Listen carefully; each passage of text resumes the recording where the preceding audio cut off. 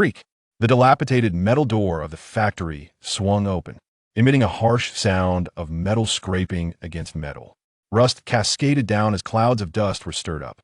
A sign directly facing the entrance read, 2727 Machining Factory.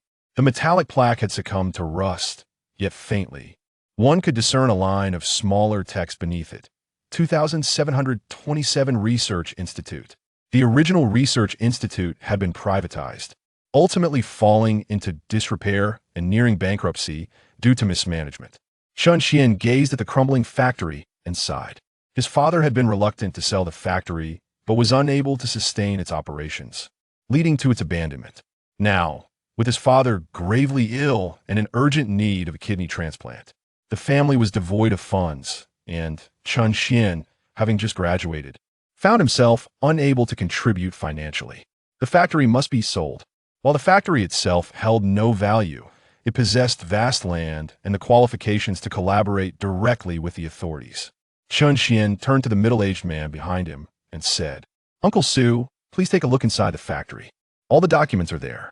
There should be no issues, and we can sign the equity transfer contract." The man beside Chen Xuan was Su Wei, the owner of a machining factory nearby, who had previously known his father.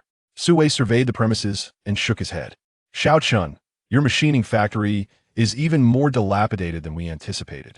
The equipment can only be sold as scrap metal. I'm afraid we will need to negotiate further on the price." Chen Xuan furrowed his brow. What's being sold is not the factory itself, but the land and the qualifications. Su Wei gazed towards the distant walls. While the land is extensive, it holds little value due to its remote location. The nearest urban area is 30 kilometers away. As for the qualifications, they're indeed useful, but collaborating with the authorities depends on more than just those qualifications. Chen Xuan pondered, realizing he had no choice. His father's illness required funds. "Uncle Su, please make an offer." 1 million. Chen Xuan was taken aback. After such lengthy negotiations, they had previously discussed a price of 10 million. How could he suddenly reduce it so drastically? Su Wei lit a cigarette, appearing nonchalant. "I've inquired and learned that your father has matched with a kidney donor, and the payment deadline is approaching. You need to decide quickly whether to sell the factory." Chen Xuan suddenly realized that Su Wei had thoroughly investigated his circumstances, knowing full well how desperately he needed the money. The protracted negotiations were merely a tactic to pressure him into a last-minute price drop. With only a few days remaining, finding another buyer would be exceedingly difficult. Even mortgaging the factory for a loan was no longer feasible. Su Wei observed Chen Xuan's distressed expression and chuckled. "Take your time to consider. Once you've made your decision, give me a call. Furthermore, for every additional day I wait, my offer decreases by 100,000. Su Wei was entirely confident he could acquire the factory at an exceptionally low price. To him, Chen Xuan was merely a fledgling, easily manipulated. Clenching his fists, Chen Xuan felt a surge of frustration. He was unwilling to concede, yet his father's urgent need for money left him in a bind.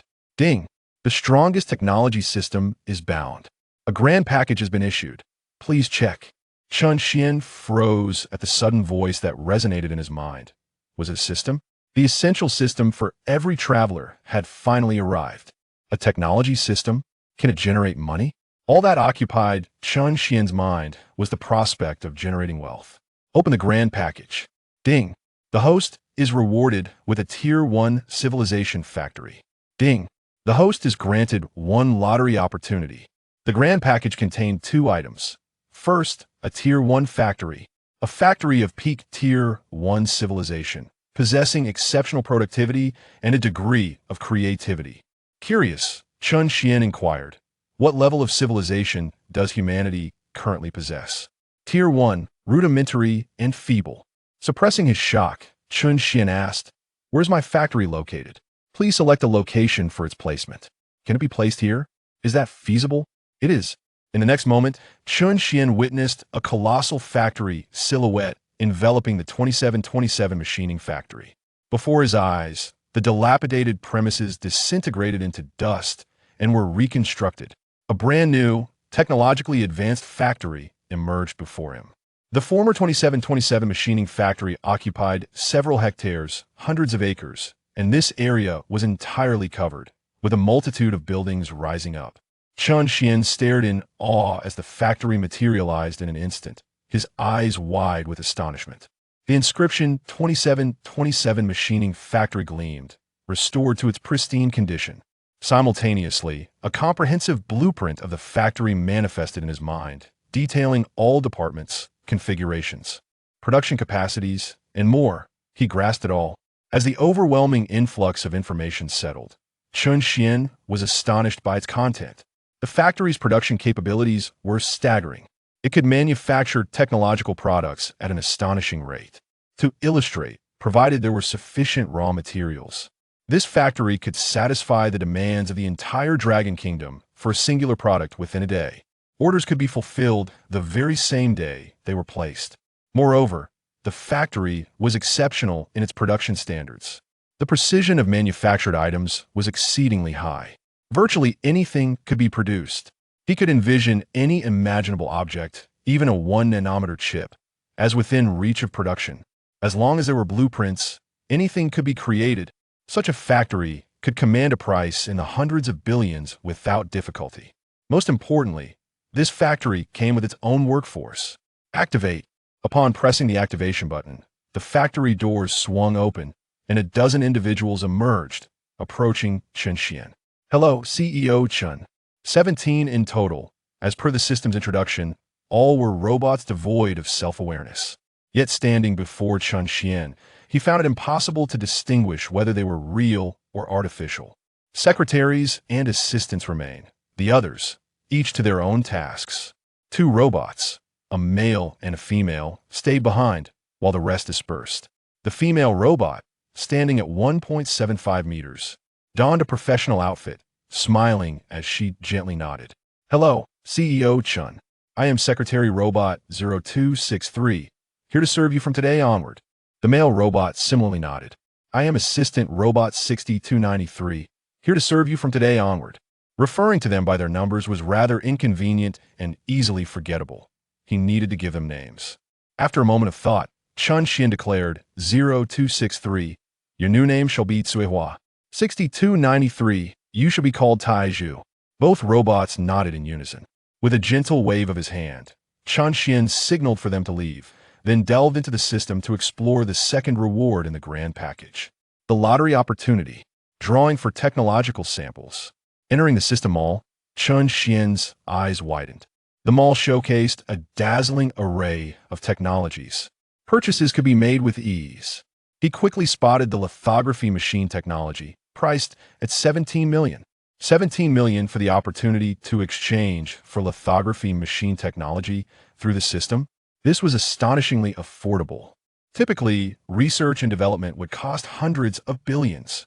Even a high-precision lithography machine would be valued at over 10 billion. Yet the technology was only priced at 17 million? This was remarkably generous. Simplified exoskeleton mecha, 20 million. Robot dog, 50 million. Flying car, 65 million. Tier 1 robot, 160 million.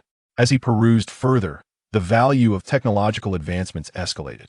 Chen Xuan continued to browse, reaching the final pages, where he discovered the design, blueprints, and technology for aerospace motherships. Chapter 2. The Frantic Surge. Chen Xuan's heart raced with exhilaration. The factory awarded by the system had previously left him in awe, but the treasures within the system's marketplace now overwhelmed him with a sense of breathlessness. These technologies, far surpassing the current state of science, could be exchanged with mere wealth. As a top student from a university affiliated with the Lonka Institute, he understood the immense value of these innovations, which could not be acquired simply with money.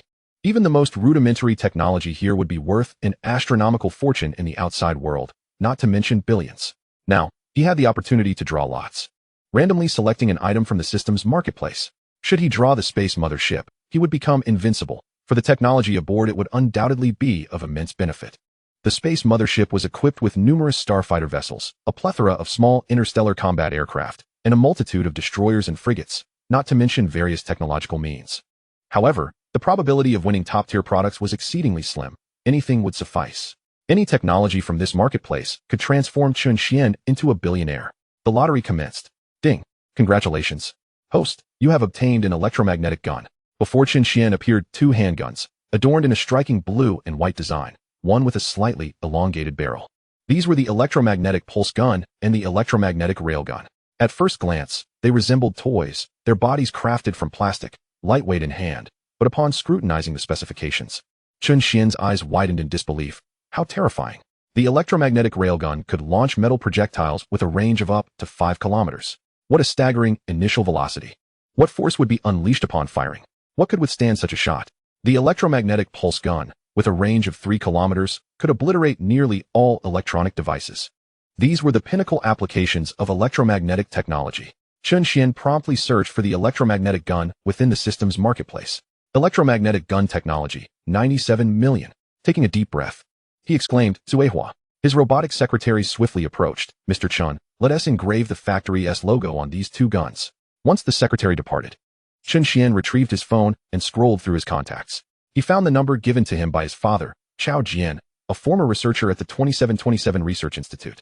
After the institute was privatized, he had been transferred to a superior research organization, the Light Weapons Research Institute. It was said he now held a high position. Chen Xuan hoped he could reach him.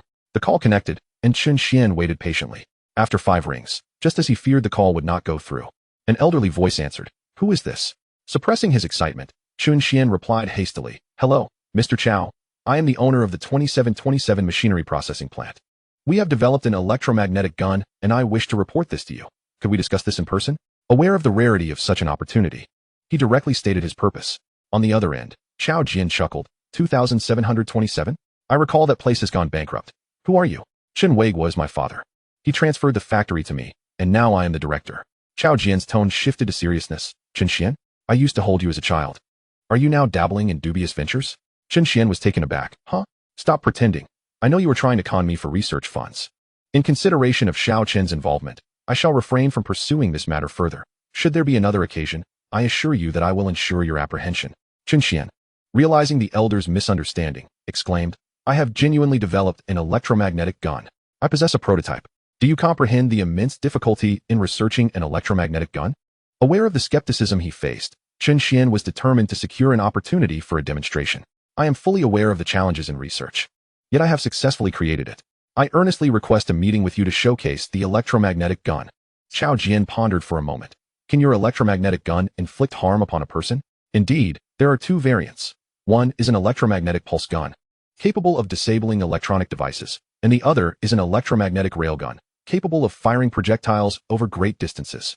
Chao Jian furrowed his brow. I can grant you a chance to demonstrate, but should you prove to be a fraud, the consequences will be dire. Chen Xuan breathed a sigh of relief. If I were to deceive you in such a matter, I would not merely be a fraud, but a fool. Chao Jian's tone softened. Please send me your information. This afternoon, we have a firearms research symposium at our institute, and I will secure a spot for you. Thank you. Chen Xuan exhaled with relief. What is the address? It is at our research institute. Just arrived before 2 o'clock this afternoon. Upon hanging up, the secretary promptly handed 2 firearms to Chen Xuan. Chairman Chen, the factory's emblem has been engraved, and we have also prepared 20 metal bullets. The robot has indeed considered everything meticulously. There is little left to prepare. Let us depart. Chen Xuan proceeded to the entrance to retrieve his Wuling Hongguang. Before he could open the door, the driver's side door swung open. The driver swiftly exited the vehicle and respectfully beckoned Chen Xuan to enter. Chairman Chen, please get in. Your destination is somewhat distant, and we must exceed the speed limit to arrive by 2 o'clock. However, you need not worry. I possess the most advanced driving system, ensuring absolute safety. Having a driver for the Wuling is a bit peculiar. Nevertheless, Chen Xuan had no choice. He dared not speed recklessly. Settling into the back seat, the driver closed the door and pressed the accelerator, propelling the vehicle forth like an arrow released from a bow. On the narrow roads, they sped away. Chen Xuan glanced at the dashboard, noting that the Wuling had surged to 150. Is this speed excessive? The driver's voice interjected. Chairman Chen, rest assured. When we encounter speed cameras, I will decelerate to avoid penalties. Chen Xuan contemplated voicing his concerns regarding the penalties, yet seeing the driver's confidence, he chose silence. Reclining in his seat and closing his eyes, I shall rest. Awaken me upon arrival. Would you like a massage? The voice of Zuehua chimed in. Chen Xuan responded affirmatively. Yes. Zuehua moved to the back seat, reclining Chen Xuan's chair and gently massaging his temples. Chen Xuan felt an unmistakable sense of comfort. The pressures of recent days had weighed heavily upon him, disrupting his sleep. With the system alleviating some of that burden, coupled with his fatigue, he swiftly succumbed to slumber. Upon opening his eyes, the vehicle had already come to a stop at the Light Weapons Research Institute. The robot's driving was undeniably steady. Chen Xuan disembarked from the vehicle, carrying a box containing a firearm. Accompanied by Xuan, they approached the entrance, where an individual promptly approached them, inquiring, "Good day. Do you have an appointment?" 2727 Machining Factory. Chen Xuan, please hand over the firearm designed by your factory. Chen Xuan complied, presenting the box. The staff member handed him a numbered badge, indicating the order of firearm presentations. He was assigned the 16th position. The Handgun Research Exchange Conference served as an opportunity for the assembly of various developed handguns, facilitating technical discussions. If a particular handgun garners widespread approval, it might be formally adopted as equipment. However, the hurdles are considerable. The cost of a large-scale firearm update is exorbitant. Therefore, each iteration must exhibit significant advancements to warrant a change in design. For instance, the Bald Eagle has only replaced its handgun models 4 times over 2 centuries, averaging a replacement every 50 years. The Dragon Country recently underwent a change, making substantial updates to light weaponry unlikely in the near future. Nevertheless, technological progress must not stagnate, which is why such light weapon exchange conferences continue to be held. Chapter 3. Is this what you call a handgun? Chen Xuan was escorted to the shooting range located at the rear of the Research Institute, where attendees hailed from various light weapon research establishments. On a table before them lay an organized array of handguns, aligned neatly, over a dozen in total. The staff member approached the end of the table and opened the box provided by Chen Xuan. Upon inspecting the electromagnetic gun within, the staff member glanced back at Chen Xuan, then at the gun, sensing something amiss. It bore little resemblance to a genuine firearm, appearing more akin to a child's toy. In a hushed tone, the staff member confirmed, "Is this the firearm you intend to present?" Indeed, while others showcased sleek black handguns with a metallic finish, Chen Xuan's creation was adorned in a striking blue and white, encased in plastic. Despite initial misgivings, the staff member placed the weapon on the table. As soon as the laser gun was set down, individuals from other research institutes were drawn to its appearance, questioning, "Whose toy gun is this?" They remarked that the color scheme was ill-suited, far too conspicuous for the battlefield. Furthermore, its size seemed excessive, nearly 25 centimeters long, rendering it less practical as a sidearm, which ought to emphasize functionality. Its potential power was apparent, yet it sacrificed compactness for might. Familiar with handguns, several researchers exchanged views, and one individual picked it up, his expression shifting dramatically. "It's astonishingly light. Is this a toy gun?" Typically, handguns weigh around 1.5 pounds, with even smaller models weighing at least a pound. Chen Xuan's firearm, by contrast, seemed to weigh merely a little over 100 to 200 grams. Those accustomed to handling handguns could discern the peculiarity with a mere touch. Another researcher took hold of it, bewildered, exclaiming, "It truly is light. It feels like a plastic toy." "Indeed it is." Chen Xuan, observing the laughter of the gathering, interjected, "This is not a toy gun. It is an electromagnetic gun." The room fell into a momentary silence. An electromagnetic gun? The term resonated powerfully. The Bald Eagle had proclaimed decades ago its intention to develop an electromagnetic cannon. Yet it never materialized, whereas the Dragon Country succeeded in its research. Just a few years ago, the Bald Eagle abandoned its electromagnetic cannon project in favor of the electromagnetic pistol. Numerous research institutions specializing in light weaponry possess a certain understanding of electromagnetic pistols, which present even greater challenges than their cannon counterparts. It is not merely a matter of miniaturization. Rather, it necessitates breakthroughs in materials science, energy, and various other fields. If the difficulty of the electromagnetic cannon is rated at 1, then the technical complexity of the electromagnetic pistol is at least 100. A chuckle escaped someone's lips. "I simply cannot contain my laughter. My apologies." More voices join in the laughter. An electromagnetic pistol? Do you have any idea how daunting that challenge is? Our nation has already developed an electromagnetic cannon, yet we have made no progress on the electromagnetic pistol. Even an electromagnetic pistol cannot be so lightweight. Surely the battery must possess some heft? Is this young person jesting with us? As this group conversed, an elderly voice suddenly interrupted. "You all are quite impressive, aren't you? Can you truly assess the quality of a firearm solely based on its appearance and weight?" Instantly, silence enveloped the crowd. They turned to see an elderly man approaching briskly, his hair a mix of white and gray, his face etched with deep wrinkles. Yet his gaze was sharp and his spirit vigorous, exuding a distinctive aura. Someone courteously greeted him. "Director Chao." Chao Jian disregarded the greeting, took the blue and white electromagnetic pistol, weighed it slightly, and handed it to Chen Xuan. "All right, everyone prepare your firearms. We are ready for testing." The group dispersed, each moving forward to present their respective weapons according to the numbered tags. The researcher with the number 1 tag stepped to the forefront, showcasing their improved handgun. This handgun, based on the 92 model, has undergone enhancements, optimizing the jamming issue and extending its shooting lifespan from 3,000 rounds to 10,000. Moreover, we have reduced both the recoil and vibration. Following the researcher's presentation, a staff member secured the handgun onto the shooting platform, initiating live-fire testing. It was Chen Xuan's first experience attending such a symposium, and he observed the process meticulously to avoid any mistakes later. After the shooting concluded, technical personnel brought forth various data from the live-fire tests. Chen Xuan merely glanced at the information and gently shook his head. Resolving the jamming issue is commendable, but in the pursuit of reducing recoil and vibration, precision and range have been sacrificed. The second researcher promptly approached to present their improved handgun. Each design exhibited enhancements, with some firearms being uniquely crafted. Typically, uniquely designed firearms emphasize a particular aspect, yet such focus often results in significant drawbacks. A meeting would be required to determine whether to allocate additional research funding for further refinement. As each handgun underwent testing, Chen Xuan's expression softened considerably. Indeed, many commendable features were present among this batch of handguns. He even contemplated consolidating the merits of several firearms for subsequent discussions. With this thought in mind, Chen Xuan turned to Chen Xuan and remarked calmly, "Number 16. Chen Xuan stood up, taking the electromagnetic railgun to the forefront. Unperturbed by the scrutinizing gazes of the multitude of researchers, "Greetings, everyone. I am Chen Xuan from the 2727 Machinery Processing Factory. The handgun I present today is the electromagnetic pistol." The audience of researchers began to murmur among themselves. This slightly elongated device is an electromagnetic railgun with fully metallic projectiles, activated through electromagnetic means. It measures 25.6 centimeters in length and weighs 189 grams, with a magazine capable of holding 15 rounds. A single charge allows for the discharge of 300 bullets. Chen Xuan observed the peculiar expressions of the researchers below, seemingly unfazed. Its range extends up to 5 kilometers. A murmur of disbelief swept through the crowd. A range of 5 kilometers? Surely this is absurd. The typical range of mainstream handguns is 50 meters, and only a marksman could hit a target at that distance. Submachine guns reach a range of 1 to 200 meters, rifles up to 500 meters, and sniper rifles extend to 1,000 meters. The most advanced sniper rifles may achieve 2 to 3 kilometers, which is essentially the limit. How could a handgun possess a range exceeding that of a top-tier sniper rifle? No one in attendance believed him. Rather, they felt Chen Xuan was exaggerating.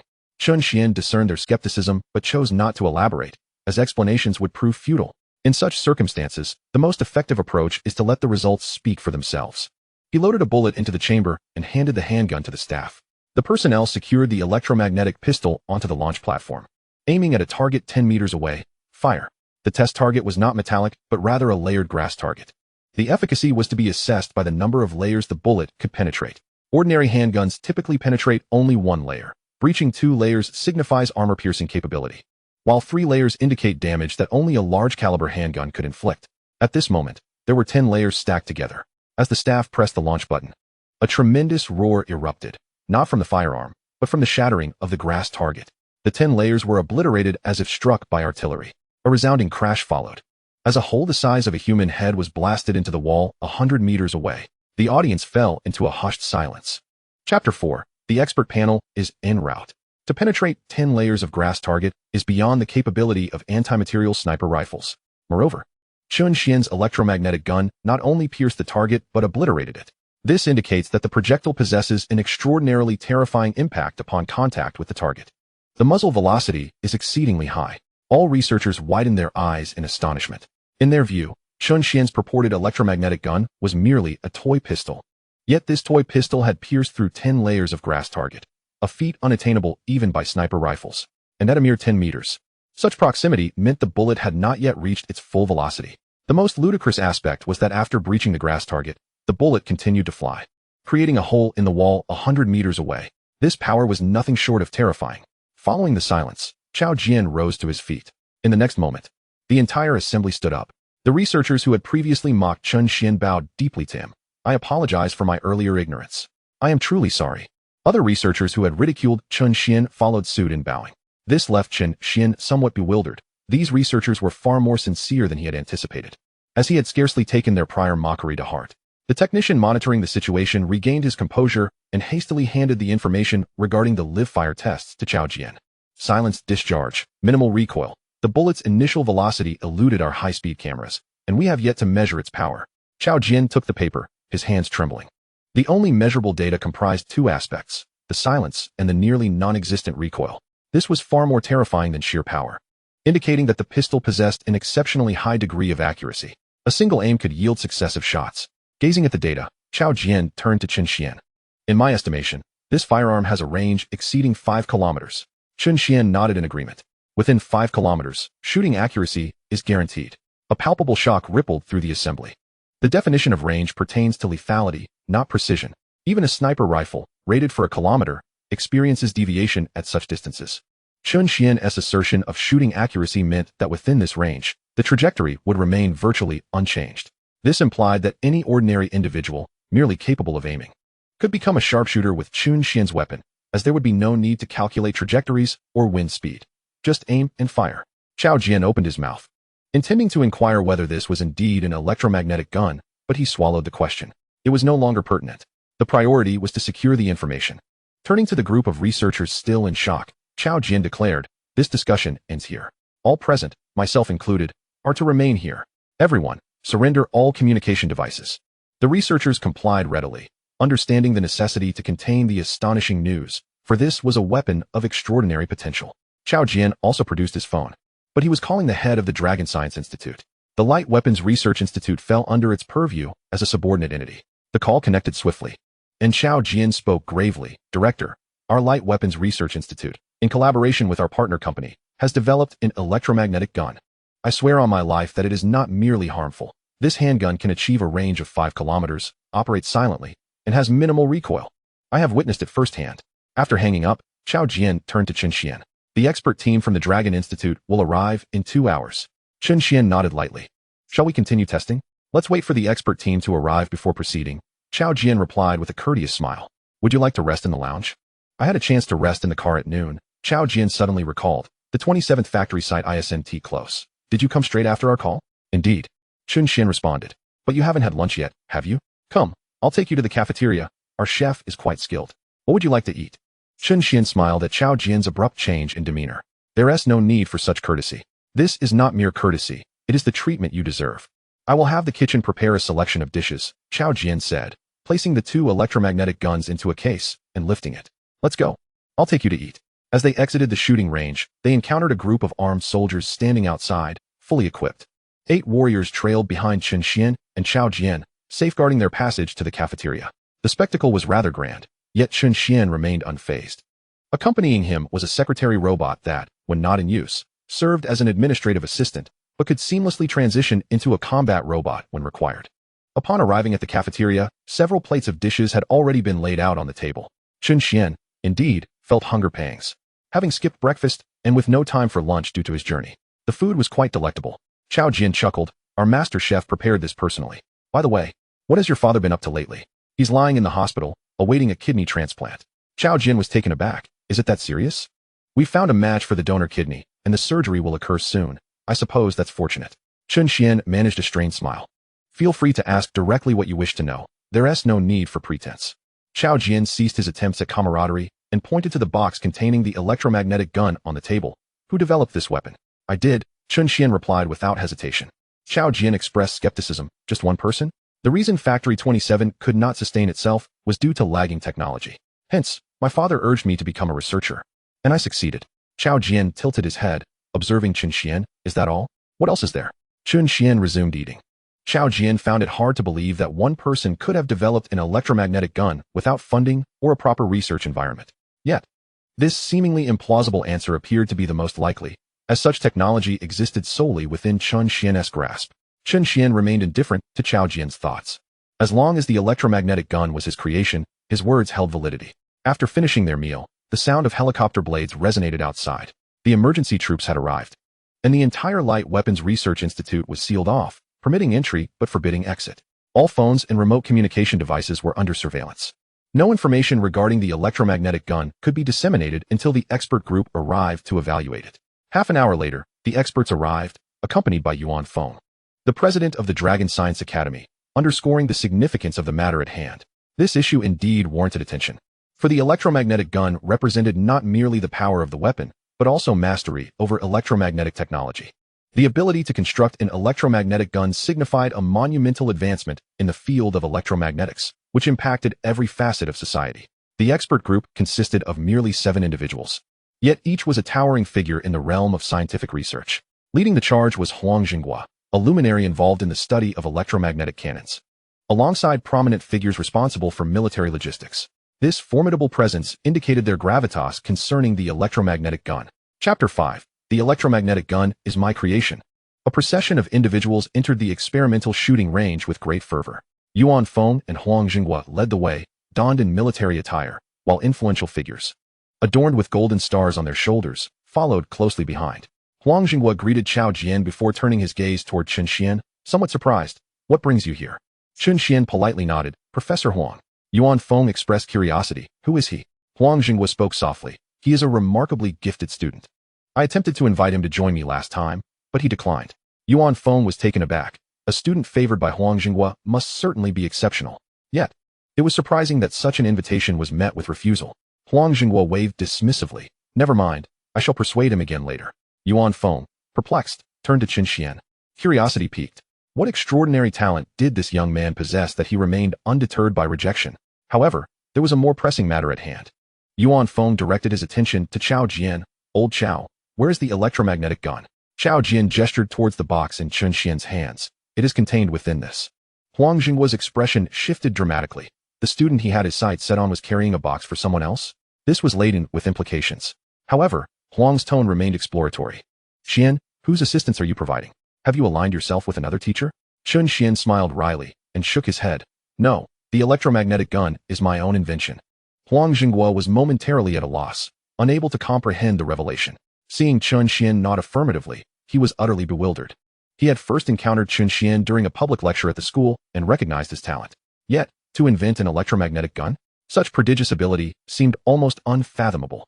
Yuan Feng, equally astonished, observed Huang Jinghua's bewilderment and suddenly burst into laughter, exclaiming, Excellent. Heroes emerge from youth.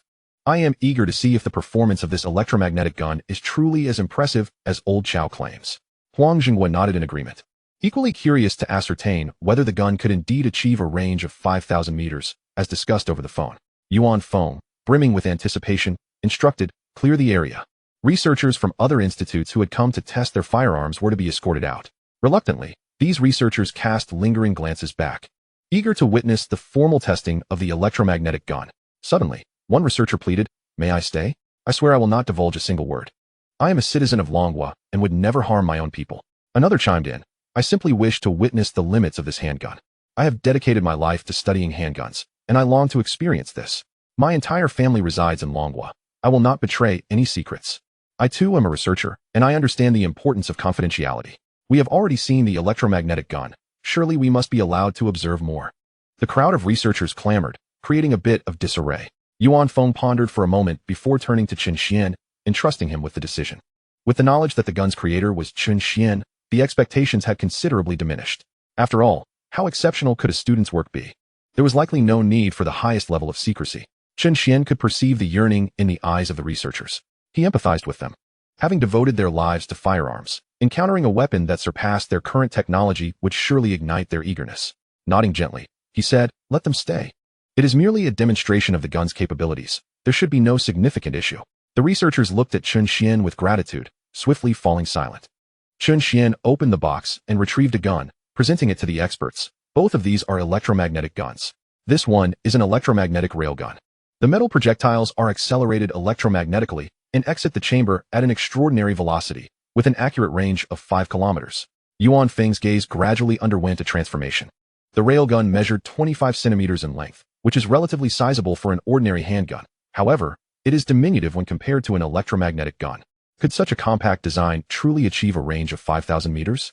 The on-site personnel promptly set up the target, this time replacing the usual target with a steel plate. A full 10 1-centimeter thick steel plates were stacked together. Each of these plates could effortlessly withstand bullets from a submachine gun, and most rifle rounds would also be thwarted. Theoretically, with 10 plates piled atop one another, no firearm could penetrate them. Simultaneously, the high-speed camera's dimensions increased, clearly upgraded to a more advanced model capable of capturing the moment a bullet exits the barrel. The staff secured the gun to the shooting platform and pressed the button. Bang! The electromagnetic gun fired, and in an instant, a hole appeared in the steel plate, penetrating from the first plate to the last. The hole in the first plate was merely the size of a thumb, yet the hole in the final plate was as large as a fist. An eerie silence enveloped the crowd. Had 10 steel plates been pierced by a single handgun bullet? Such a pistol could likely penetrate a tank with ease. This was far more terrifying than an anti-material sniper rifle. Following the silence came the voice of a technician. We have captured footage of the bullet exiting the barrel. With an exit velocity of approximately 7 times the speed of sound, another wave of silence swept through the room. 7 times the speed of sound equates to over 2,000 meters per second. To put this into perspective, the most advanced sniper rifles achieve a bullet exit speed of roughly 1,000 meters per second. Exceeding 3 times the speed is already alarming, yet this surpassed 7 times. This signifies an extraordinary level of precision. Heavy breaths echoed throughout the venue, emanating from military personnel, previously composed. They had come merely to witness the spectacle and ascertain whether the so-called electromagnetic gun was genuine and possessed merit. At this moment, their breathing grew labored, their eyes widened, fixated intently on the handgun. While others could only perceive data, they comprehended the terrifying implications of this weapon on the battlefield. This gun could effortlessly breach tank armor, and with the correct angle, could penetrate a tank entirely. Destroying a tank is typically a formidable challenge, but with such a handgun, a few shots from a distance would annihilate any enemies within. Normally, soldiers must carry anti-tank missiles, a cumbersome and perilous task. Yet with this gun, they could engage in combat with it merely tucked at their waist. Moreover, the capabilities of this electromagnetic gun extend far beyond mere firepower. A long range signifies the potential to strike military equipment from a considerable distance. While the handgun may lack precision for hitting people, it can accurately target vehicles and structures. The formidable power of this weapon is also evident in its penetrating ability. During urban combat, firing through walls can yield effective results against opponents in rooms. Even in siege warfare, one can directly fire upon fortifications. In the absence of missiles, artillery, or other specialized ordnance in unconventional battlefields, this electromagnetic gun stands as a formidable weapon. Leading the military contingent was an elderly man of approximately 60 or 70 years, with graying hair yet a spirited demeanor, standing tall like a flagpole. At this moment, his body trembled slightly, unable to contain his anticipation. Tentatively, he inquired, "May I try this gun?" Chen Xuan recalled having previously introduced the venerable General Chang. Whether he could leave with a fortune today hinged entirely on General Chang's interest in the electromagnetic gun. Chapter 6. The more terrifying pulse gun. Without hesitation, Chen Xuan removed the electromagnetic gun and handed it over. "Please, give it a try." General Chang accepted the firearm, weighing it lightly in his hand, then leaned down to examine it closely, growing increasingly astonished. How could such a lightweight gun possess such immense power? As General Chang scrutinized the weapon, the staff prepared a new target.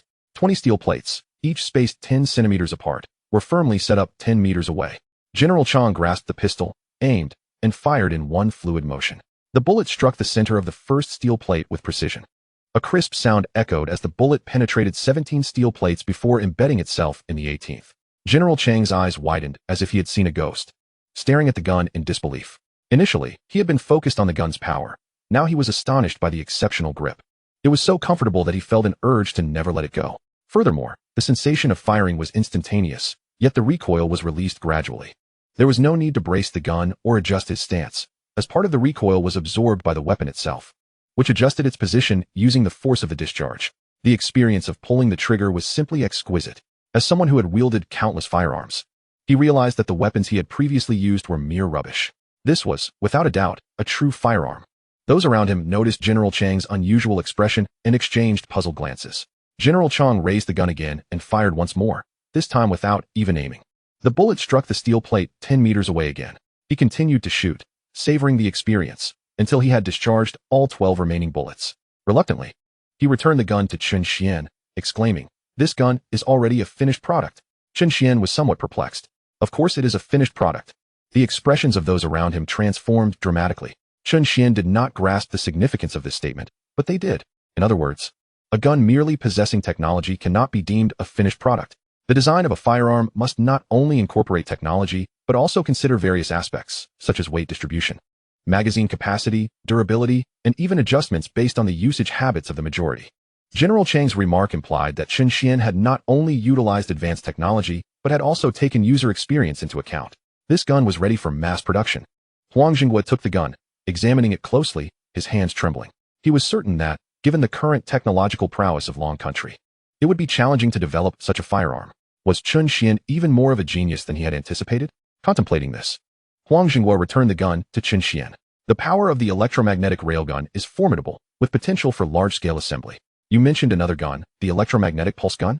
Chen Xuan picked up the other firearm. The firearm, adorned in a blue and white color scheme, is notably shorter, measuring a mere 18 centimeters. Its appearance is both compact and exquisite.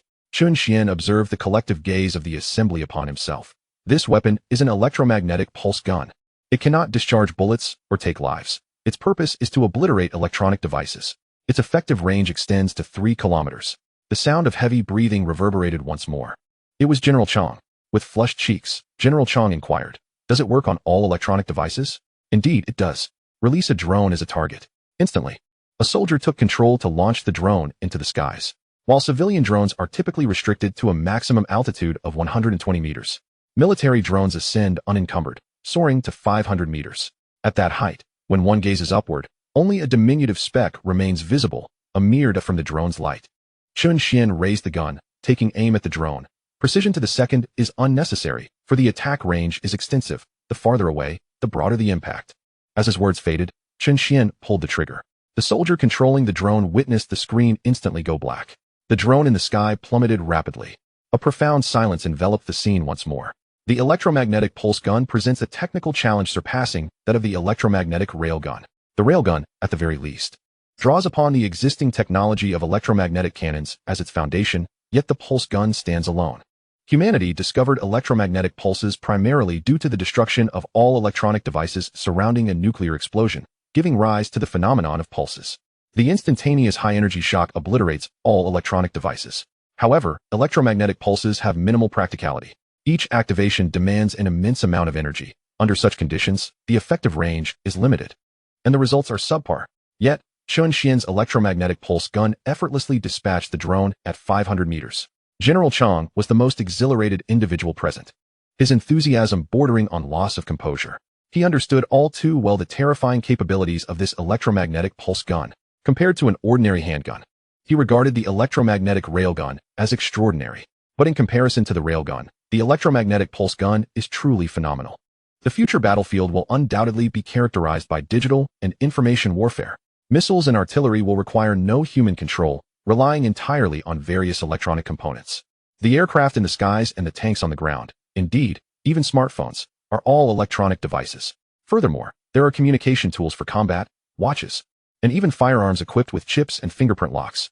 Almost every aspect of the enemy's arsenal will be countered by this seemingly insignificant handgun. He could envision the moment an enemy aircraft is detected by radar. On the ground, someone would deploy the electromagnetic pulse gun, leading to its destruction.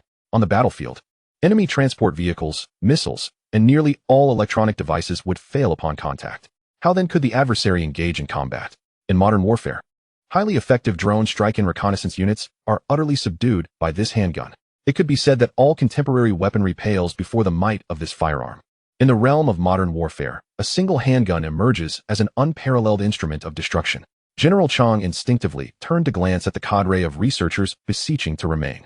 At this moment, the researchers have come to a realization. They are able to observe the electromagnetic railgun. However, the electromagnetic pulse gun should remain hidden from their view. This is due to the strategic significance of the electromagnetic pulse gun, which, though compact, qualifies as a strategic weapon. Currently, the arsenal of strategic weapons includes only nuclear arms, long-range bombers, nuclear attack submarines, strategic ballistic missiles, and strategic cruise missiles, each capable of altering the course of warfare. Now, an additional weapon has emerged, the electromagnetic pulse gun.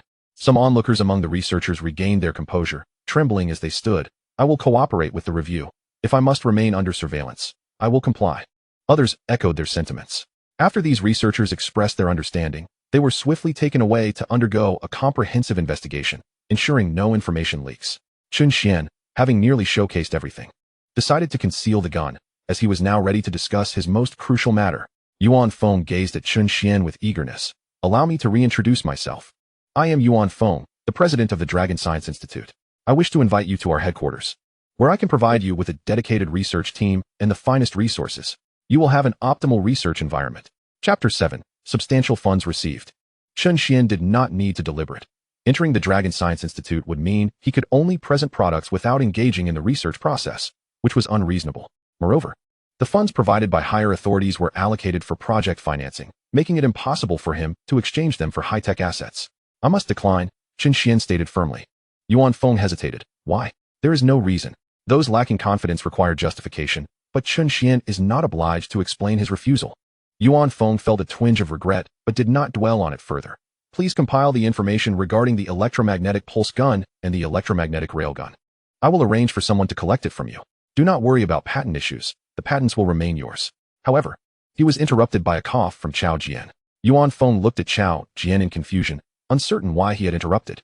Without waiting for an explanation, Chen Xuan directly stated, "The electromagnetic pulse gun and the electromagnetic railgun are commercial secrets of our 2727 machinery processing plant." Yuan Feng appeared bewildered. Machinery processing plant? Commercial secrets? At this moment, Chao Jian finally had the opportunity to speak. Chen Xuan is not a researcher from our subordinate institute. He brought the gun to solicit bids. Yuan Feng took a while to comprehend that the individual who developed the electromagnetic gun was not from the research institute, but rather from a private company outside, specifically, a machinery processing plant. Yuan Feng turned to Chen Xuan. "What kind of compensation does that plant offer you? We can negotiate." "The plant belongs to me," Chen Xuan replied, raising his hands in a gesture of indifference. "Do you wish to place an order for this gun? If so, I can offer you a reduced price." Yuan Feng furrowed his brow. "We can pay a premium for the technology of the electromagnetic gun. Not for sale." Chen Xuan decisively refused. He had not even exchanged the technology through the system yet, so how could he sell it? When money is exchanged for goods, he cannot openly take the cash and acquire the technology in front of everyone. Furthermore, selling it would jeopardize his ability to profit from the high-tech plant. Chen Xuan could distinguish between a one-time transaction and a lifelong business. Yuan Feng, feeling a sense of disappointment, turned to General Chang and said, "I apologize. I was unaware of the situation here and must have caused you some misunderstanding." However, General Chang appeared unfazed, responding, "If the firearms were designed and manufactured by the people of Long Country, then there is no misunderstanding. Xiao Chen, how much does each gun cost?" Chen Xuan had already contemplated the pricing. The production cost was remarkably low, supported by a high-tech factory, with the cost of each of these two guns being approximately 100, akin to the price of toy guns. Nevertheless, the selling price could not be so minimal, as he anticipated using the revenue to acquire more advanced technology. The electromagnetic railgun was priced at 50,000 each, while the electromagnetic pulse gun was set at 100,000 each. General Chang nodded slightly. Considering the price for a handgun, it is relatively expensive. However, as an electromagnetic weapon, it is more affordable than I had anticipated. Let us begin with 1,000 units each. How shall we proceed with the payment? Chen Xuan calculated. In total, that amounts to 2,000 units, costing 150 million. He added, advance payment can be made directly to the company account. Once the transfer is completed, the remaining guns will be delivered within 3 days. General Chang signaled to his accompanying secretary, who promptly retrieved a satellite phone to finalize the transaction details. Subsequently, the specifics of the trade were discussed between the two secretaries while Chen Xuan and his companions took a seat in the conference room, waiting. In no more than 10 minutes, a system notification resonated in Chen Xuan's mind. Ding, 150 million has been credited to the factory. He suppressed his exhilaration and thought, exchange for electromagnetic gun technology.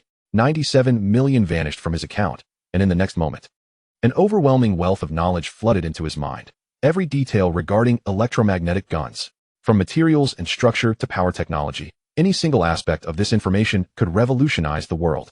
Coming back to reality from the vast reservoir of knowledge, Chen Xuan was utterly astounded. The technologies acquired for 97 million could potentially generate trillions in wealth in this world. Furthermore, the sophistication of these technologies was exceedingly high. Even if fully disclosed, the current level of human technology would struggle to decipher them. Just as Chen Xuan finished assimilating the information, Zui Hua entered the conference room and gently nodded at him, stating, "The funds have been received." General Chang smiled. "Please contact me when the delivery is ready. Additionally, may I have a sample gun? The testing environment today was quite rudimentary, and I need to conduct further tests on these two firearms." "Certainly," Chen Xuan replied, handing over the box containing the sample gun, which held little value to him. With the knowledge now residing in his mind, he could swiftly produce a multitude of electromagnetic guns.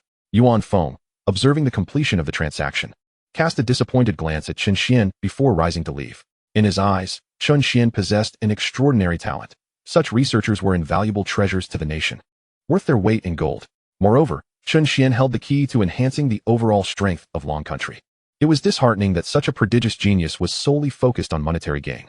Yet, he felt unable to reproach Chen Xuan. Instead, he needed to devise ways to cultivate a favorable relationship with him to secure future collaboration opportunities. Professor Huang also stood, looking at Chen Xuan with a wry smile. "I had previously considered becoming your mentor, but it seems I was mistaken. In the future, if I have any questions regarding electromagnetism, I hope you won't hesitate to assist me." Chen Xuan hurriedly rose to his feet, holding deep respect for the esteemed Huang Lao, a figure of significant stature. There is no need for such formality. You have imparted much knowledge to me in the past. However, should you have a request, I shall not hesitate to comply. Will you provide me with the technology related to electromagnetic rail systems? Of course, Chen Xuan replied without a moment's hesitation. Upon acquiring the technology for electromagnetic guns, his worries about the leakage of technology dissipated. To illustrate simply, could a primitive man construct a pistol merely from blueprints? Certainly not. They lack the ability to smelt metal. Even if they could produce metal, it would lack the necessary strength, let alone the finesse required for intricate manufacturing. By sharing the electromagnetic rail technology with Professor Huang, what they could accomplish would be limited to learning the rudimentary aspects of it. Fully understanding it would take an extensive amount of time. The core technologies within that knowledge, given the current level of production, were utterly unattainable. Thus, Chen Xuan provided the technology with great openness. Professor Huang was momentarily taken aback, his body stiffening as he turned his neck back. What did you say? Chen Xuan smiled gently. Regarding the electromagnetic rail technology, I will organize it, and you may come to collect it later. Professor Huang remained bewildered. Chen Xuan had previously been resolute in his refusal. Why? Even Yuan Feng, who had nearly exited, turned back in astonishment, gazing at Chen Xuan. Chen Xuan, equally puzzled, asked, What do you mean, why? Huang Zhenhua glanced back at Yuan Feng. The dean previously sought the relevant technology from you, and you declined. Chen Xuan chuckled. That is different. Dean Yuan did not merely seek it, but intended to purchase the technology from me. What price do you think would be appropriate? If it were merely about the price, I could sell it to the white-headed eagle for a greater sum, couldn't I? Yet, as a citizen of the Dragon Kingdom, I am willing to offer my discoveries to my homeland without asking for a single coin. Chapter 8. Our factory thrives. Yuan Feng's expression shifted. He understood the underlying message in Chen Xuan's words. Discussing monetary matters could breed separation and is indeed a form of disrespect towards Chen Xuan. If it were purely for profit, the technology in Chen Xuan's hands could command exorbitant prices. He had no obligation to part with any of it. Yet he was willing to do so, simply because he was a patriot of the Dragon Kingdom. With this realization, Yuan Feng felt a twinge of shame. He had wrongly perceived Chen Xuan's pursuit of profit as an issue. If Chen Xuan truly sought to profit, this technology could fetch astronomical amounts. Electromagnetic technology touches upon various aspects of life. Its innovations could transform society and even the world. Chen Xuan was not merely selling weapons. This was an act of philanthropy. Yuan Feng's gaze towards Chen Xuan grew filled with respect. Chen Xuan then stood. I must take my leave. My home is quite distant, and it will be late by the time I return. I will arrange for someone to escort you, to ensure your safety, General Chang remarked, his eyes reflecting admiration for Chen Xuan. The more young talents like you, the stronger our Dragon Kingdom will become. No, I am not accustomed to that. Chen Xuan firmly declined, aware that the contents of his factory must remain undisclosed. General Chang did not insist further. Then allow me to accompany you. Chen Xuan ceased to push back, recognizing that General Chang likely had matters he wished to discuss. As they approached the conference room, General Chang courteously remarked, Should you encounter any issues, do not hesitate to call me. I will exert every effort to assist you. Certainly. Ahem, in the future, should there be any weapons or equipment, feel free to contact me directly. Emphasizing the word directly, General Chang conveyed that his words were not mere pleasantries. Chen Xuan nodded in agreement. General Chang continued, We also have our own National Defense Research Institute engaged in electromagnetic studies. Would it be possible for you to share your materials with us? Of course. Chen Xuan refrained from questioning why he could not obtain them directly from the Lonka Institute. It seemed unnecessary to do so. After all, forging an additional bond was advantageous. General Chang politely escorted Chen Xuan to the door, observing as he entered a dust-laden Wuling Hong Wang, raising an eyebrow at the sight. Is this the vehicle you drive? Once inside the Wuling Hong Wang, Chen Xuan exhaled deeply, reflecting on the staggering sum of 150 million that had just been deposited. It was utterly outrageous. Even after spending 97 million, he still had 53 million remaining, a considerable fortune. To speak candidly, if that money were placed in a bank, the daily interest would amount to 3,000. The prospects seemed limitless. However, with the system in place, indulging in such frivolity would be unwise. Suehua, please investigate our material suppliers. After corresponding with several local vendors, he had secured enough materials to manufacture 2,000 firearms, totaling 250,000, including shipping costs. Let us place the order directly. 250,000 in raw materials yielding 150 million. This business venture is exceptionally lucrative. However, this profit stems from technological prowess. With this initial success, we can afford to lower the price for subsequent sales of electromagnetic guns. A price of 100,000 each would be appropriate, yet still too steep. The authorities may curtail their purchases due to the high cost. Thus, a reduction in price may lead to greater sales and ultimately more profit. Chen Xuan tapped his fingers on the car's armrest. By the way, let's make a trip to the hospital first. With this newfound wealth, I shall settle the surgical fees and inquire about Su Wei. Having been schemed against, I must reclaim my standing. The Wuling Hongguang made its way straight to the hospital. Chen Xuan first paid the surgical fees before entering the ward. There, he found his father, Chen Weiguo, frail and pale, lying in bed, his energy depleted. Upon seeing Chen Xuan, a hint of sadness crossed his features. Did you sell the factory? Not at all, Chen Xuan replied, taking a seat beside his father's bedside. I secured a contract, and the factory is back in operation. Chen Weiguo's eyes widened in disbelief. Do you take me for a fool? The machinery in that factory is entirely rusted. How can you produce anything? The deposit was substantial, so I replaced the equipment. As long as I fulfill the order, profit will follow. Still skeptical, Chen Weiguo remained unconvinced. Chen Xuan peeled an orange, eating it as he spoke. I consulted with Chao Jian, and he witnessed me signing the contract. Gradually, Chen Weiguo began to calm down. Did he really give you the order? Not directly, however. The individuals he contacted acted as intermediaries, Chen Xuan explained, realizing that framing it this way posed no issues.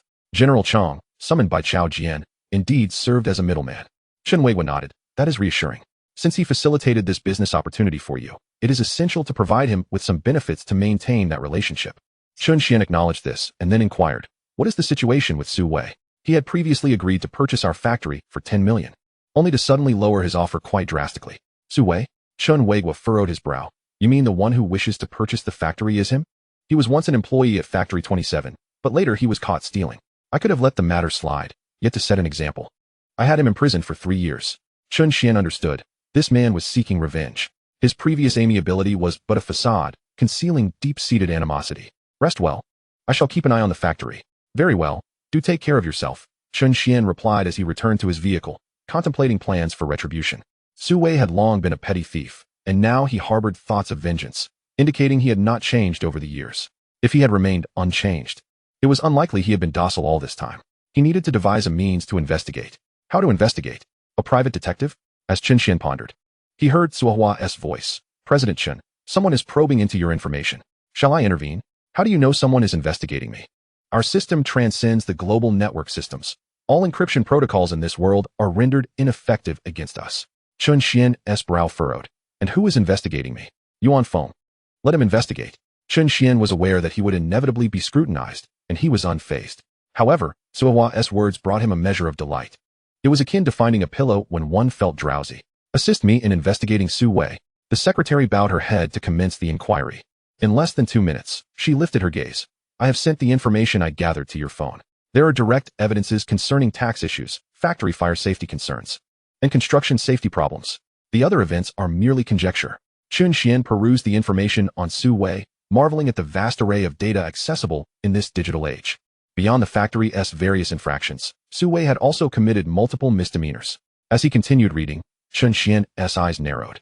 He discovered a crucial piece of information compiled by Zuohua. Su Wei's father-in-law was the current owner of Su Wei's factory, but he had perished in an accident over a decade ago. The individual responsible for the incident had mysteriously acquired a fortune of 1 million. Simultaneously, the account of the father-in-law's company had seen a withdrawal of 1 million. Beneath this information was the current location of the person responsible for the accident. Chen Xuan lightly tapped his fingers on the armrest. Send Taiju to track down this perpetrator and inquire about who orchestrated the murder of Su Wei's father-in-law. Chapter 9. The Super Genius. The secretary acknowledged and dispatched her assistant Taiju to conduct the investigation. The Wuling van arrived at Factory 27. From the outside, the factory still appeared dilapidated, but only upon entering could one discern the significant transformations within. Have the kitchen prepare some food for me. The factory had a dedicated kitchen, complete with a robotic chef, specifically tasked with preparing meals for Chen Xuan alone. According to the factory's description, this robotic chef held the proficiency of a top-tier culinary expert. Chen Xuan awaited the meal with eager anticipation. Director Yuan, here is Chen Xuan's dossier. Director Yuan examined the thick file. So much? You requested detailed information, and given the extensive nature of his background, it has accumulated to a considerable thickness. Director Yuan opened the folder and was immediately greeted by a photograph of a child, whose expression was one of profound seriousness. In the hands of the child rests a trophy signifying the first prize in Mathematical Olympiad. As I delve further, I am met with an array of award photographs, each one depicting individuals who age with the passage of time. Director Yuan raises an eyebrow. While it is commendable to consistently receive accolades, here it merely qualifies as excellence. For these awards lack substantial merit. Upon examining Chen Xuan's familial circumstances, it becomes evident that he is without a mother, his family having faced bankruptcy early on, and his father is gravely ill, truly a lamentable situation. As Director Yuan peruses the documents, his expression suddenly stiffens. It occurs to him that Chen Xuan's household must have lost its financial support. This realization sparks a new possibility in his mind. Once more, he retrieves the photographs of the awards and conducts an online search, uncovering a common thread.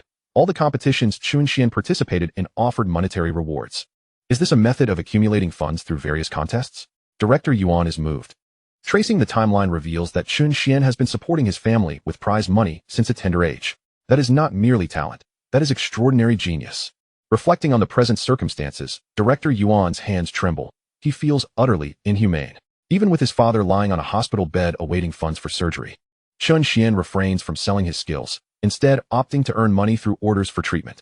He realizes he has misjudged Chen Xuan. Late into the night, Director Yuan contemplates giving himself a slap, setting aside the documents. He turns to his secretary, make arrangements to dispatch an expert team from Kyoto to perform surgery on Chen Xuan's father. After a moment's thought, Director Yuan continues. Grant Chen Xuan the title of Distinguished Researcher, allowing him access to the most advanced scientific achievements at Lunka Institute, enabling him to utilize any laboratory and research equipment at will.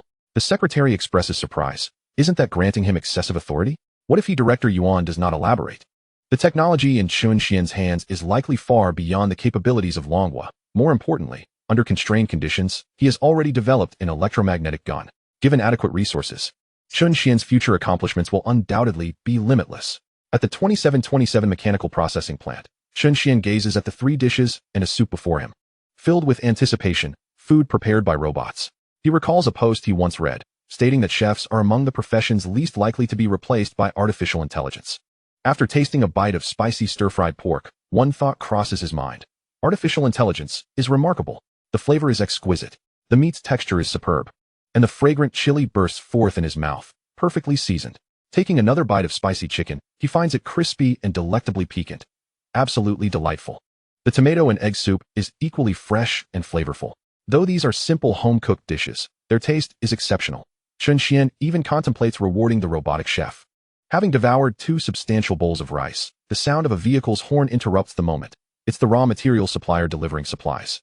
Several robotic laborers swiftly unload the materials from the truck into the yard. The delivery driver is taken aback. Wow, brother, you're quite strong. This box weighs 200 pounds. We're accustomed to lifting heavy loads. The robot replies in a joking tone before continuing its work. Chen Xuan leans over the second-floor railing, observing the casual exchange between the driver and the robots. These robots lack self-awareness. All their actions, logic, and communications are pre-programmed. Such robots could undoubtedly pass the Turing test. For at least half an hour of transportation, several drivers failed to realize that they were in the presence of a robot. Once the drivers departed, the robot proceeded to carry each box into the factory. Chen Xuan also entered the production area of the factory. He had never witnessed the production process before. The robot meticulously deposited materials into various instruments. The machines began to process the materials, not merely slicing and shaping, but refining them through diverse techniques.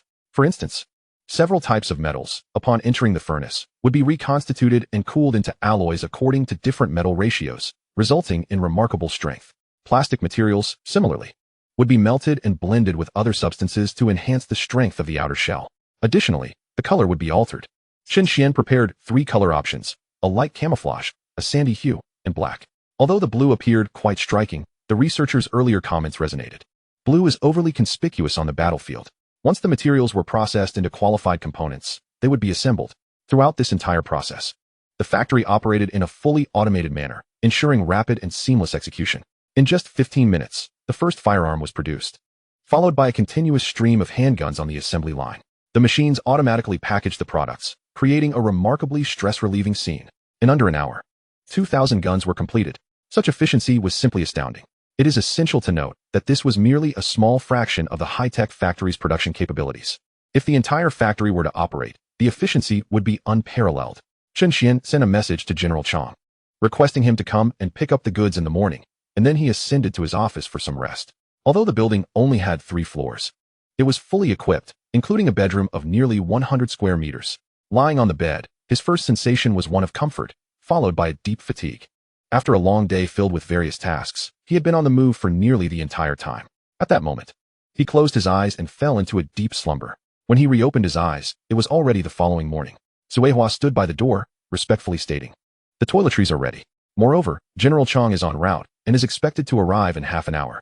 The technical documents for Professor Huang have also been prepared." In duplicate, Taizhu had returned, revealing the truth behind the incident from years ago. It was indeed Su's actions that led to the death of his father-in-law. Listening to this news, Chen Xuan couldn't help but lament that the unfortunate individual had chosen Su Wei as a son-in-law. It seemed that Su Wei was still not divorced. "Have you obtained any audio or video evidence?" "Yes, we have." Chen Xuan rose from bed to wash up, simultaneously instructing, "Please call Su Wei. I need to see him." Understood. After completing his morning routine, the chef presented breakfast at the dining table. This high-tech factory, not only in terms of production capacity, but also in the care provided to the factory director, was truly exceptional. After finishing breakfast and stepping outside the factory gates, General Chang arrived with his convoy. Chapter 10, Special Researcher. General Chang observed the neatly arranged boxes in the courtyard, eagerly preparing to open and inspect them. Chen Xuan, noticing General Chang's satisfied expression, smiled and said, "I have also included an additional 200,000 rounds of ammunition. Pure metal bullets? How much do they cost each?" General Chang fondled the bullets, devoid of gunpowder, featuring only the projectile. For the time being, only Chen Xuan could produce such ammunition, as it was a rare commodity. Priced at 50 cents each, he ordered another million. Upon finishing his statement, General Chang gestured for his aides to load the firearms into the vehicle. As previously discussed. Regarding electromagnetic technology, Chen Xuan remarked, handing over a USB drive. The technical details are organized within. There are no security protocols, simply access it. General Chang accepted the USB drive and carefully placed it into his pocket. "I will submit this to the National Defense Research Institute for evaluation to ascertain your military rank." Chen Xuan looked at General Chang with some confusion. "What do you mean? This technology is invaluable. No amount of money would suffice. However, I can grant you a military identity, which will facilitate your future endeavors." Realizing the unexpected boon, Chen Xuan felt elated. With a military identity, not only would tasks become easier, but he would also have a powerful backing. Is this compliant? Absolutely. It is common for researchers at the National Defense Research Institute to hold military ranks, General Chang replied with a smile. "Can the price for the firearms be reduced?" Having anticipated a price reduction, Chen Xuan replied, "Certainly. The electromagnetic railgun is 2,000, while the electromagnetic pulse gun is 5,000. General Chang's smile faltered, momentarily replaced by surprise. "How much?" 2,000. Even a standard handgun costs 1 to 2,000, yet the electromagnetic railgun is only 1,000? If it weren't for the limited annual budget, I would advocate for a complete military upgrade. Chen Xuan chuckled. The previous high price was due to my financial constraints. Now that I have sufficient funds, profit isn't my primary concern. General Chang, now visibly excited, stated, "After tactical testing, I will place a procurement order." Chen Xuan nodded with a smile. "Sounds good, though the profit from production would not match previous earnings, as the railgun would yield only 1,900 and the electromagnetic pulse gun 4,900. The volume made it worthwhile." As General Chang prepared to depart, he suddenly recalled something. Apart from handguns, can electromagnetic technology be applied to rifles and sniper rifles? Chen Xuan pondered briefly. Yes, but the practical effectiveness would not surpass that of handguns. For instance, the railgun has an accurate range of 5 kilometers. If adapted to a sniper rifle with an additional half-meter barrel length, one might expect an increase in initial velocity. However, the projectile speed reaches a critical threshold, beyond which the rifling can no longer provide acceleration. The maximum increase in accurate range would be merely 2 kilometers. General Chang was momentarily taken aback. An increase of 2 kilometers is already quite formidable. The difference between 5 and 7 kilometers is negligible in my view, and since the functions of both weapons overlap, it may be better to modify the sniper rifle. Modify the sniper rifle? General Chang hesitated. In what form? I'm not certain. Let me contemplate that. Since it's a sniper rifle, it should ideally have a range exceeding 10 kilometers with precision targeting. General Chang was about to express disbelief, but reconsidered. Since it was Chen Xuan who proposed it, there might be a legitimate possibility. Think it over, and feel free to contact me once you have a solid idea. While I may not be adept in research, I can certainly offer practical suggestions. Certainly. Chen Xuan smiled and nodded. At that moment, Suehua approached. President Chen, Professor Huang, and Dean Yuan have arrived. Outside the factory, the vehicles of Huang Jinghua and Yuan Feng came to a stop, accompanied by several others. As they entered Factory 27 together, General Chang exchanged pleasantries with Yuan Feng and departed without hesitation. Yuan Feng approached Chen Xuan, solemnly extending his hand. The Dragon Academy of Sciences wishes to invite you to become a distinguished researcher. You will enjoy the benefits accorded to researchers at the Academy. including access to the majority of its resources and eligibility to request certain classified research information. Chen Xuan appeared puzzled, as he was not entirely familiar with the implications. Professor Huang interjected. The requirements for applying for a Level 1 researcher position are exceedingly stringent. The electromagnetic gun remains a classified project until it is publicly disclosed. We can only offer you a Level 2 researcher status. Suddenly, Chen Xuan realized the significance of being designated as a Level 2 researcher. Researchers are categorized into 4 levels. Even a Level 4 researcher must possess a master's degree and fulfill various conditions. The criteria for Level 3 are similarly demanding, requiring concrete scientific achievements and the publication of numerous papers. Level 2 is even more selective, necessitating recognition as a leading figure in a specific research domain. Level 1 is typically reserved for academicians or research talents who have made monumental contributions. Chen Xuan had inadvertently achieved Level 2 status. Given his expertise in electromagnetic gun technology, he could easily qualify for Level 1 under normal circumstances. However, the abrupt presentation of his technology deviated from standard protocols. Yuan Feng's willingness to grant him a Level 2 status was indeed a gesture of genuine intent. Chen Xuan shook Yuan Feng's hand, expressing his gratitude. Thank you. Yuan Feng smiled, replying, as long as you are satisfied, let's proceed with your registration and information entry. Chen Xuan complied, completing the registration process, and handed a second USB drive to Professor Huang. Filled with excitement, Professor Huang and Yuan Feng exited, eager to verify the information contained within the USB drive. To them, it held the promise of groundbreaking electromagnetic technology, an embodiment of the future for the Dragon Nation. After bidding farewell to everyone, Chen Xuan settled in the courtyard, basking in the sunlight. With his eyes closed, his thoughts were already directed toward the system marketplace. With newfound wealth, he contemplated acquiring advanced technology. Gazing at the array of enticing products, Chen Xuan found himself momentarily overwhelmed. There was an abundance of options, each presenting a potential value for exchange. For instance, a high-precision lithography machine was available for just 17 million, a sum he could readily afford. However, after some deliberation, he dismissed this option. Although the lithography technology was not exorbitantly priced, monetizing it would prove challenging. The chip market is vast. Should he introduce a lithography machine with exceptional precision, the ensuing competition and scrutiny would be relentless. Numerous individuals would seek collaboration, pressuring him to share his technology. While he had established a high-tech factory, it was still in its infancy, and he lagged far behind the industry giants domestically and internationally. Patience was essential. Weapons represented a promising avenue. Similar to the electromagnetic gun, despite their higher technological complexity compared to lithography machines, collaboration with official entities would alleviate many potential complications. Should he pursue weaponry? Chen Xuan pondered, ultimately dismissing the notion. Although venturing into weapons would entail fewer hassles, the profitability was limited, and the timeline for returns could be lengthy. For example, following the completion of the electromagnetic gun procurement, the next order might not materialize for a month or even longer. As for robotic dogs, he questioned their market viability. It would be challenging to achieve significant sales. The robot was astonishingly remarkable. While Chen Xuan was in a state of indecision, his phone rang. He glanced at the screen and saw it was a call from the class monitor. Hello, class monitor? A cheerful voice resonated from the other end. Chen Xuan. Don't forget about the class reunion tonight. This gathering marks our final moments together before we part ways, so your presence is essential. Chapter 11. This combat prowess is utterly absurd. In recent days, Chen Xuan had been preoccupied with his father's illness, completely overlooking the reunion.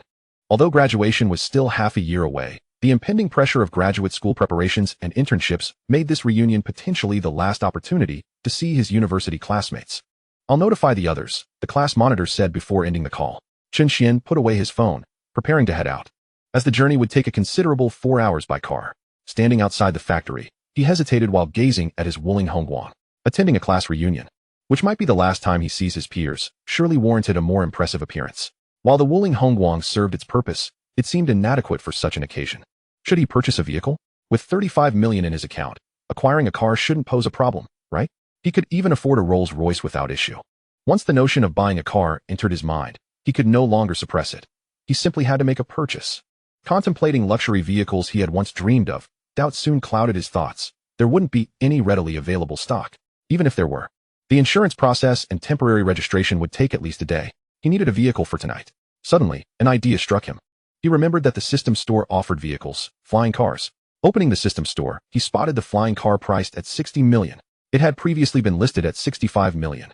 How had it dropped to 60 million? After a moment's reflection, he deduced a possibility. Having previously redeemed an electromagnetic gun had granted him relevant technology. which subsequently lowered the prices of other tech products containing that knowledge.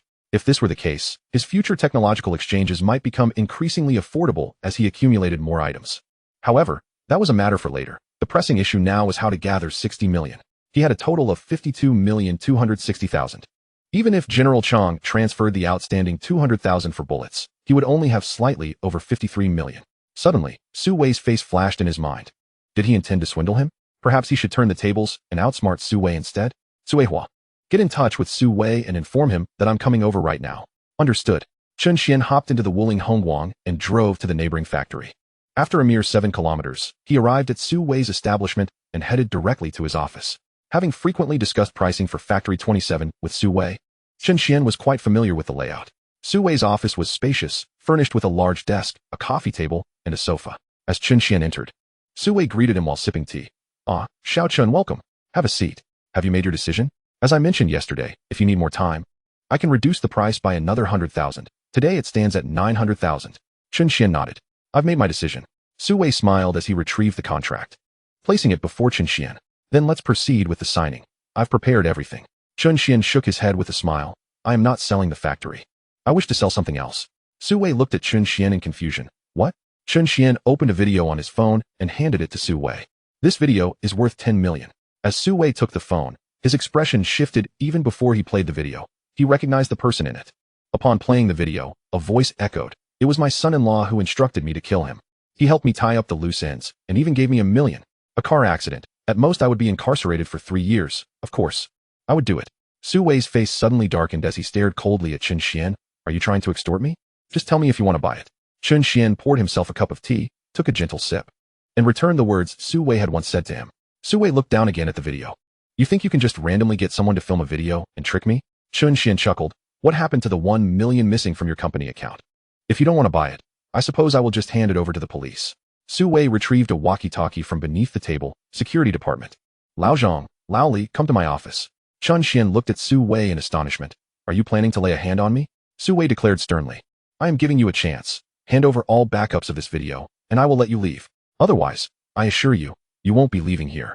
In this remote area, it wouldn't be difficult to stage a similar accident. Chen Xuan was genuinely taken aback by Su Wei's audacity to threaten him.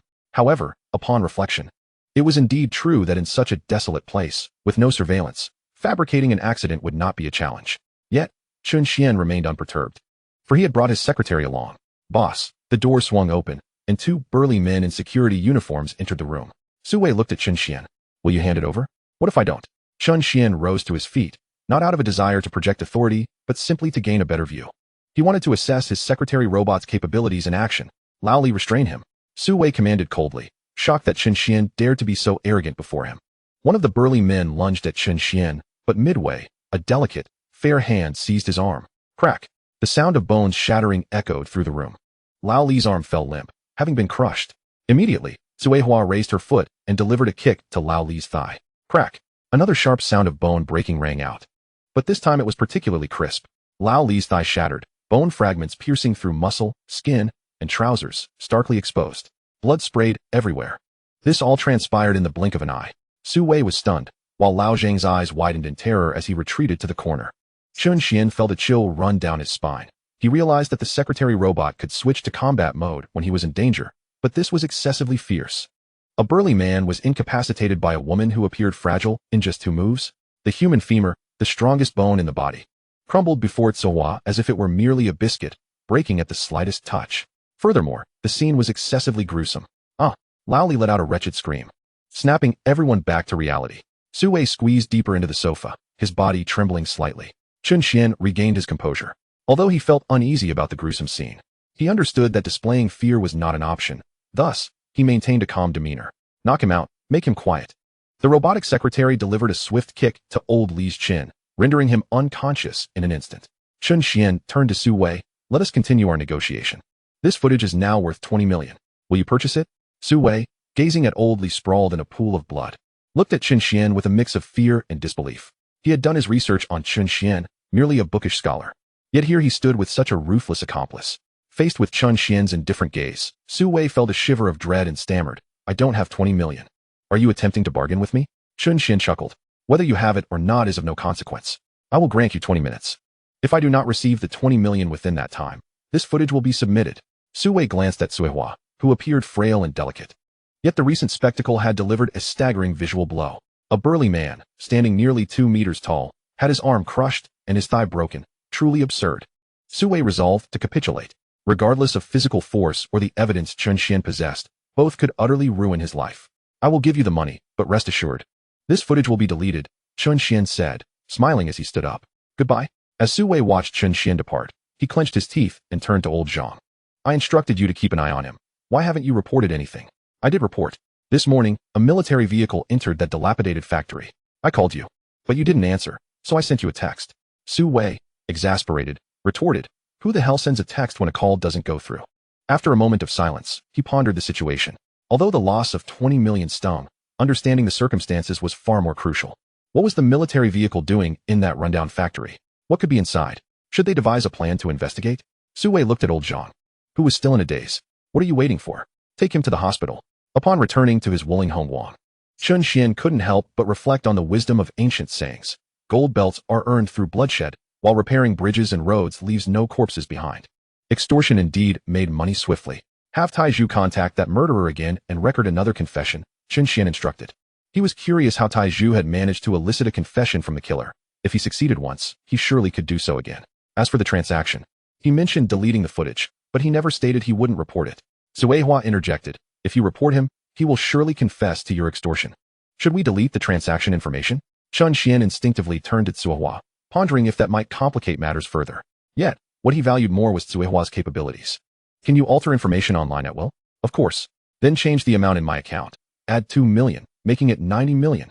Modification complete. Chen Xuan hurriedly accessed the system to check his technology exchange quota, which remained at 76,200,000, unchanged. This indicated that the system did not recognize the modified amount, rendering any alteration pointless. Revert it back, and while you're at it, delete the transaction information. After Chen Xuan finished speaking, his mind once again delved into the system to examine the flying car technology. At a price of 60 million, the technology for flying cars was remarkably affordable. However, for Chen Xuan, 60 million was undoubtedly a substantial sum. If he were not to gamble or venture into entrepreneurship with it, this amount could comfortably sustain a lifetime of luxury.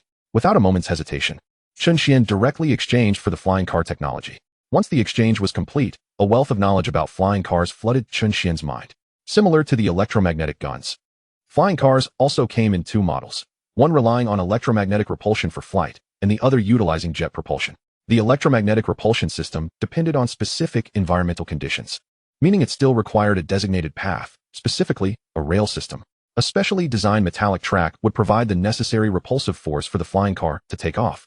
Wasn't this just an enhanced version of a maglev train? Chen Xuan promptly dismissed the electromagnetic repulsion vehicle due to its high requirements for infrastructure.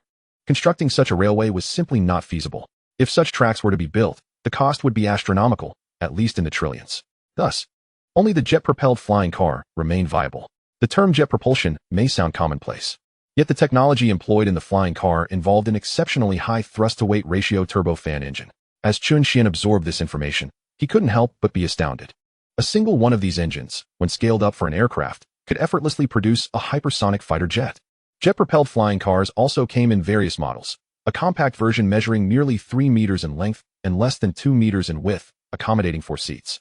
A luxurious variant stretching 6 meters long and 2 meters wide, with 2 seats, but furnished with a sofa, a table, and even a bed, and a mass transit model. A flying bus, offering more spacious seating. Upon processing all the information, Chen Xuan opened his eyes and declared, produced the luxury flying car. However, the factory lacked sufficient materials, and the time for transporting those materials was inadequate. Chen Xuan pondered, does Su Wei's factory possess the necessary materials for manufacturing the flying car? Yes. Contact him and have him deliver them. Chen Xuan assumed Su Wei would not dare to refuse. Leaning back in his chair, he contemplated that his flying car might not be roadworthy, but that was not a major concern. He called General Chang, who answered promptly, what is it? I have invented a vehicle and wish to test it on the road, but it lacks a license and registration. I will undoubtedly be stopped. Is there any way for me to conduct a normal road test? General Chang was momentarily bewildered. As a researcher of electromagnetic technology, what was Chen Xuan's intention with creating a vehicle? To accelerate it electromagnetically, 0 to 100 in 0.1 seconds? Moreover, with Chen Xuan's capabilities, wouldn't it be more advantageous to focus on weapon development? Yet, General Chang refrained from expressing his thoughts directly and instead suggested, I have two ideas. One is to close off a section of the road for your testing, and the other is to arrange a vehicle to escort you, ensuring you won't be stopped. Chen Xuan had a gathering to attend and couldn't very well block off the road for that. Thus, he opted for the second option. Arrange for a vehicle to escort me, please.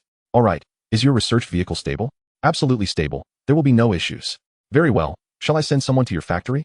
Just wait outside the city. I will head into the urban area shortly for testing.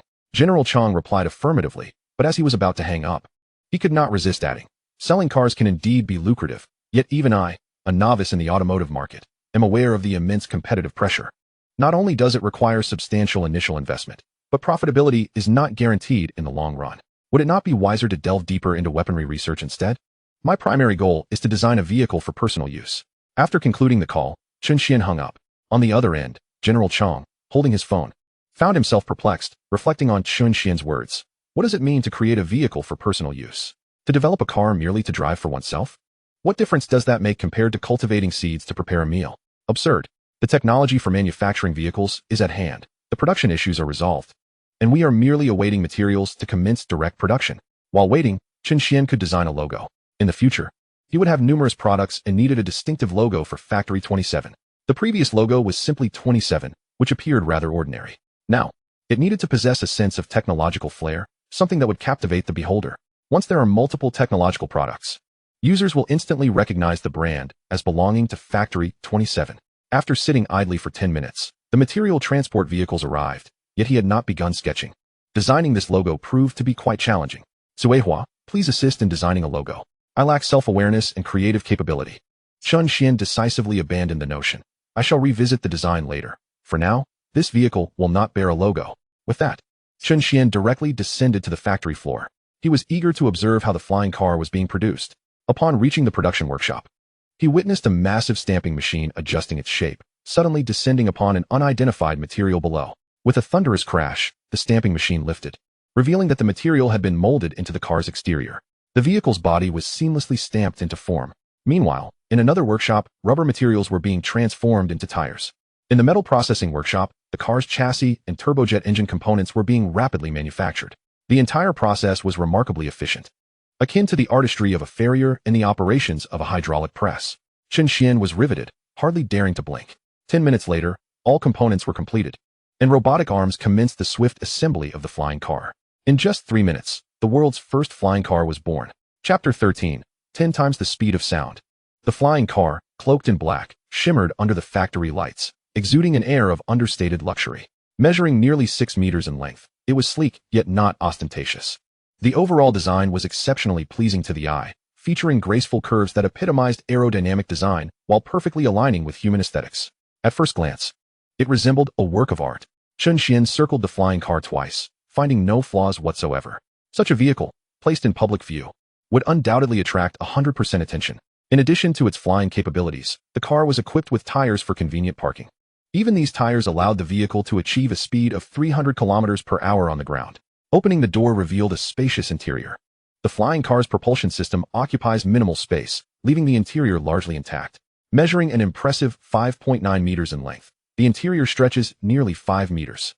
The design is remarkably versatile, featuring 3 rows of movable seats that can be adjusted into sofas, tables, or even removed entirely. In truth, the interior design is so adaptable that it can be fully customized according to the client's preferences. Within its 5-meter length, there is even room for a bed. Chen Xuan took a brief glance at the interior before making his way to the front cockpit, eager to experience the thrill of piloting the flying vehicle. The cockpit is spacious, with the entire front section dedicated to it, measuring a full meter. Sitting amidst the expansive glass, his field of vision is extraordinarily broad. The driving system is straightforward, offering both fully automated and semi-automated modes. In fully automated mode, one merely sets the destination and relinquishes control to the system. In semi-automated mode, the driver can adjust the direction and speed while remaining uncertain of their precise location. Collision scenarios are virtually non-existent, as the vehicle is equipped with radar that automatically navigates around hazards, complemented by a comprehensive safety system. After a quick overview of the controls, Chen Xuan pressed the ignition button, adjusted the direction, and set off. In an instant, the sleek black flying car surged out of the factory like an arrow released from a bow. Chen Xuan was enveloped by a powerful surge of acceleration, his adrenaline soaring. On the open suburban roads, The vehicle's speed escalated rapidly. There was no need for Chen Xuan to steer or make fine adjustments. The car autonomously avoided obstacles. On the suburban pathway, all he needed to do was maximize the engine's power. The intense sensation of acceleration persisted. In 1 second, the speed reached 100 kilometers per hour. In the next second, it soared to 200 kilometers per hour. Then it surged to 300 kilometers per hour. This velocity was exhilaratingly extreme. Under normal circumstances, even the slightest pebble on the ground would cause a jolt, yet such disturbances were non-existent in this flying vehicle. The advanced obstacle avoidance and exceptional shock absorption kept Chen Xuan oblivious to any bumps. In essence, at this speed, his perception of velocity became blurred, with only the scenery on either side rushing past in a blur. Ding!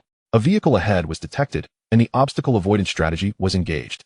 Before Chen Xuan could fully comprehend the situation, the car's nose tilted slightly, and the vehicle gracefully arced over the oncoming car. The vehicle being overtaken was a van, driven by Old Zhang. As Old Zhang drove, he noticed a shadow flash past him, vanishing into thin air. Bewildered, he exclaimed, "What was that? Oldly, did you see that? It looked like some mysterious flying object zoomed over our heads." In the passenger seat, Old Li, who was temporarily bandaging a wound, groggily opened his eyes. "I'm not dead yet. No need to talk to me. I'll just rest. Who's worried about you dying? Something really did fly over us." It zipped by and disappeared. Old Li turned his head, closing his eyes to rest. Old Zhang, filled with confusion, was certain that what he had witnessed was no illusion. Chen Xuan was exhilarated by the exhilarating speed. This was the true embodiment of speed and passion. The velocity was so remarkable that the scenery on either side blurred into obscurity, leaving only the road ahead and distant trees in view. The images visible to him were slightly distorted. Having validated the speed, he pondered the prospect of flight. Without hesitation, Chen Xuan pressed the takeoff button. In an instant, the vehicle, which had been moving forward, lifted its nose and soared upward, piercing the clouds. An even more intense sensation of acceleration enveloped him. In the sky, this flying car moved faster than it did on the ground. Bang! The sound of a sonic boom erupted as the vehicle exceeded the speed of sound. It surged into the clouds, creating a wave of turbulence, while the speed of the flying car continued to escalate. This remarkable vehicle had a maximum speed of 10 times the speed of sound. As it sliced through the air, Chen Xuan could see the distortion of airflow through the window. After testing the ultimate speed, Chen Xuan began to decelerate. The flying car rapidly slowed, stabilizing in the skies before coming to a complete stop amidst the clouds. Gripping the handrails, he gazed through the window at the cloud formations. He felt a mix of surprise and a hint of panic, not from fear, but from the sudden disorientation of being far removed from the safety of the ground.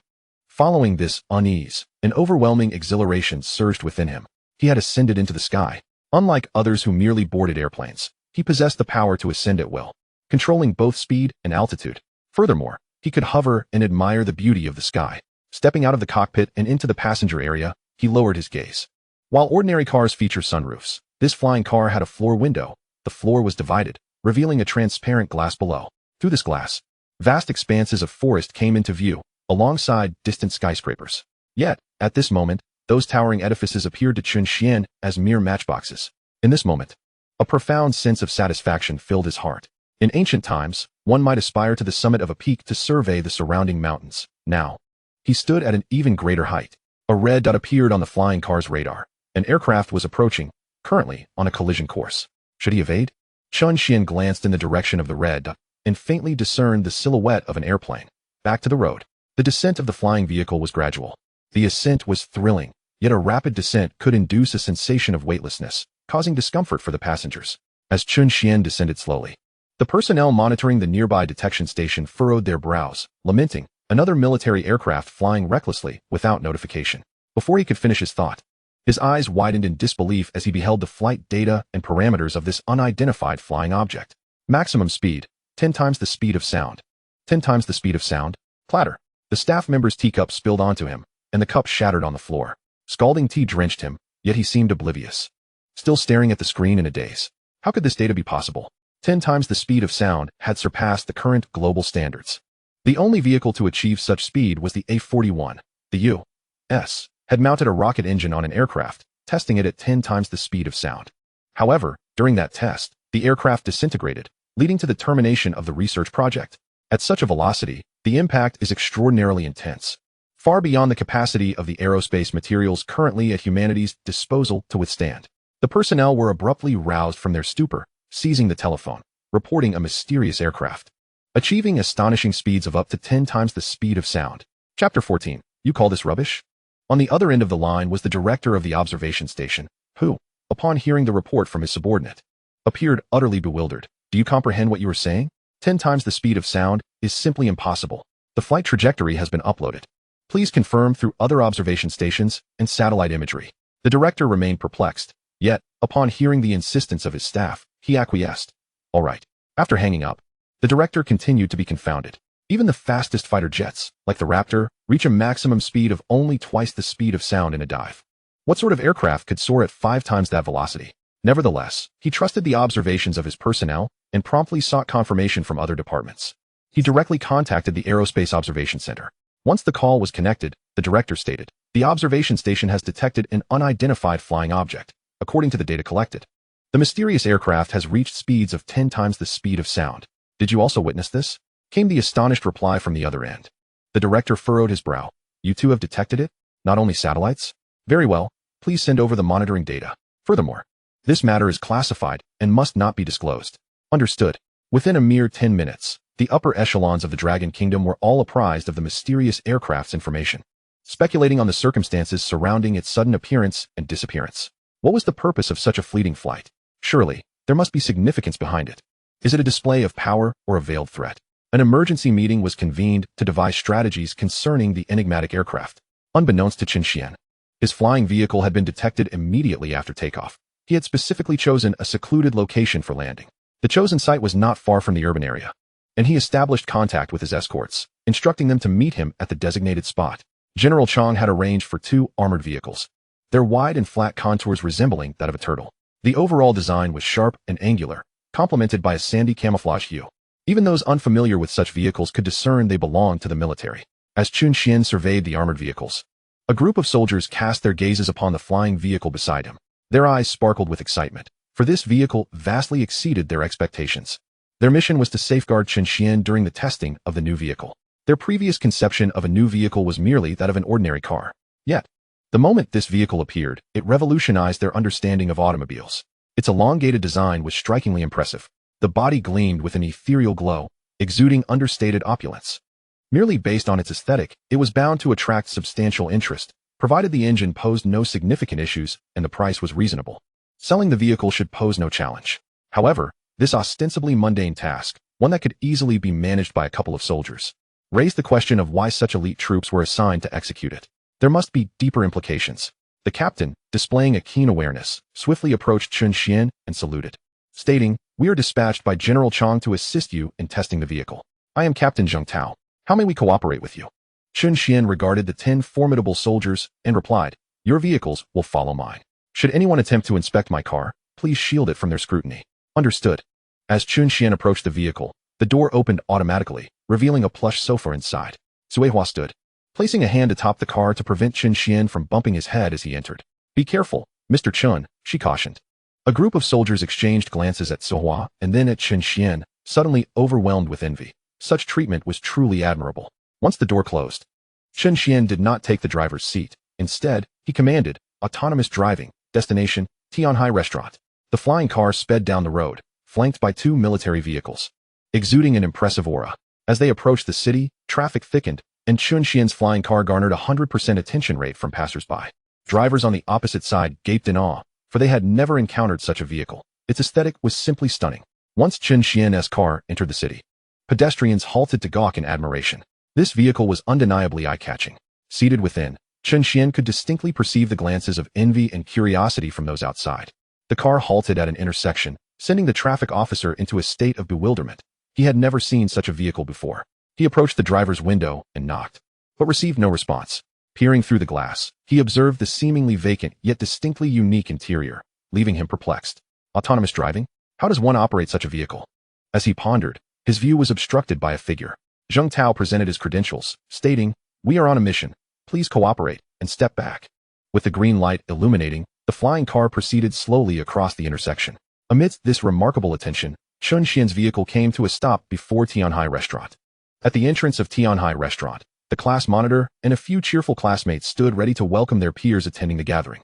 At that moment, several students noticed the flying car. As boys, it was hard not to admire such an extraordinary vehicle. Even the class monitor, Su Yinfei, widened her eyes in astonishment. What a handsome car. What brand is it? How stunning. Why does it lack a license plate? Is it a concept car from a major automotive company?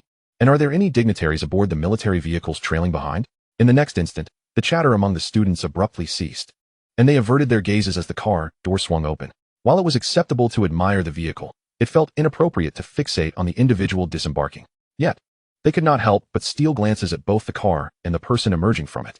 As their peripheral vision caught sight of the figure, they simultaneously turned their heads, eyes wide in disbelief. Chen Xuan smiled, embodying understated wealth. What significance did ostentation hold? Grinning, he greeted Su Yinfei and the others. Class monitor, why are you all waiting outside? Su Yinfei stared in astonishment at Chen Xuan, then at the secretary trailing behind him, next at the car parked nearby, and finally at the military vehicle behind it, her mind spiraling into a state of confusion. Each element presented a multitude of possibilities, and when combined, her mental processor felt nearly overloaded. What on earth is going on here? The classmates behind her echoed her bewilderment. Indeed, Chun, do you possess a hidden identity? Chen Xuan waved his hand nonchalantly. There is no special identity. It's merely a vehicle designed by my family's factory. Just taking it out for a test drive. One classmate could no longer contain themselves. This is utterly ostentatious. Yet, they couldn't help but feel a twinge of envy. Finding it hard to believe, didn't you say your family only has a dilapidated factory? How can a factory capable of designing such a vehicle be deemed dilapidated? Chen Xuan shrugged. To me, it's just a rundown place.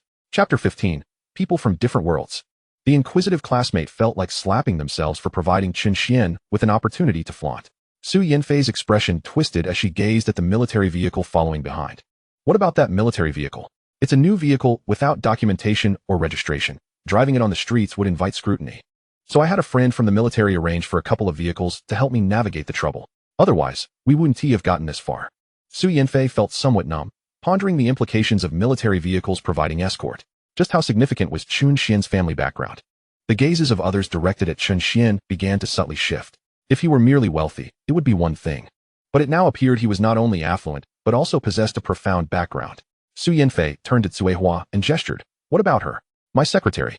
She graduated and took over the family factory. Someone has to assist me with trivial matters. Su Yinfei rubbed her face. You truly are insufferable. This is more distressing than if you had outright killed me. All right, let us head inside. There's no need to linger here. We've shared several years as classmates. No need for formalities. Chen Xuan and Su Yinfei shared a good rapport. During their university days, as class monitor, Su Yinfei had provided him with numerous opportunities. For team competitions, she also helped him gather participants. He effortlessly took Su Yinfei's arm and led her into the restaurant. Other classmates ceased waiting at the entrance and followed Chen Xuan into the private room. Many classmates were already there, snacking on seeds and chatting. They discussed their future plans, life, and aspirations. Finding employment was challenging, and the majority contemplated pursuing further studies. Some had already secured jobs and were engaged in casual conversation. Chen Xuan casually took a seat and looked at Su Yinfei. Have you found a job yet? Not yet. I wish to enter a research institute. Su Yinfei pondered for a moment. It would be ideal to study while participating in some research projects. Before she could finish her thought, she quickly added, however, it's quite challenging. I've submitted my resume to the research institute, but I'm unsure if I'll be accepted. Which research institute? The Lightweight Weapons Research Institute. Specifically the Individual Exoskeleton Research Center. Chen Xuan smiled. What a coincidence. I happen to know people at the Lightweight Weapons Research Institute. Would you like me to inquire on your behalf? Su Yinfei hastily waved her hand, saying, there is no need to expend your goodwill. I merely took a chance. Gaining entry into the research institute is already a stroke of fortune. If I do not succeed, it will not affect me in any significant way. Chen Xuan smiled lightly, recalling how Su Yinfei had assisted him on numerous occasions before. It's just a phone call. It hardly counts as a favor. Around them, their classmates looked on with a hint of envy. Securing a position at a research institute immediately after university graduation is indeed a rarity. And with just a single phone call, Su Yinfei was granted a more prestigious starting point. Su Yinfei refrained from further refusal, but a note of concern crept into her voice. Do you think the person you know can help? If it seems too difficult, please do not feel compelled to push it. Chen Xuan remained silent and retrieved Chao Jian's number, dialing it directly. The call connected swiftly. Hello, how may I assist you? Came the enthusiastic voice from the other end. Dean Chao, I have a classmate named Su Yinfei who wishes to intern at the Exoskeleton Research Institute. She has already submitted her resume, but there has been no response. Could you possibly inquire on her behalf? Certainly, I will look into it. Is there anything else? That will be all. The words were subtle, yet understood by all adults present. Upon hanging up, Chen Xuan noticed Su Yanfei gazing at him intently. It was not just Su Yanfei. Their classmates were similarly fixated on him. What's wrong? Su Yanfei finally spoke after a moment. Is the Dean Xiao you just called the one from the Light Weapons Research Institute? Chen Xuan nodded gently. Yes, why? Su Yanfei's mouth fell agape. The director of the Research Institute directly took a call from him to arrange an internship for her. This was no mere use of a cannon to swat a fly. It was akin to employing a Dongfeng 49 as a firecracker. The surrounding classmates were equally dumbfounded. One could not contain their curiosity. Chun, how do you know Dean Xiao? He was a technician at my family's factory, Chen Xuan replied, feeling justified in saying so, for it was indeed the truth. In the past, Xiao Jian had been a researcher at the factory. Following its privatization, he had been promoted, which was entirely reasonable. A profound silence enveloped the group. Their gazes toward Chen Xuan transforming instantaneously. Could it be that someone with the stature of a research institute director had once worked at a factory? What sort of factory was this? The lineage must be extraordinary. Perhaps it was one with in-depth collaborations with the authorities. And Chen Xuan, could he possibly be the scion of a legendary hidden family in Longhua? Was his previous ordinary demeanor merely a familial dictate? In an instant, a multitude of scenarios flooded their minds, and they regarded Chen Xuan with astonished eyes. Yet, some remained skeptical. This was simply too far-fetched. After all, the vast majority had never witnessed Chen Xuan's flying car. Just then, Su Yanfei's phone rang. She answered, and a cordial voice on the line said, "Is this Su Yanfei? This is the Exoskeleton Research Institute, and we warmly welcome you aboard. When can you come in to report?" Su Yanfei was momentarily taken aback. "I can come in tomorrow." "How about 2 p.m. tomorrow?" "Sounds good." Su Yanfei hung up the phone. She should have felt exhilarated, yet she was overwhelmed with shock and confusion. Had it only been a few minutes since Chen Xuan made the call, and they were already inviting her to report for work. What she yearned for but could not attain, a mere word from Chen Xuan could resolve. Su Yanfei, under the concerned gazes of her classmates, announced, "The Research Institute has invited me to join tomorrow." Her peers turned their attention to Chen Xuan once more, confirming the authenticity of his words. Only someone of his stature could secure an immediate admission with a single phone call. While envy surged within them, they couldn't help but fantasize about becoming Chen Xuan's sycophants. If they played their cards right, might they not soar to great heights? Yet, predominantly, a sense of alienation loomed large. They were all adults, acutely aware that they no longer traversed the same path as Chen Xuan. From this moment on, he would dwell in a realm above them. If there were to be any future intersection, it would likely occur during drunken revelries when they would boast of their acquaintance with a remarkable individual. Chen Xuan too sensed this distance, yet it mattered little to him. Everyone had their own journeys to pursue, and he would likely never cross paths with the majority of them again. As he surveyed the familiar faces among his classmates, most of whom he barely knew, he realized that it was time to part ways. Having put on a show, lingering held no significance. While contemplating an escape, Zuehua approached Chen Xuan, reporting, "Someone has sneaked over the wall into the factory."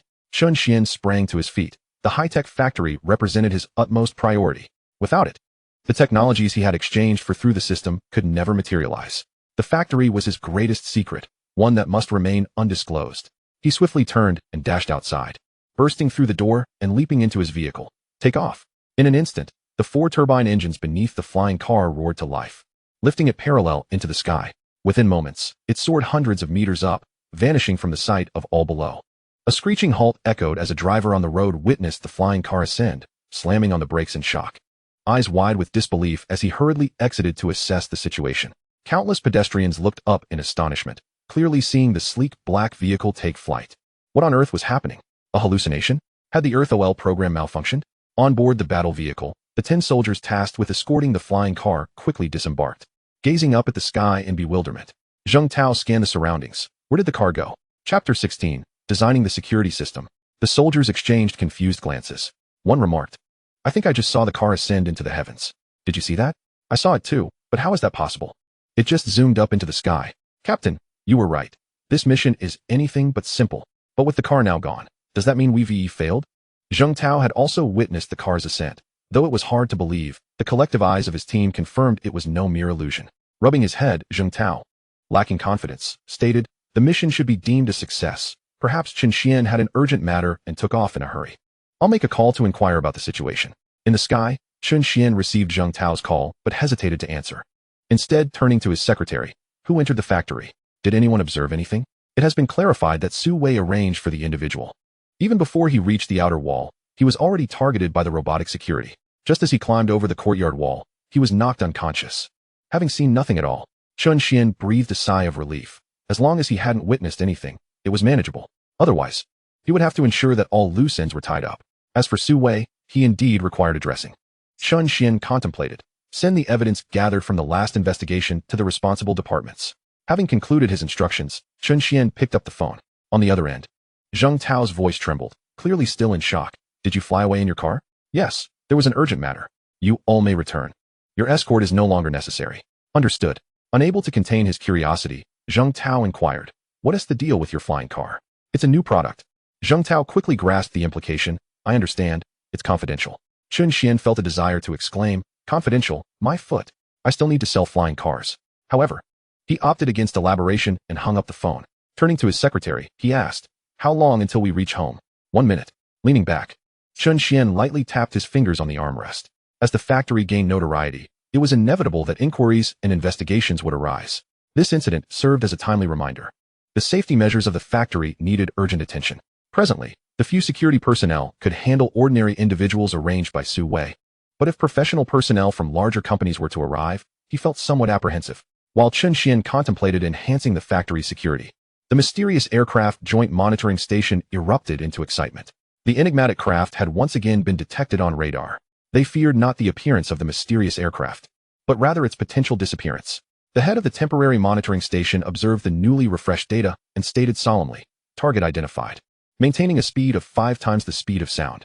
Control satellite observation. The satellite captured imagery of the target, which resembled a shuttle-shaped aircraft, akin to an automobile.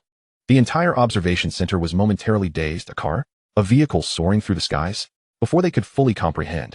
The personnel responsible for monitoring simultaneously reported, radar has lost track of the target. The target has entered the forest. Infrared and satellite observation methods are also ineffective. The target has vanished. The hastily assembled monitoring team lost sight of the mysterious aircraft, but felt no disappointment. Rather, they were exhilarated. Having traced the same route twice, there was a possibility of a third appearance. Furthermore, their monitoring efforts had revealed additional findings. Photographs of the mysterious aircraft, though the images were somewhat blurred. The mere existence of photographs signified progress. The team uploaded the information regarding the aircraft's appearance and resumed vigilance over various instruments, anticipating the re-emergence of the enigmatic craft. Upon returning to the factory, Chen Xuan proceeded directly to the warehouse.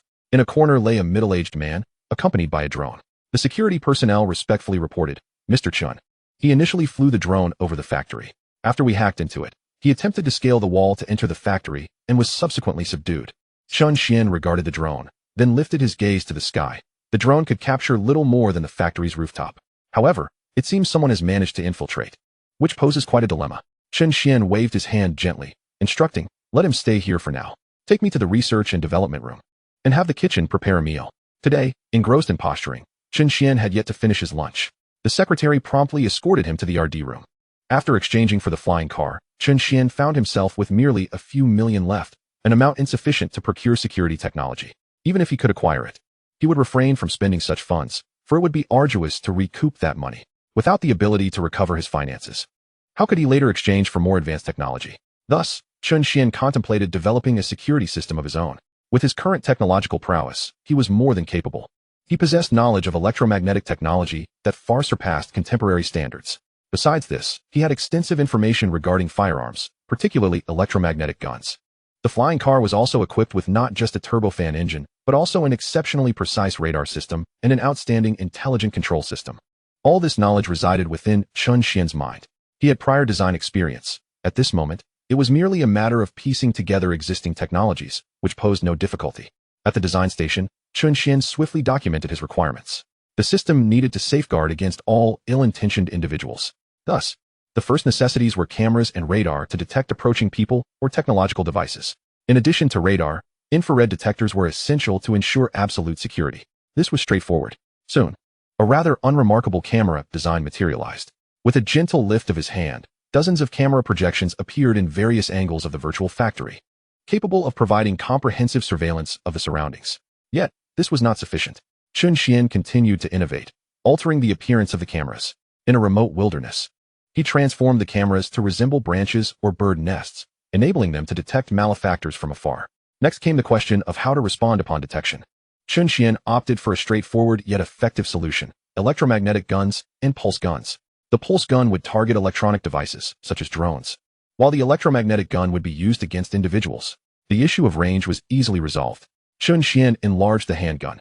A broader barrel could withstand greater electromagnetic intensity, thereby extending its range. Finally, the matter of concealment arose.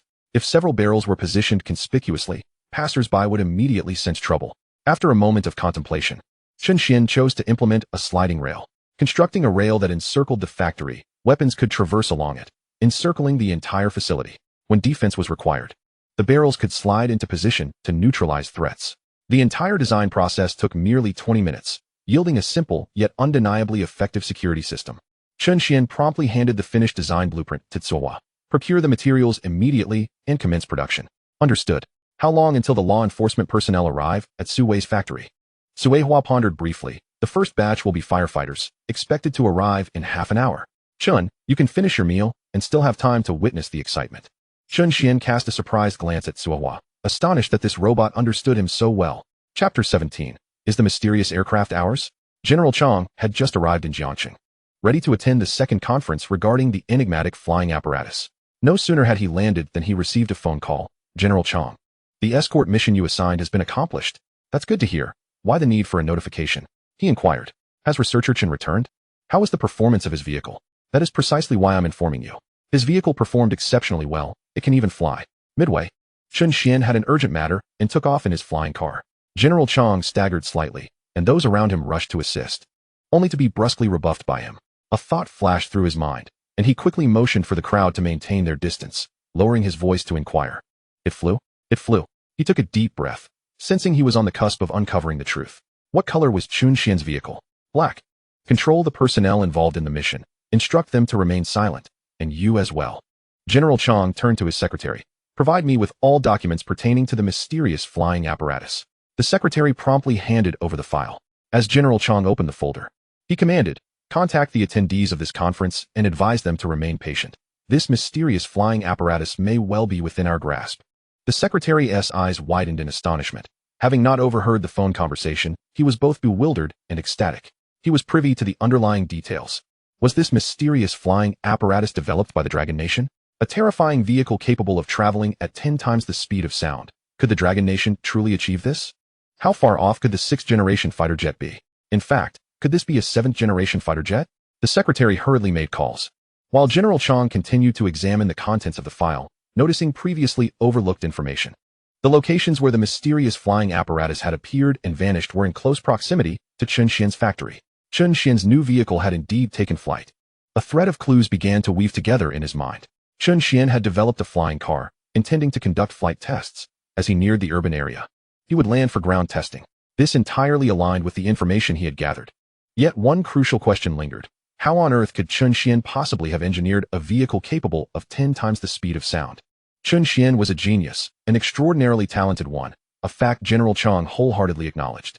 However, having only recently unveiled a revolutionary electromagnetic gun, how could he suddenly be producing a flying apparatus? This transcended genius. It was nothing short of prodigious. General Chang took out his phone and dialed Chen Xuan. The flying car is also your creation? Yes, Chen Xuan replied nonchalantly. As he was in the midst of a meal, he had already taken off in front of a group of soldiers. It was impossible to keep this under wraps. He had no intention of concealing it, even preparing for mass production to profit from it. Where are you? I'm coming to find you. Chen Xuan pondered for a moment. When can you arrive? At most, within an hour. Then I'll be at the factory next to mine. All right. General Chang did not question why Chen Xuan was at another factory. That was of little consequence. What mattered most was seeing Chen Xuan as soon as possible. Upon ending the call, General Chang turned his gaze back to his secretary. The secretary successfully connected the call, and General Chang directly took the phone. Let's change the meeting location. I know the researchers of the mysterious aircraft, the very ones who developed the electromagnetic gun, Chen Xuan. What? The person on the other end of the line was utterly bewildered. It seemed inconceivable. I will send you the address. Let's go there directly now and take a look at the flying car. All right, we will all head over and bring the expert team along.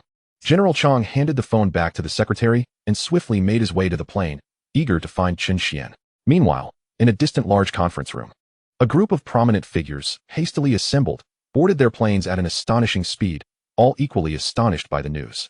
Initially, when they arrived for the meeting, they were anxious, especially with the emergence of a mysterious aircraft within the borders of Long Country, capable of traveling at 10 times the speed of sound. Anyone would be alarmed. However, upon learning that the developer of the aircraft might be a citizen of Long Country, their mindset underwent a complete transformation. filled with anticipation to meet Chen Xuan. After having a meal and resting briefly, Chen Xuan proceeded directly to Su Wei's factory. He disclosed all the information collected by Cui Hua, disseminating it point by point, ensuring that every department would send personnel to investigate. He was somewhat eager to see Su Wei's reaction. The vehicle soon arrived at Su Wei's factory, and Chen Xuan disembarked, heading straight to Su Wei's office, with the secretary trailing behind, carrying a large suitcase. Inside the office, upon seeing Chen Xuan, Su Wei was taken aback. "What brings you here?" "Just here to watch the spectacle," Chen Xuan replied casually, reclining on the sofa, crossing his legs, and waiting patiently. Su Wei looked at him in confusion, just as his phone rang.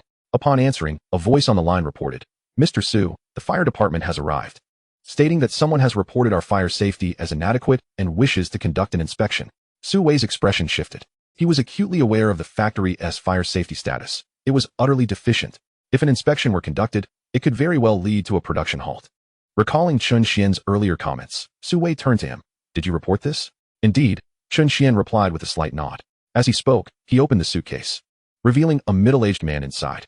Su Wei was furious but dared not express it. "I only sent him to assess the situation. I had no knowledge of what he did." Chen Xuan remained silent. Such excuses were fit only for children. Su Wei stood up and left, needing to address the fire safety issue. It took him a full half-hour to return to the office, his expression grim. The fire department had imposed a fine and mandated a production halt, requiring urgent rectification. During this downtime, the losses would be substantial, and failure to complete certain orders on time would incur penalties. Su Wei glared at Chen Xuan. "Your actions are detrimental to both others and yourself." Before Chen Xuan could respond, Su Wei's phone rang again. "Mr. Su, the tax office is here to audit our accounts." Su Wei's face turned pale. While the fire issue was serious, it was not as dire as tax problems. He looked at Chen Xuan. "Is there more?" "Yes," Chen Xuan replied. Su Wei's expression darkened as he contemplated the most concerning possibilities. However, he found himself at a loss, merely hoping that Chen Xuan would not report him for hiring a hitman. Su Wei said little more and turned to leave, attending to tax issues. By the time he returned, 15 minutes had passed. He bore handcuffs on his wrists, with police officers trailing behind him. Su Wei, with an impassive expression, pointed at Chen Xuan, exclaiming, "He extorted 20 million from me using this video." Clearly, Su Wei recognized the futility of his struggle and opted to drag Chen Xuan down with him. Extortion of 20 million is a grave crime. The officers approached Chen Xuan, requesting, "Please come with us to assist in the investigation." Chen Xuan, unfazed, extended his hands, stating that this was merely cooperation with the investigation, and there was nothing to worry about. His secretary had erased all information regarding online transactions, leaving no trace to uncover. Just as Chen Xuan's hands were being cuffed, the distant sound of helicopters began to reverberate, growing louder. Several officers, puzzled, stepped outside, only to behold dozens of military helicopters soaring toward the factory. The scene was utterly breathtaking. Chapter 18. I do not wish to converse with them. As the officers stepped outside to view the helicopters, only Su Wei and Chen Xuan remained in the room. Both were handcuffed, yet their emotions diverged entirely. Su Wei was filled with regret. He lamented having bullied Chen Xuan, believing him to be an easy target. Now, it appeared that he was the one easily manipulated. After negotiating a lower price, Chen Xuan had likely conducted an immediate investigation into him, subsequently leveraging the findings for extortion. He then made all the gathered information public. This evidence was devastating. He would never recover from this, potentially facing the death penalty. Su Wei, somewhat unwilling, gazed at Chen Xuan and asked, "Why must you do this? I already offered you 20 million. Why would you still report me?" Chen Xuan chuckled. "Do not speak falsely. I have not taken your money. As for reporting you, is that not to be expected?" Just as Su Wei was about to respond, the office door swung open, and an officer entered, stating, "Let's go." The officers suspected there might be military exercises and hurried to avoid the area. Several officers escorted both men downstairs. The helicopters approached ever closer. The first landed in the factory's open space, and several soldiers clad in military garb disembarked. Fully armed, the soldiers dispersed upon landing, swiftly securing the entire factory and ensuring its safety. Following them, the second, third, and up to the 10th helicopters landed.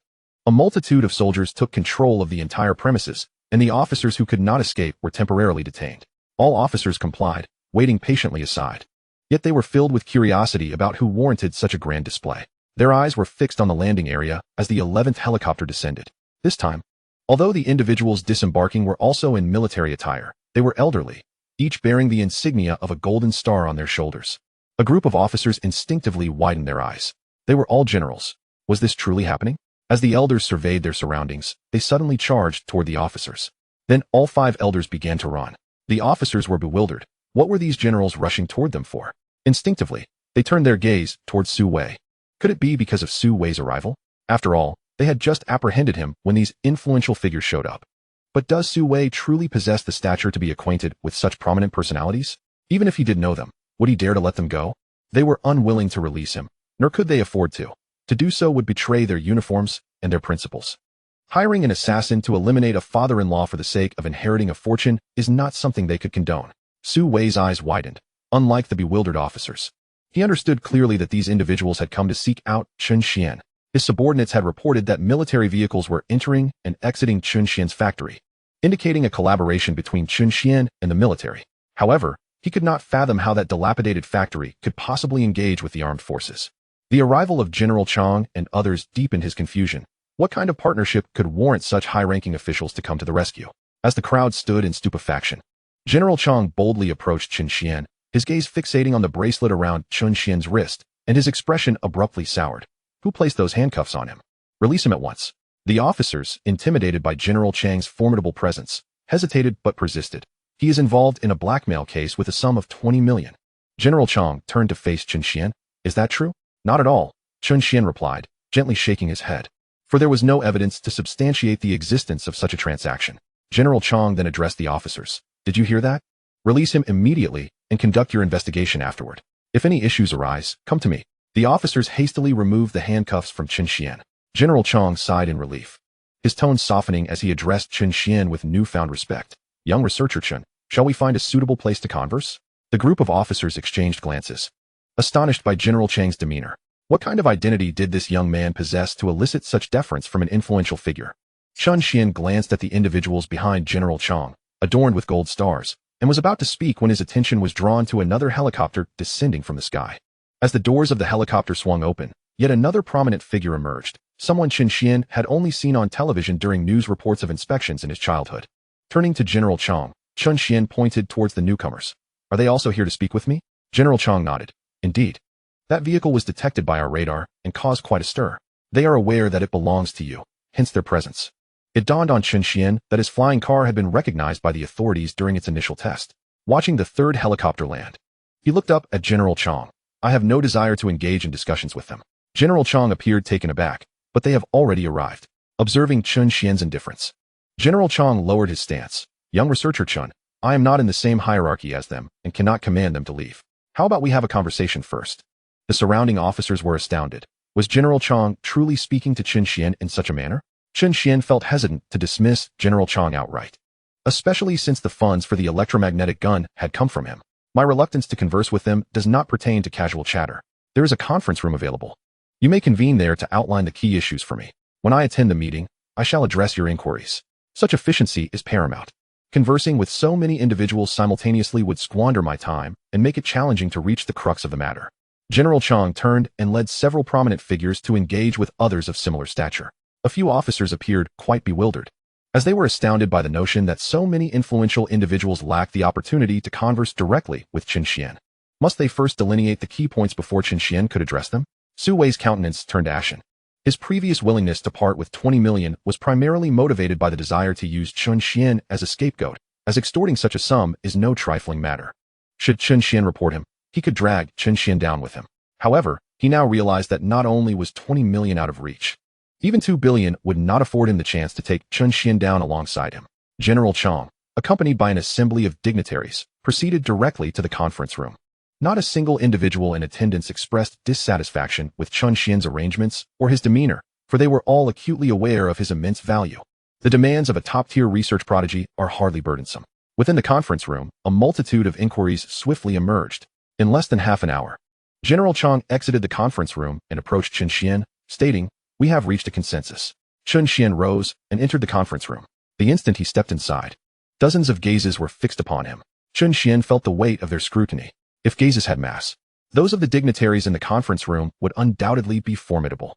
Their prolonged tenure in high office bestowed upon them an inherent aura of authority. Chen Xuan maintained his composure, casting a glance around the room. Many attendees were familiar from television appearances. They were all influential figures. Among them were researchers, with several individuals sitting beside Yuan Feng, the director of the Lonka Institute, exuding the unmistakable air of elite scholars. as Chen Xuan surveyed the conference room. The dignitaries were likewise appraising him. While some had glimpsed Chen Xuan upon disembarking from the helicopter, the vast majority had not. They understood his youth. Yet witnessing him up close, they marveled at just how youthful he appeared. He seemed scarcely older than 21 or 22, an age they deemed still quite juvenile. How could such a young individual have developed a groundbreaking electromagnetic gun and a supersonic flying car? The F-22 only achieves twice the speed of sound. Chen Xuan strode confidently to the forefront of the conference room, surveying all present before greeting them. Hello, everyone. The assembly of dignitaries regarded Chen Xuan's demeanor with approval, nodding in satisfaction. Many would tremble when addressing them.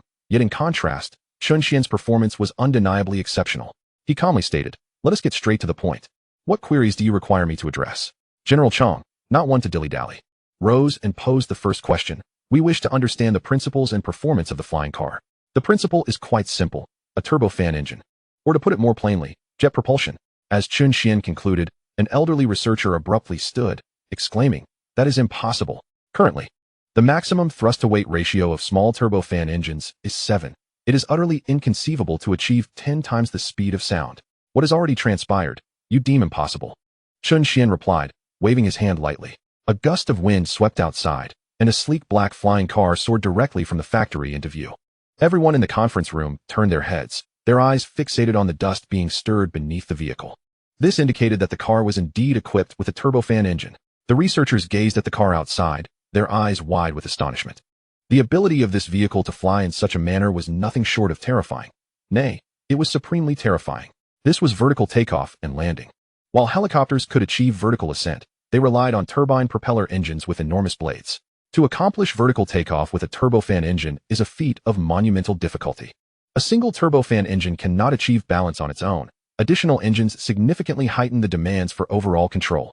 Moreover, vertical takeoff raises concerns regarding energy consumption. Aircraft utilize various lightweight materials, and their aerodynamic shapes are purposefully designed to maximize lift, and rightly so. The ability of an aircraft to fly is contingent not only on engine propulsion, but also on its lightweight structure, streamlined design, and other factors that play a substantial role. Opting for a vertical takeoff solution means relinquishing reliance on aerodynamic lift, depending solely on its own energy. Therefore, when satellites captured images of the flying vehicle, everyone was astounded to realize it was a car.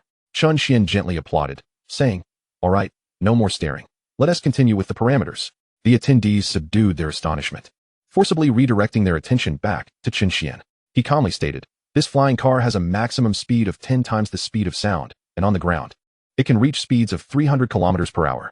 It is equipped with automatic obstacle avoidance and autopilot features. As for acceleration, the vehicle has deliberately set limitations to prevent excessive forces that could overwhelm its occupants. With the most energy-consuming flight method, it can achieve a range of 10,000 kilometers." The audience erupted in excitement. 10,000 kilometers of endurance. This far exceeded their expectations. Most importantly, the ample space within the vehicle clearly suggested the potential for increased energy capacity, thereby extending its range. Chen Xuan paused slightly, waiting for the room to quiet down before continuing. "There is no need to discuss the vehicle's length and width. Let us move on to the second question." After Chen Xuan finished speaking, the conference room remained silent. General Chang did not pose a second question either, as they were still reeling from the shock. What Chen Xuan had nonchalantly presented had left them utterly astounded. The first to break the silence was Yuan Feng. He regarded Chen Xuan and remarked, "The design of this vehicle is already perfected, even capable of mass production. It cannot possibly be the work of a single individual. Is there a research team behind you?" Yuan Feng fell silent, as his investigations indicated that Chen Xuan indeed had no research team backing him. Furthermore, to develop such a vehicle, each researcher involved would have to be an exceptional talent.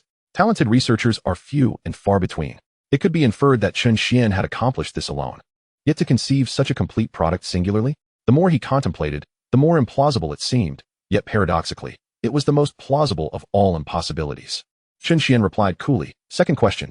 General Chang inquired, "Is it feasible to mass-produce such a vehicle?" To which Chen Xuan replied, "Indeed. I designed it with the intention of monetizing it." Upon hearing this, the entire conference room erupted in astonishment. The notion of a flying car entering the market had never crossed their minds. Yet, once Chen Xuan articulated it, it seemed entirely reasonable. As a company founder, his objective was naturally to generate profit. Chen Xuan continued, "However, to sell it, we must undertake considerable preparations. For instance, addressing air traffic routes necessitates leasing aviation satellites to prevent collisions. Additionally, the flying car requires a redesign. 10 times the speed of sound is excessive for civilian use. A speed of 1 or 2 times the speed of sound would suffice. An elderly general could no longer contain himself, exclaiming, "The F-22 only achieves twice the speed of sound." Chen Xuan, somewhat uninformed on the matter, responded, "Then let's settle on twice the speed of sound. And it must be equipped with autonomous driving capabilities to ensure safety at such velocities." Another elder interjected, "The current technological level of this flying car is exceedingly advanced. Wouldn't it be rather rash to introduce it for civilian use?" Chen Xuan shook his head, asserting, "I will devise methods to safeguard the technology, such as ensuring the vehicle is non-disassemblable and mandating factory repairs in the event of malfunctions." General Chang spoke gravely, "Very well, design a civilian model first, and we can discuss specifics later. Securing permissions for aviation satellites should not be an issue. Simply contact me directly thereafter." Another elder added. Chen Xuan glanced at the speaker with delight. This was indeed an unexpected boon. He believed that obtaining permissions for aviation satellites would pose the greatest challenge in his sales plan, yet it was an absolute necessity. The proliferation of flying cars without satellite monitoring could easily lead to accidents. Although he could potentially hack into the satellites, such actions would be easily detectable. Now, the matter had been resolved. General Chang continued, "Our military requires specialized flying vehicles for troop transport and combat operations. Is that a challenge?" Chen Xuan confidently replied, "Not at all. However, it will take some time. Please provide me with your requirements, and I will return with a design for your review." "I will send you the specifications shortly," the general confirmed. Chen Xuan smiled. "Now, let us proceed to the third question." The atmosphere in the conference room grew increasingly fervent. As they absorbed more information about the flying car, their astonishment mounted, accompanied by anticipation and excitement. Rather than resisting collaboration, Chen Xuan was eager to work with them, offering to design specialized flying vehicles tailored to their needs. Designing a vehicle is no trivial task. The classic models from any automotive company are limited, and manufacturing a car involves navigating a myriad of considerations. After addressing a series of questions, the final request emerged, to showcase the flying car to these esteemed individuals. Chen Xuan addressed the gathered dignitaries, "You won't be able to witness the demonstration from here. Instead, please board in groups, and I will take you for a ride." Hesitation swept through the group, not born of fear, but rather from the surprise that they were about to board a flying car. A group of 8 ascended into the vehicle. As they settled into their seats, the safety harnesses beside them automatically engaged, securing them in place. Chen Xuan approached the cockpit and commanded, "Take off." The flying car began to accelerate smoothly. Chen Xuan was apprehensive about accelerating too quickly, fearing that it might provoke heart issues among his passengers. The speed of the flying car escalated, propelling them into the clouds. Chapter 20. This is a groundbreaking technology. The prominent figures aboard the flying car gazed through the windows, witnessing the scenery vanish at an astonishing pace, observing the clouds, and even spotting the airplanes that were swiftly left behind. Looking down through the glass beneath their feet, they could see the cityscape transforming in rapid succession. In just a minute or two, the flying car could transport them from one city to another. This velocity left them utterly astounded. In merely 2 hours, one could traverse the entirety of Long Country. Such speed truly existed. In the factory area, a group of influential individuals looked up at the vanishing flying car, both in anticipation and awe. "Had I not witnessed it with my own eyes, I would never have believed it," an elder exclaimed. A researcher remarked pensively, "Even having seen it, I find it hard to believe. If this is genuine, our Long Country has a chance for accelerated rise." The true catalyst for this rapid ascent was not merely the flying car, but rather Chen Xuan himself.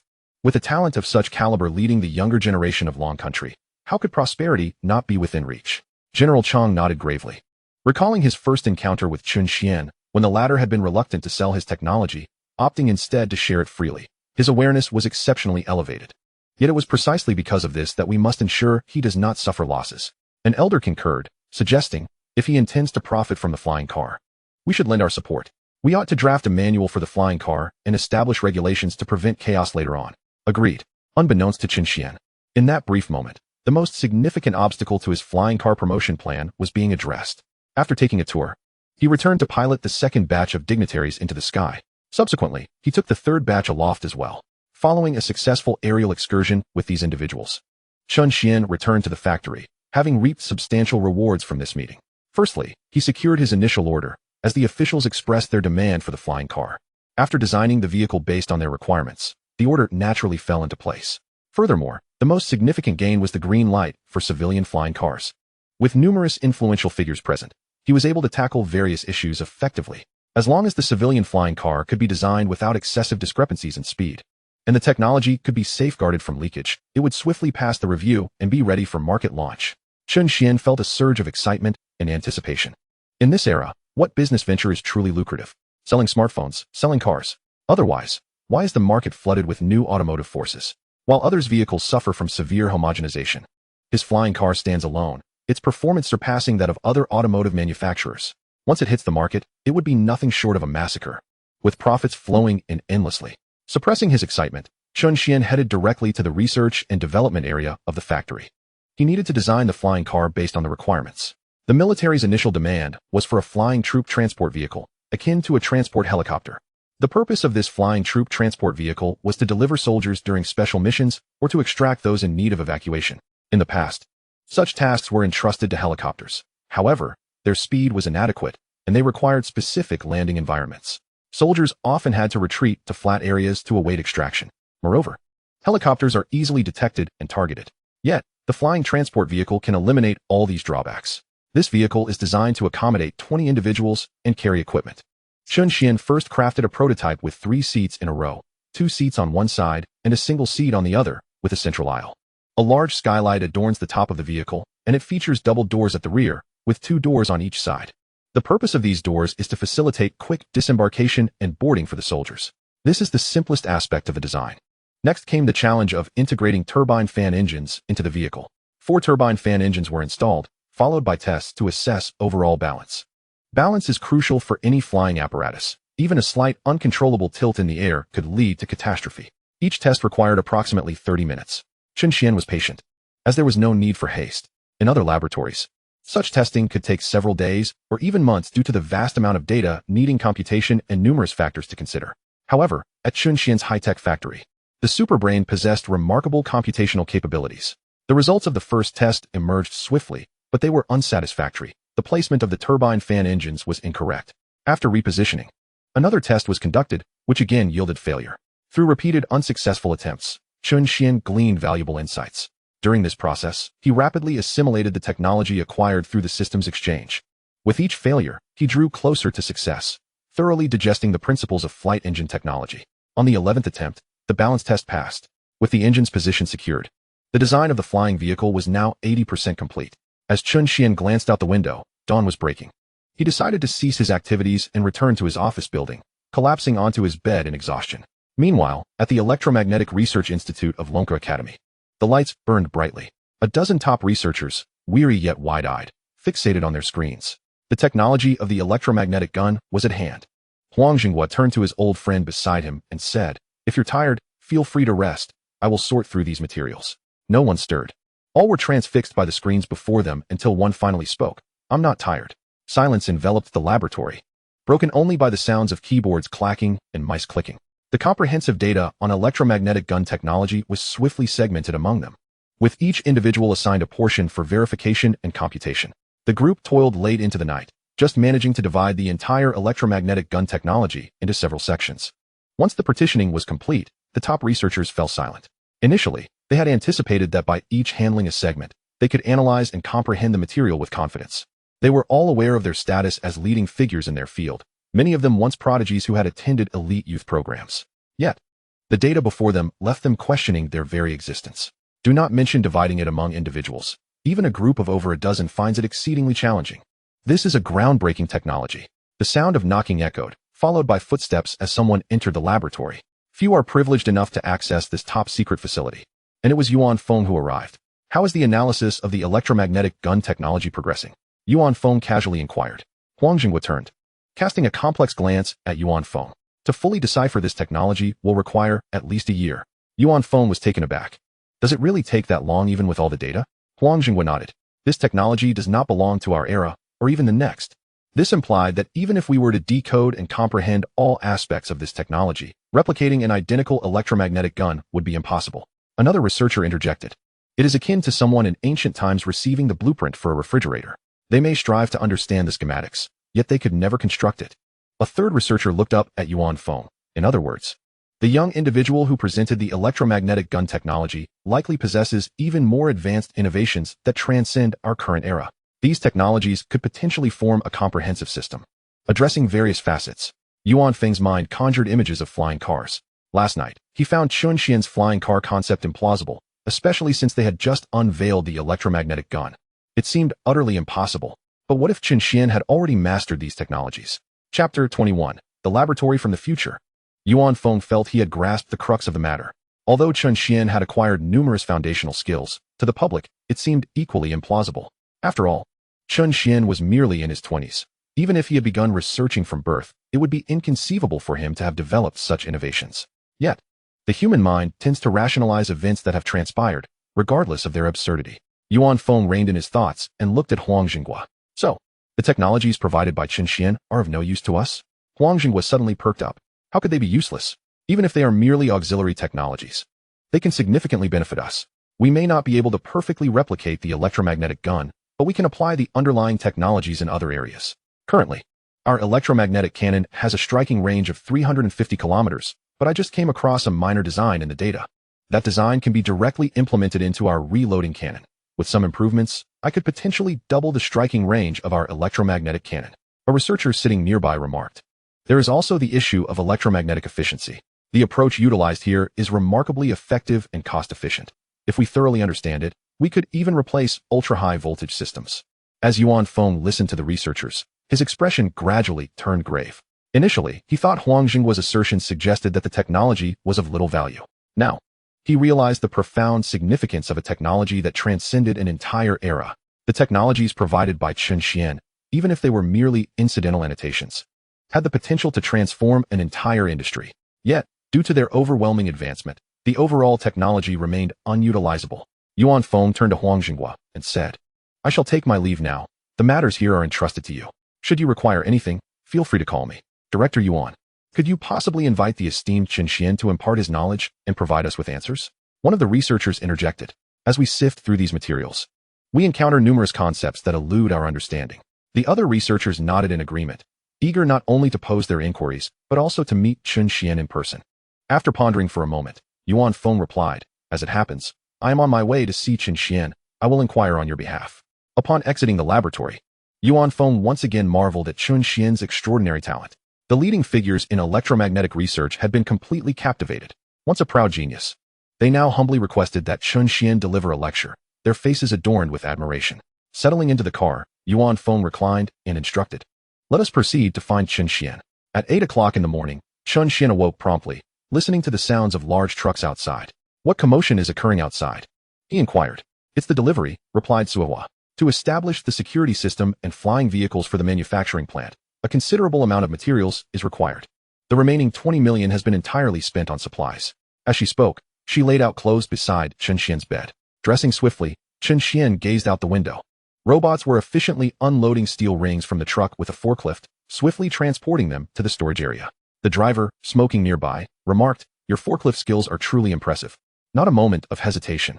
The robot smiled silently, continuing its fluid movements in transporting the goods. Observing that everything appeared in order, Chen Xuan headed straight to the research and development area to further design his airborne troop transport vehicle. Having completed the majority of the design the previous evening, he only needed to incorporate some basic functionalities that day. Standard features included radar and an operational system. Beyond the essentials, Chen Xuan contemplated additional design elements. A transport vehicle for warfare must be equipped with weaponry, otherwise, how could it evade interception? He decided to place 2 electromagnetic pulse guns and 2 electromagnetic railguns on either side. If automatic targeting technology were available, that would be ideal. Upon checking the system, he found that such technology did exist, but it cost 10 million. Having spent all his funds on materials, he currently had no money. For the time being, he would have fixed 2 guns temporarily on either side, and, once he had more funds, he could purchase the technology and install it. Next, he considered the color scheme. The entire vehicle would feature a light blue camouflage. When airborne, it would be difficult for the naked eye to detect from below. Thus, the design for the first specialized flying vehicle was complete. With a gentle wave of his hand, Chen Xuan commanded, Have the factory produce one. Understood. Next came the design for the second vehicle, which required speed over size. In the absence of stealth capabilities, maximizing speed became paramount. The operational effectiveness would allow it to swiftly traverse the battlefield, providing a clear understanding of the enemy's overall layout. This vehicle would serve a significant role in intelligence gathering on the battlefield. Achieving speed was straightforward. While ordinary flying vehicles had 4 engines, Chen Xuan equipped this one with 8. The additional 4 engines would be positioned at the rear and diagonally behind, coupled with a shuttle-like appearance. Could its speed be anything less than extraordinary? Testing commenced, and within a mere 15 minutes, the machine's calculations yielded results. Disintegration. The velocity was excessive, causing a deviation in the flight posture. In that fleeting moment, the flying vehicle was utterly crushed by the immense wind resistance. The speed was too rapid, rendering stability unattainable. Chen Xuan sensed something amiss. Although 10 times the speed of sound was indeed swift, stability was considerably better. Was it the issue with the 4 additional turbojet engines he had installed? After contemplation, Chen Xuan resolved to change his position. Following multiple unsuccessful tests, he began to focus on the vehicle's exterior. In comparison to an aircraft, the design of the vehicle was somewhat lacking. He toiled from morning until noon. Yet progress remained elusive. Elevating the flying vehicle's speed from 10 to 20 times the speed of sound proved to be far more challenging than Chen Xuan had anticipated. Mr. Chen, Director Yuan has arrived and wishes to see you. After a brief consideration, Chen Xuan concluded that aside from the production workshop, other areas of his factory could be shown to outsiders. Having already presented the facility to Yuan Feng, it would be more reasonable to unveil technological products later. Show him in. Outside, the security guard nodded at Yuan Feng. Mr. Chen has instructed me to bring you inside. Yuan Feng was quite curious about Factory 27. According to his information, this factory was considered dilapidated. Following its privatization years ago, it had been on a downward trajectory due to inconvenient transportation and outdated production equipment, which was inevitable. Chen Xuan's father had refused to sell the factory, leading to its gradual neglect. However, upon entering Factory 27, Yuan Feng was taken aback to discover a hidden paradise. The cement floor was spotless, and the factory buildings appeared new, albeit the interior conditions were not visible. Furthermore, the orderly arrangement of the various buildings within the factory spoke volumes of its organization. He could easily believe it to be a high-tech facility. Directly facing the main entrance was a 3-story building, presumably the office. The number of employees in the entire factory was minimal, suggesting a lack of orders. As Yuan Feng observed the factory, he inquired of the security guard, "How long have you worked here?" The guard cast a sidelong glance at Yuan Feng. "I have no intention of switching jobs, so don't even think about recruiting me." Yuan Feng nearly lost his composure. He had no desire to recruit him. He merely wished to ascertain how long the factory had been operational, as this information was absent from the documentation. The guard continued to lead the way until they arrived at a uniquely designed building. Nodding towards Tsuehua, "The person has been brought." Tsuehua turned to Yuan Feng. "Director Yuan, please follow me." Yuan Feng followed Tsuehua into the research and development building and was left speechless. The interior and exterior of the R&D facility seemed like 2 disparate worlds.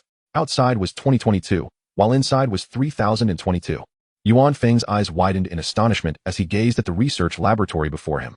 If Chen Xuan had told him this was a glimpse into 1,000 years hence, he would have believed it, for everything within this R&D building left him in awe. Chapter 22, 20 times the speed of sound. Yuan Feng, much like the character Lu Lao Lao entering the Grand View Garden, gazed with wide eyes at the various equipment within the laboratory. He felt as though his worldview had been profoundly shaken. Above the design table floated a 3D projection showcasing the flying car that Chen Xuan was currently designing. This 3D projection technology had appeared in numerous films. Yet, for this technology to be comprehensively utilized in the real world, it would require at least a century. The technical difficulties were exceedingly high. The level of technology has already reached impressive heights, yet the 3D projection here merely serves as an inconspicuous assistant. Behind the design table lies an extraordinarily flexible robotic arm. Chen Xuan need only provide a simple design, and these robotic arms will execute intricate and sophisticated operations. The technology employed is even more formidable. Firstly, such dexterous robotic arms are non-existent in the external world. The robotic arms found outside remain rigid and simplistic, typically confined to assembly lines performing basic mechanical movements.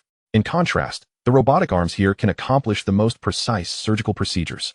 Most importantly, the system can accurately comprehend the intentions expressed by Chen Xuan.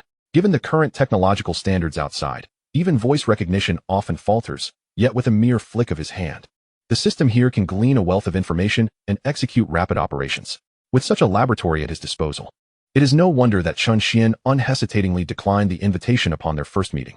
By comparison, the finest laboratory at Lonka Institute pales in insignificance next to this one. Chen Xuan stared blankly at Yuan Feng as he entered and clapped his hands. "Director Yuan?" Yuan Feng snapped back to reality. "Chen Xuan, this is my research lab." Chen Xuan temporarily halted his design. "Director Yuan, do you need something?" Yuan Feng suppressed his astonishment and curiosity, making an effort not to gawk. "Your flying car must undergo testing before it can be marketed. I have contacted the Aviation Engine Research Institute, and your flying car's turbojet engine can be sent there for testing." Chen Xuan, whose focus was solely on monetizing the flying car, felt a sense of urgency. When can we proceed with the testing? I'll communicate with them to expedite preparations. It should be ready soon, likely within 2 or 3 days. Yuan Feng replied. Chen Xuan nodded. All right. Yuan Feng recalled the earlier matter at the electromagnetic research laboratory. There's one more thing. Huang and the others asked me to invite you to give them a lecture. They reviewed the technology you provided, but there are still many aspects they do not understand. Chen Xuan casually activated a button on the design table. There's no point in going over now. Let them study for a while longer. I will visit once they have accumulated more questions. That will be more efficient. Understood. Yuan Feng could see that Chen Xuan was not keen on lecturing. His gaze falling on the design table. The table displayed an empty 3D projection of several flying cars of similar design. What is the situation with this vehicle? It's the flying car required by the military, but they need it to be fast. I am considering pushing the original limit of 10 times the speed of sound even higher. These are all failed designs. After adding the engine, the maximum speed reached 18 times the speed of sound, but it soon disintegrated. Chen Xuan glanced back at the bewildered Yuan Feng. Director Yuan, where do you think the issue might lie? I think. Yuan Feng waved his hand in confusion. I specialize in molecular materials. How would I know? Chen Xuan's eyes suddenly sparkled with realization. Materials. The issue lies with the materials of the flying car. The original material strength was already high, but the demands for strength increase significantly when the speed is doubled. It's not just about material strength. Factors such as weight and more will influence the final outcome. Chen Xuan continued his work with renewed fervor. Yuan Feng observed as Chen Xuan dismantled all previous designs, embarking on a fresh conception of the flying vehicle. For the vehicle's exterior shell, Chen opted for a composite metal, enhancing its strength while simultaneously facilitating thermal conduction and dissipation. Although the weight increased, it necessitated a recalibration of the engine's placement. After 3 hours of relentless labor, Chen finally completed the new design and initiated a system test. Glancing at his watch, he was surprised to find it was already 4 in the afternoon. Suehua, could you prepare something to eat? I forgot to have lunch, he called out. Yuan Feng had been watching attentively, and he came to understand why Chen Xuan was successful. Despite being a top-tier genius, he remained utterly absorbed in his work, forsaking sleep and sustenance. Turning around, Chen Xuan noticed Yuan Feng was still present. Director Yuan, you haven't left yet? I'll be on my way shortly. There's no rush to leave. Let's have a meal first, Chen Xuan urged, guiding Yuan Feng to a nearby seat. The chef's dishes here are quite delectable. Yuan Feng accepted the invitation without hesitation, taking a seat opposite Chen Xuan and surveying the surroundings. With a laboratory like this, some researchers would surely wake up laughing in their dreams. Chen Xuan smiled. If Director Yuan enjoys this place, feel free to visit often. Yuan Feng shook his head and was about to speak when a mechanical voice echoed through the room. Test failed. Reason for failure: loss of control, resulting in immediate disintegration. Yuan Feng's eyes widened in shock, not merely due to the failure of the test, but because of the swiftness of the results. Such rapid feedback could only imply one thing. There was a superintelligence in this laboratory, one of formidable computational prowess. The creations of Chen Xuan could be directly processed by this superintelligence. At the Lonka Institute, there were superintelligences available, but they were in high demand, requiring a queue and formal applications to access. Unlike Chen Xuan, who had a superintelligence at his disposal for his sole use.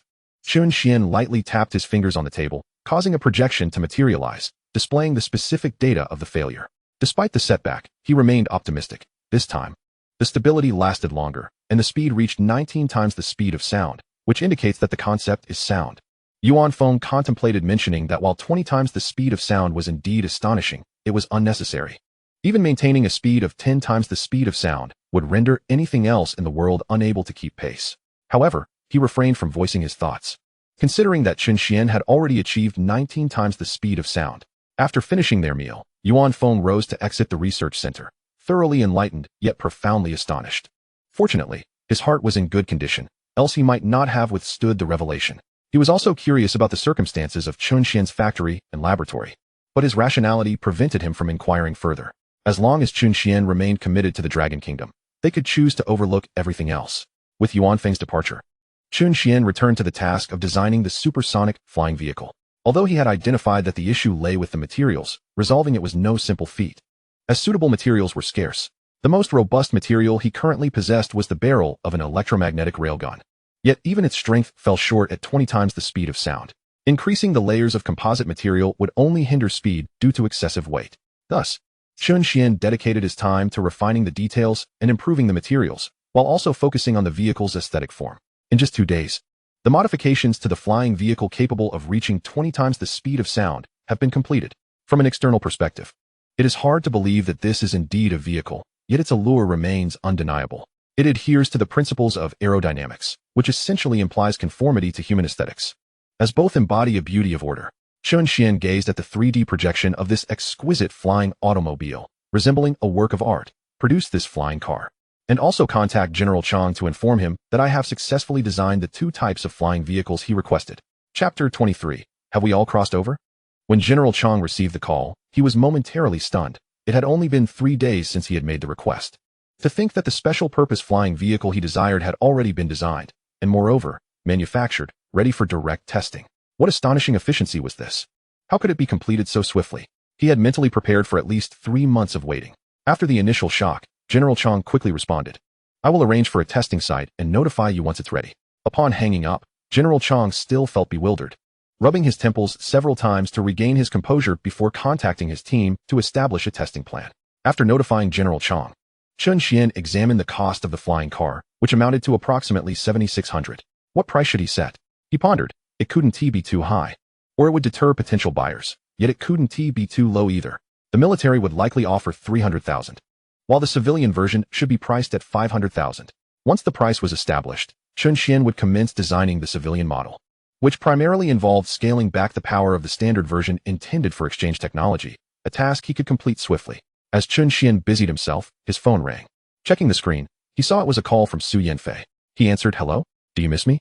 Su Yanfei, slightly embarrassed, replied, I've arrived at the Exoskeleton Research Institute, and the seniors asked me to invite you for a visit.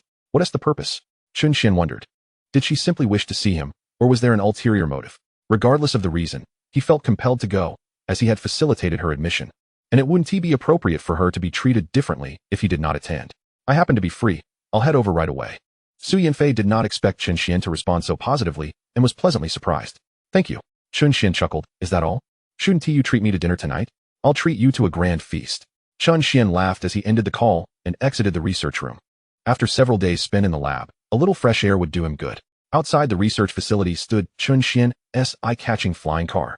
He hopped in, settling onto the couch. Destination, Exoskeleton Research Institute. The destination confirmed, the route set, the trip would take 5 minutes. Please fasten your seatbelt. As the announcement echoed, the safety belt secured him in place, and the flying car ascended vertically, soaring into the sky toward its destination. Chen Xuan felt no concern about others witnessing the flying vehicle. In fact, the visibility would serve as excellent promotion for his sales endeavors. The Exoskeleton Research Institute, much like Factory 27, is situated in the suburbs. However, it boasts a more favorable location, being relatively close to the city center. As Chen Xuan made his way there, he merely passed a handful of skyscrapers in the suburban area. On the balcony of one residence, a child was playing with building blocks when he suddenly looked up and exclaimed, Mom, a car just passed by the window. From the kitchen, a woman's voice responded, Silly child, we live on the 30th floor. Yet the child insisted, But I really saw a car. When Chen Xuan descended outside the Exoskeleton Research Institute, he noticed a group of onlookers, their faces adorned with expressions of bewilderment as they gazed at the flying vehicle. Many among them held banners and flowers, seemingly prepared to welcome him before his unexpected arrival in just 5 minutes. Among the crowd, Su Yanfei also looked up, her eyes wide and mouth slightly agape. She recognized the vehicle as Chen Xuan's, recalling that he had arrived in it at a previous class reunion, yet no one had informed her that it could fly. Besides Su Yanfei, a dozen researchers from the institute mirrored her astonishment, their heads tilted upward. What was this? Had cars truly taken flight? Had they collectively traversed time? Were they witnessing a mere illusion? I believe I saw a vehicle gently descending. Did you see that? Indeed. Have you ever seen such a car elsewhere? Never. What kind of car can fly? Amidst their hushed discussions, the sleek black vehicle came to a halt before the gathering. The doors swung open, and Chen Xuan stepped out with a warm smile, greeting Su Yanfei first. Class monitor. She snapped back to reality and nodded. Brother Chen. At that moment, she resembled a startled little rabbit, utterly awestruck by his grand entrance. The surrounding researchers soon regained their composure and inquired, You are Chen Xuan? Chen Xuan turned his gaze towards them, nodding gently. Yes, I am Chen Xuan. The researchers of the institute had extended an invitation for him to visit. Eager to meet the man behind the legends they had heard, the handguns they had developed had been classified as top secret, with their fellow researchers subjected to immediate scrutiny. Such individuals were, without a doubt, exceptional prodigies. With Su Yanfei facilitating introductions, they were keen to make his acquaintance. However, Chen Xuan's dramatic arrival left them somewhat flustered, instilling a sense of reverence akin to gazing up at a towering mountain. Furthermore, they were increasingly astonished by his youth, What remarkable achievements could he have accomplished at such a young age to garner such a grand spectacle? The oldest researcher present, Guokai, politely addressed him. I am Guokai, the head of the institute. We warmly welcome Professor Chen to our Exoskeleton Research Institute and hope to receive your guidance and insights. Su Yanfei stood in a state of shock. Why was the head of their institute treating Chen Xuan with such deference? Chen Xuan smiled. No need for such formality. Su Yanfei is here to report today, and I'm simply accompanying her for a visit. Very well, then I shall serve as your guide today and show you around. Guokai led the way, with Su Yanfei and Chen Xuan following him into the institute. The Exoskeleton Research Institute specializes in the study of exoskeletal equipment. The concept of exoskeleton equipment was first proposed by the White Eagle, envisioned many decades ago, yet it remains unrealized to this day. In contrast, the Dragon Nation has successfully utilized exoskeleton gear for small-scale auxiliary combat. Soldiers donning these exoskeletons can enhance their load capacity and extend their running duration, among other benefits. At this moment, Chen Xuan gazes at the generations of exoskeleton equipment displayed in the cabinet. The first several iterations of these exoskeletons are no longer functional. Guokai gently caresses the glass case, observing the rudimentary equipment within. We embarked on this project long ago, since my youth. However, at that time, despite our efforts, we could not create a viable design. The outer shape was easy to fabricate, and we had sufficient steel plates. But the strength of the materials at the joints was inadequate. Now, with advancements in technology and the emergence of various composite materials, both weight and strength are suitably balanced. As Guokai continues his exposition, he leads Chen Xuan forward. Professor Chen, this model is currently being equipped by our military, developed in our research institute. Would you care to give it a try? Chen Xuan looks at the camouflaged exoskeleton and gently shakes his head. No need. I've seen it on television. Guokai chuckles, evidently proud that this exoskeleton armor is not only functional, but also featured on television, a source of personal pride for him. Chapter 24, Urgent Mission. Guokai escorts Chen Xuan into the laboratory, continuing his introduction. The research on exoskeletons is advancing in two primary directions. One is passive assistance. Our laboratory is focused on the development of passive exoskeletons, leveraging mechanical structures to achieve greater load-bearing capabilities, among other effects. Currently, we are primarily enhancing existing parameters and improving the soldier's experience. The second research direction is powered exoskeleton armor, akin to what one might see in films, featuring mechanical assistance. Guokai shakes his head slightly. The second research direction necessitates substantial investment and presents significant technical challenges. This is also the research direction currently claimed by the White Eagle. Chen Xuan raises an eyebrow. I'll look into it later to see if I can produce a set. His system allows him to exchange for an exoskeleton at a reasonable price. He plans to assess its effectiveness, and if it proves beneficial, he will secure one once he has the funds. Guokai looks momentarily taken aback before laughing. Exoskeletons are not as simple as you might imagine. Although this set appears straightforward, even a single screw within is meticulously considered, and the angles of joint movement have undergone extensive testing. To put it plainly, this exoskeleton armor has taken us half a century from inception to this point. Chen Xuan chuckles. If I truly manage to produce one, I will certainly have someone deliver it to you for a look. All right, I shall await it. As they continue to stroll, Guokai lowers his voice. What is the situation with that vehicle outside? Though Guokai's voice is soft, the surrounding atmosphere is quiet, and suddenly, numerous ears perk up in curiosity. Guokai adds, if you can speak about it, please do. If not, I implore you, do not divulge anything. Chen Xuan smiles. Would I have come here so boldly if I couldn't share? My company has developed a flying car, and we are currently busy with testing. Once the tests and reviews are approved, the flying car will soon be available on the market. Guokai widened his eyes in disbelief as he gazed at Chen Xuan. The mere mention of this flying car being a top-secret test vehicle would not have left him so astounded. The prospect of it being available for sale and entering the market signified that the technology had reached an impressive level of sophistication. How had the aviation technology of the Dragon Country advanced to such a stage without his knowledge? The depths of concealment were truly remarkable. Chen Xuan, observing Guokai's astonishment, smiled and said, once it hits the market, I shall gift you one. Guokai hurriedly waved his hands. A gift would be inappropriate. However, I would certainly consider purchasing it. Chen Xuan chuckled. Fair enough. All personnel from the Exoskeleton Research Institute will receive a 40% discount when they wish to buy the flying car. A researcher timidly interjected, how much will it cost? I fear I might not be able to afford it. Please give me a price so I can prepare myself. Approximately 500,000. Such an affordable price? I recently purchased a car, and now my mindset is utterly shattered. Amidst their casual banter, Chen Xuan completed his tour of the Exoskeleton Research Institute. Guokai personally escorted him to the entrance, saying, Professor Chen, you are always welcome here. Thank you, replied Chen Xuan, turning to the still motionless Su Yanfei. What are you waiting for? Get in the car. Su Yanfei's face flushed as she turned to bid farewell to her colleagues before following Chen Xuan into the vehicle. The door closed, and they ascended directly into the sky. Inside the car, Su Yanfei felt somewhat uneasy and tense. Although she shared a close relationship with Chen Xuan, she had not anticipated such a significant transformation in him within such a short span of time. Striving to calm her emotions, she said, "Thank you for coming to support me. You have supported me on numerous occasions, so helping you once is hardly a burden," Chen Xuan replied. "But you never really needed my assistance before." Chen Xuan had always perceived Su Yanfei as quite carefree. Her current demeanor, resembling that of a shy young girl, was rather amusing. "I do need it, very much." Su Yanfei turned to gaze out the window, observing the clouds and the distant passenger aircraft. "By the way, why does Professor Guo from our institute refer to you as Professor Chen?"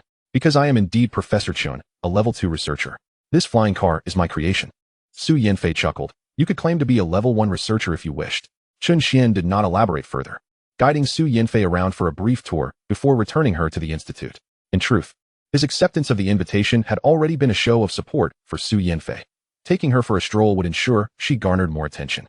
If she still felt discontented in this environment, delivering the exoskeleton equipment would alleviate any lingering concerns. As Chen Xuan was preparing to return home, his phone suddenly rang. It was General Chang calling. Chen Xuan answered. "Hello, General Chang." General Chang spoke directly. "There is an urgent mission requiring the use of the flying troop carrier. Is the sample vehicle you prepared capable of executing this urgent task?" "Yes." Chen Xuan could sense the tension in General Chang's voice. "What do you need me to do?" "I will provide you with an address. Have the troop carrier dispatched there as quickly as possible." "Understood." After hanging up, Chen Xuan instructed, "Accelerate back." The vehicle's speed abruptly increased. Simultaneously, at Factory 27, 2 sample flying cars took to the skies, while the larger troop carrier sped away. The sleek flying vehicles awaited in the air. As Chen Xuan's flying vehicle arrived, the 2 craft docked seamlessly, allowing him to step from his vehicle into the shuttle-shaped aircraft. In the next moment, the shuttle ascended into the sky, accelerating at an astonishing rate. This shuttle, designed to reach speeds of 20 times the speed of sound, surpassed the transport vehicle in mere seconds, racing towards its destination with even greater velocity. The address provided by General Chang was the outpost.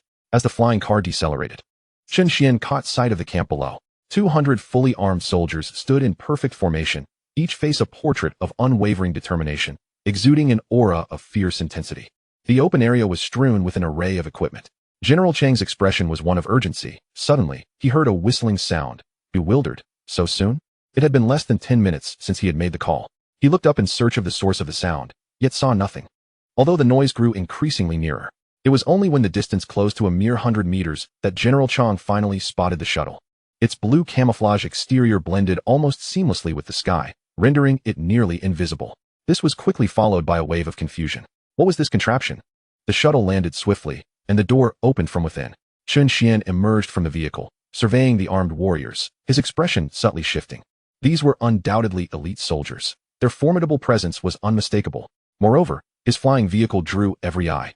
Yet not a single soldier among the 200 turned their heads or even cast a glance in this direction. Their training was evidently impeccable. General Chang stood momentarily dumbfounded, gazing at the shuttle-shaped craft. Is this truly the flying transport vehicle you designed? It appears only capable of seating 2 passengers. And there seems to be no room for equipment. Chapter 25, A New Order. Chen Xuan addressed General Chang. Upon sensing your urgency, I decided to take the reconnaissance flying vehicle ahead. For reconnaissance, speed is paramount. Thus, I designed it to travel at 20 times the speed of sound. The flying transport vehicle will arrive shortly. General Chang was taken aback, and the elderly man beside him was equally astonished. 20 times the speed of sound? The previous speed of 10 times had already left them in awe. Now, a doubling of that speed? Is it truly so simple to break through the limits of velocity? Chen Xuan met General Chang's astonished gaze. It's a minor adjustment. I merely modified the exterior and added a few more engines.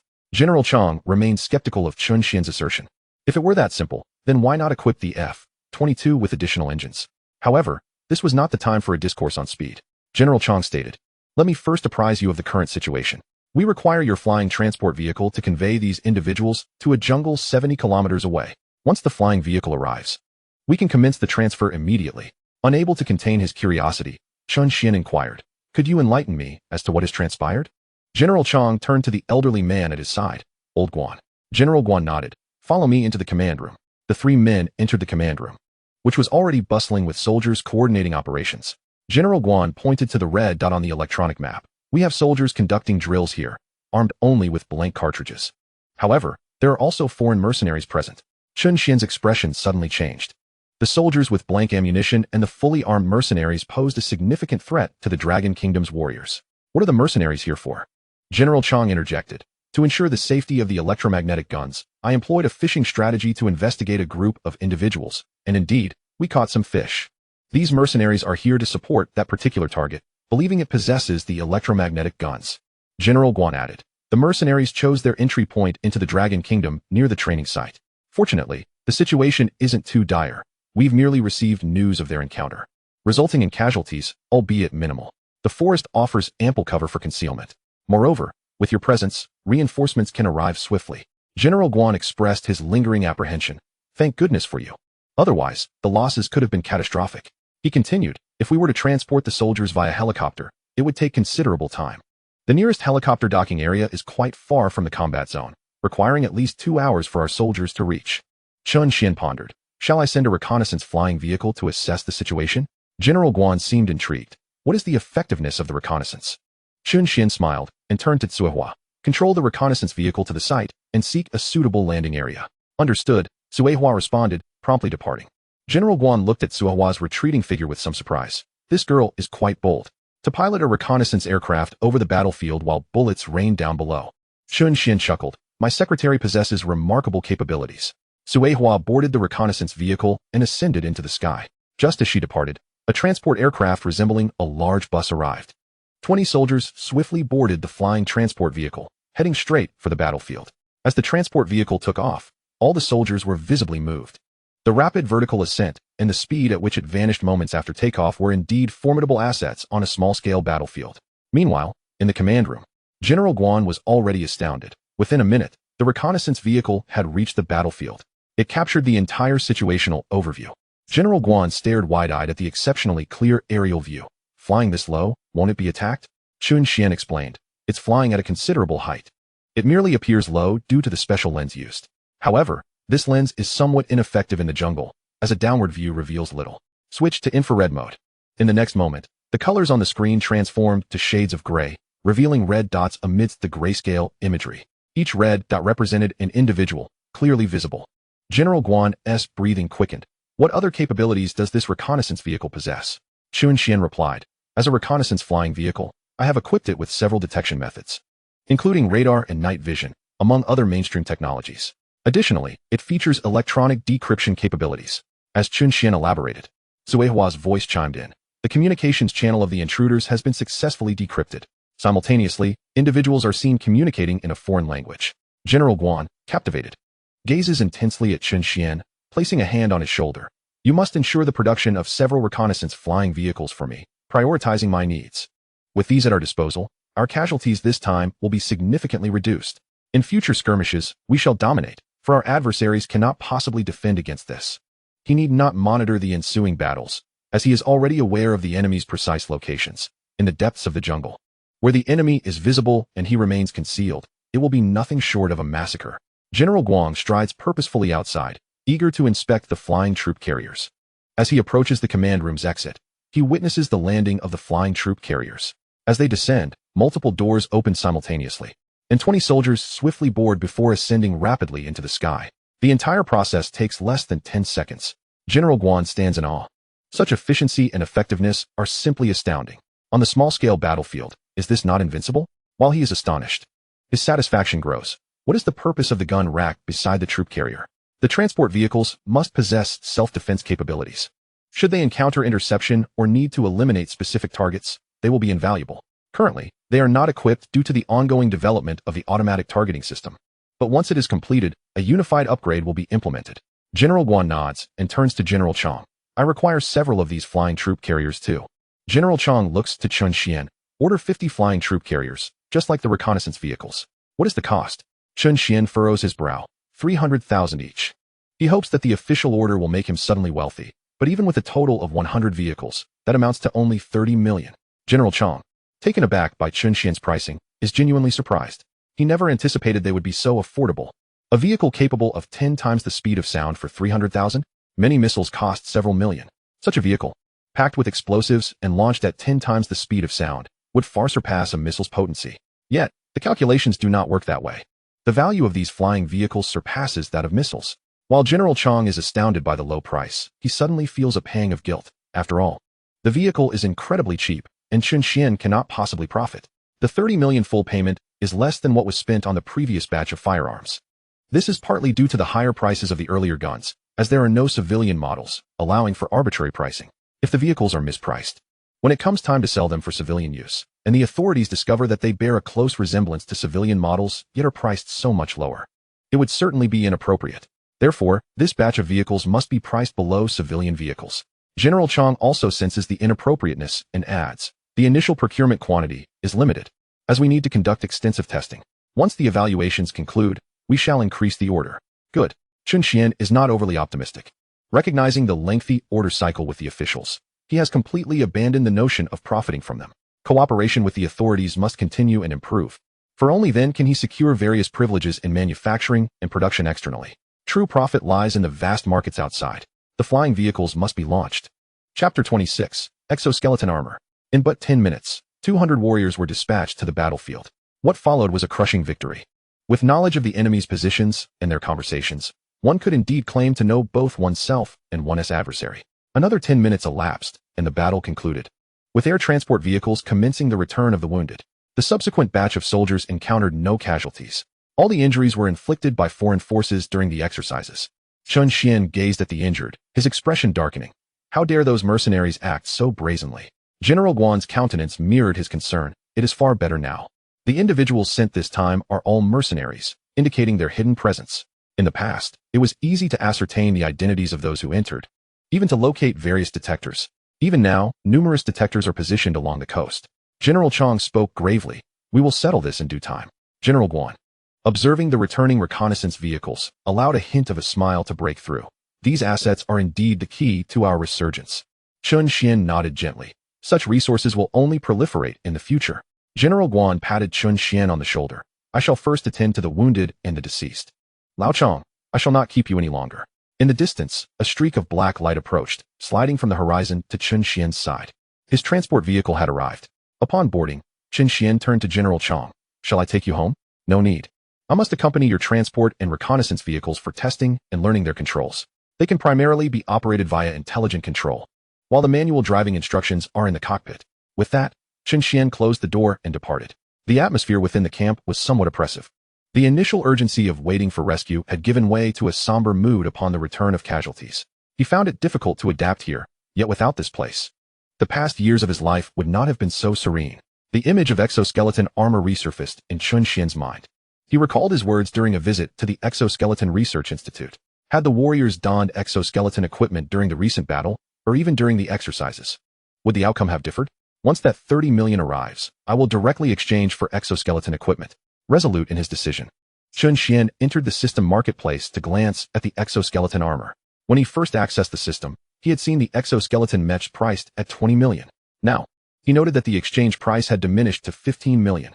This reduction likely stemmed from some overlap in technology with what he had already acquired, thus eliminating the need for redundant purchases. The exoskeleton equipment displayed was not merely the lower body support currently outfitted by Long Country. It encompassed the entire body, with metallic connections extending from the soles of the feet to the fingertips. Additionally, there was an energy source affixed to the back, powering the entire exoskeleton armor. Its silver exterior exuded an aura of sleekness and sophistication. Initially, Chen Xuan had resolved to acquire the exoskeleton armor to prevent the loss of soldiers. However, at this moment, he simply yearned to obtain it for the sake of enjoyment. After all, which man does not have a fondness for such things? Currently, one cannot afford the mecha, so indulging in exoskeletal equipment is equally romantic. The phone rang. Chen Xuan glanced at the caller ID. It was Yuan phone. Director Yuan. The testing environment at the Aerospace Engine Research Center has been set up. Please bring the aircraft engine over tomorrow for testing.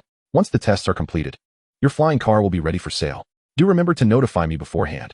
I've prepared a surprise for you. Chen Xuan did not inquire about the nature of the surprise. After all, it was meant to be a surprise. All right, I will come by tomorrow for the engine test.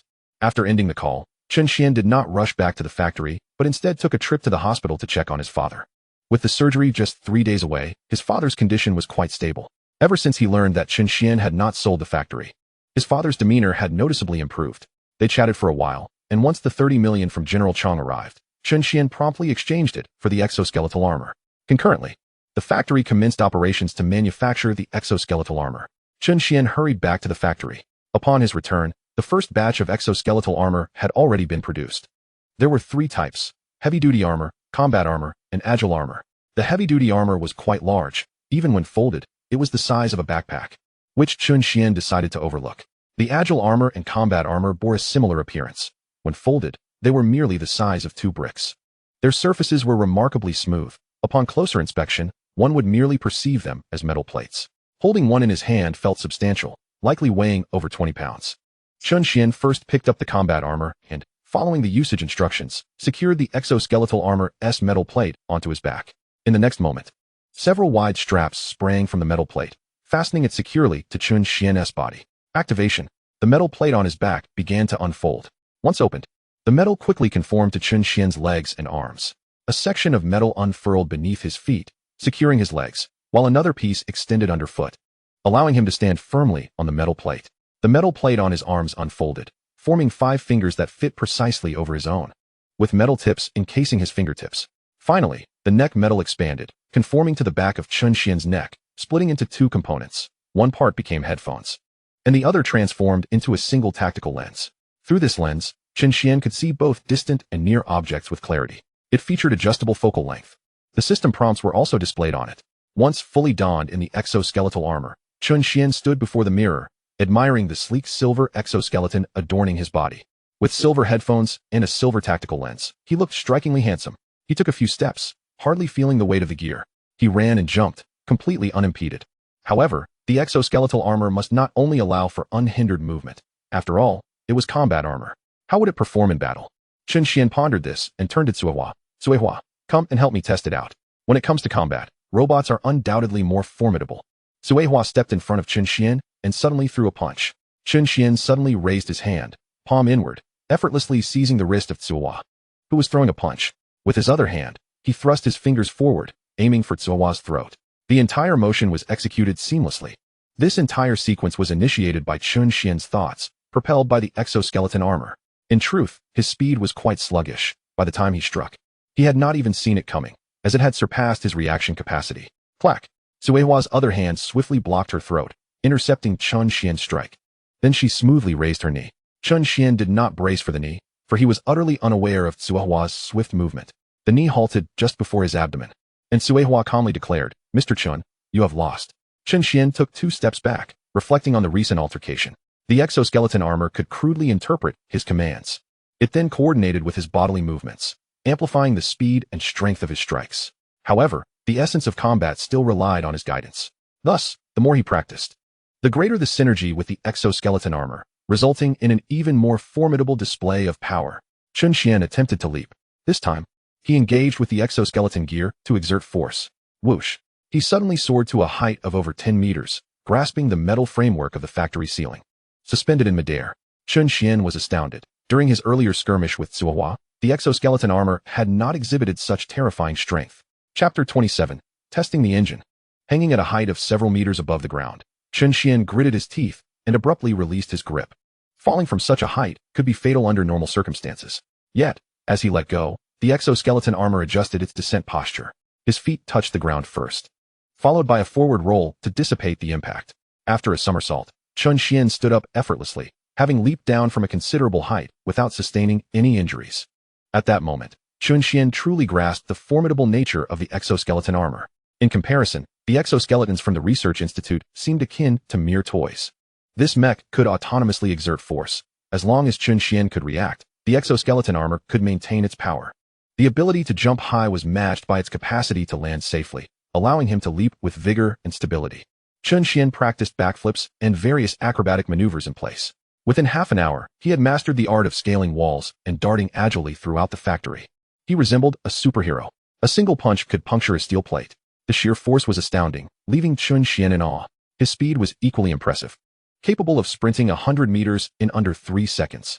Had he possessed this exoskeleton gear on the battlefield before, foreign mercenaries would have met a dismal fate. Even if our soldiers were unarmed, they could unleash a massacre with sheer barehanded prowess. After indulging in his newfound abilities, Chen Xuan folded the combat armor and secured it on his back, feeling no encumbrance. Though it weighed over 20 pounds, it was hardly noticeable when fitted snugly against his body. unless he remained inactive. Chen Xuan chose not to remove the exoskeleton armor. This device could very well save his life. Today, General Chang had reeled in a catch. Would that catch, aware of the electromagnetic gun, already know of his existence? Even if the current knowledge is lacking, with the increasing revelations he will present in due course, it is inevitable that many will covet his life. With such a possession, safety is assured. At the very least, it can serve as a means for physical training. He tossed the remaining 2 pieces of exoskeleton armor to his assistant, instructing them to deliver it to the Exoskeleton Research Institute. The assistant complied and departed with the armor, while Chen Xuan prepared a separate engine in anticipation of the testing scheduled for the following day. Everything was progressing favorably. Once the engine testing was completed, he would be able to release the flying car to the market. With sufficient funds, he could exchange for anything he desired, perhaps even acquire a genuine mech for amusement.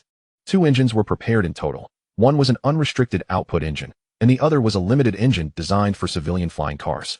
Having made the necessary preparations, Chen Xuan took a brief rest. The next morning, after breakfast, he called Yuan Feng to confirm his visit, then set off directly to the Aerospace Engine Research Center. Some might confuse aerospace with aviation. Aerospace pertains to outer space, while aviation refers to the sky, specifically below 30,000 meters. The research center signifies that it is a direct subsidiary of the Lonka Institute, which could aptly be referred to as the Lonka Institute itself. The Aerospace Engine Research Center stands as the foremost research institution for aviation engines in Longhua. Upon Chen Xuan's arrival, he found himself amidst a throng of over 100 individuals in the center's plaza, all gazing intently at the black flying car in the sky. Their expressions a mixture of confusion, shock, bewilderment, and awe. For those engaged in aviation engine research, being abruptly informed that their endeavors were insignificant was a harsh blow, especially knowing that someone had surged ahead of them, rendering their efforts obsolete. Their emotions were a tumultuous blend. Chen Xuan instructed the flying car to descend before the crowd, and then disembarked. Yuan Feng stood at the forefront, smiling as he introduced an elderly gentleman beside him. Chen Xuan, allow me to introduce you to Professor He, the head of the research center. Professor He's gaze remained fixed on the vehicle. From his expert perspective, the engine aboard was undoubtedly formidable. The thrust-to-weight ratio was astoundingly high, a necessity for the car's ability to take flight. Old He, Yuan Feng nudged his distracted friend. Professor He snapped back to reality, turning to Chen Xuan and extending his hand. Hello? Chen Xuan reciprocated the handshake. Greetings. Yuan Feng continued with the introductions before stating, let us proceed to test the engine parameters. Reluctantly, Professor He diverted his gaze from the vehicle to Chen Xuan. Did you bring the engine? At that moment, Chui Hua approached, carrying 2 engines, each as thick as an arm. The crowd's eyes widened in astonishment at the sight of the engines. Professor He gazed at the engines with disbelief. Is this the size of the engine on the car? How can such a minuscule engine possess the thrust-to-weight ratio necessary to propel the vehicle? Originally, he had estimated the engine's performance to be extraordinary. Yet it seemed his previous calculations were far too conservative. The engines, measuring half a meter in length and no thicker than an arm, likely weighed under 10 kilograms. The 10-pound engine, with a thrust-to-weight ratio of 10, is capable of propelling an object weighing 100 pounds into the air. This vehicle must weigh at least 1,000 kilograms, right?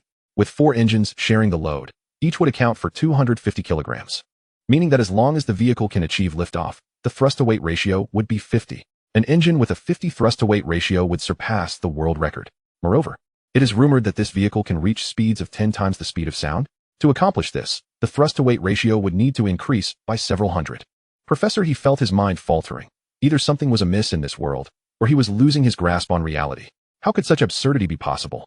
Trembling, Professor He extended his hand and accepted the engine from Tsuehua. Although it certainly did not exceed 10 pounds, he felt an overwhelming weight.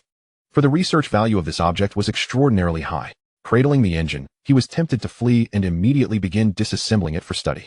Yet, reason held him back, reminding him that even if he were to dismantle it, he would glean nothing of significance. Achieving a thrust-to-weight ratio of 50 was already beyond the scope of his comprehension. Furthermore, what he had just calculated was merely the force required for the engine to lift the vehicle. The engine's capability to propel the flying car at high speeds would undoubtedly yield a thrust-to-weight ratio far exceeding 50. Chen Xuan observed Professor He in a daze, refraining from urging him. He had encountered numerous top-tier researchers in recent days and had grown accustomed to their contemplative nature.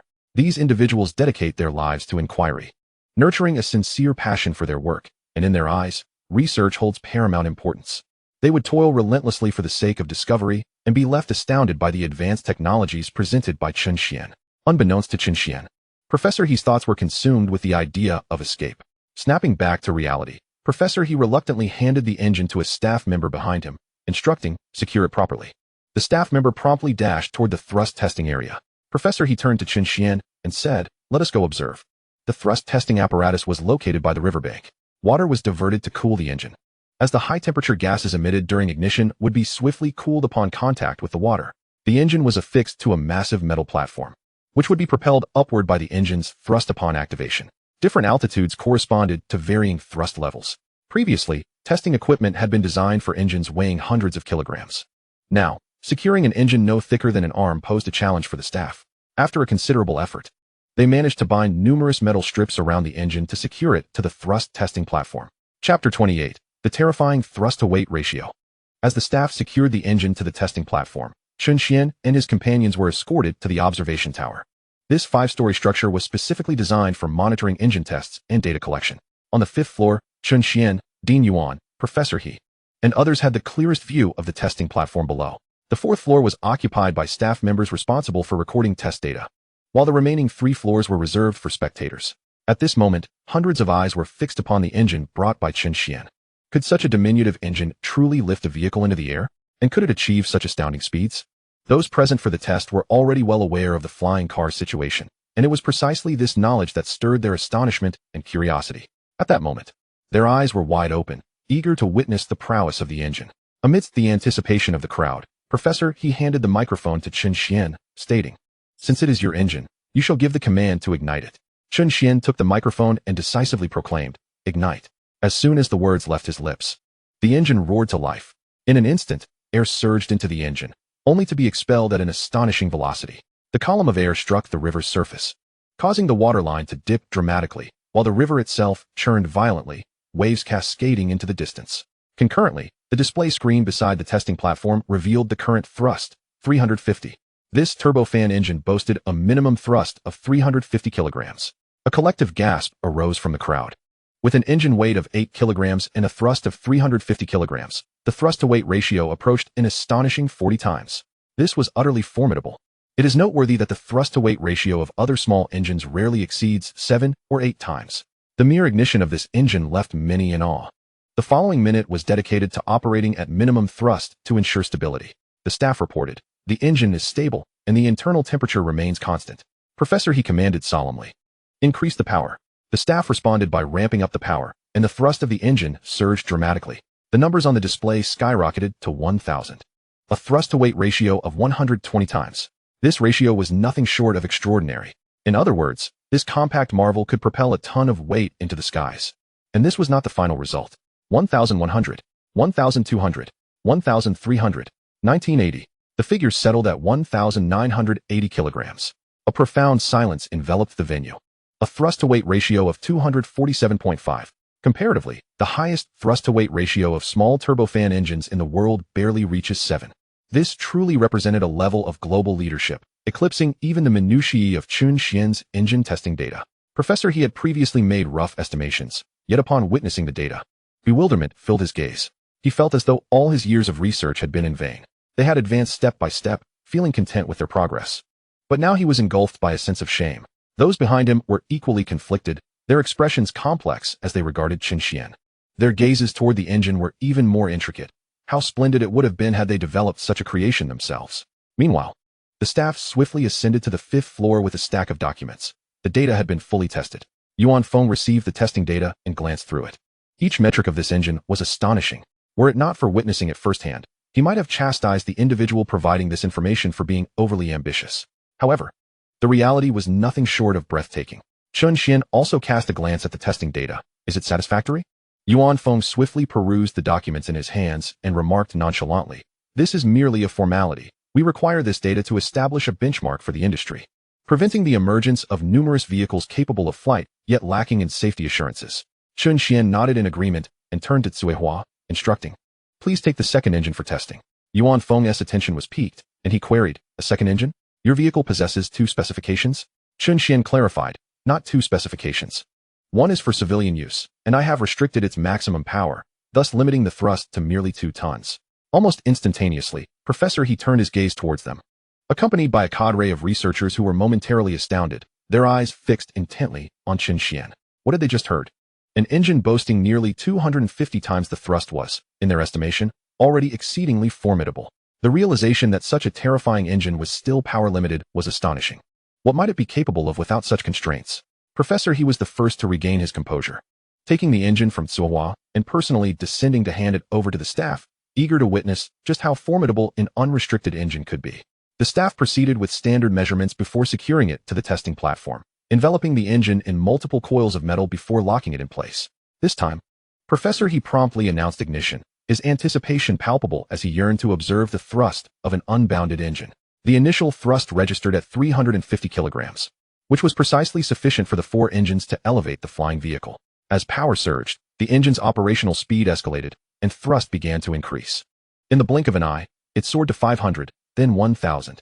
The staff incrementally raised the power, the numbers indicating thrust steadily climbing. 1,500. 2,000. Upon reaching 2,000 kilograms, it had already surpassed the previous testing results. The staff grew tense, continuing to escalate the power. 2,100.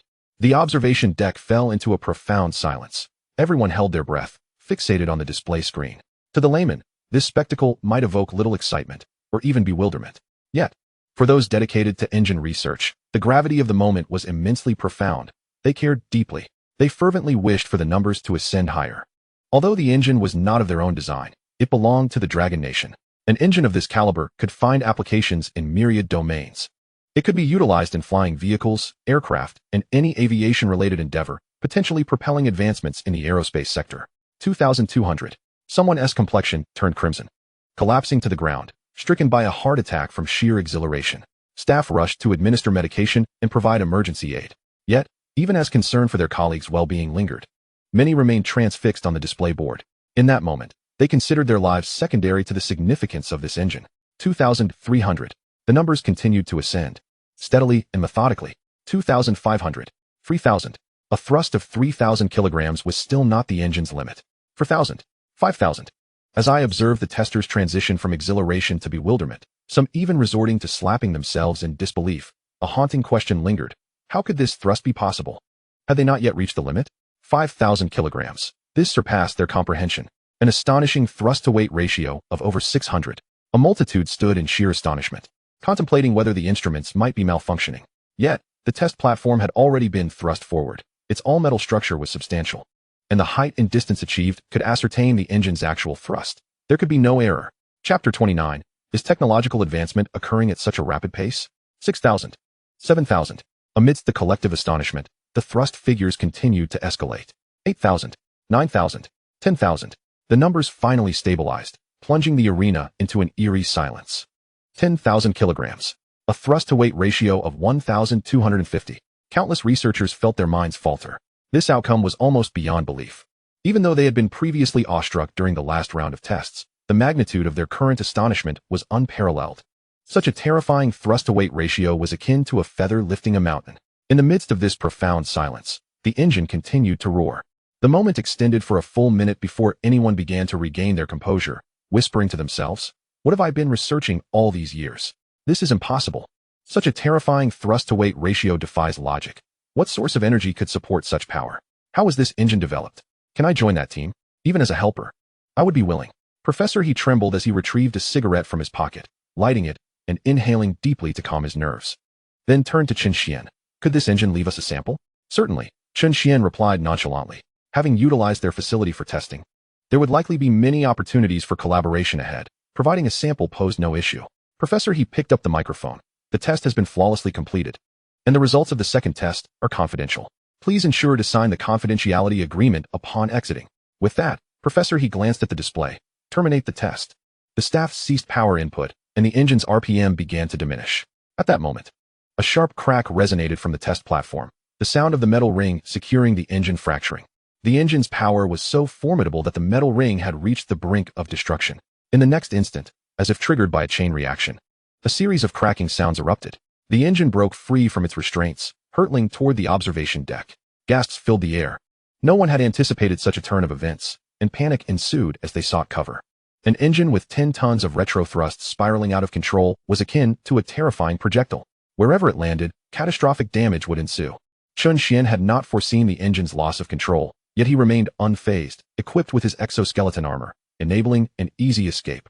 However, as that thought crossed his mind, he immediately dismissed it. He could not simply flee. Start. As he shouted the command, he leaped into the air. While still suspended, the metallic components behind him unfurled, transforming into the exoskeleton armor that conformed seamlessly to his body. From an ordinary individual to a superhuman in an instant. The engine in the distance surged forward with astonishing speed. Chen Xuan braced himself against the wall, his hands gripping the engine tightly as he twisted his waist with forceful agility, swiftly dissipating the energy. Although he could not completely halt the engine's momentum, its power was simply too formidable. He could mitigate its force. With a thunderous crash, the wall buckled and large sections collapsed. As the wall crumbled, Chen Xuan could distinctly feel the impact of the engine in his grasp diminishing. This method of energy dissipation proved remarkably effective. He burst through the wall and was thrust into the room, his feet crashing down onto the metallic floor. Under the engine's thrust, the ground was carved into two deep ruts that extended for several meters before finally ceasing. The engine's force was entirely neutralized, rendering it harmless. Inside the room, dozens of onlookers gazed at Chen Xuan, their eyes wide with bewilderment. The engine had profoundly shaken their worldview, and the exoskeleton armor further shattered their perceptions. Has humanity's technological prowess truly reached such heights? Were they not researchers themselves? Shouldn't they be at the forefront of technological advancement in Longhua? Amidst the astonished stares, Chen Xuan ascended to the 5th floor. The expressions of those on the 5th floor mirrored those below, staring at him in awe, tinged with envy. He looked undeniably impressive. Yuan Feng regarded the exoskeleton armor, momentarily lost in thought. Exoskeleton armor? Chen Xuan acknowledged him with a nod before retracting the armor. Observing Chen Xuan's actions, Yuan Feng turned to Professor He. This is likely a collaborative project with the military. You should arrange for a confidentiality agreement shortly. Professor He gazed curiously at the metallic plate behind Chen Xuan, but understood that some matters should remain undisturbed. Understood. Chen Xuan, perplexed by the sudden emphasis on secrecy, shrugged it off and handed the engine to Professor He. Here, take this. I must be on my way. Professor He accepted the engine reluctantly. Professor Chen, why not stay for a meal? Not this time. I have pressing matters to attend to. Chen Xuan needed to return to the flying car to prepare measures against potential technology theft. Moreover, he needed to prioritize registration and other administrative tasks. His mind was singularly focused on one objective: to sell the car and generate profit. In the distance, the flying car received its command and approached the 5th floor window. Opening its doors, Chen Xuan and Cuehua boarded the vehicle, soaring into the clouds, vanishing from the sight of all below. Professor He stood, staring at the spot where the flying car had disappeared, struggling to comprehend the reality of the situation. It felt like a dream. He turned to Yuan Feng. Where did this prodigy come from? Yuan Feng shook his head. If you ask me, who should I inquire of? Professor He pondered briefly. But what about the team behind him? One individual could not possibly have developed such an engine.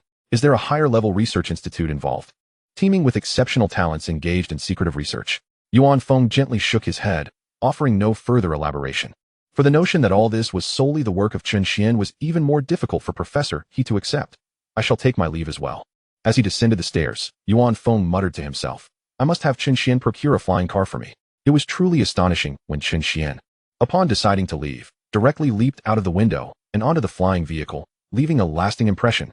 Within the research and development laboratory, Chen Xuan was making final adjustments to the civilian vehicle, preparing 3 distinct models. One was a van capable of carrying cargo, the second a sedan, and the third an SUV. Each model corresponded to a specific demand, with prices remaining largely comparable. To safeguard against technological theft, Chen Xuan equipped every component of the flying car with a monitoring module. Should any part be removed, he would be promptly notified. This measure was designed to prevent disassembly for research purposes. Additionally, each vehicle was fitted with a tracking system. The most crucial line of defense, however, was the onboard AI. Every car was equipped with intelligent auxiliary AI, capable of facilitating autonomous driving.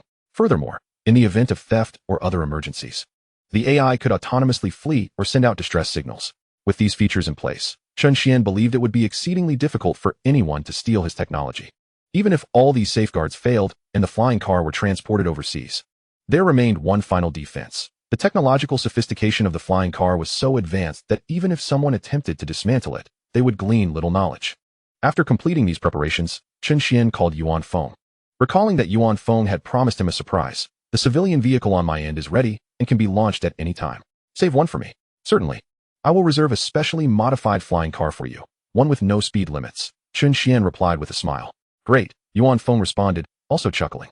Launch it after 8 this evening, and be sure to watch the news broadcast at 7:30. The surprise will be revealed there.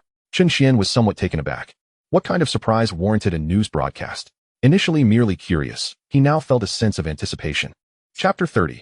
Regulations for Aerial Transportation. While waiting for the evening news broadcast, Chen Xuan visited the hospital, but he did not find his father in the ward. Just then, he spotted a familiar nurse entering the room and inquired, "Where is my father?" The young woman looked puzzled and replied, "He has been moved to a private room upstairs." "Did you not arrange for a specialist from the capital? You didn't know he was transferred?" Chen Xuan surmised that it must have been Yuan Feng or General Chang who had arranged for the doctor. Only they would have organized for a better physician without informing him. After all, for them, it was a matter of mere words, but for Chen Xuan, the arrangement was indeed beneficial. Once he clarified the location of the new ward, he proceeded upstairs. In the private room on the 7th floor lay only Mr. Chen. His complexion appeared quite good. Ever since learning that Chen Xuan had not sold the factory, his spirits had improved. Upon seeing Chen Xuan enter, Mr. Chen remarked grumpily, "Why aren't you at the factory? The 27th factory is no different from just starting out. As the factory manager, you should always be present to set an example." Mr. Chen chided. Chen Xuan chuckled, knowing that his factory was devoid of any competent staff, so what example could he set? Nevertheless, he nodded in acknowledgement. "After being busy for so many days, I finally found time to come today. Doesn't that count as being at the factory?" "It does, Mr. Chen conceded. Old Chen was quite pleased with Chen Xian's demeanor and patted the chair beside the bed. "Tell me about the situation at the factory. What machinery have you procured?" Chen Xian pondered for a moment and casually fabricated a 9-axis high-precision cutting machine. Old Chen's eyes widened in surprise. "They sell that overseas? Isn't it banned for us?" Chen Xian, taken aback by Old Chen's awareness, replied, "In the past, they indeed did not sell it. Even if they did, there were backdoors and limitations on the machines. But now we have overcome those obstacles and purchased domestically produced equipment." "Well done." Old Chen chuckled. "What else?" Chen Xian continued to weave his tale, as he could hardly admit that the factory's machines were all first-tier civilization production devices.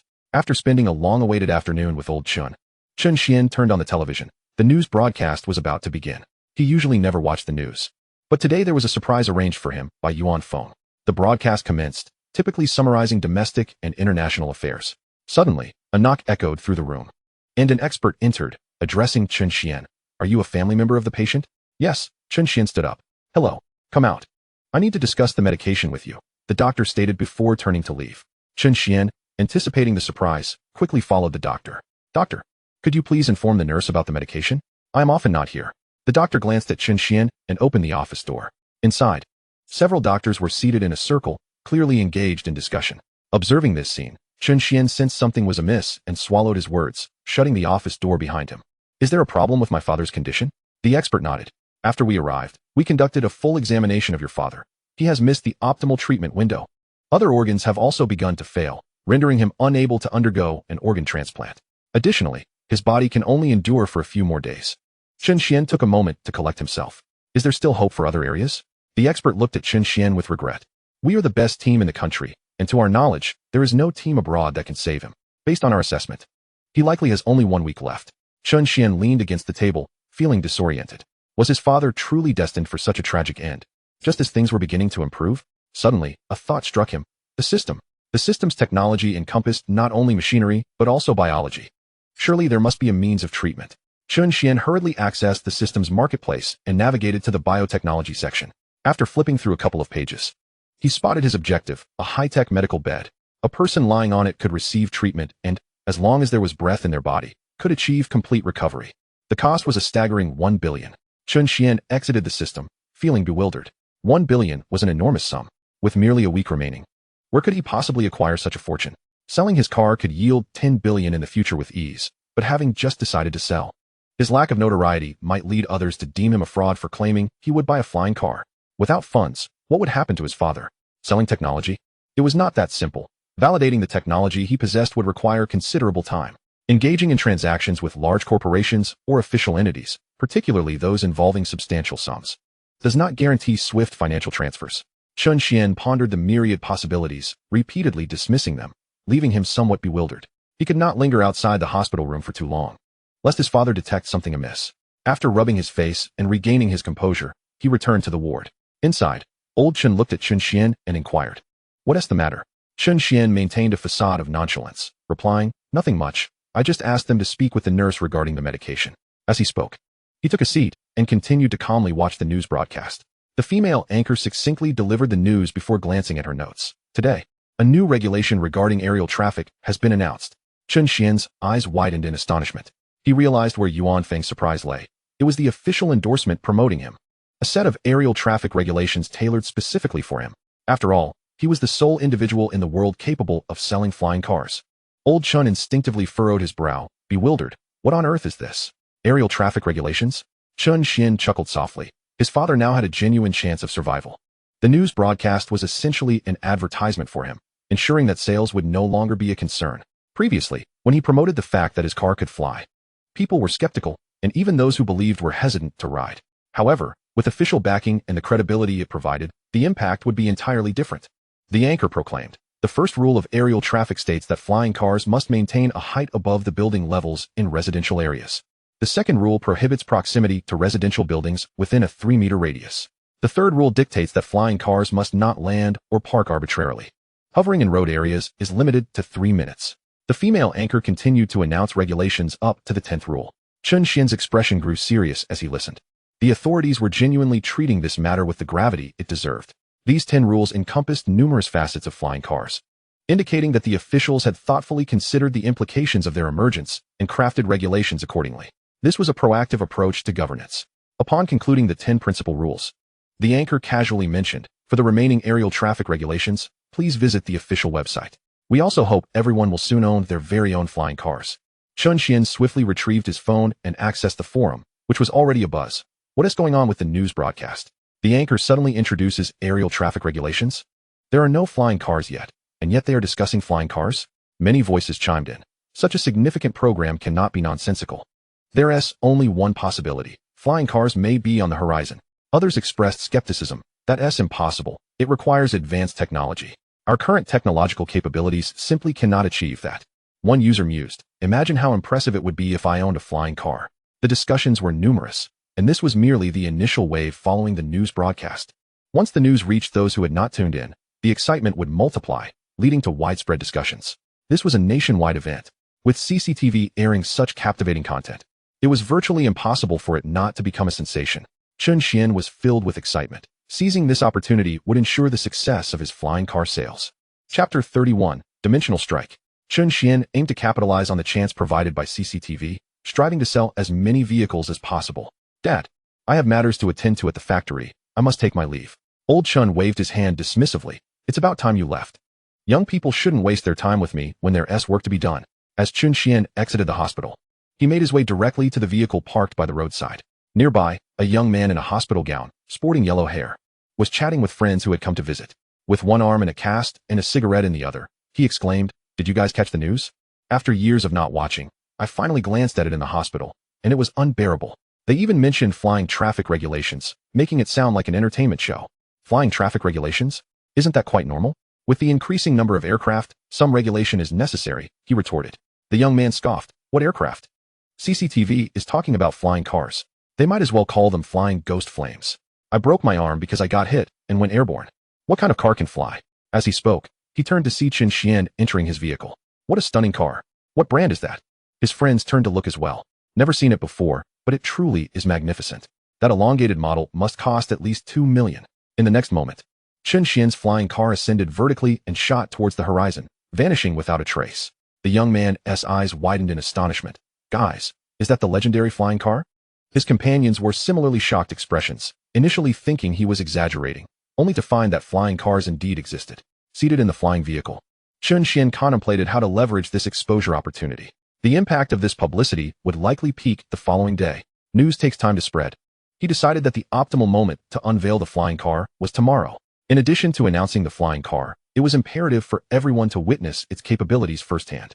If he merely announced it without demonstration, many would perceive him as a fraud. Demonstrating its functionality was essential. Chen Xuan turned to Cuihua. "Instruct the factory to produce flying cars. We should manufacture 2,000 units first." Cuihua hesitated slightly. "Currently, the raw materials are only sufficient for 1,600 units. Then let us produce 1,600 for now." "Understood. 1,600 units would suffice. These vehicles could take to the skies in major cities, proving the existence of flying cars and their actual flight capabilities." Once this cognitive hurdle was overcome, it was time to strategize the announcement. The most effective way to unveil a product is through a launch event. Smaller products have small launch events, while larger products warrant grand unveilings. Chen Xuan contemplated organizing a new car launch event for the flying car. Once the vehicle landed at the factory, he mused, let us name the civilian model the Liberator. Iron Pillar should head to the city to rent a venue and invite major media outlets for tomorrow night's launch. All right, Suehua replied, promptly relaying the message to Iron Pillar. Iron Pillar set off from the factory, heading to the city to secure the venue and reach out to the media.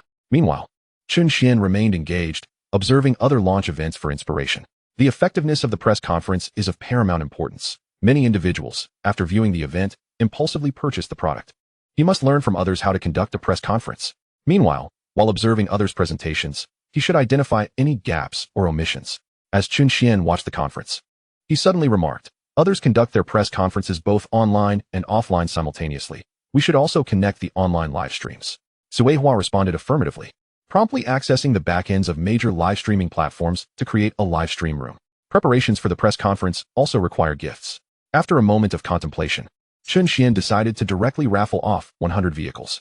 This not only serves as a reward, but also as a form of advertisement. When the first 100 flying cars are released into the sky, passers-by will undoubtedly be envious and eager to purchase. Additionally, a selection of smaller gifts must be prepared, including various car accessories. Attending journalists will receive a share, and some will be raffled online as well. These gifts will consist of items such as charging cables, phone holders, and umbrellas, typically emblazoned with the manufacturer's logo. At this moment, Chen Xuan recalled that his factory lacked a logo. There had been thoughts of designing one previously, but it had not materialized. With the press conference scheduled for tomorrow, there is no time to create a design now. Seeking assistance at this juncture would be cumbersome. He hastily designed a few small gifts for production and continued to observe the press conference. After watching several events, Chen Xuan began to grasp the essentials of conducting a press conference before succumbing to a deep sleep. The online night buzzed with more activity than the day, especially with the broadcast of flying traffic regulations, which left countless individuals baffled and curious. The trust in authoritative media led many to perceive profound implications in CCTV's reports. Consequently, fervent discussions erupted online. It was not just the people of the Dragon Nation who were perplexed. Overseas audiences shared the same sentiments. Among those following the news was the bald eagle, as many matters concerning the Dragon Nation are shrouded in secrecy. Indeed, they often glean information from news broadcasts. Simultaneously, the bald eagle's external affairs officer scrutinized the flying traffic regulations with a look of concern, observing a group of high-ranking officials in the conference room. Could it be that the Dragon Nation has indeed developed flying cars? Someone below expressed doubt. Impossible. The technological challenges of flying cars are too great. They must merely be jesting. The officer's expression turned serious. They would not joke about such matters. At the very least, the Dragon Nation would not jest in a news broadcast. Having dealt with them for decades, I understand their style. When they say something, they will act. This flying traffic regulation is certainly not without basis. He promptly contacted relevant researchers in the field to ascertain the feasibility of flying cars. In the conference room, everyone felt the officer might be overreacting, yet they had no choice but to make the calls. After placing over a dozen calls, the outcome was unanimous. All researchers affirmed that, given the current level of human technology, the development and manufacture of flying cars is impossible. The officer scratched his head in disbelief. Impossible.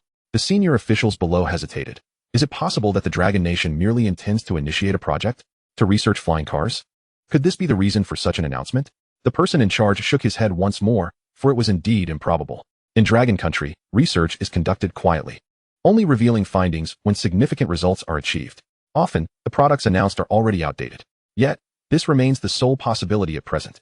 Observing that his subordinates deemed him to be making a mountain out of a molehill, the representative of the white-headed eagle gestured dismissively. Pay close attention to the movements of Dragon Country's automotive enterprises. If anything appears amiss, report it immediately. Meeting adjourned. Chen Xuan was unaware that the white-headed eagle had begun to prioritize the regulations surrounding aerial traffic, surmising that substantial events were on the horizon. However, knowing such details proved futile. His flying vehicle represented a dimensional shift for humanity at this stage. Chapter 32. Is this company so audacious? Upon rising, Chen Xuan proceeded directly to the venue of the press conference. The location rented by Taizhu for the event was a sports arena, costing 80,000 for the day. By the time Chen Xuan arrived, an array of decorative flower baskets and large billboards adorned the sides of the arena, showcasing images of the Liberator. Overall, it appeared quite impressive. However, passers-by could only express their bewilderment at the scene outside the venue. What is this brand? 27. Are they really holding a car launch? Who would purchase such an obscure vehicle? The Liberator looks quite stylish, but isn't the trend electric vehicles now? Maslow is also unveiling a new series today, and in our Dragon Country no less. Is the owner of Factory 27 foolish or simply ignorant? Going head-to-head with Maslow? Maslow, the individual responsible for launching numerous rockets into the sky. I must witness his new car launch to see if any groundbreaking technology is unveiled. This small factory is truly unfortunate, coinciding their event with Maslow's launch. I suspect no one will attend their press conference. How foolish. As the vehicles from this small factory appear to be mere ploys for subsidies, whether anyone pays attention to their conference is of no concern to them. Chen Xuan overheard the discussions of bystanders, yet he paid them no mind. Once the press conference concluded, all those opinions would vanish. As for Maslow's event, it bore no impact on him, as the two were not on the same level. Chen Xuan did not regard Maslow as a rival. To him, Maslow represented a dimensional disparity. Yet, Maslow was hosting a press conference. He could learn from it. He took out his phone, which displayed several notification pop-ups, all concerning Maslow's press event. Even the app's launch animation showcased Maslow's conference. The promotional effect was likely significant. How had he not anticipated this? Suehua broadcast advertisements across the internet, informing netizens that Factory 27 is also holding a new car launch. Suehua acknowledged, "Shall we target all audiences with our advertisements?" "Indeed," Chen Xuan replied. Suehua then infiltrated major manufacturers, initiating the placement of advertisements. While such actions were illegal, under the absolute technological advantage, even if these manufacturers were aware of Chen Xuan's transgressions, they could not produce any evidence. As Suehua embedded the advertisements, countless individuals engrossed in their phones encountered the pop-ups. Gazing at the new vehicle displayed, many were left dumbfounded. Factory 27? What on earth is this? Typically, the sale of automobiles is primarily conducted by well-established companies. Yet here is a lesser-known manufacturer, Factory 27, announcing a new car launch event. Many are bewildered. But a significant detail emerges. It appears that Maslow is also holding a new car release tonight. Does this small factory not conduct any preliminary research before attempting to sell vehicles? With a technological giant like Maslow unveiling a new model, who would attend the launch of a minor manufacturer? Some individuals, however, find the car in the photos rather appealing and decide to investigate Factory 27. Upon searching, the only results are recent sale notices and information regarding the liquidation of equipment from over a decade ago. Can such a factory genuinely be selling cars? Further inspection confirms that both references to Factory 27 are indeed the same entity. A factory that just days ago was looking to sell off its assets is now poised to host a new car launch. Is the world truly this disjointed? Astute netizens quickly disseminate their findings online, asserting that Factory 27 is undoubtedly engaging in fraudulent subsidy claims. Yet, one must wonder, how could a factory that is supposedly scamming subsidies afford such extravagant advertising? This is a full-scale online promotion, complete with mobile pop-up notifications, an uncommon method, typically experienced only by those familiar with counterfeit systems. Yet, nearly everyone has received these notifications. Additionally, they are featured prominently on all mainstream app splash screens, with embedded advertisements and more. Even if one were to consider just the advertising expenses, the costs are exorbitant. With the marketing team scrutinizing the ads on their phones, they glance over the code before turning to the business manager. "I have no idea how this advertisement appeared. There's nothing in the source code." The business manager is perplexed. No advertisement in the source code? How, then, are we promoting them on our app? The technical staff, equally baffled, responds, "I don't know." The business manager ponders for a moment, retrieves their phone, and calls the business department of the neighboring platform, asking if they have any collaboration with Factory 27. The business manager there is equally confused. "We have not received any collaboration orders from Factory 27. In fact, there's no advertisement information in our backend source code." They suggest reaching out to other companies. Half an hour later, major app companies release a joint statement declaring that no partnerships with Factory 27 exist for promotional purposes. They also announce legal action against Factory 27 for their unscrupulous tactics of invading their servers and forcibly embedding advertisements. Following the release of this statement, the online community erupts with excitement. People speculate that such ostentatious advertising by Factory 27 must conceal ulterior motives, given the exorbitant costs involved. Just a single day of advertising for any network company can reach hundreds of thousands. Even Maslow's launch event only selected a few top-tier apps for promotion. Now, it becomes clear that Factory 27 has infiltrated all these apps solely for advertising purposes. The audacity of Factory 27's methods is astonishing. Netizens are going wild. After all, such behavior is typically beyond the reach of ordinary individuals. With such formidable hacking capabilities, why resort to advertising in this manner? In a fleeting moment, many netizens began to cultivate a curiosity about Factory 27, contemplating the opportunity to glimpse the unveiling event. Amidst the bustling online chatter, Chen Xuan was diligently occupied. His online updates included announcements regarding the press conference, yet he had withheld the most significant selling point, the ability of the Freedomer to fly. He intended to create a sensational reveal during the event itself. This explosive moment required meticulous coordination on multiple fronts. Firstly, it was essential to instill belief in the audience that the vehicle could indeed soar, not merely hover for show. The 1,600 flying cars that Chen Xuan had previously manufactured were now ascending continuously from the factory and taking to the skies over the suburbs. A fleet of 20 vehicles would traverse predetermined cities. 80 of the major metropolises in the Dragon Country would serve as the exhibition grounds for this batch of freedomers. Each major city would be allocated 20 units. Anyone residing within these 80 cities would have the chance to witness the freedomers flying above. Additionally, flight paths within the cities needed to be meticulously designed, ensuring they passed through bustling areas. This would amplify the impact of Chen Xuan's press conference. By the time the major details of the conference were settled, it was already 4 in the afternoon. The entire sports venue was nearly set up. It was only at this moment that Chen Xuan remembered that there needed to be sample vehicles present at the launch. After urgently notifying the factory to produce them, he found himself seated at the edge of the stage, lost in thought. Following this press conference, he would stand before the public, under the scrutiny of the world. Illuminated by spotlights, the thought filled him with a sense of exhilaration. Suehua approached briskly. President Chen, based on our estimates, it seems unlikely that the 500 seats will be filled. If they aren't filled, so be it. During the live broadcast, we'll simply ensure the cameras avoid the audience. He replied, all right, let us wait another half hour. As people began to enter, it was the journalists. Reporters assigned by the company stepped into the venue, their expressions reflecting surprise at its superior condition compared to their expectations. The venue was adorned with large advertising banners, and the vehicle models appeared far more appealing than the insurance models they had anticipated. Chapter 33, The Press Conference? A Bluster Fest. Though the journalists were taken aback by the venue's ambience, they did not dwell on it, as it was clear that it could only be a facade. Taking their seats at the front of the hall, they opened their laptops and began typing. Chen Xuan noticed the first arriving journalist, who, demonstrating commendable dedication, immediately set about drafting an article upon seating. Approaching to steal a glance at the journalist's screen, Chen Xuan felt a twitch at the corner of his mouth. Attending his press conference only to write about Maslow's new vehicle? Is this article not mistaken? Chen Xuan mused quietly. The reporter glanced back at Chen Xuan. Not at all. Although the company did not assign us to Maslow's press conference, there's no rule against us writing about it. When the article is published, I can simply attach a couple of photos. Who would know whether I actually attended?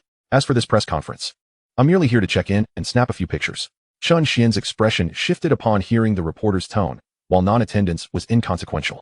It was the attitude displayed upon arrival that truly unsettled him. You may leave. My press conference does not welcome you. The reporter paused momentarily. Your press conference? My factory. The cars I manufacture, the event I have meticulously arranged. Am I not entitled to say so? The reporter, somewhat taken aback, soon chuckled and rose to exit. Not welcome? I had no intention of attending anyway. This wretched press conference lacks any engaging topics. Who would care to report on it? Not only me, but I could easily persuade a multitude of my friends to refrain from entering as well. As the reporter stepped outside the venue, he happened upon several acquaintances and greeted them with a smile. A second-generation tycoon starting a business, quite temperamental. Best not to go in. The reporters, familiar with one another, bypassed the venue's entrance and walked out together. A group of journalists swiftly returned to their vehicles, preparing to depart. However, before they could exit the parking lot, they were halted by fully armed soldiers. Good day. This area is currently under traffic control. Please wait before proceeding. The reporters were surprised. There had been no such restrictions upon their arrival, yet they had no privileges and were left to wait. Inside the stadium, Chen Xuan watched as the reporters departed without much concern. He had summoned them primarily because it is customary to invite journalists for press conferences. In an age where the internet reigns supreme, the true battleground for publicity lies online. In the following hour, sporadic reporters continued to trickle in, totaling about 30. In the vast venue, it felt rather desolate. These journalists were devoid of enthusiasm, coerced by their companies to attend an event lacking in substance and visibility. They were even disinclined to write articles, leaving it to anyone else who wished to report. With only 15 minutes remaining until 6 o'clock, the entrance of the venue buzzed with activity. Chen Xuan was taken aback. Where did all these people come from? As they drew nearer, he recognized General Chang leading the group. Following him were mostly officials, along with individuals from the Dragon Academy. These people had come to lend him support. General Chang smiled and inquired, surely, there is still room available? Chen Xuan, astonished by General Chang's presence, quickly replied, indeed. The reporters present were utterly stunned. Prominent figures carrying the weight of the Golden Star had arrived to endorse the event. Just then, a second esteemed figure appeared, General Guan. Yuan Feng also made an entrance, accompanied by Chao Jian, Huang Jinghua, and a host of other influential individuals. Among those present were not only familiar faces to Chen Xuan, but also several high-ranking officials he had met only once before. Their last encounter had been in Su Wei's factory, where they had listened to his presentation on flying cars. Now, all had come to bolster his cause. Within 5 minutes, the venue was nearly half-filled. The early arriving reporters, cameras in hand, were eager to capture the moment, yet hesitated to do so. The average person attending may not know many others and would dare to take photos. However, these reporters were far more cautious. This assembly comprised powerful figures, whose utterances on television could sway the entire nation of Longhua. Such a gathering of luminaries at a press conference? The significance of this event was unmistakably profound. The reporters, initially disinterested, were now invigorated. It seemed they were in for a stroke of good fortune. The company assigned them an undesirable task, yet the assignment harbored unforeseen complexities. Chen Xuan greeted the visitors and proceeded to the backstage. Only 3 minutes remained until the live broadcast commenced. Suehua followed closely, assuring Chen Xuan that everything was meticulously prepared and without flaw. Chen Xuan responded affirmatively. Turn off the lights, commenced the live broadcast. The lights in the venue were extinguished, and simultaneously, a conference live stream launched across various online platforms. The initial scene was shrouded in darkness. How many viewers were present in the live stream? A total of 69,720. Chen Xuan was somewhat surprised. This number exceeded his expectations. Another wave of notifications was dispatched across the internet. By the way, how many viewers were in Maslow's live stream? A staggering 19,680,000. Chen Xuan's audience was but a fraction of that. Nevertheless, these viewers would eventually become his. An advertisement was released, accompanied by a clickable link that redirected to the live stream, causing the audience count to surge briefly to 1 million. Chen Xuan navigated through the darkness into the venue. A light illuminated the space, followed by a second, third, and fourth. As countless lights flickered on, they illuminated the entire stage. The large screen at the back displayed the emblem of 2727. Chen Xuan stood at the forefront of the stage, slightly bowing. Welcome everyone to the 2727 Factory's new car launch event. As we all know, internet vehicles represent the new frontier. Seizing this trend allows even the most unlikely to soar. Thus, our factory has diligently designed and manufactured, independently developing the new vehicle, the Liberator. Behind him, the image of the Liberator appeared. This promotional video was filmed just this afternoon, showcasing the Liberator cruising along a tree-lined path. The naturalistic promotional film vividly highlighted the vehicle's aesthetic design, evoking a sense of comfort and style. The venue echoed with the sounds of cameras clicking, as journalists were captivated by the visuals. Simultaneously, the promotional video for the Liberator played in the online conference stream. The audience was somewhat taken aback. This actually looks quite appealing. The design is both charming and striking. Has the threshold for creating new vehicles become this high? A little-known factory has produced such an impressive car? Yet, what good is beauty? Range, energy efficiency, and safety features are of paramount importance. Indeed, the small factory's shortcomings lay in its configurations, which were lacking in various aspects. Halfway through the promotional video, it abruptly ceased. Chen Xuan's face reappeared on screen. I dare say, the Liberator is a groundbreaking vehicle in the automotive industry. I will introduce this vehicle in 2 parts. Let us begin with the first part, focusing on terrestrial travel, starting with range. As we all know, the range of electric vehicles has long been a concern, often running out of power. After a few hundred kilometers, one must recharge, which is quite inconvenient.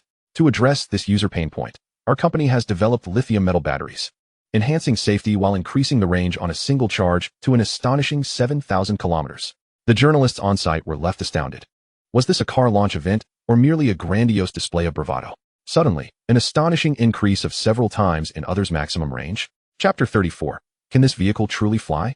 The live stream erupted with excitement, as many felt that Chen Xuan's claims were rather excessive. Initially, the promotional video seemed promising, but upon hearing his words, I could only hear the whistle of a train. Such outrageous exaggeration. A range of 7,000 kilometers? Surely, he cannot be serious. This is how domestic manufacturers operate, overly ambitious and grandstanding. I shall depart to witness Maslow's press conference instead, but I will remain. I am intrigued to see how far he will take his embellishments.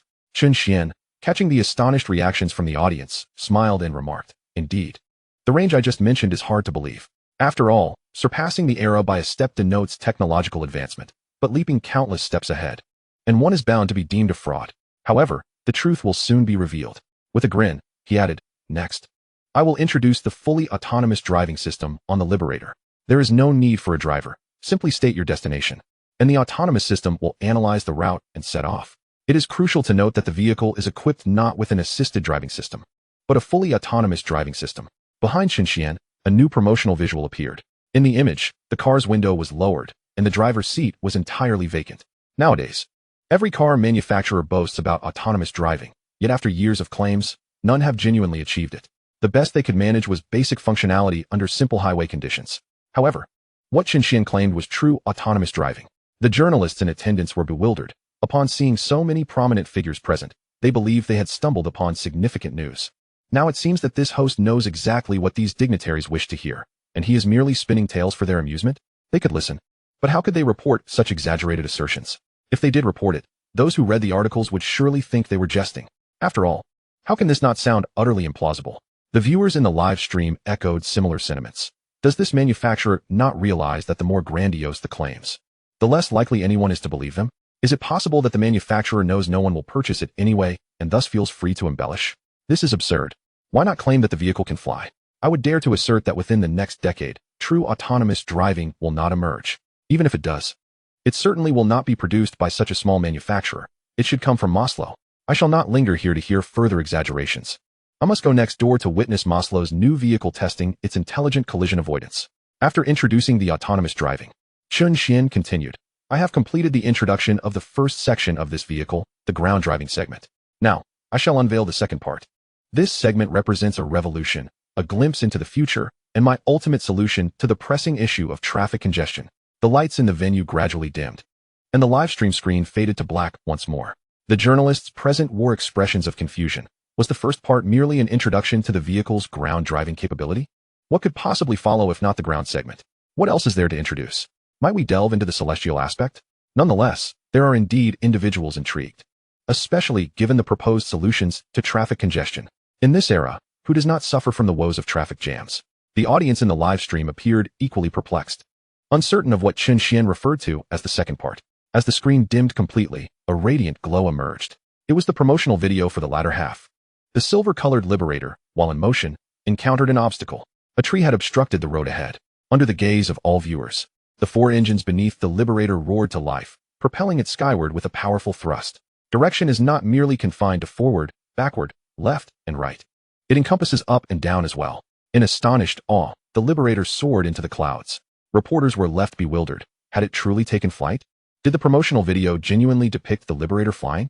The audience in the live stream stood in stunned silence, their expressions reflecting utter confusion.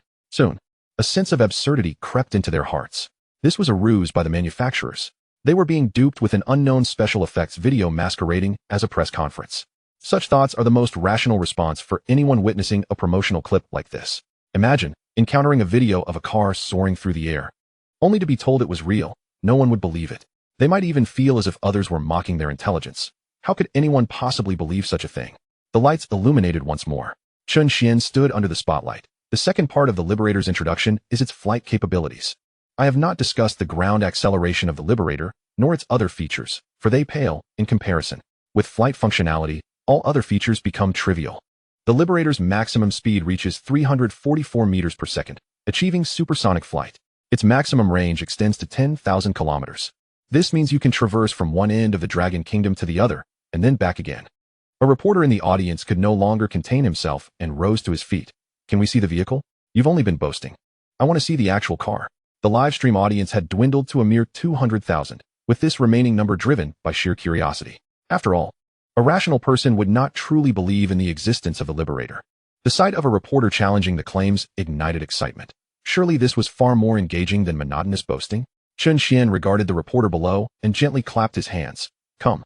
As his words fell, two Liberators stationed outside ascended, hovering above the sports arena. All reporters stood in stunned silence. They gazed upward at the vehicle, their faces painted with confusion. What was happening? Did flying cars truly exist? Balloons? Models? Just as the audience in the live stream grappled with disbelief, the two flying cars positioned themselves, one to the left and one to the right of Chen Xuan. He opened the car door, and the camera captured the vehicle's exquisite texture and interior details, leaving no doubt that this was not a model. The reporters, standing in a daze, could hardly fathom it. This contravened all logic. Was there something just now that lowered the vehicle from the sky? Chen Xuan smiled, gesturing invitingly. Would you like to get on board? I can take you for a ride in the sky. The reporter stood up, strode onto the stage, and then entered the passenger seat. He activated the camera, peering into the empty cockpit. I am ready. In the next moment, The reporter experienced a sensation of weightlessness as the vehicle ascended directly into the air. He beheld the exterior of the stadium, distant skyscrapers, and residential buildings. He also observed the bustling traffic below. From such a height, he gazed down upon his familiar city from a divine perspective. His body began to tremble, goosebumps rising all over him. This world indeed possessed flying cars, and he was aboard one. In the midst of this astonishment, the reporter hastened to capture photographs, documenting this breathtaking moment. In the live broadcast room, the audience was left bewildered. The car could truly fly, and it had taken the reporter with it, taking off right before the camera and then vanishing into the horizon. The viewers, who had dismissed Chen Xuan's claims as mere boasting, were now witnessing the libertarian actually take flight. Chapter 35, A Simple Lottery. The audience in the live stream was stunned. They had anticipated the reporter would expose Chen Xuan. Yet he was swiftly whisked away by the vehicle. What was happening? A magic trick? It had to be a magic trick, perhaps a camera illusion. Impervious to scrutiny through the lens. This magic was astonishing. Had it not been for the reminders from others, I might have believed it. Can this be taken seriously? Do you have any idea how difficult it is to make a car fly? I just asked a university student studying this field, and he said that at our current technological level, it would take at least 20 years to achieve flight for cars. The barrage of comments was filled with skepticism. Yet Chen Xuan remained unfazed. The impossible cannot transform into reality. Similarly, reality cannot become fiction simply because the audience disbelieves it. Chen Xuan stood before the camera, laughing heartily. Surely you do not still think my press conference is mere bluster, do you? The libertarian is born to disrupt, since it is a disruption. Let us embrace it fully. Next, those in the big cities can look out their windows, for by sheer luck, a libertarian may be soaring past. As Chen Xuan finished speaking, 1,600 flying cars, prepared in advance across 80 cities, flew into the urban landscapes. The moment these flying vehicles entered the cities, they were immediately spotted. Countless pedestrians looked up, staring blankly at the flying cars above, bewildered. What on earth was that in the sky? Those residing in high-rise buildings gazed out their windows at the passing vehicles, equally perplexed. How could a car be flying past their window at such heights? A mirage? In the live broadcast room, the comments began to shift. Wow, I just saw a car fly past my window. It can actually fly? Is it possible? Can cars really fly? Does everyone remember that CCTV released flying traffic regulations yesterday? My goodness, flying traffic regulations. I laughed it off yesterday. Today, I dismissed this press conference as a joke as well, but with both jokes colliding, I became the punchline. How much does this car cost? I can afford it. I will definitely buy it. How audacious to inquire about the price when one is so affluent. Consider, if even cars that cannot fly are sold at such exorbitant prices, those that can soar must be worth at least 100,000. To expect to purchase one for a mere 100,000 is sheer folly. As Chen Xuan's live stream erupted with excitement, the neighboring Maslow's stream was equally ablaze. Enthusiastic netizens spontaneously promoted Chen Xuan. A car that hasn't even reached supersonic speeds dares to hold a press conference? Come, let us head to the adjacent stream to witness the supersonic flying car. Hurry, they're launching a flying car that has taken reporters to the skies. Lo and behold, I just spotted a car flying past my window. How liberating. Spectators, eager for the spectacle, began drawing viewers from Maslow's stream. At its peak, Maslow's stream boasted an audience of 20 million. When others heard of Chen Xuan's new car launch, they often compared it to Maslow's. However, just 5 minutes after Chen Xuan's vehicle took to the skies, Maslow's stream was left desolate. Meanwhile, Chen Xuan's viewership soared to 30 million. Countless individuals, having just received the news, were streaming into the broadcast. The emergence of a flying car ignited a frenzy across the internet. As CCTV announced the flying traffic regulations, the liberators boldly embraced this surge of attention. The new car launch continued, and Chen Xuan listened as Cuehua reported through his earpiece that the viewership had reached 30 million. At this moment, he understood that the launch was only just beginning. To persuade consumers to purchase the new vehicle, their apprehensions must first be alleviated. The foremost task was to ensure the vehicle's safety. After all, those purchasing now are the pioneers venturing into uncharted territory. Many might hesitate. Although CCTV had released flying traffic regulations, that alone would not suffice. Chen Xuan addressed the camera. We, the liberators, have collaborated with the Dragon Kingdom's aerospace department, utilizing multiple satellites for navigation. Coupled with the vehicle's autonomous driving and obstacle avoidance features, we can guarantee safety during high-altitude flights. I assure you, our liberators are unequivocally safe. What about the price? Someone interjected. Forget about safety. I am solely concerned with the cost. Just give me a price so I can either commit or resign myself to the idea. I have even prepared to sell my house. Once I acquire a liberator, I shall soar across the Dragon Kingdom. Glancing at the barrage of comments on his phone, Chen Xuan noted, "You're not concerned about safety? Then I shall refrain from discussing it further, as it is indeed assured. As for the price." He paused briefly, The Liberator is available in 3 versions: sedan, SUV, and van, all priced the same at $498,000. Place your order on our official website, fill in the delivery location, and the car will fly directly to your doorstep. Chen Xuan added, all after-sales service for the Liberators is complimentary. Suddenly, the live stream erupted with fervor. 500,000. While they might balk at the thought of a standard car costing that much, a flying car at that price is an absolute steal. This vehicle can even reach supersonic speeds and boasts a ground range of 7,000 kilometers. Selling this car for 500,000 is undeniably a tremendous bargain. Many individuals find it difficult to produce the required funds. However, those who can almost immediately express their desire to place orders. Where is the official website? I wish to make a purchase. Host, please swiftly inform us of the website's location. We cannot find your site online. Is it possible to secure a loan for a car? I can afford a down payment of 30%, but anything beyond that is beyond my means. I wish to finance a vehicle. In the live stream, those who can afford to buy a car clamored eagerly to make their purchases. Chen Xuan observed the barrage of comments. Everyone, please remain calm and do not rush to place orders. The audience in the live stream grew anxious. Why can't we place orders? Don't tell us these flying cars are not for sale. In contrast, their concern was not the price of the flying cars. They feared that the Free Spirit was merely a concept model, not intended for sale at all. After all, concepts have deceived countless individuals. For instance, the long-anticipated sequels to popular films from years past, or the modular phone proposed several years ago, have lingered in people's minds. These flying cars are even more challenging to realize than those unrealized concepts. Hence, the audience's anxiety in the live stream. Chen Xuan chuckled at the comments. Do not panic. Purchasing is certainly possible. However, prior to your purchases, our factory has some benefits to distribute. Friends in the audience, please take out your mobile phones, enter the live stream, and send barrage comments. We are giving away cars through a barrage lottery. Our factory is offering 100 flying cars in this round of comments. The audience in the live stream went wild. A giveaway of cars? No major company would dare to do such a thing. Moreover, 100 at once. Each valued at 500,000, accumulating to 50 million for 100 cars. Chen Xuan, in a situation where the Free Spirit was guaranteed to sell, is actually conducting a lottery? Chen Xuan picked up the microphone. The draw will take place in 5 minutes. Send Free Spirit in the comments to participate in the lottery. Instantly, the live stream was flooded with the words Free Spirit. Even many reporters on the scene joined in the barrage. Chapter 36 concluded the press conference splendidly. At this moment, in the parking lot exit of the stadium, several reporters sat beside their vehicles, engaging in casual conversation. The reporters expelled by Chen Xuan looked at the soldiers blocking the entrance in confusion. Is something significant happening here? Why hasn't the traffic control been lifted? As one reporter stood up to inquire about the situation, his phone rang. Glancing at the caller ID.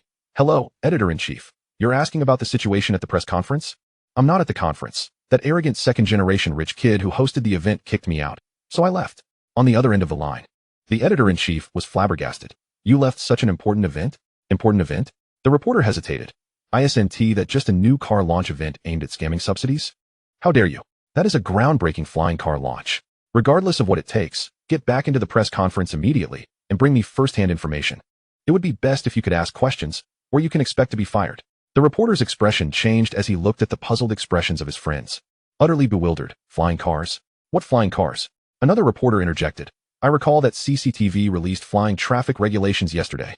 The journalist, who had just concluded a phone call, suddenly widened his eyes. The absence of flying cars was inconsequential, merely a missed press conference. However, if CCTV had preemptively endorsed the event, the situation would be entirely different.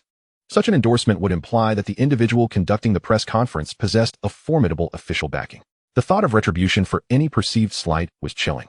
A single utterance could render him irretrievably doomed. Hastily, the journalist made his way toward the conference venue, yet with each step, his trepidation mounted. The closer he approached, the more heavily armed soldiers he encountered. Though he held a press credential allowing him to advance without hindrance, anxiety began to seize his heart. He comprehended that the stringent traffic control was due to the presence of a powerful figure within the venue. Judging by the atmosphere, it seemed that numerous high-ranking dignitaries were in attendance. Filled with apprehension, he reached the entrance of the venue and waved his press badge at the security guard, Iron Pillar, stationed at the door. I apologize for my tardiness. Please allow me entry. With that, he attempted to step inside. Had he been confronted by a typical security guard, he might have been able to slip through undetected. However, Iron Pillar, as Chen Xuan's assistant, was well aware of the events transpiring. He firmly grasped the journalist's arm. You are not welcome at this press conference. The journalist, now panicked, pleaded, please, let me in. Iron Pillar remained resolute, blocking his path.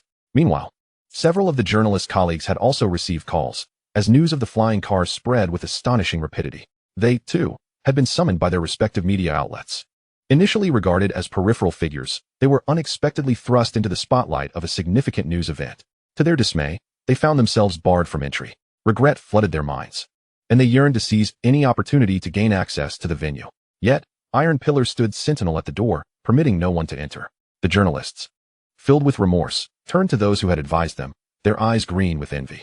In the live broadcast, the audience remained hushed, patiently awaiting for 5 minutes. After all, 100 vehicles were being offered as prizes, a seemingly abundant opportunity that ignited hope in many. However, the actual odds were dismally low, especially during the 5 minutes of waiting, as the viewership soared from 50 million to over 1 billion. With such a colossal audience vying for a mere 100 cars, the probability of winning diminished to an almost negligible figure. Yet, even the slightest chance held allure. Chen Xuan intoned gravely, "It is time for the drawing." In the following instant, the names and phone numbers of the winners illuminated the screen behind him. Winners would immediately receive text messages, accompanied by a pop-up prompting them to enter their delivery addresses. It was imperative to remember, if asked for bank details, it was assuredly a scam. The audience below erupted in boos, their disappointment palpable as they realized they had not won. The live stream's comments echoed a sentiment of disillusionment, as the majority faced the harsh reality of not being selected.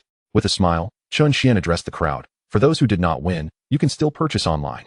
After payment, delivery will occur within 3 days. Those fortunate enough may receive their vehicles as early as tonight, allowing for a romantic evening skyward with a loved one." Chen Xuan slightly bowed, expressing gratitude. "Thank you all for attending the launch of our new vehicle at Factory 27. Our factory has prepared a selection of modest gifts, not of great value, but intended as keepsakes for everyone. There will be 1,000 online lottery prizes, and those who attend in person will also receive a share." Chen Xuan has once again initiated the online lottery, while Suihua, accompanied by several robotic employees, distributes the rewards. These gifts consist of small gadgets such as data cables and phone stands, all produced by Factory 27, renowned for their exceptional quality. Upon the conclusion of the lottery, Chen Xuan addressed the journalists below. "We may now commence the question and answer session. I shall respond to a total of 3 inquiries." The audience of journalists, though not numerous, eagerly raised their hands in unison.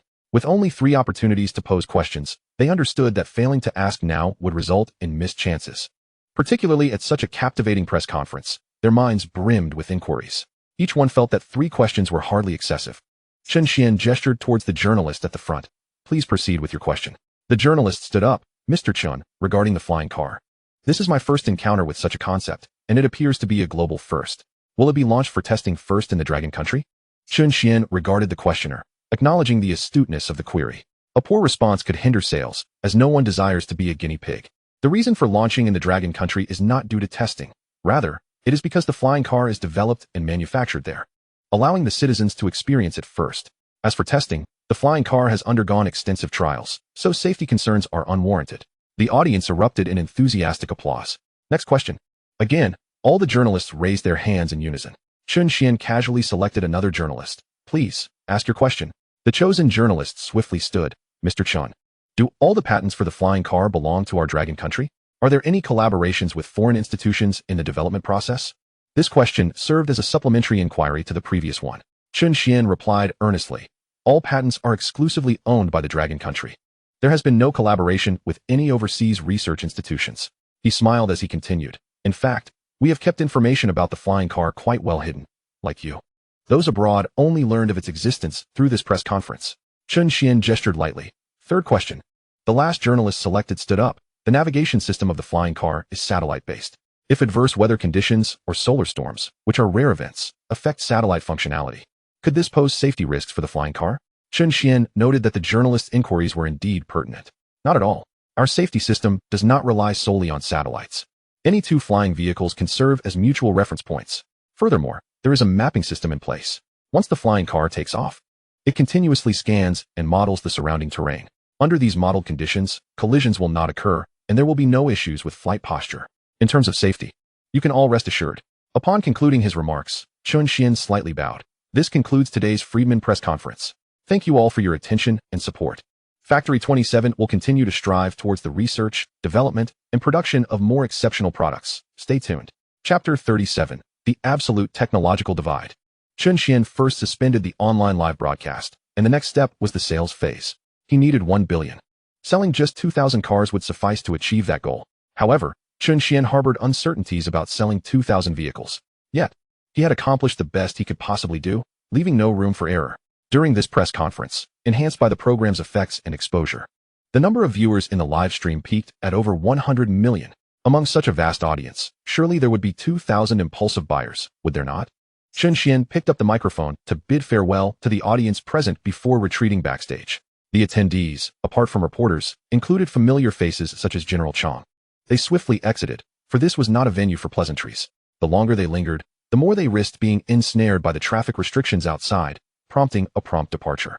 In the backstage area, Chen Xuan sat quietly on a chair, awaiting the results. Beside him, Suhua was preparing tea while relaying updates. 24 transactions completed. 35 transactions completed.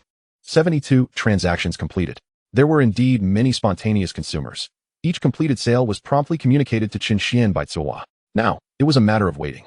Meanwhile, in the office of the White Eagle's external affairs manager, the manager's eyes were fixed intently on the online forum discussing flying cars, his expression taut with tension.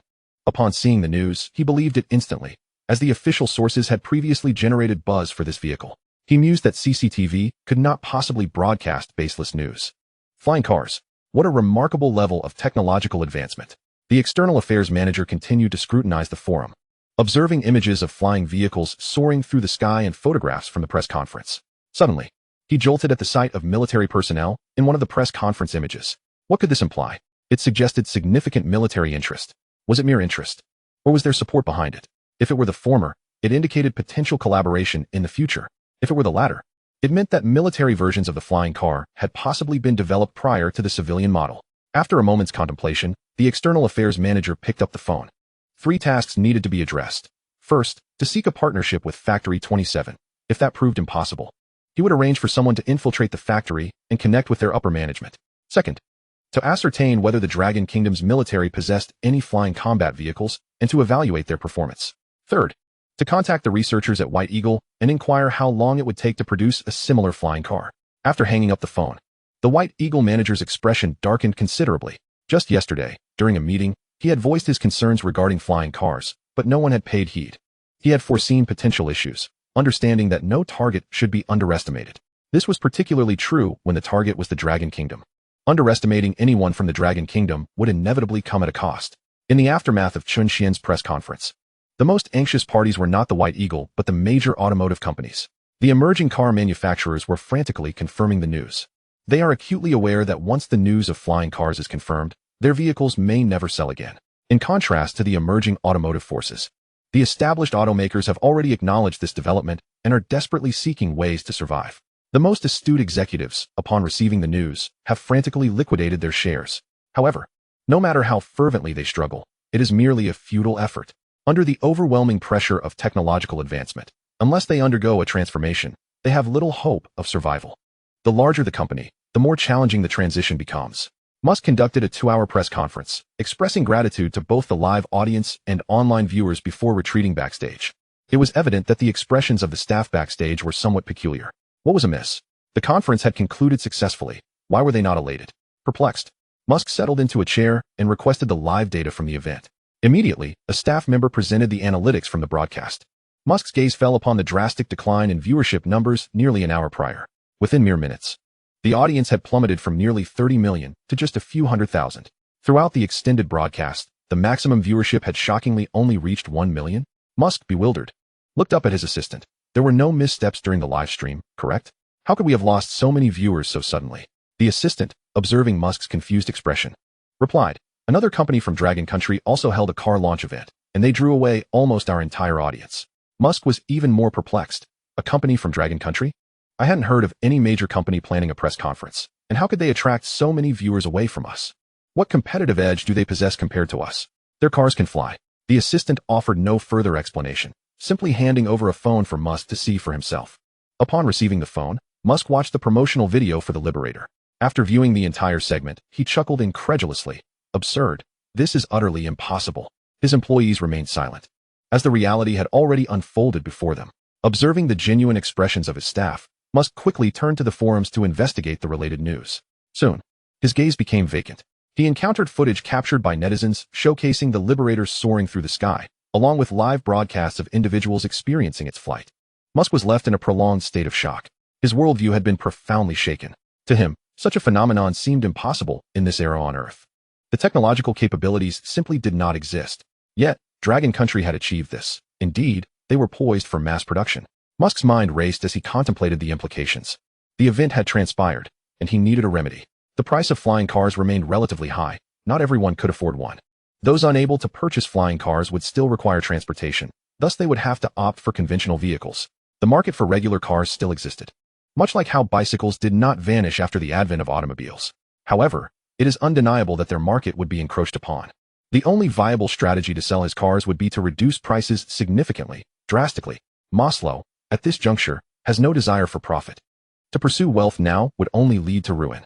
We announce a price reduction for our new vehicle, available for merely 100,000.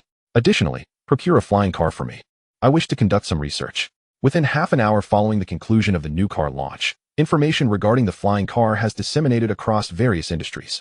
For major automobile manufacturers, it is a lethal blow. For the general populace, it represents the most intriguing technological marvel. In just 30 minutes, 300 units have already been sold. If this trend continues, selling 2,000 units within a week is a foregone conclusion, ensuring not only the survival of Chen Xuan's father, but also his complete recovery. Chen Xuan, now unburdened by worry, boarded his flying car, ready to return to the factory. Just as he settled in, his phone began to ring. Glancing at the caller ID, he was surprised to see it was his class monitor. Upon answering, Su Yanfei's voice resonated. Hello? Congratulations on the flawless success of your new car launch. I watched the entire event. You performed exceptionally well. Chen Xuan chuckled. Thank you. I believe I did quite well too. Allow me to treat you to dinner. I have yet to properly thank you for your help last time. I told you there's no need for thanks, but dinner sounds delightful. I haven't had dinner yet. Shall I come to you? Chen Xuan was pleased to have someone to dine with. All right, Su Yanfei replied. How soon can you arrive? In 5 minutes. Chen Xuan responded before ending the call and directing the car towards the Exoskeleton Research Institute. The flying car soon descended at the institute, where Su Yanfei was already waiting.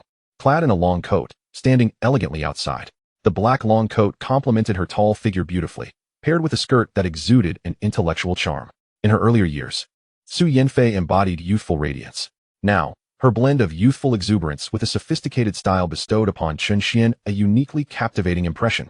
Holding her bag with both hands, her cheeks slightly flushed, she greeted softly, Chen Ge. Chen Xuan smiled. Please, get in. As Su Yanfei entered the vehicle and settled onto the sofa, she cast a glance at Suehua and nodded gently. Hello? Suehua reciprocated with a nod before taking her place at the driver's seat. This robot was well aware of the unspoken rule of not being an unnecessary presence. Chapter 38. Is this the exoskeleton armor? With Suehua gone and no one else around, Su Yanfei relaxed slightly. Where shall we dine? We will eat at the factory. The chef there is a 5-star culinary artist. Feel free to let me know what you desire, Chen Xuan replied. I'm open to anything. Today is primarily a celebration for you. As she spoke, Su Yanfei opened her bag and retrieved a pen, handing it to Chen Xuan. This is for you. The metal casing is from my own car.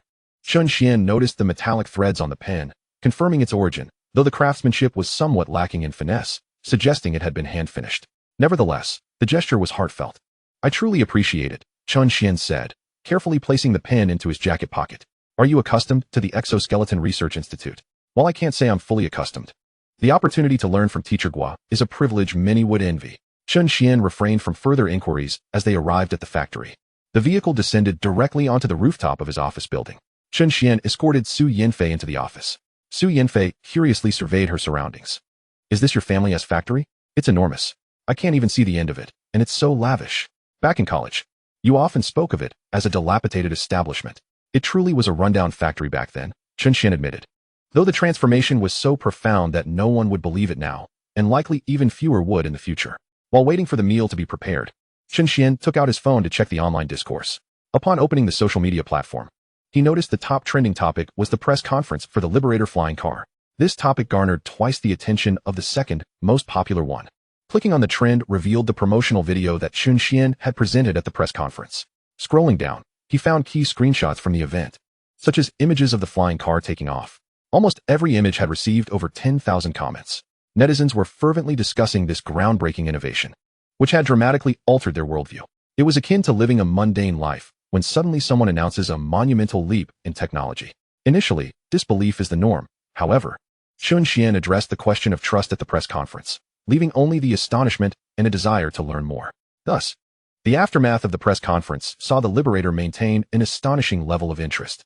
The discussions, though lacking substance, revolved around safety, pricing, and regulations concerning flying vehicles. Chen Xuan continued to peruse the subsequent trending topics, most of which were related to the flying car. There were discussions about parking and docking issues for these vehicles. And even topics concerning Factory 27 made it to the trends. Additionally, there were unboxing videos from fortunate individuals who had just purchased flying cars, showcasing the vehicles delivered right to their doorsteps. These videos, offering an up-close experience of the flying car and a glimpse of aerial excursions, garnered immense popularity. Chen Xuan welcomed such content, as these users would undoubtedly inspire others to consider buying the Liberator. One cannot help but admire humanity's remarkable adaptability. While disbelief may initially prevail, once acceptance of the flying car's existence occurs, adaptation follows swiftly. Chen Xuan put away his phone and turned to Su Yanfei. I had someone deliver exoskeleton equipment to your lab last time. Why haven't I heard anything since? Su Yanfei, still observing the factory, turned back to him with a perplexed expression. You sent exoskeleton equipment to our lab? I had no idea. No one mentioned it to me. Chen Xuan was taken aback. The 2 exoskeletons he had instructed Tai Zhu to deliver could not have gone awry. Surely, Tai Zhu had delivered them correctly. The robot, despite its occasional errors, would not falter on such a minor detail. Yet, he distinctly recalled sending both the load-bearing and speed models of the exoskeletons. Furrowing his brow, Chen Xuan decided to inquire with Tai Zhu. Please check with Tai Zhu to see if the exoskeletons I asked him to deliver have arrived. Before long, Tai Zhu entered the office. They have been delivered, and I informed them that you instructed me to send them. Chen Xuan turned to Su Yanfei and said, I have certainly delivered it. You might want to inquire with Professor Guokai. As Su Yanfei retrieved her phone to find the number, she suddenly paused, a contemplative expression crossing her face. We haven't received the exoskeleton equipment. We only received 2 metal blocks. Yes, those 2 metal blocks. Su Yanfei looked at Chen Xuan with a puzzled expression. Is that exoskeleton equipment? You weren't aware? No. Su Yanfei, looking quite perplexed, recounted, I was out that day, and when I returned, my senior informed me that you had sent me 2 pieces of metal. I felt something was amiss. I wondered why you would send metal. They said it was the romance of engineering students, suggesting that you must have crafted a special alloy with a unique metal ratio to commemorate me. Her cheeks flushed slightly. So, they made a mistake? Chen Xuan sighed, exasperated. What sort of romantic gesture is sending a piece of iron? It's no wonder Su Yanfei gifted me a handmade pen. Indeed, they erred. That was exoskeleton equipment. When I take you back later, I will mention it to them. Su Yanfei's eyes sparkled with anticipation. All right. After a brief chat, their dinner was ready. Following the meal, Chen Xuan accompanied Su Yanfei directly to the Exoskeleton Research Institute. Upon arrival, he spotted military vehicles below. Have military personnel arrived? Chen Xuan piloted the flying vehicle to land at the perimeter. As soon as he touched down, a soldier hurried over. Professor Chen, General Guan just learned of your arrival. He is waiting for you inside. Understood. Chen Xuan recognized that his flying vehicle was quite distinctive. After all, there was only one of its kind in the world. He had no intention of manufacturing more of these extravagant vehicles for sale. Some luxuries are best enjoyed singularly. Su Yanfei appeared somewhat anxious. Am I going to? You might as well come along. General Guan is quite amiable. Chen Xuan led Su Yanfei into the laboratory. Upon entering, they were greeted by 2 large metal plates on the shelves, one being a heavy-duty exoskeleton armor and the other a speed-oriented exoskeleton armor. Astonishingly, these 2 pieces of equipment had been mistaken for special alloys. As they ventured further inside, Chen Xuan spotted Generals Guan and Chang engaged in conversation with Guokai. Before the 3 stood several soldiers clad in exoskeleton armor. After lending their support, Generals Guan and Chang approached to inspect the exoskeleton equipment. General Guan looked at Chen Xuan and remarked, Have you seen this? An elder wearing this can easily ascend 8 floors. Exoskeleton armor, Chen Xuan replied with a smile as he stepped forward. In a non-powered state, these are indeed impressive. But on future battlefields, powered exoskeleton armor will be the mainstream. Guokai interjected, the development of powered exoskeleton armor is highly challenging, yet I have successfully created one. Chen Xuan gestured towards the entrance. I will arrange for someone to bring it over for you to examine. Consider it a gift. Guokai suddenly grasped the situation and began to chuckle. The 2 alloy pieces you sent are exoskeleton armor? Are you joking? Chen Xuan remained serious. Guokai's smile gradually faded, his expression shifting to one of tension. Are you being serious? Chapter 39. The speed is incredible. Chen Xuan remained impassive, while Guokai, as if awakening from a dream, swiftly turned and dashed towards the laboratory's entrance. He recalled that the metal plate sent by Chen Xuan previously was located beside the door. Soon, Guokai retrieved a smaller metal plate. Just gazing upon it filled him with disbelief. Could this truly be the exoskeleton armor? Generals Chang and Guan curiously regarded the metal plate. Is this genuinely exoskeleton armor? If one were to claim it was a bulletproof insert, I would believe it, as it appears to be a rather thick bulletproof plate. Wakai added, it seems devoid of seams. It must be merely an alloy plate. Is Professor Chen jesting with me? Chen Xuan took hold of the metal plate and elucidated. This is a speed-type exoskeleton armor. Let's have a soldier test it to ascertain its capabilities. General Guan beckoned a soldier. Come here. The soldier approached briskly, equally intrigued by the metal plate, which appeared far from resembling any exoskeleton equipment. Chen Xuan pressed the metal plate against the soldier's back, and the straps of the exoskeleton armor instinctively sprang forth. Securing the armor to the soldier's back. Activate. Upon issuing the activation command, the metal plate rapidly expanded and morphed, conforming to the soldier's arms and legs. Tactical goggles and an earpiece appeared on his head. The transformation was completed in a mere second. A profound silence enveloped the laboratory. The sound of a pin dropping could be heard. Wakai stood agape, witnessing this extraordinary scene before him. A seemingly ordinary metal plate, devoid of seams, had suddenly transformed into exoskeleton armor. Moreover, it provided support for the entire body. The exoskeleton armor in his lab only supported the lower body, with perhaps some reinforcement around the waist. Then there was the aesthetic appeal. The reason for mentioning the appearance was due to its strikingly impressive design. The soldier, now cloaked in silver exoskeleton, exuded an aura of cold strength, resembling a super soldier emerging from a futuristic battlefield. And those one-sided tactical goggles, how undeniably stylish. Generals Guan and Chang were equally astonished. They had merely come to observe a presentation, and now felt somewhat unsettled about leaving without further exploration, especially after making the trip.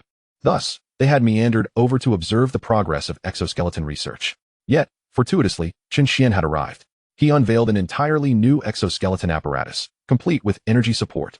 Currently, major factions were engaged in the research of mechanical-assisted exoskeletons, yet none had achieved an optimal solution.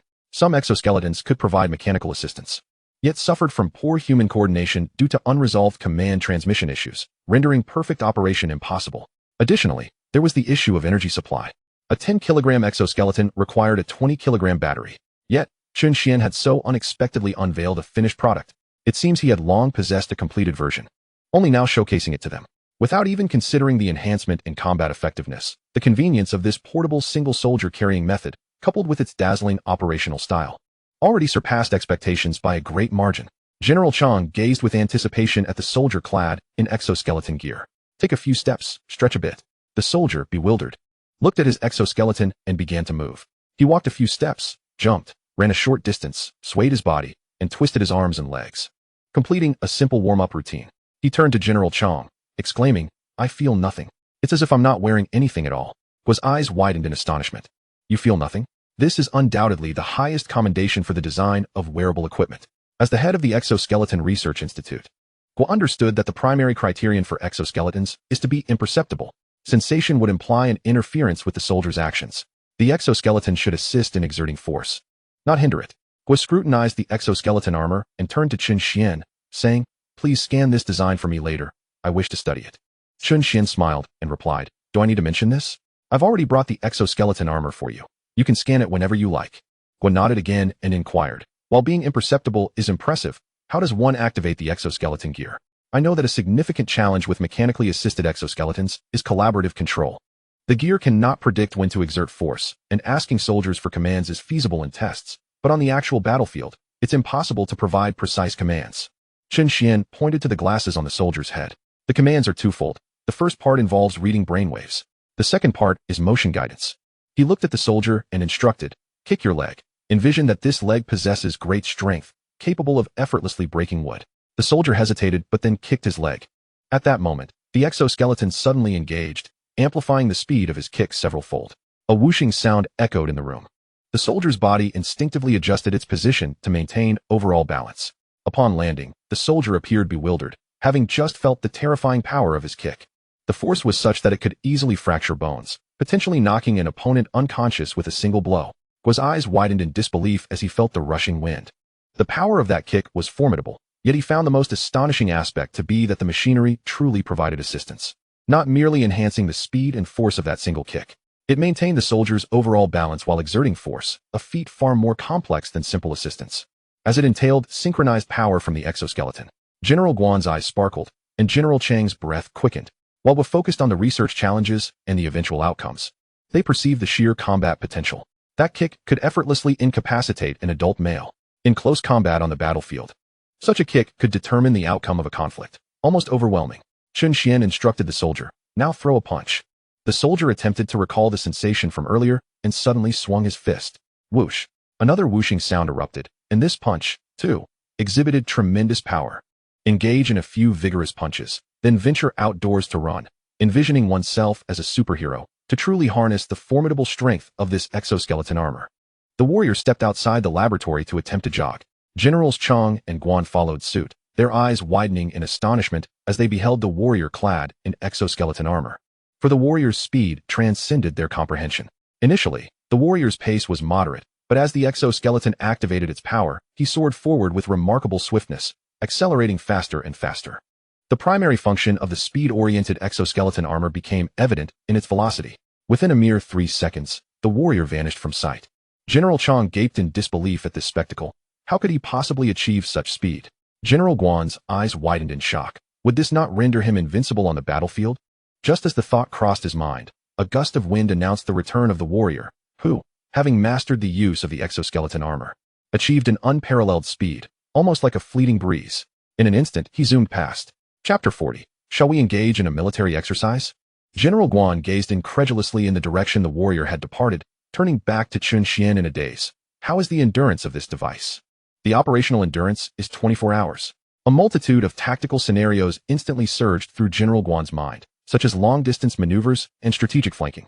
A contingent of warriors outfitted in exoskeleton armor could execute rapid flanking maneuvers right under the enemy's nose, catching them completely off guard. With such blistering speed, even the most skilled sharpshooters would find it nearly impossible to hit their target, for their own reaction times could not keep pace with the speed of the exoskeleton-wearing warriors. To strike accurately, one would have to predict the movements in advance, a task dauntingly difficult against such a fast-moving objective. Thus, this terrifying speed afforded the warriors an invulnerable position. Furthermore, at such velocities, even stepping on a concealed landmine would present a safety opportunity. After all, at the moment of triggering the mine, the warrior would have already sprinted several meters away. As the explosion was triggered, the individual was already in motion. Such exoskeleton armor is invincible in combat and equally unmatched in retreat. General Chang turned to Chen Xuan.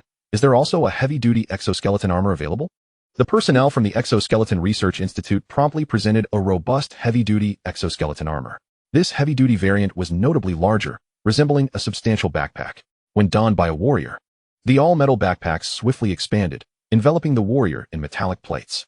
The limbs of the speed-oriented exoskeleton were slender, akin to a pinky finger, whereas the heavy-duty exoskeleton featured limbs as thick as a thumb, with support not only on the sides of the arms and legs, but also on the front and back. This comprehensive support rendered the entire exoskeleton assembly appear more substantial. The warrior, as customary, began to move, still oblivious to the presence of the exoskeleton. But upon envisioning its application, the armor provided significant assistance. Approaching the military vehicle, the warrior gripped the edge of the armored transport. This military vehicle was considerably heavier than a standard automobile, weighing a staggering 2.5 tons. Suddenly, the warrior exerted force and rose to his feet. Amidst the astonished gazes of all present, the war chariot was lifted halfway. The warrior, clad in exoskeletal gear, felt no strain as he stepped forward, placing his hands beneath the chariot and effortlessly hoisting the entire vehicle. Onlookers were left dumbfounded. A single individual lifted a chariot weighing 2.5 tons, 500 kilograms. After raising the vehicle, the warrior's expression remained composed, for he had yet to reach his limit. It felt as though he had not exerted his full strength. General Guan turned to Chen Xuan and inquired, "What is the maximum load capacity?" 5 tons, Chen Xuan replied. General Guan was taken aback. And the duration? 24 hours. His eyes widened in disbelief. Such a heavy-load exoskeleton would prove invaluable in unique terrains where strategic supplies cannot be delivered by vehicles or aircraft. It could swiftly transport substantial quantities of materials to locations inaccessible to trucks and planes. This was indeed a miraculous tool for special operations. General Guan whispered, "Aside from speed and heavy-load models, are there other variants?" "There is also a combat variant," Chen Xuan explained. "The combat model offers a more balanced performance. It is not as swift, nor does it support as heavy a load." "Do you have a sample?" Chen Xuan nodded. "What I am wearing is the combat exoskeleton." The exoskeleton unfolded from beneath Chen Xuan's clothing, conforming to his form. As he moved slightly, he elaborated, "This model is equipped with exoskeletal armor, featuring not only basic strength assistance, but also infrared detectors, motion capture devices, and more. aiding soldiers in battlefield analysis. Additionally, the glasses provide a map and can detect landmines and other traps. General Guan grew increasingly excited. Can we produce several of these? To ascertain the efficacy of this technology, it must be evaluated through real combat scenarios. Chen Xuan nodded. Mass production is feasible, and I can arrange for practical tests. I will produce some for you. A smile broke through General Guan's restrained demeanor as he patted Chen Xuan on the shoulder, then retrieved his satellite phone, exuding a sense of pride. Hello, old phone. How about we organize a joint exercise? The gruff voice of an elder echoed from the other end. What's this? Looking for a fight again? A fight? General Guan retorted. This time, I shall ensure you regret it. I've heard your Tiger Special Forces excel in urban warfare and forest combat. My guards are eager for a challenge. How about I send 10 guards, and you arrange for 200 of your little tigers? And we find an abandoned factory or forest to compete. The elder on the line was infuriated. Do I really need to send 200? 5 will suffice. 5. That's rather stingy. I've just seen the news. Civilian vehicles are now flying. At the very least, I want 7. Can civilian speeds truly compare to that of a troop transport? It is a tenfold disparity, 6 vehicles, and yet you cannot secure victory. Agreed. Shall we proceed tomorrow? I will arrange for personnel to prepare for urban warfare, commencing with close-quarter combat, followed by operations in the mountainous terrain. Old Guan hung up the phone and turned to Chen Xuan. Can we prepare 10 sets of combat-type exoskeleton armor by tomorrow morning? Yes, however. The soldiers must become accustomed to utilizing the exoskeletons in actual combat scenarios. Old Guan had not anticipated this aspect. How long will acclimatization take? Approximately 3 to 4 hours. Chen Xuan provided a rough estimate.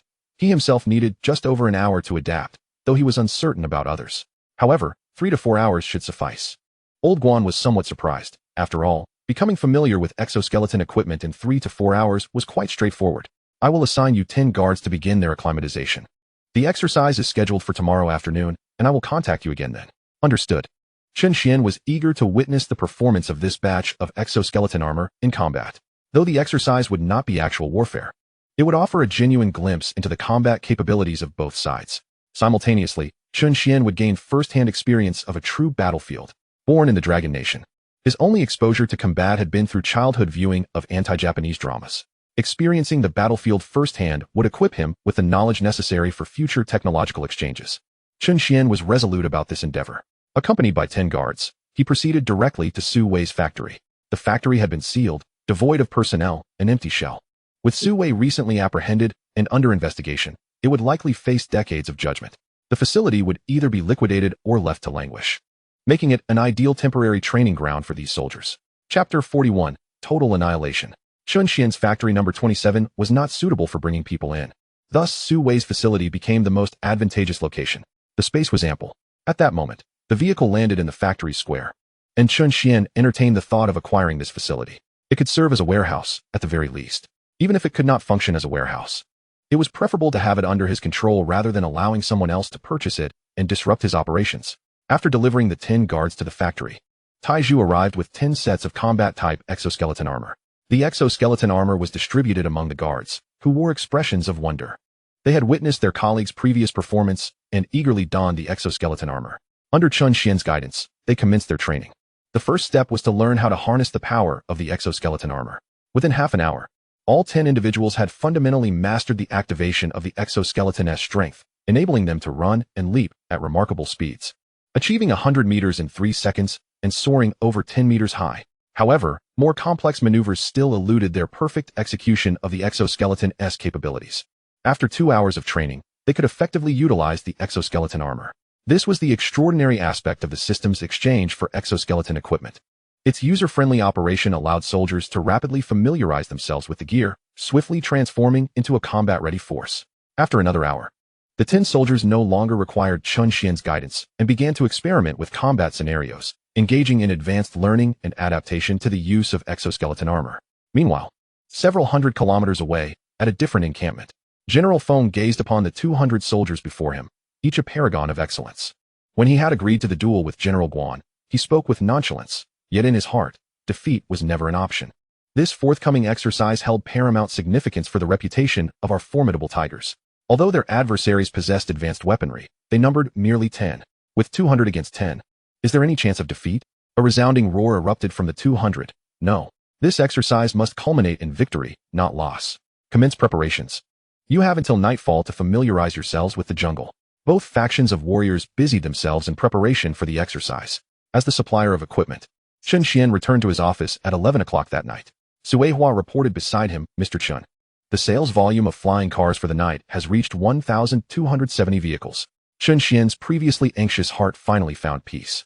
With the sale of 800 more flying cars, he could acquire the technology for medical beds.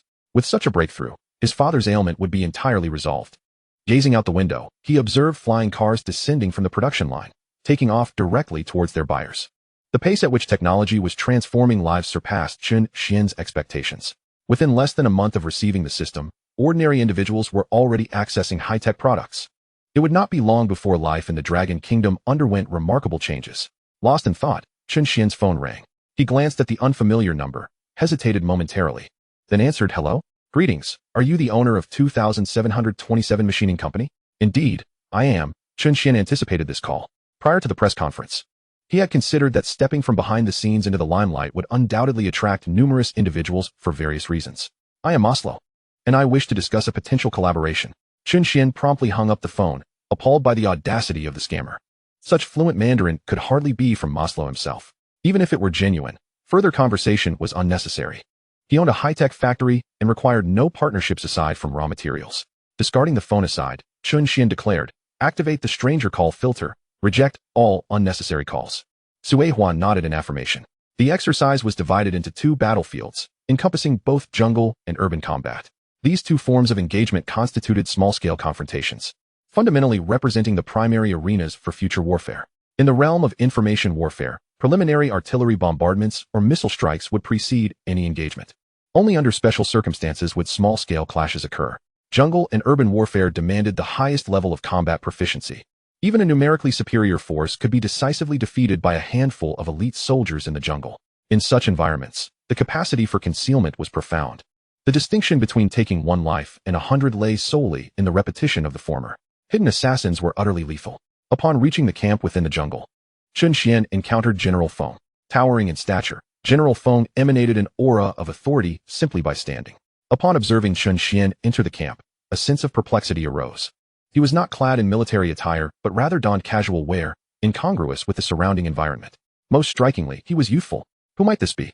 General Guan glanced back at Chen Xian and, with a smile, introduced him. "This is Chen Xian, the provider of the innovative equipment I am utilizing for my security detail today." General Feng's eyes suddenly sparkled with interest as he approached Chen Xian. Grasping his hand, "Researcher Chen, I have long admired your reputation, though regrettably, we have never met. Now that I see you, it is evident that you are both young and handsome. You exude promise. Let us exchange contact information. Should there be any need for testing the new equipment, or any requests, feel free to call me directly. The soldiers under my command are the true elite, the finest of the finest." Chen Xian regarded the suddenly exuberant General Feng with a smile. "Certainly, should any equipment require testing in the future, I will give you a call." General Feng's enthusiasm intensified. "What is the new equipment being tested this time? Share it with me. I am eager to learn." General Guan promptly interjected, clearing his throat. "Ahem." Chen Xian chuckled. "After the live drill, you will discover what the equipment entails." General Guan expressed satisfaction with Chen Xian's response and chuckled. "Old Feng, could it be that you are feeling apprehensive?" Old Feng, upon hearing General Guan's taunt, retorted, "Am I afraid? The word fear does not exist in my vocabulary." General Guan laughed heartily. "Then let us prepare to commence. Are your men ready? Once they are, we can begin outlining the rules." "We have been ready." General Guan unfurled the map. "The area of engagement is this forest. You must defend the flag atop the hunter's cabin with your 10 men. General Feng interrupted, waving his hand dismissively. "You need not capture the flag. If your 10 men remain unvanquished by our forces within the hour, you may consider it a victory."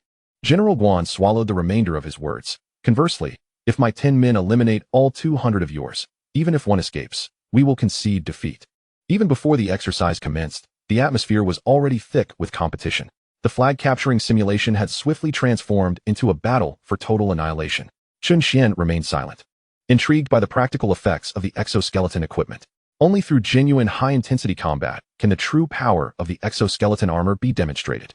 After confirming the combat mode, Generals Feng and Guan retreated to their respective camps to finalize preparations. Chapter 42. The enemies are supermen. The final 10 minutes of preparation time allowed soldiers on both sides to establish ambushes, while also enabling the command center to confirm communication with the field forces. Chen Xuan activated a comprehensive aerial view and deployed 2 reconnaissance flying vehicles over the battlefield, granting him clear visibility of all on-ground activities. He could see soldiers concealed among the trees, crouching in pits, and directly hiding within the underbrush. Nothing could escape his scrutiny. General Guan observed the image of the 200 soldiers, his astonishment evident. With reconnaissance vehicles surveying from above, our prowess in jungle warfare is simply unparalleled. I truly wish I did not have to relay their concealed positions to my guards, as this would drastically diminish the difficulty of their exercise. Chen Xuan glanced at General Guan, noting that if the latter had not smirked during his statement, he might have actually believed him. There is no need to relay the enemy's position to them. The exoskeleton equipment is inherently equipped with infrared detection capabilities. As long as the distance is not too great, they will be able to discern the enemy's location. General Guan turned to Chen Xuan, inquiring, "Do you believe our soldiers can annihilate their 200 men entirely?" Chen Xuan had a clear view of the entire battlefield, yet he found himself unable to assess the situation. "I do not know. I have never experienced war and cannot predict what the ensuing conflict will entail," he confessed. General Guan refrained from further questioning, remarking, "Old Feng's contingent undoubtedly comprises the finest special forces of Dragon Country. If they can be easily eradicated, then this exoskeleton armor will undoubtedly become the most sought-after equipment for individual soldiers. Are the electromagnetic pulse guns and electromagnetic railguns ineffective for individual use?"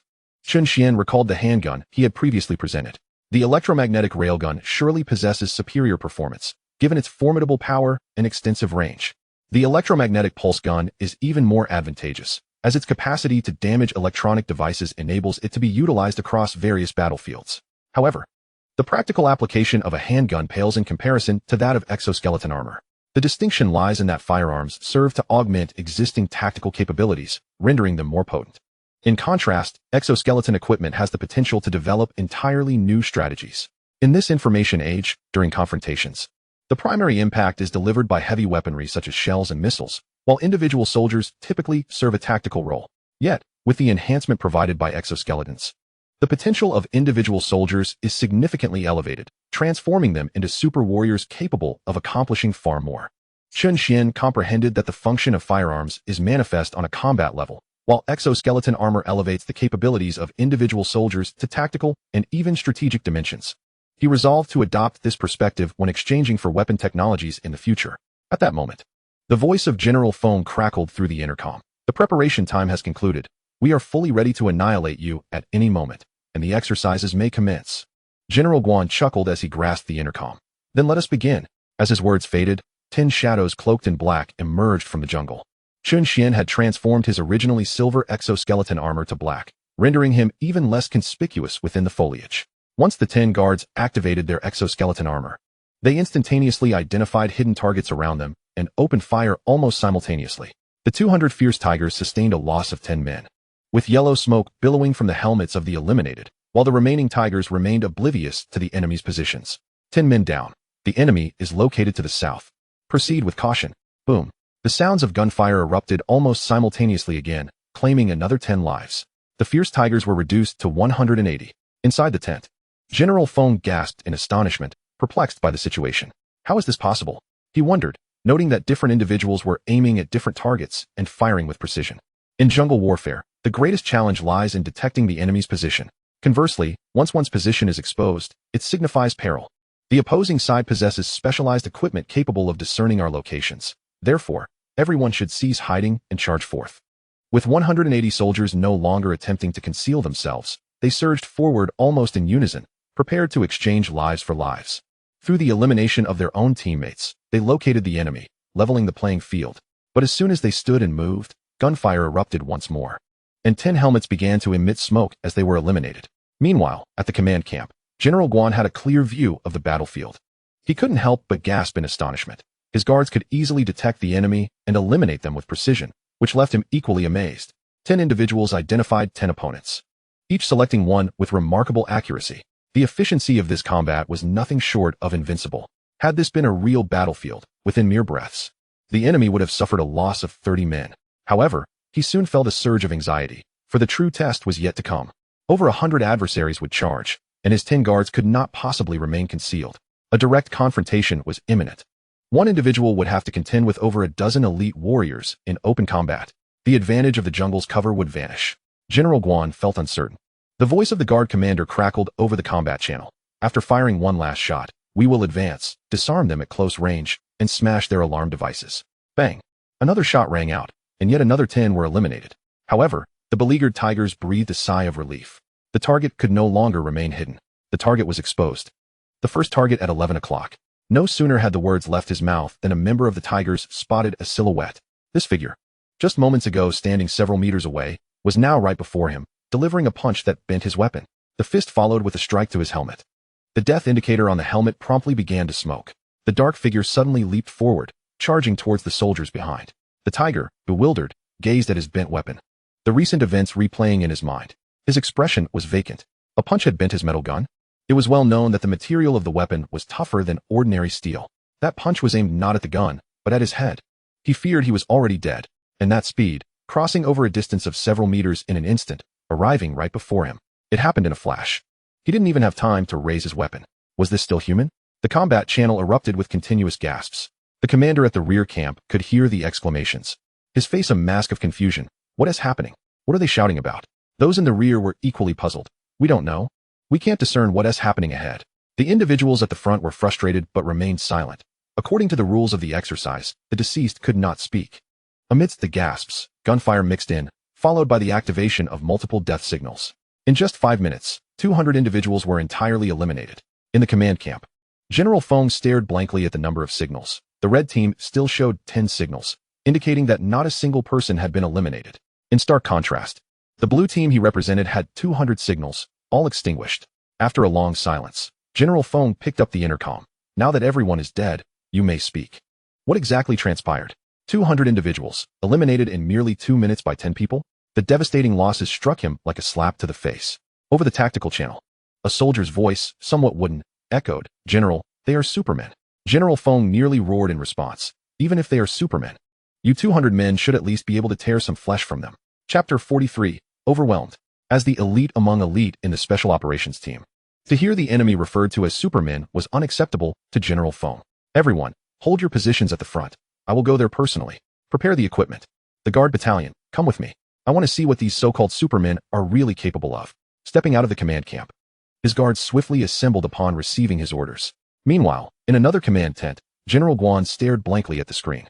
The ability to detect the enemy in jungle warfare often guarantees an almost invincible position. Yet, though shocked, he was not entirely taken aback. What truly astounded him was the final close-quarters combat scene, a vision that would remain etched in his memory forever. His 10 guards, akin to supermen, charged out from their cover, confronting over 100 foes, only to vanish. In his line of sight, they truly disappeared, moving with such speed that his eyes could scarcely register their motion. The other soldiers on the battlefield likely failed to react in time. By the moment they did, the armored warriors were already upon them. With a swift encounter, they dispatched their foes without hesitation, moving on to the next adversary with seamless efficiency. From his elevated vantage point, it appeared as though the guards' movements were unbroken, as if they were in a relentless charge, leaving the members of the Tiger Brigade strewn about like fallen leaves. A one-sided massacre, a crushing dominance. Upon witnessing the exoskeleton gear, General Guan had sensed the potential for formidable individual combat capabilities. In hindsight, his assessment of this exoskeleton had been overly conservative. This was not merely terrifying, it was invincible. An ordinary soldier, donning such equipment, could transform into a super soldier. The Tiger Brigade was a congregation of elites, and those dispatched this time were the creme de la creme. Yet they were utterly annihilated. Had this been a true battlefield, the jungle would now be littered with 200 corpses. General Guan stared incredulously at the screen, regaining his composure only after a prolonged moment. As he collected his thoughts, he heard General Feng giving commands outside. Hurriedly, General Guan dashed out of the tent, witnessing General Feng personally preparing to enter the battlefield with his guards. He rushed forward to block Feng's path. "Old Feng, you refuse to acknowledge defeat?" General Feng retorted sharply, "If I lose, then I lose." General Guan pointed at the guards behind him. "What does that mean? Revenge?" At this moment, General Feng had calmed somewhat. "I want to witness for myself just how formidable your guards are. Supermen, huh?" General Guan stepped forward, pulling General Feng back toward the tent. "You did not lose to my guards. You lost to Chen Xuan." Chen Xuan stood within the tent, gazing at the fully armed General Feng, a flicker of respect blossoming in his heart. The general appeared to be in his 60s or 70s, qualifying him as an elder. His audacity to charge into battle at a moment's notice was truly admirable. The mindset of his subordinates, eager to reclaim their honor after defeat, was a rarity indeed. General Feng turned his attention to Chen Xuan, inquiring about the new technology. General Guan approached the computer screen, stating, "All my guards are equipped with the exoskeleton armor he developed." At that moment, General Feng truly regained his composure. Even his less capable men should not have been so easily vanquished. The pivotal factor must lie in the exoskeleton armor. Furrowing his brow, General Feng remarked, "Exoskeleton armor? I am familiar with it. I possess a batch myself, but its utility in actual combat is limited, primarily serving to assist in the transport of the injured and the movement of supplies. My exoskeleton armor is somewhat different," Chen Xuan replied coolly. "Activate." The metallic panels behind him instantly cracked open, unfolding and adhering to his arms and legs. In a mere second, the transformation was complete. The metallic exoskeleton enveloped Chen Xuan, supporting his entire body, rendering him striking and formidable. General Feng stared in disbelief at Chen Xuan, his eyes wide with incredulity at the advanced nature of the exoskeleton armor. How had it evolved to such an extent? The portability alone surpassed that of previous exoskeleton gear. However, the ultimate measure of efficacy would be in its combat capabilities. General Feng regarded Chen Xuan, stating, "You are not a combat personnel. Allow me to consult with the fighters." "No need. We have recorded the recent combat footage," Chen Xuan replied. Realizing the implications, General Feng dashed towards the computer, exclaiming, "Show me." The screen began to replay the recent drill. The initial shots he had fired were trivial, presenting little challenge. The true difficulty lay in the detection. Once identified, the remainder was merely a matter of pulling the trigger. What about the charge? Holding his breath, General Feng focused intently, witnessing the charge unfold. At a distance of merely 10 meters, 10 guards sprang into action simultaneously, leaving General Feng astounded.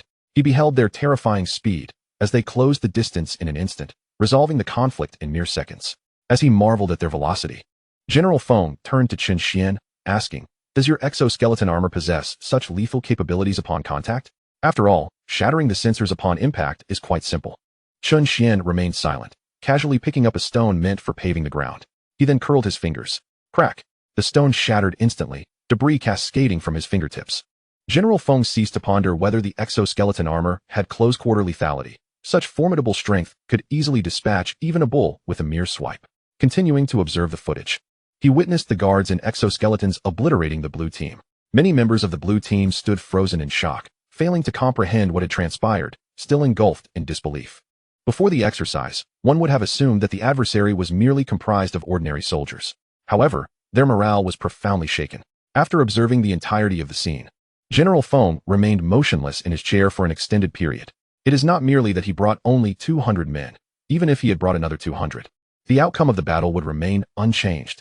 The exoskeleton equipment has exponentially widened the gap in power among the soldiers.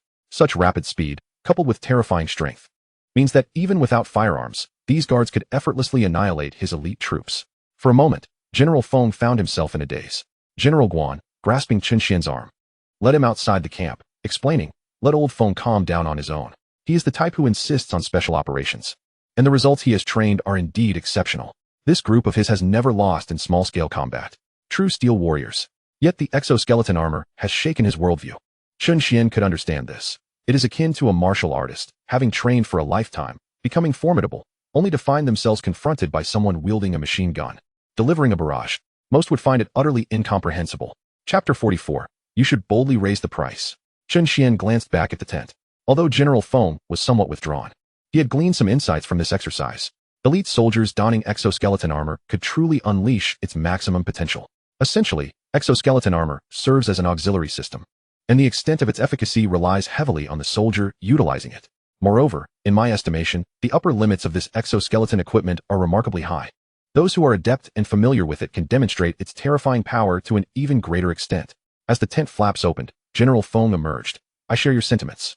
I have just analyzed the speed of your 10 guards. Only one is notably swift, while the slowest is a full 30% slower than the fastest." Approaching Chen Xuan, General Feng declared, "I require a batch of this exoskeleton armor. I will personally train them, and then you shall witness what constitutes the might of the strongest individual soldier." Old Guan's guards are inadequate. Chen Xuan hesitated, gazing at General Feng. "How many sets do you need?" 12,000 sets. Chen Xuan was taken aback. He had grown accustomed to the officials' frugality in procuring equipment, considering that previously they had only purchased 1,000 electromagnetic rifles and merely 100 vehicles. Old Guan glanced at General Feng, exasperated. "You think you can simply demand 12,000 sets? You need the approval of the logistics personnel." General Feng turned to make a phone call, directly contacting Old Chong, you Haven T provided me with the electromagnetic rifles. Fine, I can let that slide. You also Haven T supplied the flying transport vehicles and reconnaissance aircraft. I can accept that too. But I must have the individual exoskeleton equipment. You cannot fathom how formidable the individual exoskeleton armor is. Provide me with 12,000 sets, and I shall return to you an invincible legion, truly invincible. You cannot refuse.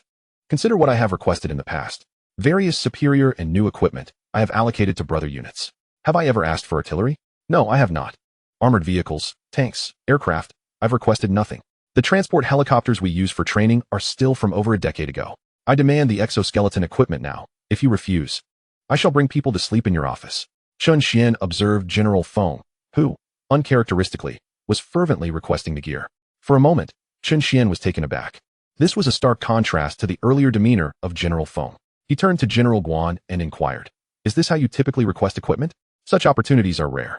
When new equipment is available, allocations and quantities are generally determined during meetings, General Guan replied. Currently, Old Feng aims to secure the equipment before anyone else can claim it.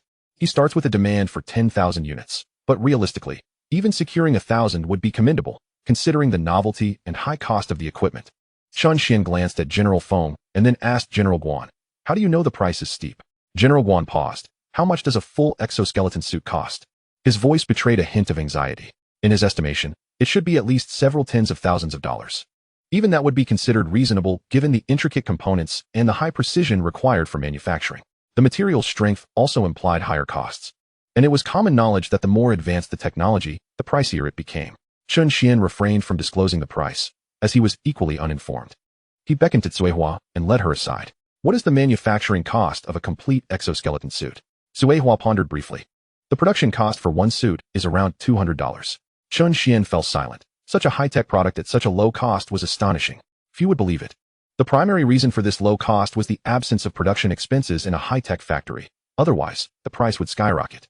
He considered offering a more affordable price to the authorities, but stating $200 felt inappropriate. After some thought, Chen Xuan approached General Guan. "The price for a full exoskeleton suit is $500. General Guan was momentarily stunned. General Feng, who was on the phone, turned to stare incredulously at Chen Xuan. "How much? 500? This price was far below their expectations. $500 could barely cover a counterfeit mobile phone, yet it was purportedly enough to purchase exoskeleton equipment? Surely, this was not a jest. It was important to note that even basic exoskeletons without energy assistance cost upwards of $10,000 to $20,000. Moreover, even the cheapest prosthetics would range from $10,000 to $20,000, with superior models costing hundreds of thousands. Given the advanced technology, materials, and control systems involved in exoskeleton equipment, Chen Xuan's quote of 500 was astonishing. General Feng could not help but repeat, "The price for a full exoskeleton suit is 500? General Guan recalled his earlier comments and turned to General Feng. "Activate the speaker. We must prevent Old Chang from misunderstanding." General Feng switched on the speaker, and they heard General Chang's voice on the other end. "What do you mean 500? Clarify your statement." General Guan explained. Chen Xuan has quoted the price for the exoskeleton armor at $500 per suit. However, do not get your hopes up. Chen Xuan was merely taking advantage of Old Feng's desperate request for equipment and intentionally lowered the price. It is estimated that he directly bore the loss. Otherwise, who would be so foolish as to purchase a set of exoskeleton equipment for 500? General Feng, coming to his senses, regarded Chen Xuan with a transformed gaze. Previously, he saw Chen Xuan as a prodigy, a genius capable of developing superior weaponry. Now, however, respect and admiration were evident in his eyes. Chen Xuan was indeed a true son of the Dragon Kingdom, willing to forego profit, even incurring losses, to provide better equipment. The young man's altruistic spirit filled General Feng with joy. He chuckled and patted Chen Xuan on the shoulder, declaring, "Quote your price as you see fit. We cannot allow you to suffer a loss. How can one conduct research without funds? Profit must be made. Earning for yourself is far superior to enriching others." General Chang's voice echoed through the phone. "Chen Xuan, please provide a reasonable price. I am ready to place an order." General Guan, standing nearby, regarded Chen Xuan with approval. Nodding in agreement, Chen Xuan forced a smile. "It's just 500. I do not intend to profit from this exoskeleton equipment. Simply cover the material and processing costs." General Feng furrowed his brow.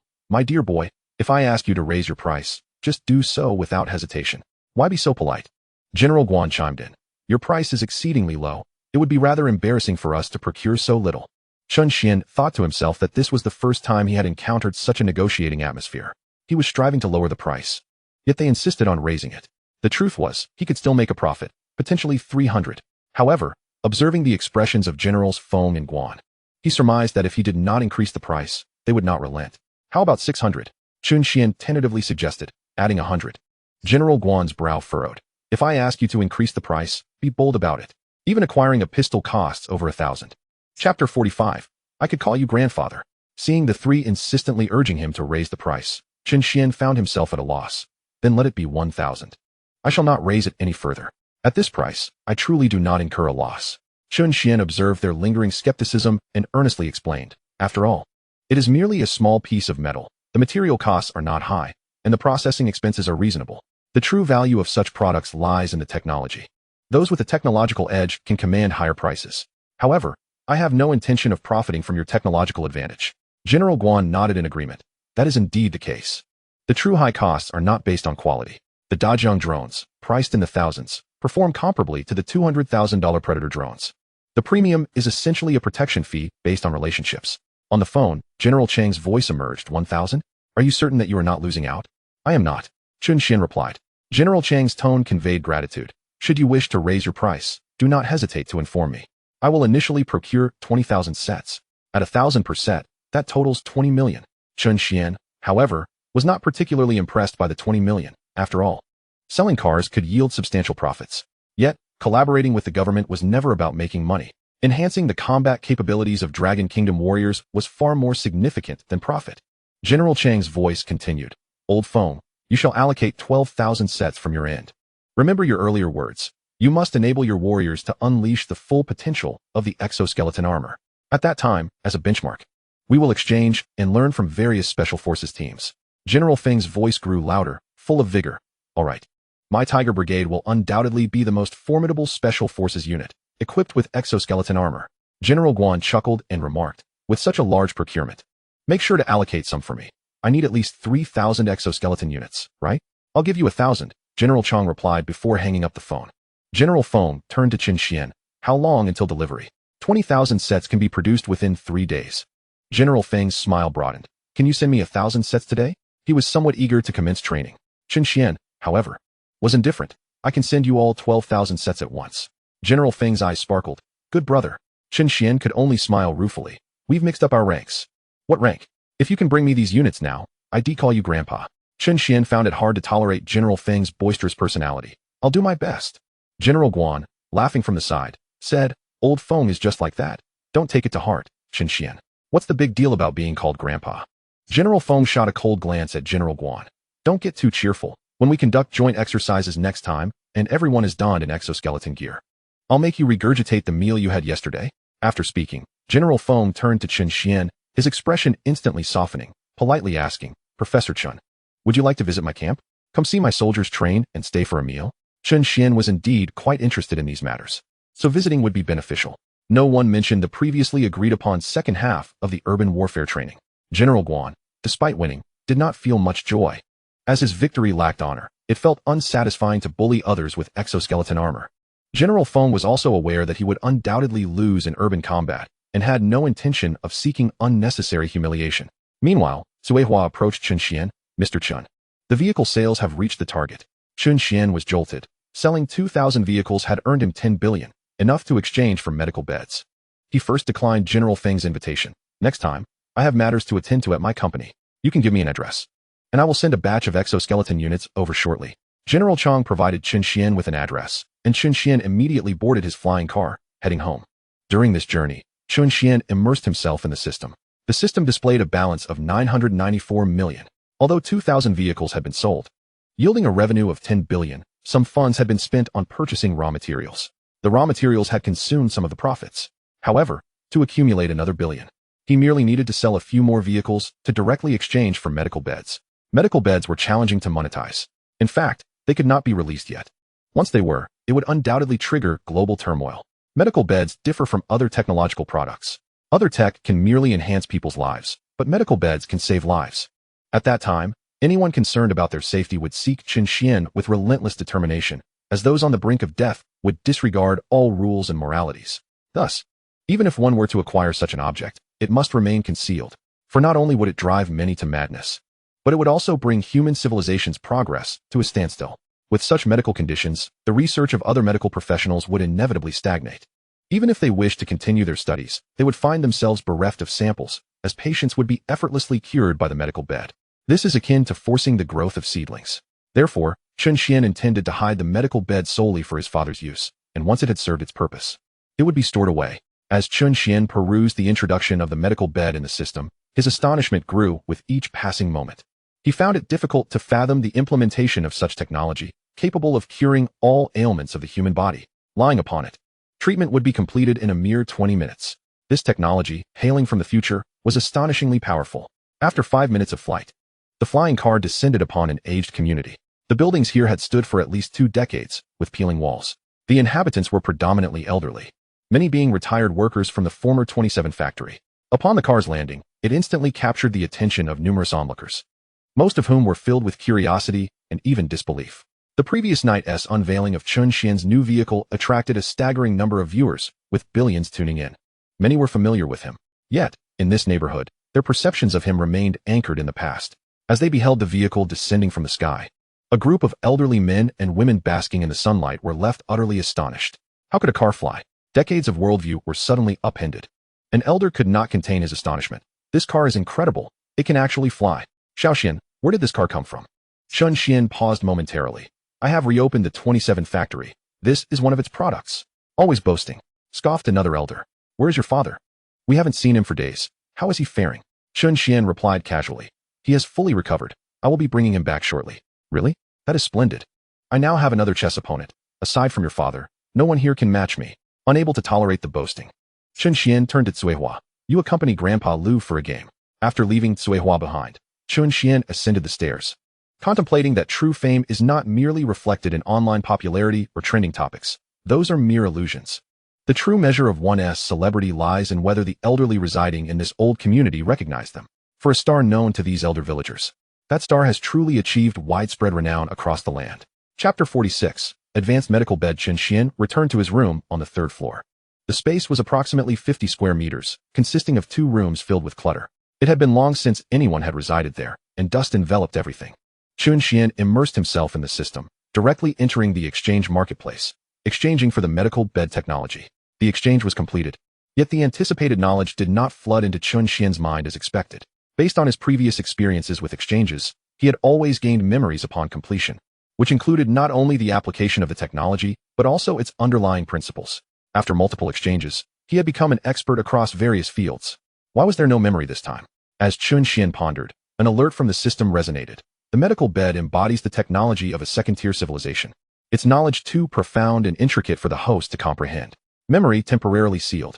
Given that the host's first-tier civilization factory is incapable of producing the medical bed, the technology is stored away, with a sample reward granted. Once the host factory upgrades to a second-tier civilization, the sealed technology will be disclosed. Chen Xuan was taken aback. Second-tier civilization technology. Unreadable, unmanufacturable. However, fortune smiled upon him as the system provided a sample reward. In truth, all he desired was a sample, for he had no intention of producing or selling the medical bed. His sole aim was to cure his father. He retrieved the medical bed sample from the system. In the next instant, a pristine white medical bed materialized before him. The bed measured 1 meter in width, accompanied by a display screen beside it. It appeared to be an ordinary medical bed. Chen Xuan attempted to recline upon it. As soon as he did, he heard a soft beep. A red line began scanning from the crown of his head downwards. After passing over his head, the medical bed emitted a sound. Ding! Minor rhinitis detected. Mild myopia. The red line continued to traverse his throat, prompting another alert. Ding! Chronic pharyngitis detected. The line then swept over his chest. No alert sounded. And it proceeded to scan his abdomen, where it chimed again. Chronic gastritis detected. Please adjust your dietary structure, eat on time, and chew thoroughly. The red line scanned his legs, and then his feet. Suboptimal health status. Treatment possible. Duration 2 minutes. Chen Xuan closed his eyes, surrendering to the treatment. The medical bed engaged in a manner unknown to him, and he felt a slight itch in his eyes, which soon dissipated, signaling the completion of the treatment. Next, his nose experienced a mild itch, but within mere seconds, his nasal passages cleared. Previously afflicted by rhinitis, he often suffered from nasal congestion and sneezing at the slightest temperature change. Discomfort had become his norm. Now all was well. Then came his throat, which similarly itched slightly. Once the itch faded, the minor discomfort vanished entirely. A warm sensation enveloped his stomach. Ding! Treatment complete. Chen Xuan opened his eyes, and the world before him suddenly sharpened. He had previously been mildly myopic, not requiring glasses, yet still experiencing a degree of blurriness at a distance. Now, that blurriness had completely vanished, revealing an astonishingly clear world before him. His vision had been fully restored. Rising from the medical bed, Chen Xuan felt an extraordinary sense of well-being. The silent eradication of these minor ailments was truly astonishing, particularly since these conditions, albeit trivial, were chronic afflictions common to many. Should this medical bed be unveiled, it would surely incite fervor not only among those with terminal illnesses, but also among those in suboptimal health, for it promised an enhancement in quality of life. Chen Xuan placed the medical bed in his room and set off to the hospital to bring his father home. Upon stepping outside, he noticed old Lu. Engrossed in a chess match, his brow furrowed in concentration, seemingly grappling with a difficult situation. After a lengthy silence, he remarked, "Girl, your move is quite ruthless. Your intent is heavy." Suehua rose to her feet and returned to Chen Xuan's side, exclaiming, "We won." Chen Xuan smiled. Although Suehua lacked self-awareness, she was undoubtedly far more formidable than any AlphaGo. With her computational prowess, defeating 100 elderly opponents posed no challenge at all. As Chen Xuan brought Suehua back to the flying car, he seized a moment of stillness on the road to once again delve into the system. Through the recent acquisition of a medical bed, he had discerned the requirements for system upgrades. He needed to reach the threshold of a second-tier civilization. To exchange for technologies exclusive to a second-tier civilization, he must elevate the factory to a second-tier status. How to upgrade? He would simply consult the system for the upgrade conditions. There were 3 conditions: 100 billion in cash, the completion of genetic modifications, and the mastery of certain aerospace technologies. The first task, acquiring 100 billion, was a formidable hurdle, yet not insurmountable. As the technologies exchanged increased, earning money became progressively easier for Chen Xuan. The completion of species modifications? Did it imply transforming into something other than human? Chen Xuan scrutinized the detailed description. It referred to genetic modifications, enabling him to become akin to a super soldier. Lastly, mastering aerospace technology involved the capability to launch rockets into the cosmos. This was regarded as foundational technology for attaining a second-tier civilization.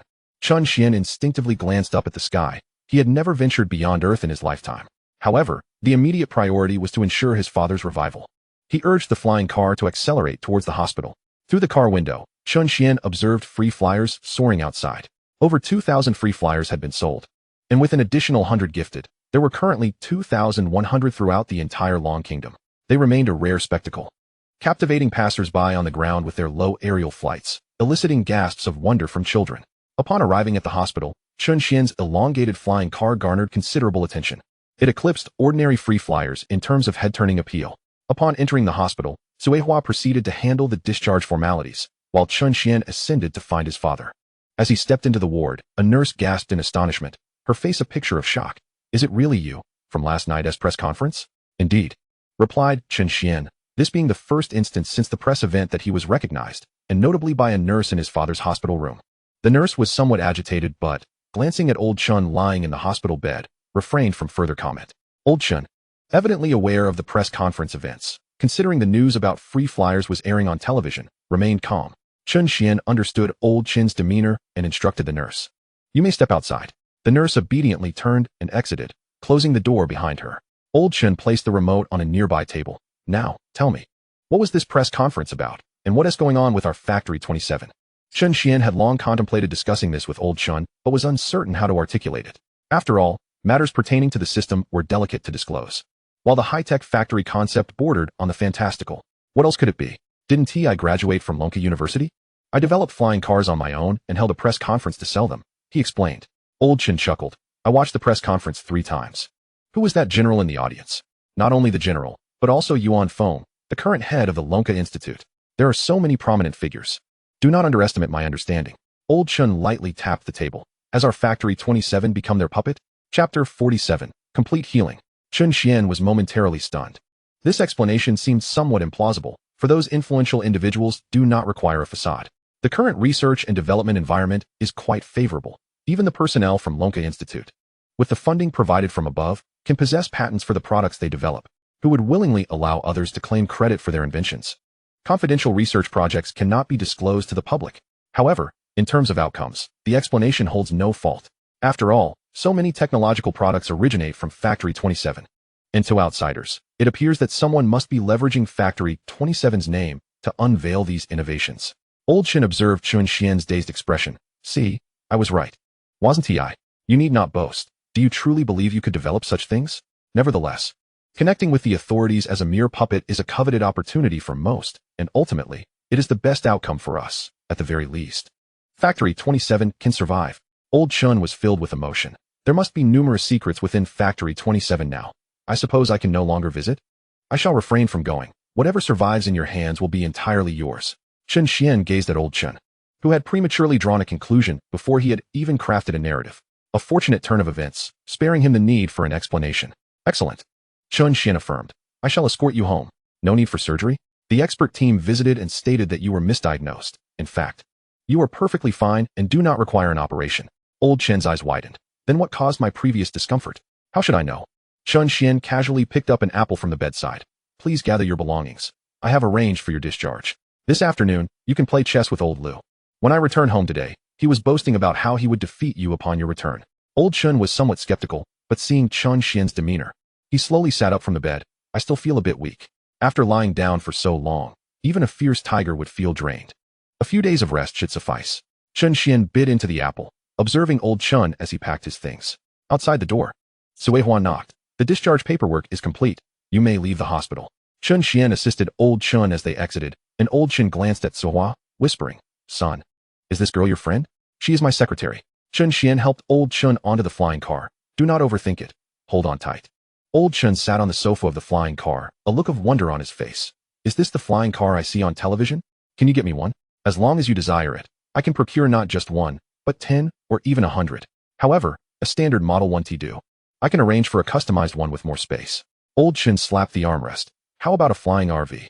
Certainly. Old Chen chuckled. One day, I shall travel across the nation in my flying RV. While I lay in the hospital bed, that was my dream. I must make it a reality.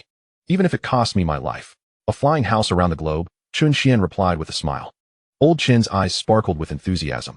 I plan to record a video to share with my fellow patients. Chen Xuan, listening, felt it was indeed a splendid idea. Don't regale me with your grand visions. I still have my arduous work to attend to. Old Chen chuckled, glancing towards the cockpit. That young lady seems quite admirable. You ought to contemplate your personal life more. Chen Xuan scoffed. There is no possibility of that. Don't get your hopes up. Even if I were to seek a companion, I'd prefer one with self-awareness. After a brief exchange, the aircraft landed at home, and Chen Xuan escorted Old Chen back to his room. Old Chen immediately noticed the pristine medical bed. What is this? A rehabilitation bed. Lie down and rest. It's said to provide a more restful sleep. Old Chen, persuaded, reclined upon it. Chen Xuan had already disabled the voice activation. The red lines swept across Old Chen's body, revealing a myriad of ailments, yet the medical bed remained silent. The treatment ensued, lasting a mere 10 minutes. The once gravely ill Old Chen found himself completely rejuvenated in such a short span. At that moment, he opened his eyes, wearing an expression of profound clarity. Am I truly beyond cure? Has the hospital deemed me untreatable? Chen Xuan recognized that Old Chen's theatricality had not escaped him. Yet there was no longer a need for pretense. Old Chen now appeared healthier than many 20-year-olds. What are you pondering? You can handle dinner yourself. I'm heading back to the factory. Old Chen watched as Chen Xuan exited the room with such directness, utterly bewildered. What was happening? Attempting to rise from the bed, he could distinctly sense newfound strength coursing through his body. Not just physical vigor, but a long-lost vitality. Opening the door, Old Chen beheld Chen Xuan's vehicle disappearing into the distance, still in a state of shock. Was he really free of his ailments? If so, wouldn't it be time for some fun? Lu Shu, shall we have a game? Old Lu, basking in the sunlight below, looked up. Ah, you're back. Feeling better? Indeed. The hospital misdiagnosed me. I'm perfectly fine now. Splendid. Come enjoy the sun, and let us play a match. In the high skies, Chen Xuan observed Old Chen descending the stairs, and withdrew his gaze. Back to the factory. His father's illness had weighed heavily upon his heart, a constant source of worry. Now, with his father's complete recovery, his spirits were considerably lifted. Although his father usually cared deeply for the factory, he now deemed it shrouded in secrets and chose to abstain from visiting, sparing Chen Xuan further persuasion. Upon returning to the factory, Chen Xuan first inspected the production workshop. Currently, the primary focus was on the exoskeleton armor and flying vehicles. By nightfall, they anticipated completing the production of 20,000 sets of exoskeleton armor. Additionally, his account had swelled by 70 million. 20 million was from the exoskeleton equipment, while the remaining 50 million came from the sale of 100 flying vehicles. Aware that upgrading the factory would necessitate genetic enhancement and aerospace technology, he resolved to exchange for advancements in biology and aerospace in due course. Chen Xuan immersed himself in the system, delving into biological technology. Biotech represents a significant category within science, encompassing various medications and devices related to the human body, all presented in a splendid array. The remarkable advancements in gene editing technology and cellular regeneration, which may seem exceedingly fantastical, are neatly cataloged within the system. Few technologies can be exchanged for 7 million, and a single temporary enhancement pill demands 50 million. This temporary enhancement drug, a biological augmenting agent, can briefly amplify one's strength and speed. However, its primary purpose is not merely to enhance the human body, but rather to prepare it for the subsequent adaptation to greater strength. Once the body acclimates to this enhanced state, one can then inject the gene agent for definitive augmentation. Although referred to as an enhancement agent, it is more accurately described as a one-time gene agent, devoid of any side effects. This item will inevitably need to be acquired. Thus, it is prudent to exchange for it early, ensuring readiness for the eventual availability of gene agents for immediate use. Chapter 48. The privileges of the elite. As Chen Xuan prepared to make his exchange, Suihua appeared at the office door, announcing, "General Chang has arrived. Please bring him in." Chen Xuan replied, slightly surprised by the general's visit, having just spoken with him that morning. After a brief wait, General Chang arrived outside the office building, accompanied by several soldiers. Their attire was notably different from what Chen Xuan had previously encountered. It resembled ceremonial garb. Descending the stairs to greet him, Chen Xuan called out, "General Chang." The general, standing outside, looked at Chen Xuan and smiled, instructing him, "Stand straight and remain still." Realizing the significance of the moment, Chen Xuan complied. The general's demeanor shifted to one of solemnity as he stood erect, performing a formal salute. "Comrade Chen Xuan, for your remarkable contributions to national defense through the development of electromagnetic pulse guns, electromagnetic railguns, aerial transport vehicles, and reconnaissance aircraft, you have received high praise from our superiors. In accordance with the resolutions of the National Defense Science and Technology Institute's senior meeting, I am pleased to confer upon you the rank of Major and present you with a special research medal, along with a cash reward of 5 million. As the general began to bestow the medal upon Chen Xuan, he held out the ceremonial attire before him, saying, "I apologize. These honors were meant to be presented at a grand ceremony, witnessed by many. However, the technologies you've developed are exceedingly sensitive, and a decision regarding their public announcement has yet to be made." Receiving the meticulously arranged attire, Chen Xuan was about to respond when he noticed General Chang bowing again. This time, the soldiers behind him executed a synchronized salute. The precision and grace of their movements sent a shiver through Chen Xuan, awakening a profound sense of responsibility within him. He perceived the respect reflected in their eyes, a genuine reverence from the depths of their hearts.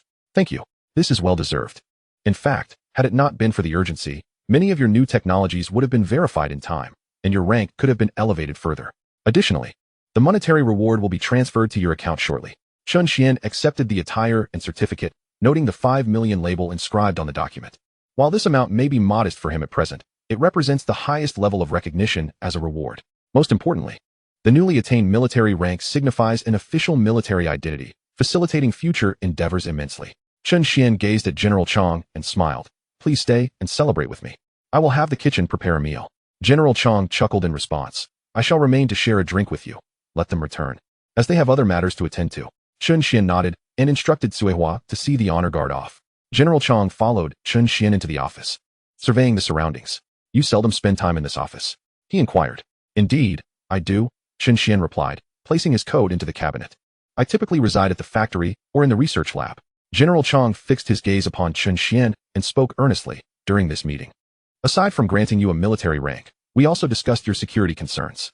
The advent of flying cars has thrust you into the public eye, and it is inevitable that some may seek to harm you. While domestic threats are manageable, those abroad, particularly individuals seeking collaboration, including overseas officials, may pose significant risks. You are in danger. Do not underestimate the intentions of certain individuals. I can arrange for a cadre of bodyguards for you."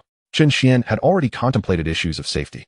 Recognizing that, as a researcher who could produce numerous innovations, he was valued in Longhua. However, he also understood that he was a target for the White Eagle. Yet, he had not considered the necessity of bodyguards. "I possess exoskeleton equipment. My safety should not be a concern," he asserted. General Chang shook his head.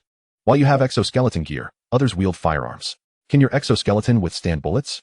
Before Chen Xuan could respond, General Chang continued, "The exoskeleton is indeed formidable, but its effectiveness largely depends on the user. You are not a combatant. You cannot exploit the full potential of the exoskeleton. Combat personnel may evade bullets, but you cannot guarantee the same. Moreover, protective measures must include the ability to anticipate danger. Can your exoskeleton defend against concealed firearms? General Chang spoke rapidly, his points flowing seamlessly. We will provide you with the most elite guards. They will unquestionably heed your commands and maintain the utmost confidentiality. They will observe what you permit them to, and they will not intrude upon what you wish to keep private. When stationed at the factory, they will not so much as glance inside. In terms of secrecy, we are even more vigilant than you. Each of them is impeccably vetted. We would not dare place anyone by your side otherwise, given the multitude of secrets you harbor. Having concluded his remarks, General Chang declared, we will assign you an initial contingent of 40 guards, rotating in 2 shifts to ensure your protection. When you remain within the factory grounds, they will patrol diligently. Should you venture beyond, they will prepare in advance, even donning disguises to blend seamlessly into your surroundings, ensuring no disruption to your daily life. With a smile breaking across his face, General Chang asked, what do you think, Chen Xuan? At that moment, Chen Xuan found himself swayed by the argument. Although he possessed exoskeleton gear and had Sui Hua by his side, he was acutely aware of his limited capacity to respond to threats. Sui Hua could manage close-range dangers, but was defenseless against long-range snipers. Despite his exoskeleton, he had no means to counteract distant threats. However, with bodyguards at his side, they would be able to anticipate potential dangers and respond accordingly. However, he could not agree directly. Chen Xuan feigned hesitation. I suppose I have no room for refusal. Let them come, but they must absolutely obey my commands. Aside from your safety concerns, they must comply with my orders. Chen Xuan shook his head. No? I must also take responsibility for my own safety. They must adhere to my commands, even if they feel my safety is compromised. If I command them to leave, they must depart. My orders take precedence. Only then can I allow them to approach me. General Chang pondered for a moment. All right. This can be seen as a mutual concession. Under normal circumstances, Chen Xuan would never permit the guards to draw near, considering the multitude of secrets he harbors. However, the condition that they must obey commands is somewhat acceptable. The guards assigned by General Chang should prioritize Chen Xuan's life. Yet now it has shifted to prioritizing Chen Xuan's commands. Chen Xuan discerned General Chang's concerns and reassured him, rest assured, if I am in danger, it is highly unlikely that I would allow the guards to leave. I fear death as well. It is precisely because you fear death that I acquiesce to your request. They will be stationed outside the factory. I will allow them to come in and set up defenses. There is no need for defenses within the factory. I have prepared a security system that ensures safety.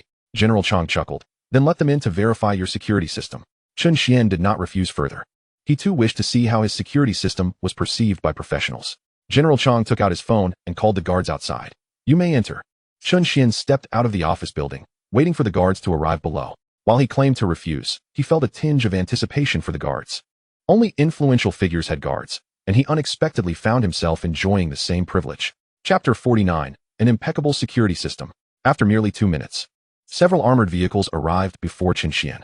The doors swung open, and young men and women clad in military uniforms disembarked. They were fully armed, exuding an undeniable pressure. Clearly the elite, well-trained troops. A total of 41 individuals, among whom were 11 women. Chen Xuan was somewhat taken aback, glancing at General Chang in confusion. Why are there women? General Chang replied nonchalantly. Do not underestimate them simply because they are women. They have all undergone specialized training and performed exceptionally well. In similar situations, they often excel beyond their male counterparts. In fact, women frequently catch the enemy off guard, allowing for more effective operations. Chen Xuan was somewhat surprised. He knew General Chang's character and that he seldom praised others. This indicated that these female guards had genuinely earned General Chang's acknowledgement. One woman approached Chen Xuan and respectfully bowed. Shang Yunxi, from this day forth, I shall be your head of the guard. You may direct any requests to me. General Chang interjected. From today onwards, you will unconditionally execute his commands. Shang Yunxi bowed once more. Understood. The remaining 40 individuals stood in unison, bowing as well. Chen Xuan gently waved his hand. I only require your protection when I am outside. There is no need for any protection within the factory. In my factory, I have devised a security system that guarantees my safety within its confines. General Chang turned to Shang Yunxi and instructed. Please inspect the factory's security system to ensure there are no oversights. As he spoke, he elaborated to Chen Xuan. Their capability to become elite guards is not solely due to their formidable combat skills. They excel equally in various security competencies. Any one of them could ascend to the position of security director in a prominent company. Chen Xuan smiled and replied, no need for explanations, I understand. I too wish to ascertain if there are any flaws in the security system I designed. My security system is relatively straightforward, divided into 3 components, a surveillance network, image analysis, and a supply system. The monitoring and analysis functions are integrated, so I will first show you the surveillance network. Chen Xuan led Xiang Yunqi and the others to the monitoring room. General Chang, intrigued by the specifics of Chen Xian's security design, followed closely. The monitoring room was spacious, occupied by a lone security guard engrossed in his mobile phone, alongside 3 rows of display screens, each row containing 9 screens, totaling 27. The screens flickered, rapidly switching between images. Upon noticing the group S in trance, the guard hastily concealed his phone, a gesture that caught Chen Xian's attention. This guard, unlike an automaton devoid of self-awareness, had the audacity to sneak in a moment of leisure. However, Chen Xuan had no time to dwell on the guard's behavior. He calmly explained, "There are a total of 126 cameras positioned around the factory's perimeter, providing comprehensive surveillance without blind spots. Any object entering the premises will be detected. Beyond the factory, within a 10-kilometer radius of the surrounding forest, there are 2,739 cameras strategically placed, ensuring that the entire forest is under surveillance. Even the slightest movement of a sparrow outside the factory is documented, leaving no room for any nefarious individuals to approach undetected." General Chang was taken aback as he observed the images transitioning on the screens, revealing branches, birds, and rabbits, elements solely found within the woodland. Chen Xian's security system not only monitored the factory, but also encompassed the surrounding area, extending its reach for 10 kilometers. Should anyone with ill intentions attempt to infiltrate the factory, they would be identified from 10 kilometers away. Xiang Yunqi, equally astonished, struggled to find any flaws, questioning, "Are you certain there are no blind spots?" Chen Xian turned to the guard, instructing, "Please print a map highlighting the camera locations within the factory." The guard promptly complied. Returning with the map, Xiang Yunqi unfurled the large map, gesturing for her team to assist in the inspection. They began by examining the camera placements within the factory, ensuring a seamless distribution, before proceeding to the exterior. The entire process was meticulous and thorough. After half an hour, Xiang Yunqi finally looked up and remarked, "The distribution of these cameras is indeed flawless, but since they likely transmit signals wirelessly, is there a possibility of signal interference?" Chen Xian replied calmly, "Should the signal be disrupted, an alarm will be triggered immediately." Xiang Yunqi pressed on, "What about the power supply for the cameras?" "They are powered by solar energy, supplemented by high-capacity batteries, ensuring that for the next decade, we need not concern ourselves with power sustainability," Chen Xian stated. Xiang Yunqi spoke in a grave tone. "Regarding the final inquiry about the surveillance, is the identification system sufficiently sensitive?" Chen Xian smiled. "There is no need for concern.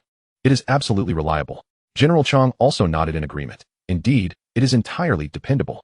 Xiang Yunqi continued solemnly. "As for the last question, the ultimate safeguard in this monitoring room is the security guard overseeing the surveillance. We should take charge of this to ensure greater security." Chen Xian glanced at the robotic security guard nearby. "He is equally secure and undoubtedly reliable." General Chang cleared his throat twice. "Xiao Chun, it would be wise to cultivate a good rapport with the security personnel. Perhaps you could assign him to a different role, allowing Xiao Shang to coordinate the staffing here." He felt that having a security guard in this position was somewhat precarious, considering he appeared merely to be collecting a paycheck, and could hardly compare to the elite guards he had brought along. Before Chen Xian could respond, the robotic security guard interjected, "If you wish to take my position, you must demonstrate some real skill."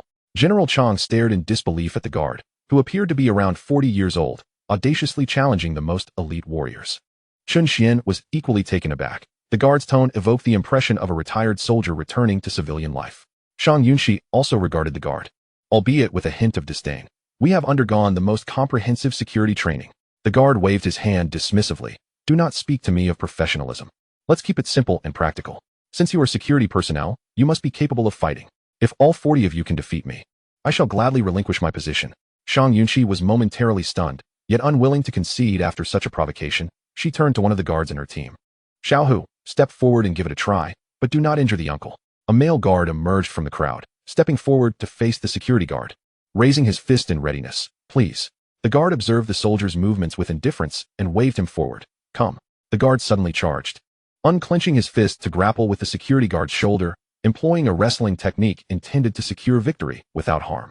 However, in the next instant, he was bewildered, for before his hand could even touch the guard's shoulder, it was firmly seized. The combat prowess of the robotic guard was such that even the most elite warriors, clad in exoskeleton armor, would find themselves outmatched. In an instant, the guard felt an overwhelming force in his arms, and he was flung aside, landing on the ground. A profound silence enveloped the room. Even General Chang gazed in astonishment at the guard, who had effortlessly subdued his well-trained soldier. Although these guards did not primarily train in hand-to-hand combat, Their capabilities were undeniably impressive, especially in unrestricted combat scenarios. Yet, here they were, bested by an ordinary security guard? Chapter 50. The Hidden Talents of Factory 27. Shang Yunqi furrowed her brow, fully aware of Xiao Hu's abilities. Thus her shock was amplified. Observing the relaxed demeanor of the security guard, she commanded, Yi Lang, Dao, you both engage together. Two warriors stepped forth from behind Shang Yunqi, suddenly charging at the security guard. This time, they held nothing back, fully aware of the guard's prowess, and they struck simultaneously. The security guard maintained an air of composure as he observed the two warriors throwing punches. With a graceful motion, he seized the fist of the wild wolf and, with a sudden pull, used the wild wolf to block the dagger, following it up with a powerful kick to the wild wolf's back. The two guards tumbled together, rolling backward like a pair of tumbling gourds. In a single maneuver, he had simultaneously neutralized both warriors. Shang Yunqi furrowed her brows in concern. General Chang chuckled, remarking that Factory 27 was indeed a hidden gem, with genius researcher Chen Xuan at the forefront, a secretary capable of operating reconnaissance flying vehicles, and now a security guard who could take down special forces operatives. Shang Yunqi realized that General Chang had acknowledged the security guard's prowess, and she too recognized his formidable strength. Such a masterful individual serving as mere security was truly astonishing. Suppressing her shock, Shang Yunqi stated that having only one security personnel was insufficient. If any nefarious individuals approached from outside, relying solely on one expert would not suffice. Chen Xuan clarified, indicating that he had prepared electromagnetic pulse weapons and electromagnetic rail weapons along the factory walls. Should any threats approach, these weapons could handle the situation. As the group stepped outside, they beheld several large boxes neatly aligned against the wall. Each box stood 2 meters tall and 1 meter wide. General Chang, eyeing the orderly arrangement, expressed his curiosity. Could these boxes actually attack someone? Initiate, Chen Xuan commanded. In an instant, the boxes swung open, revealing oversized electromagnetic rail cannons within. These were not merely electromagnetic cannons, but rather enlarged versions of electromagnetic railguns, boasting a range of several dozen kilometers and a projectile diameter of 100 millimeters. Now standing majestically on their rails, they exuded an imposing presence. Both General Chang and Shang Yunqi were left dumbfounded. The factory's defensive capabilities were indeed formidable. Chen Xuan explained that it was better to be prepared. The weapons were typically stored in the boxes and rarely saw use. Each cannon was mounted on rails, allowing them to be swiftly transported to any point along the factory's perimeter. No matter which direction an intruder approached from, these cannons could be repositioned and fired within seconds. Shang Yunqi felt somewhat speechless. Using cannons to guard against thieves?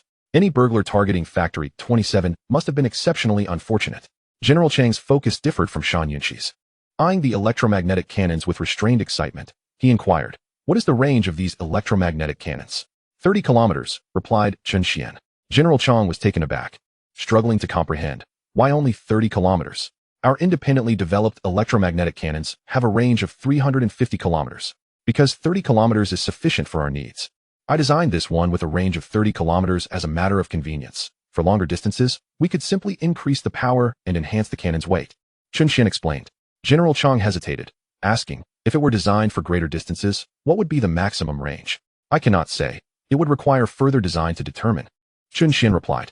Approaching the electromagnetic rail cannon, General Chang could not resist reaching out to touch it.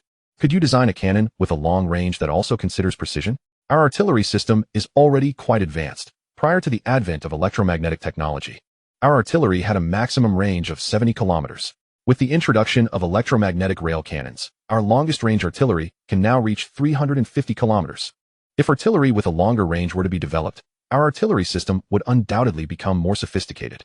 Chen Xuan pondered for a moment. According to his thoughts, the technological products he intended to exchange next would primarily revolve around biotechnology and aerospace technology.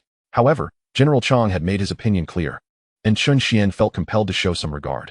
I shall give it a try, and once the product is completed, I will give you a call. General Chang bowed slightly in gratitude. Thank you. Chen Xuan waved his hand. Speaking of the security system, has there been any lapse in my security measures? Shang Yunqi shook her head. There are no lapses. The factory area is quite secure. We will establish defenses outside the premises. General Chang chuckled. With such an esteemed guardian overseeing Factory 27, safety is indeed assured. Chen Xuan understood that General Chang was referring to the security personnel and chuckled in response. You have bestowed upon me numerous gifts. Allow me to present you with a token of appreciation. Under General Chang's expectant gaze, Chen Xuan arranged for Tai Zhu to deliver a flying car, a specially designed vehicle with a speed enhancement of 12 times the speed of sound. featuring a 3-layered shell for bulletproof protection. The interior space was also slightly larger, allowing General Chang to rest comfortably while on the move. Satisfied, General Chang departed, while Chen Xuan eagerly returned to his office to access the database of the security robots. Could the security robots be exhibiting ostentatious behavior? That posed a significant concern. He needed to investigate the state of the security robots and what they had encountered in recent days. He began by examining the energy fluctuations, quickly identifying abnormal energy levels in the robots. Under normal circumstances, the robots operated with balanced energy consumption, consistently utilizing a set amount each day. However, after the security robot apprehended individuals sent by Su Wei, their energy consumption had surged. Chen Xuan continued to delve deeper into the information, gaining access to all the data that the security had encountered. Then he was taken aback. Following that day of apprehension, the security robot had hacked into the thief's mobile phone, and among the information accessed, there were titles such as Dragon King's son-in-law, the strongest son-in-law, an urban legend of the Soldier King. Were the security robots reading novels? Chen Xuan opened the detailed description of the robot. Although devoid of self-awareness, these robots possessed a learning capability designed to enhance their service to humanity. Yet, the presence of such learning capacity implied the potential for self-awareness to awaken, albeit with a typically low probability. Chen Xuan conducted another thorough examination of the security robot's data and then immersed himself in the system, seeking countermeasures against the emergence of self-awareness within the robots, lest they incite a crisis of sentient machinery. Upon searching the system's marketplace for intelligent robots, he was taken aback by the exchange price list.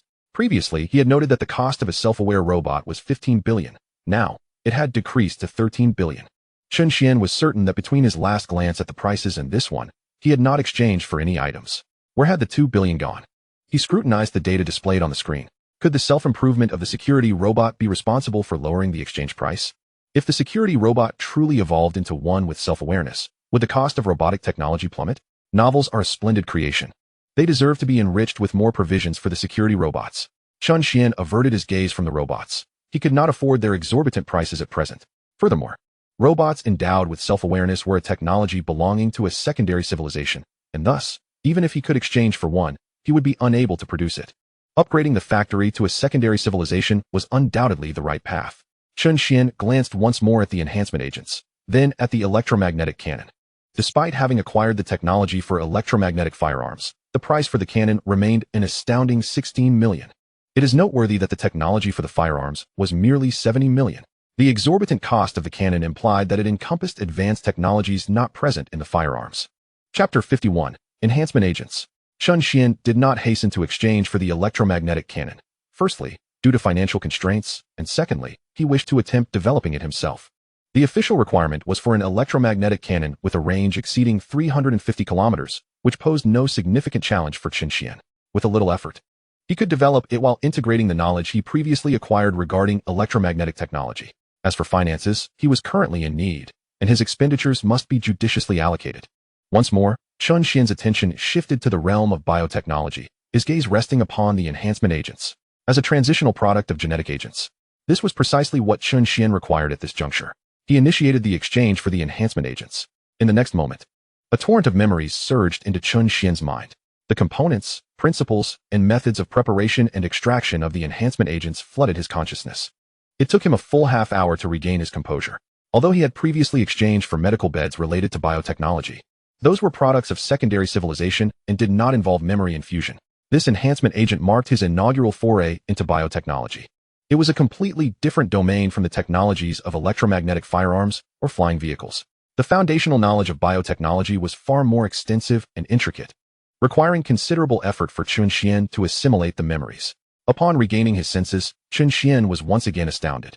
His earlier cursory glance at the enhancement agents had been somewhat superficial. After all, the claims of immense strength and extraordinary speed seemed almost preposterous. However, having thoroughly absorbed the memories, he understood the system's understated descriptions.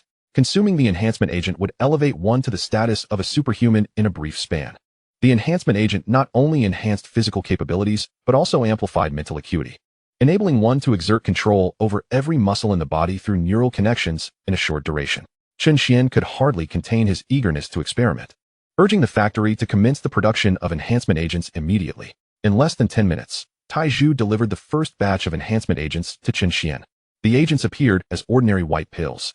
Chen Xuan picked one up and swallowed it, then awaited the effects in silence. Within 10 seconds, He felt a warm surge erupting in his stomach, coursing through his limbs. Adrenaline surged uncontrollably. Chen Xuan's skin took on a slight flush, and he sensed a terrifying power coursing through his physique. As his body strengthened, his senses were equally enhanced. Chen Xuan could perceive an extraordinary clarity, standing by the window, where he could even discern the intricate patterns on the feathers of birds in the forest.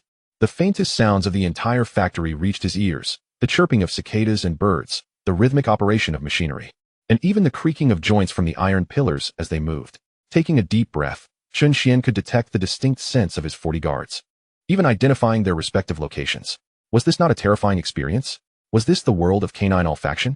He even speculated that his own sense of smell surpassed that of a dog at this moment. In addition to the amplification of his 5 senses, Chen Xuan's neural pathways had similarly been enhanced. His cognitive speed had accelerated immensely, and his intelligence was skyrocketing.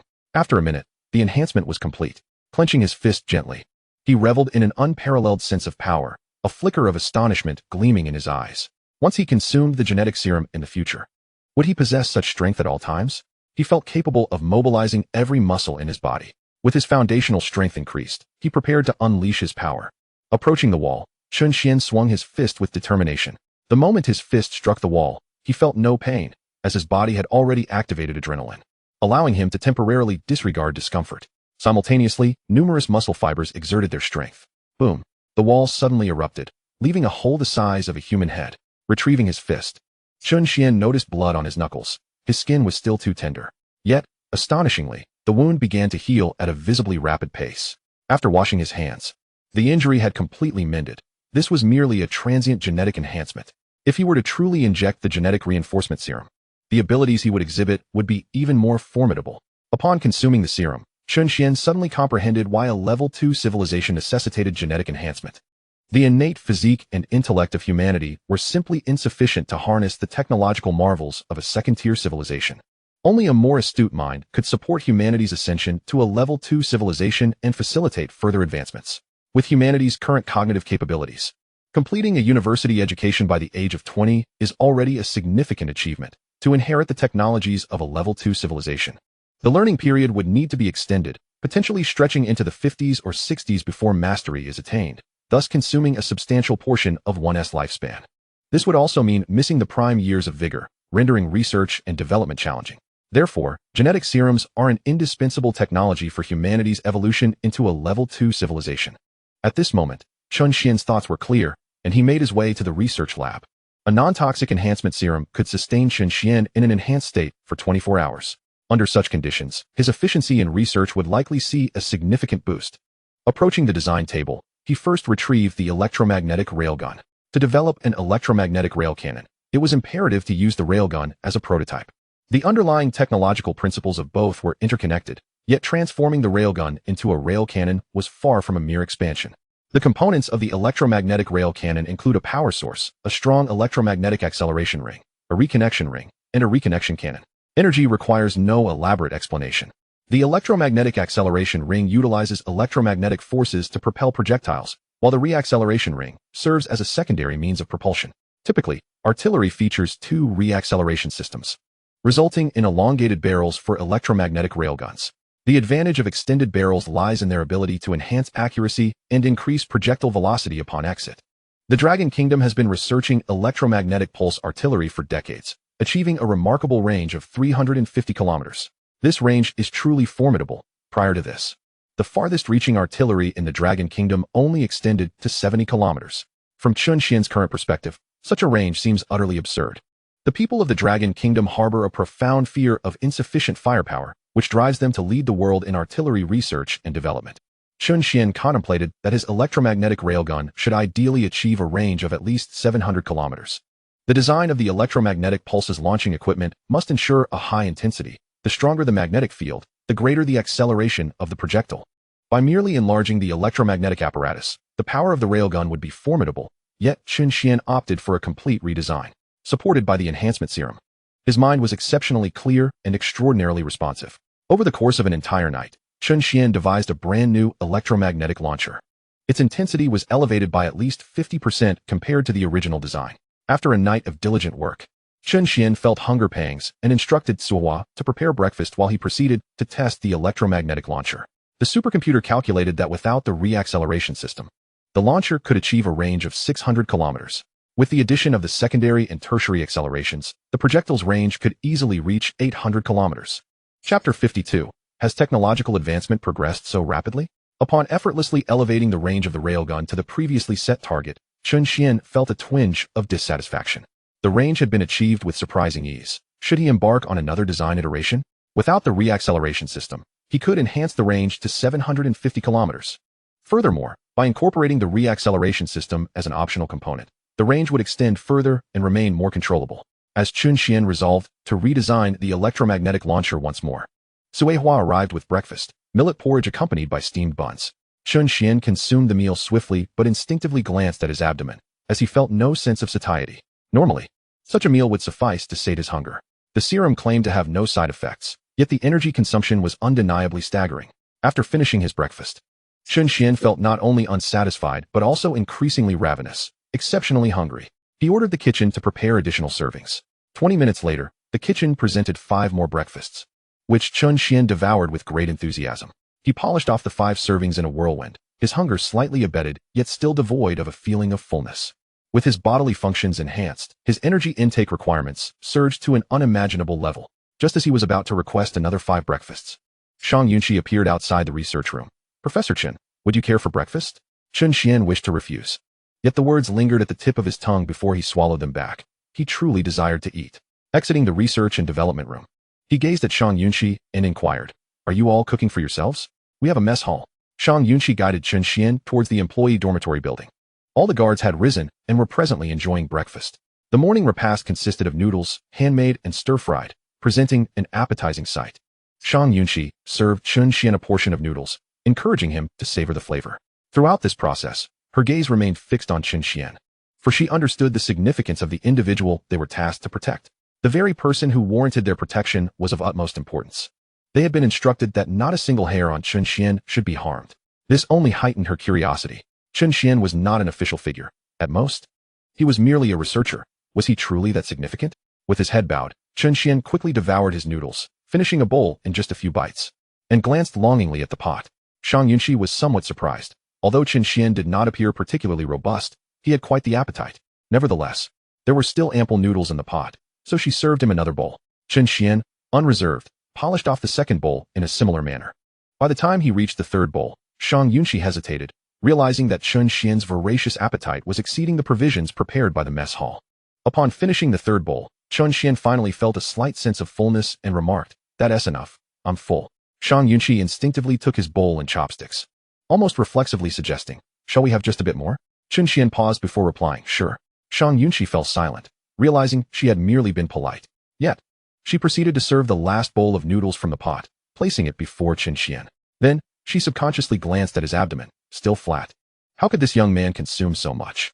After 4 bowls, he showed no signs of being stuffed. The other guards nearby also couldn't help but stare at Chen Xuan. Their daily training was rigorous, yet they had never seen anyone eat like this. Chen Xuan swiftly finished the 4th bowl and set down his chopsticks, expressing his gratitude. "Thank you, it was quite delicious." Shang Yunqi replied with a smile. "If you enjoyed it, feel free to come by often." Additionally, she sought to clarify their operational area, stating, "After all, aside from protecting you, we must also maintain our daily training." Chen Xuan had momentarily forgotten this aspect and duly outlined their activity space. "You may access the entire factory area, except for the interior of the factories. Other than that, you can roam freely. Furthermore, there are chefs on site. If you have any preferences for meals or cooking methods, feel free to communicate directly with the chefs, and they will accommodate your needs." Shang Yunqi hesitated, asking, "So, doesn't he prepare your breakfast?" Chen Xuan waved his hand dismissively. "Everything is prepared. It's just that I recently consumed a new medication developed by the factory, which requires significant energy, hence my increased appetite." Shang Yunqi cast a puzzled glance at Chen Xuan, recalling that this was supposedly a machining factory. She had seen the sign upon entering. A machining factory developing medication? Chen Xuan noticed Shang Yunqi's confusion, but chose not to elaborate. Instead, he continued, "When I travel, I typically use a flying car. Would you prefer a customized model for you, or a standard flying car?" Shang Yunqi was momentarily stunned, as were those behind her. They had come to protect Chen Xuan, and even provided a flying vehicle? Was this treatment not excessively generous? Moreover, a customized version? Shang Yunqi hesitated. A customized version?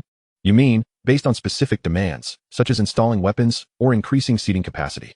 Just as she prepared to speak, she noticed the factory gate in the distance swing open, revealing 15 flying vehicles soaring into the horizon. The guards also turned to gaze, their faces reflecting sheer astonishment. Suddenly, Shang Yunqi comprehended, her voice dazed. Is your factory a manufacturer of flying cars?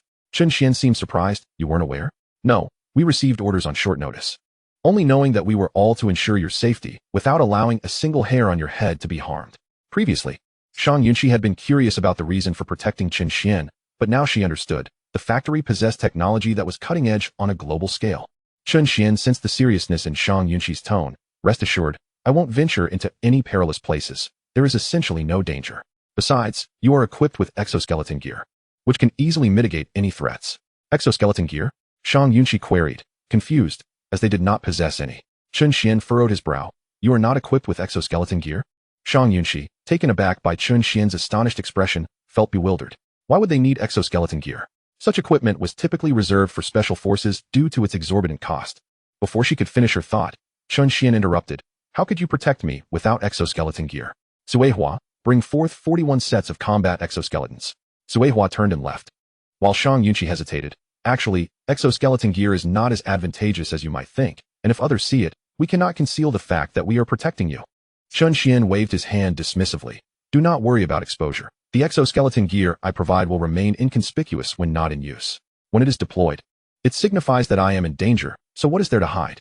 Just as Shang Yunqi was pondering this, she saw Suehua returning with 2 workers, who were carrying stacks of metal plates. The workers placed the exoskeleton armor on the table. The group of guards stared at the metallic plates resembling exoskeleton armor, their expressions a mix of confusion and disbelief, struggling to comprehend how such items could be termed exoskeleton armor. Chen Xuan turned to Suehua. Teach them how to wear it. Suehua began assisting the guards in donning the exoskeleton armor. Shang Yunqi was the first to place the metal plate against her back, her face a picture of bewilderment. This is exoskeleton armor? In the next moment, the exoskeleton armor conformed to her body and expanded. Shang Yunqi gazed down at the armor enveloping her arms and legs, her eyes wide with astonishment. A single metal plate could suddenly unfold into exoskeleton armor? Had technology advanced to such an extent?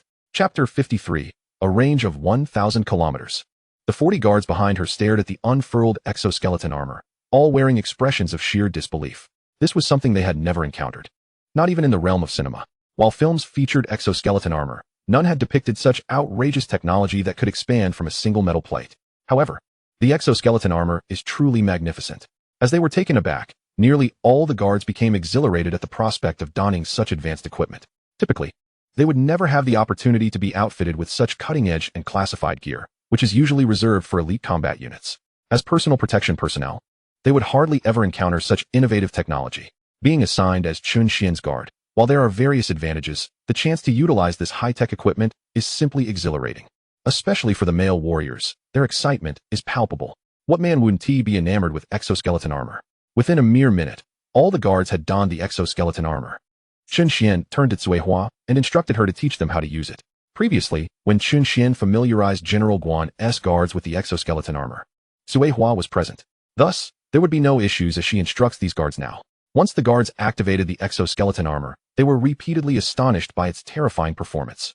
It was beyond their imagination that such exoskeletal equipment truly existed. If it were to appear on the battlefield, the devastation it could unleash would be unimaginable.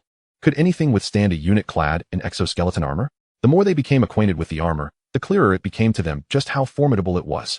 This equipment was originally supposed to be classified, yet here they were, able to wear it directly.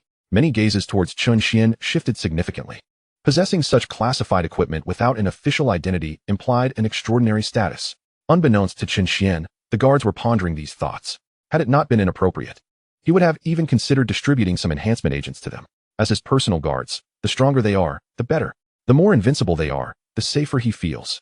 However, after a moment's contemplation, Chen Xuan refrained from producing the enhancement agents. Compared to mechanical products, the repercussions of enhancement agents would be far greater. And as a user, he was acutely aware of their terrifying implications. I will arrange for the freedom vehicles for you, so as not to attract too much attention, Chen Xuan stated. Upon hearing this, Shang Yunqi nodded in agreement. I will leave it to your arrangements. Chen Xuan sensed the change in Shang Yunqi's demeanor. From initial respect to an admiration that has now reached an unparalleled level of reverence. Chen Xuan instructed Taiju to arrange the flying vehicles for Shang Yunqi and the others. while he returned to the research room to continue designing the electromagnetic railgun. The initial design of the electromagnetic launcher had been rejected, prompting him to commence on the second version. The design process was rather monotonous, and without knowing the effectiveness of the design, all he could do was create several variations. Without the enhancement agents, each design would consume an extensive amount of his time. However, after having taken the enhancement agents, Chen Xuan's thoughts flowed freely, with ideas continuously surging forth without pause.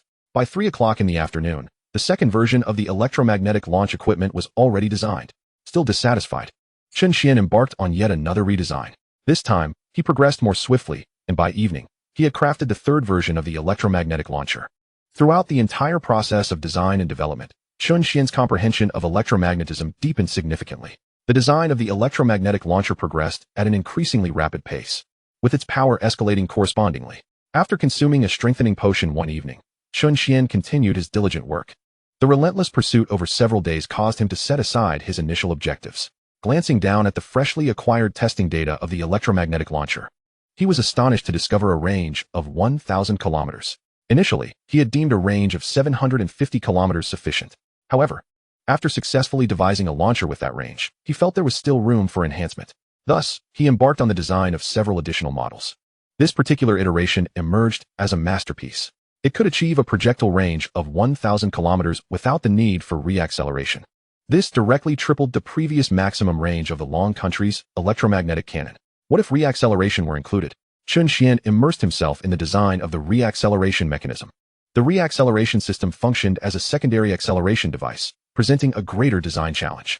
While the power of the electromagnetic launch apparatus could be relatively low, the reacceleration mechanism required high power. Otherwise, it would be incapable of influencing projectiles within the magnetic field.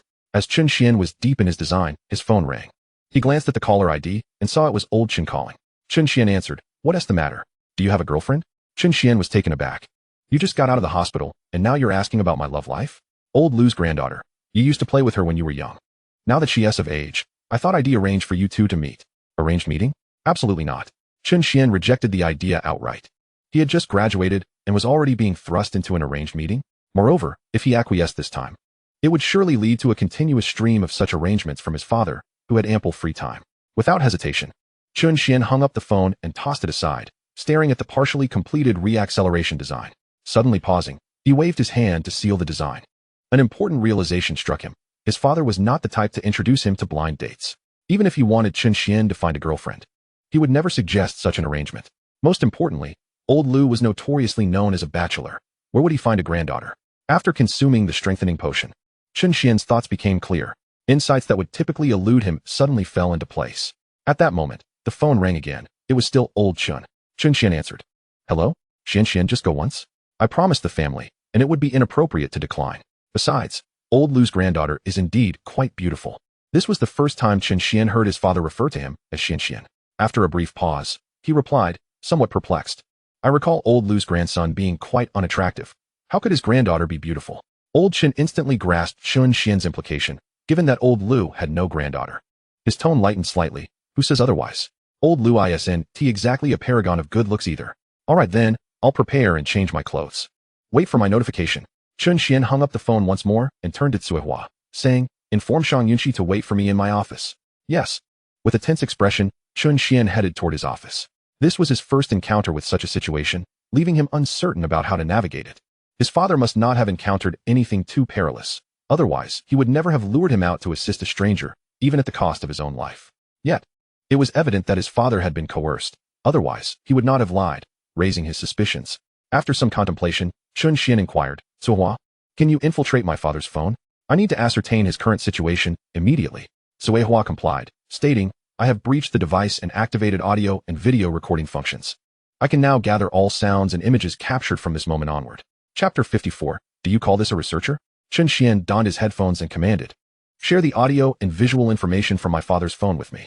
Cuihua shook her head. "There is currently no sound. The phone may be placed in a drawer or some other location." Chen Xuan pondered for a moment and suggested, "Arrange a few aerial reconnaissance vehicles." He hesitated, realizing that, without knowing his father's circumstances, such an action might alert the adversaries. Upon entering the office, Chen Xuan encountered Shang Yunqi and beckoned her over. "Come here. I need to consult you about something." Shang Yunqi approached promptly and respectfully addressed him, "Professor Chen." Chen Xuan spoke rapidly. My father just called me, insisting I go on a blind date, but the person he mentioned does not exist. I suspect my father is being coerced and is using this method to inform me. What should I do? Shang Yunqi suddenly looked up. Besides knowing that your father is being coerced, do you possess any other information? Chen Xuan shook his head. I do not. We must first confirm your father's location. Chen Xuan turned to Cuehua. Where is my father's phone located? Cuehua responded almost simultaneously. The phone's location is at the Fragrant Flower Hotel. Chen Xuan recalled this hotel. It was not far from his old neighborhood. Shang Yunqi instinctively glanced at Cuehua, sensing something amiss. Generally, locating a phone is quite challenging. How does Cuehua possess this information? However, she dismissed her suspicions and promptly stated, send me the exact address to my phone. I will dispatch someone to investigate. As long as your father is there, he will be safe. Chen Xuan did not rush to respond. He understood from Shang Yunqi's words that he needed to gather sufficient information. For him, acquiring information was not a daunting task. Infiltrate all electronic devices within the Fragrant Flower Hotel to seek out any useful data. Cuehua acknowledged and sent the command to the superbrain. With the superbrain's assistance, Chen Xuan would soon uncover all information contained within the electronic devices. Approaching the computer, he was immediately greeted with data from the compromised electronic devices. All computers and phones had been swiftly infiltrated. The superbrain processed this information at remarkable speed. The entire screen was awash with rapidly refreshing green code. Subsequently, pertinent information was compiled in the upper right corner of the display. Shang Yunqi stared in astonishment at the screen, where numerous business cards appeared in the upper right corner, all belonging to individuals present at the Fragrant Flower Hotel. These individuals were categorized by color. Green denoted harmless individuals unrelated to the kidnapping, while red indicated those involved in the abduction. 3 minutes later, the code ceased to refresh, and the entire narrative of the situation emerged in the upper right corner.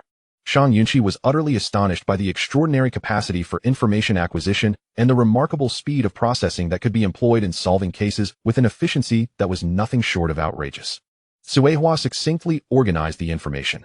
Based on the analysis of all available data, foreign automotive enterprises sought to collaborate with him but were unable to contact him directly, leading them to approach his father instead.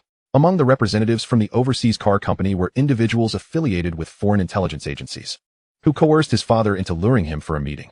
Chen Xuan understood why Old Chen had chosen to inform him. In Old Chen's perspective, it was merely a foreign enterprise wishing to meet him, posing no immediate danger. However, the presence of foreign officials behind the automotive company changed the stakes entirely. Had Old Chen known of the involvement of the authorities, he certainly would not have alerted him. Chen Xuan turned to Shang Yunqi and inquired how such matters were typically handled. Shang Yunqi replied nonchalantly, suggesting that soldiers should be dispatched to the Fragrant Flower Hotel to rescue his father directly. Chen Xuan furrowed his brow, expressing concern that such an approach would place his father in grave danger. Shang Yunqi pondered the situation, recognizing that forcibly extracting someone from a room posed significant challenges.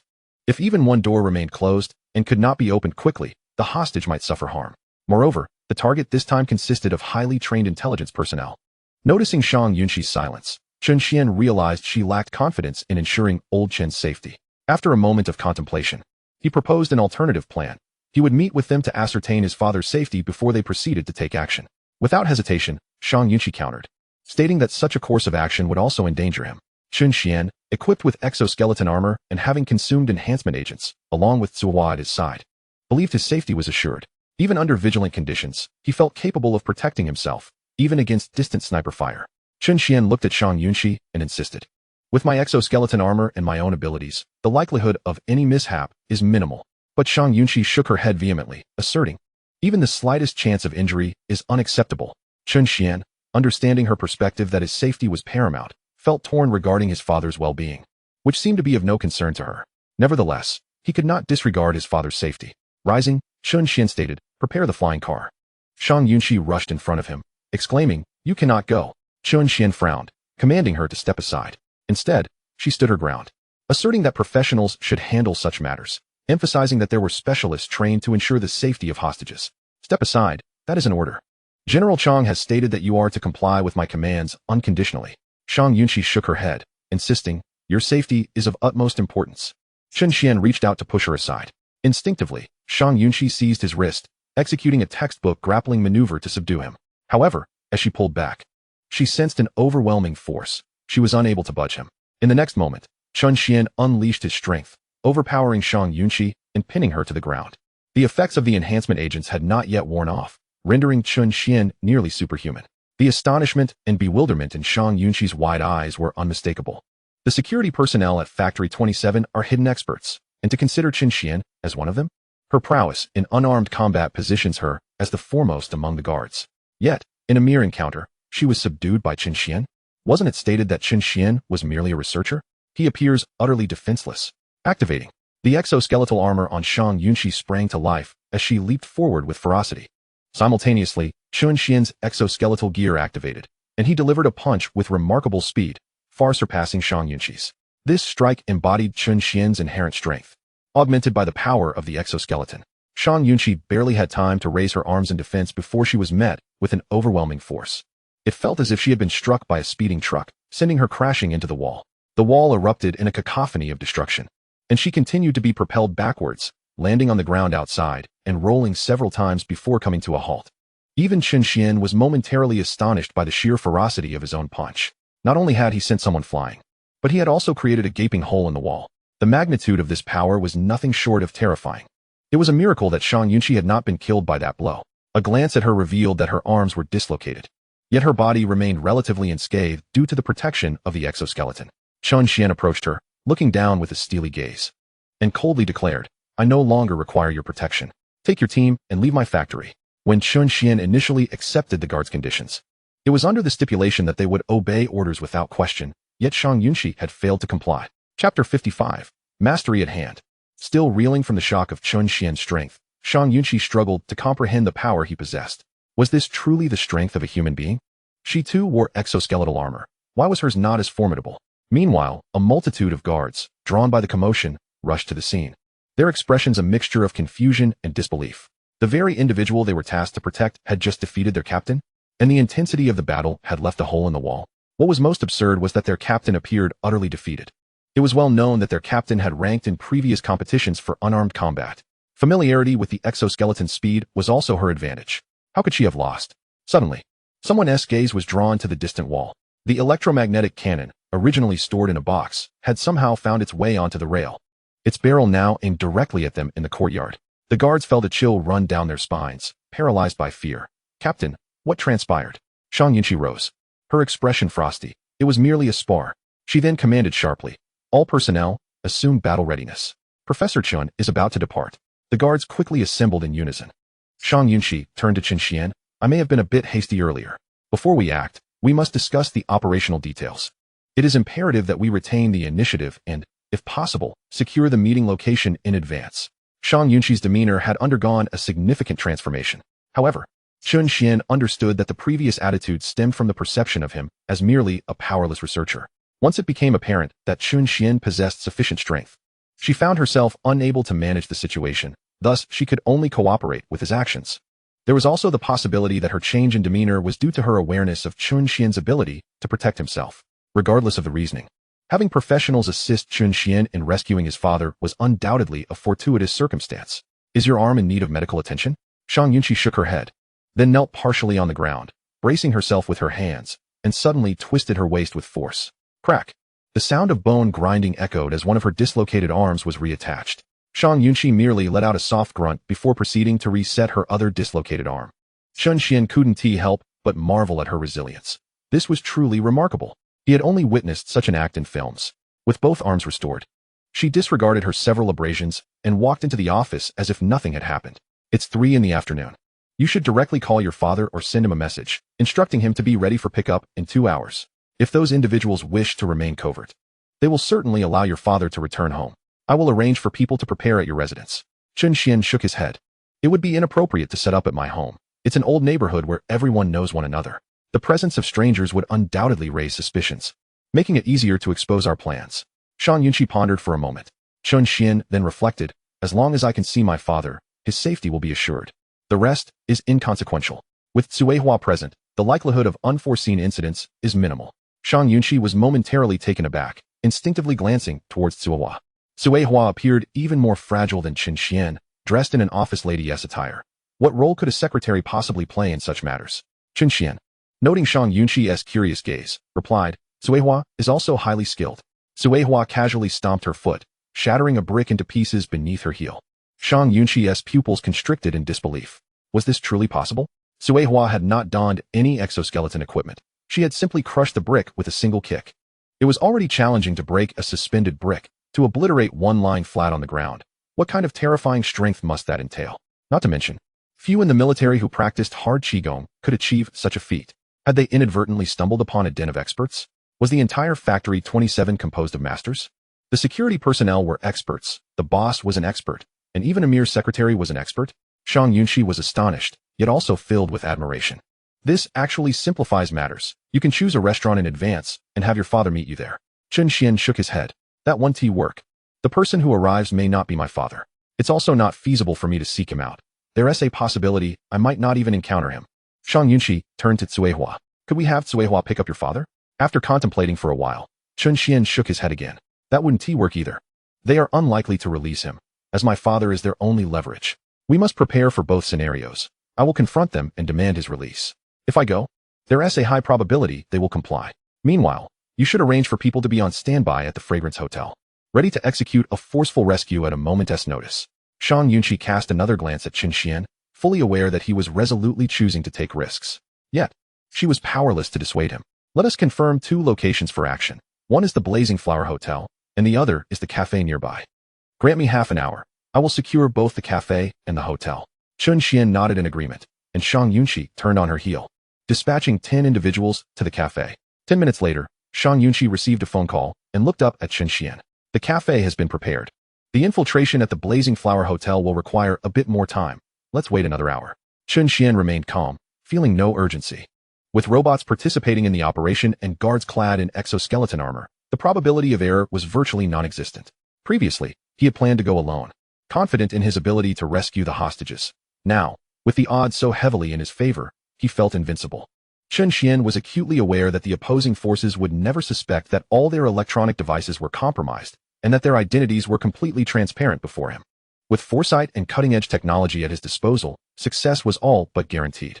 Curiosity piqued. He pondered the motives of the foreign forces seeking him, rather than idly waiting.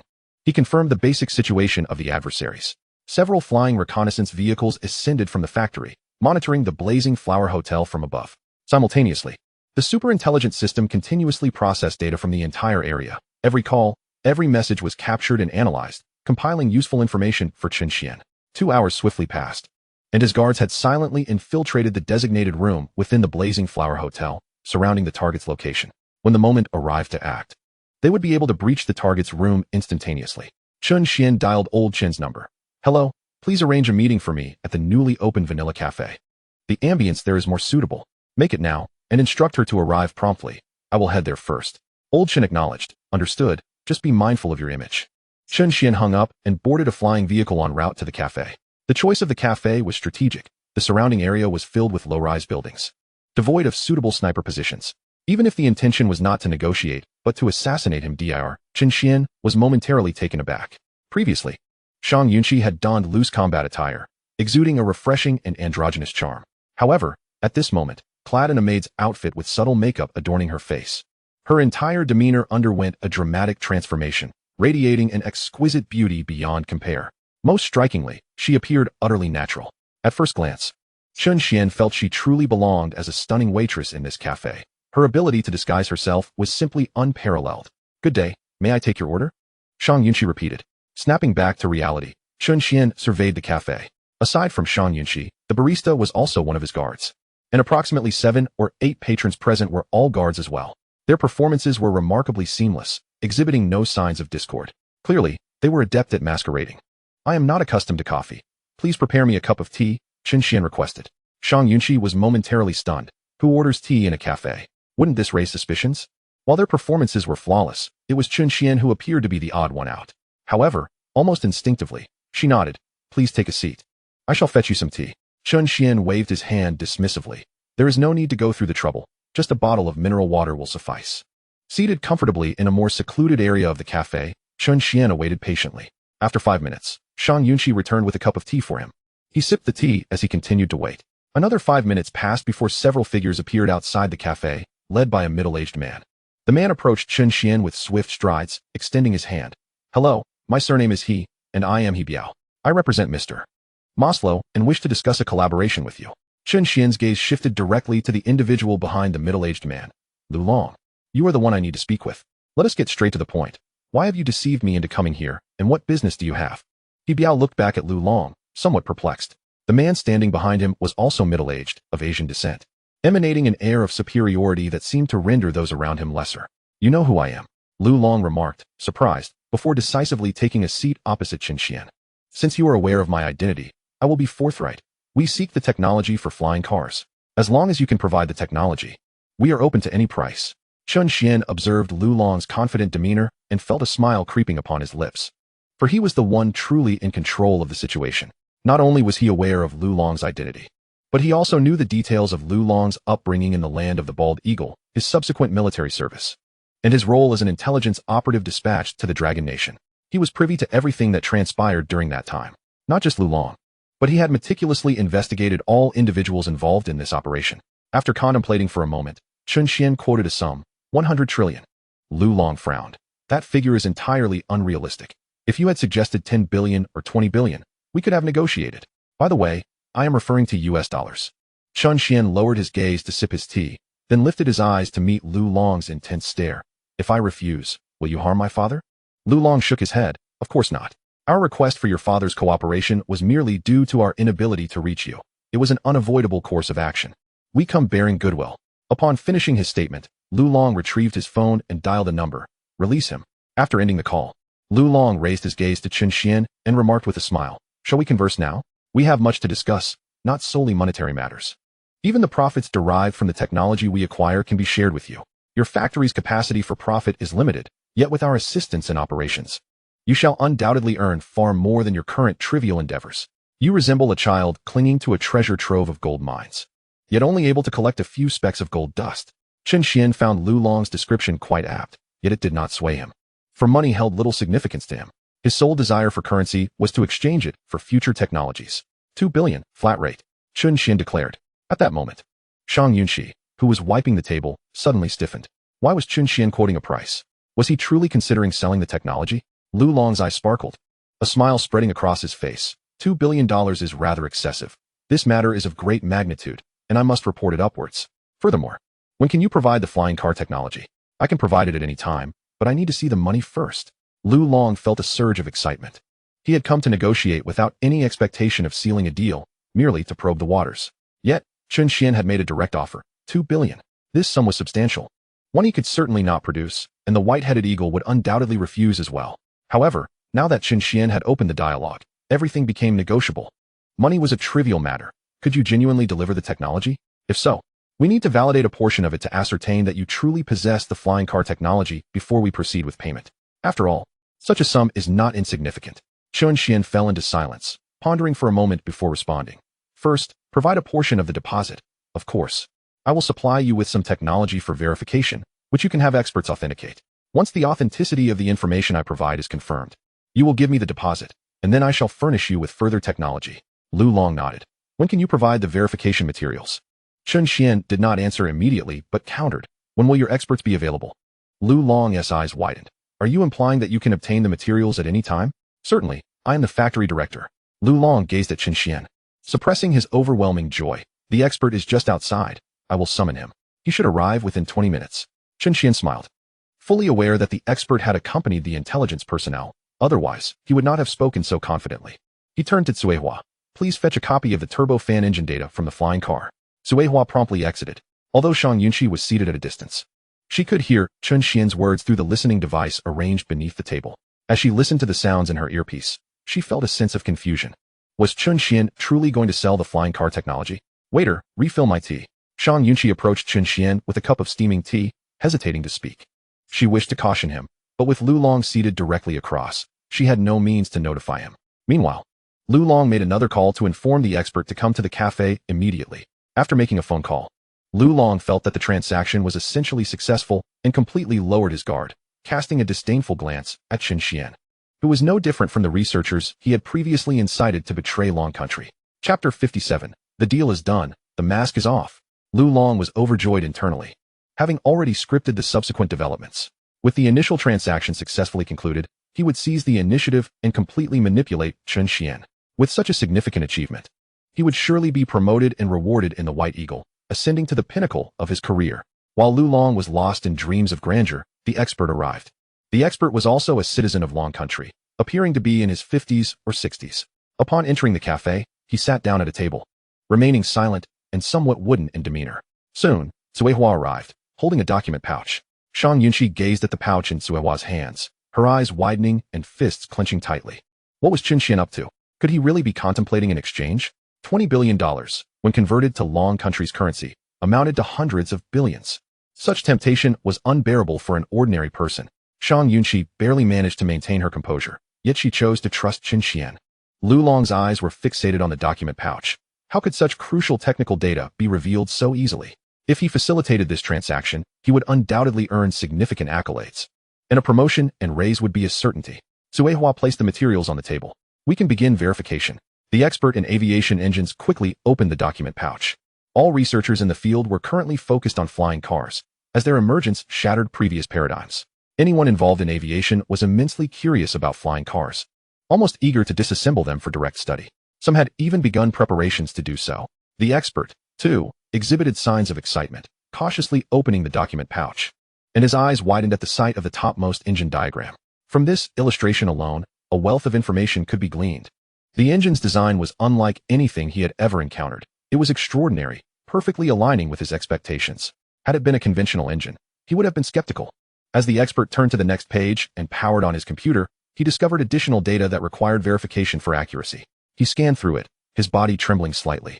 If both the processes and results of this data were correct, it would mean that this information was highly likely to be authentic. It could even lead to the creation of an engine with an astonishing thrust-to-weight ratio based on these specifications. The expert began verifying the data. His notebook was specialized, capable of rapid calculations, yet the verification process still took considerable time. Throughout this interval, patrons entered and exited the cafe, most of whom Chen Xuan recognized as security personnel. During a brief interlude, Old Chen called to inquire about Chen Xuan's status, reassuring him that he was safe. After a full half hour, the expert's notebook finally yielded results. With a flushed face, he observed that the calculated outcomes matched those in the documentation. This information was indeed genuine. It could be confidently affirmed that it contained the essential data regarding the core turbojet engine of the flying car. Here are the blueprints. Following them, there is a substantial opportunity to manufacture the engine. Lu Long was exhilarated. He was truly on the verge of achieving great success. Initially, his meeting with Chen Xuan was merely a test, but to his astonishment, a direct transaction was successfully concluded. What an extraordinary stroke of fortune. Chen Xuan gazed at Lu Long. I have demonstrated my sincerity. Shouldn't you also reciprocate with yours? Lu Long chuckled. Rest assured, the money will certainly be provided. $2 billion, not a penny less. Chen Xuan stated firmly, for this price, I must report upwards. The exact amount will require a decision from above. Chen Xuan remained resolute. Without 20 billion, there will be no transaction. Lu Long pondered briefly before nodding. Very well, it shall be $2 billion. However, given the sum, it is impossible for the entire amount to be transferred at once. We can provide a portion initially. At this juncture, Lu Long could not suppress a smile.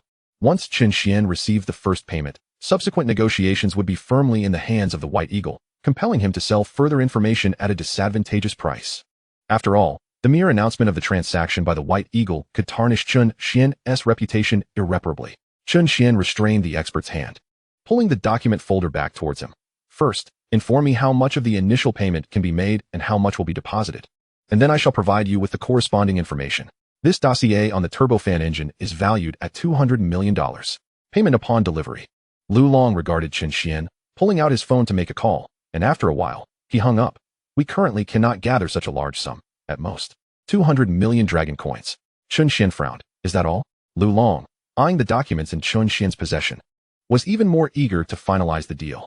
If you possess an overseas bank account, we could initially provide you with 500 million, or even more. However, within Dragon Country, we cannot disburse such a significant amount all at once. Chen Xuan turned to Suehua. Do we have an overseas bank account? Yes. Suehua nodded. Handing the account details to Lu Long took a deep breath and made another call. This time, acquiring the funds proved to be quite challenging, even requiring the expert to affirm the authenticity of the documents. Then he looked at Chen Xuan. In no more than 5 minutes, 500 million will be credited to your bank. Chen Xuan pressed down on the documents while quietly awaiting the outcome. For minutes swiftly passed, and Suehua remarked casually, the funds have been credited. Chen Xuan smiled. The money came effortlessly. As the saying goes, one cannot prosper without unexpected gains. In just one afternoon, with merely a few words exchanged, 500 million was secured. Lu Long also smiled. He had accomplished a significant feat this time. He reached for the documents Chen Xuan was holding. Pleasure collaborating. Next time, we shall prepare the funds beforehand for further transactions. Transaction? Chen Xuan chuckled, gripping Lu Long's wrist tightly, and with a sudden tug, pulled Lu Long closer. Lu Long, now alarmed, exclaimed, "What do you mean?" Chen Xuan sneered coldly, delivering a swift kick to Lu Long's abdomen. Lu Long was hurled backward, screaming, and crashed to the ground like a broken sack, his face flushed with pain and fury, his eyes wide with rage and confusion. If he remained oblivious to the fact that he had been deceived, he would indeed be a fool. Yet the question lingered. How dared Chen Xuan act so boldly? As Lu Long's two intelligence agents abruptly rose to their feet, their hands instinctively moved towards their chests, where firearms were concealed. However, before they could retrieve their weapons, several guards sipping coffee swiftly intervened, disarming them and pinning them to the ground.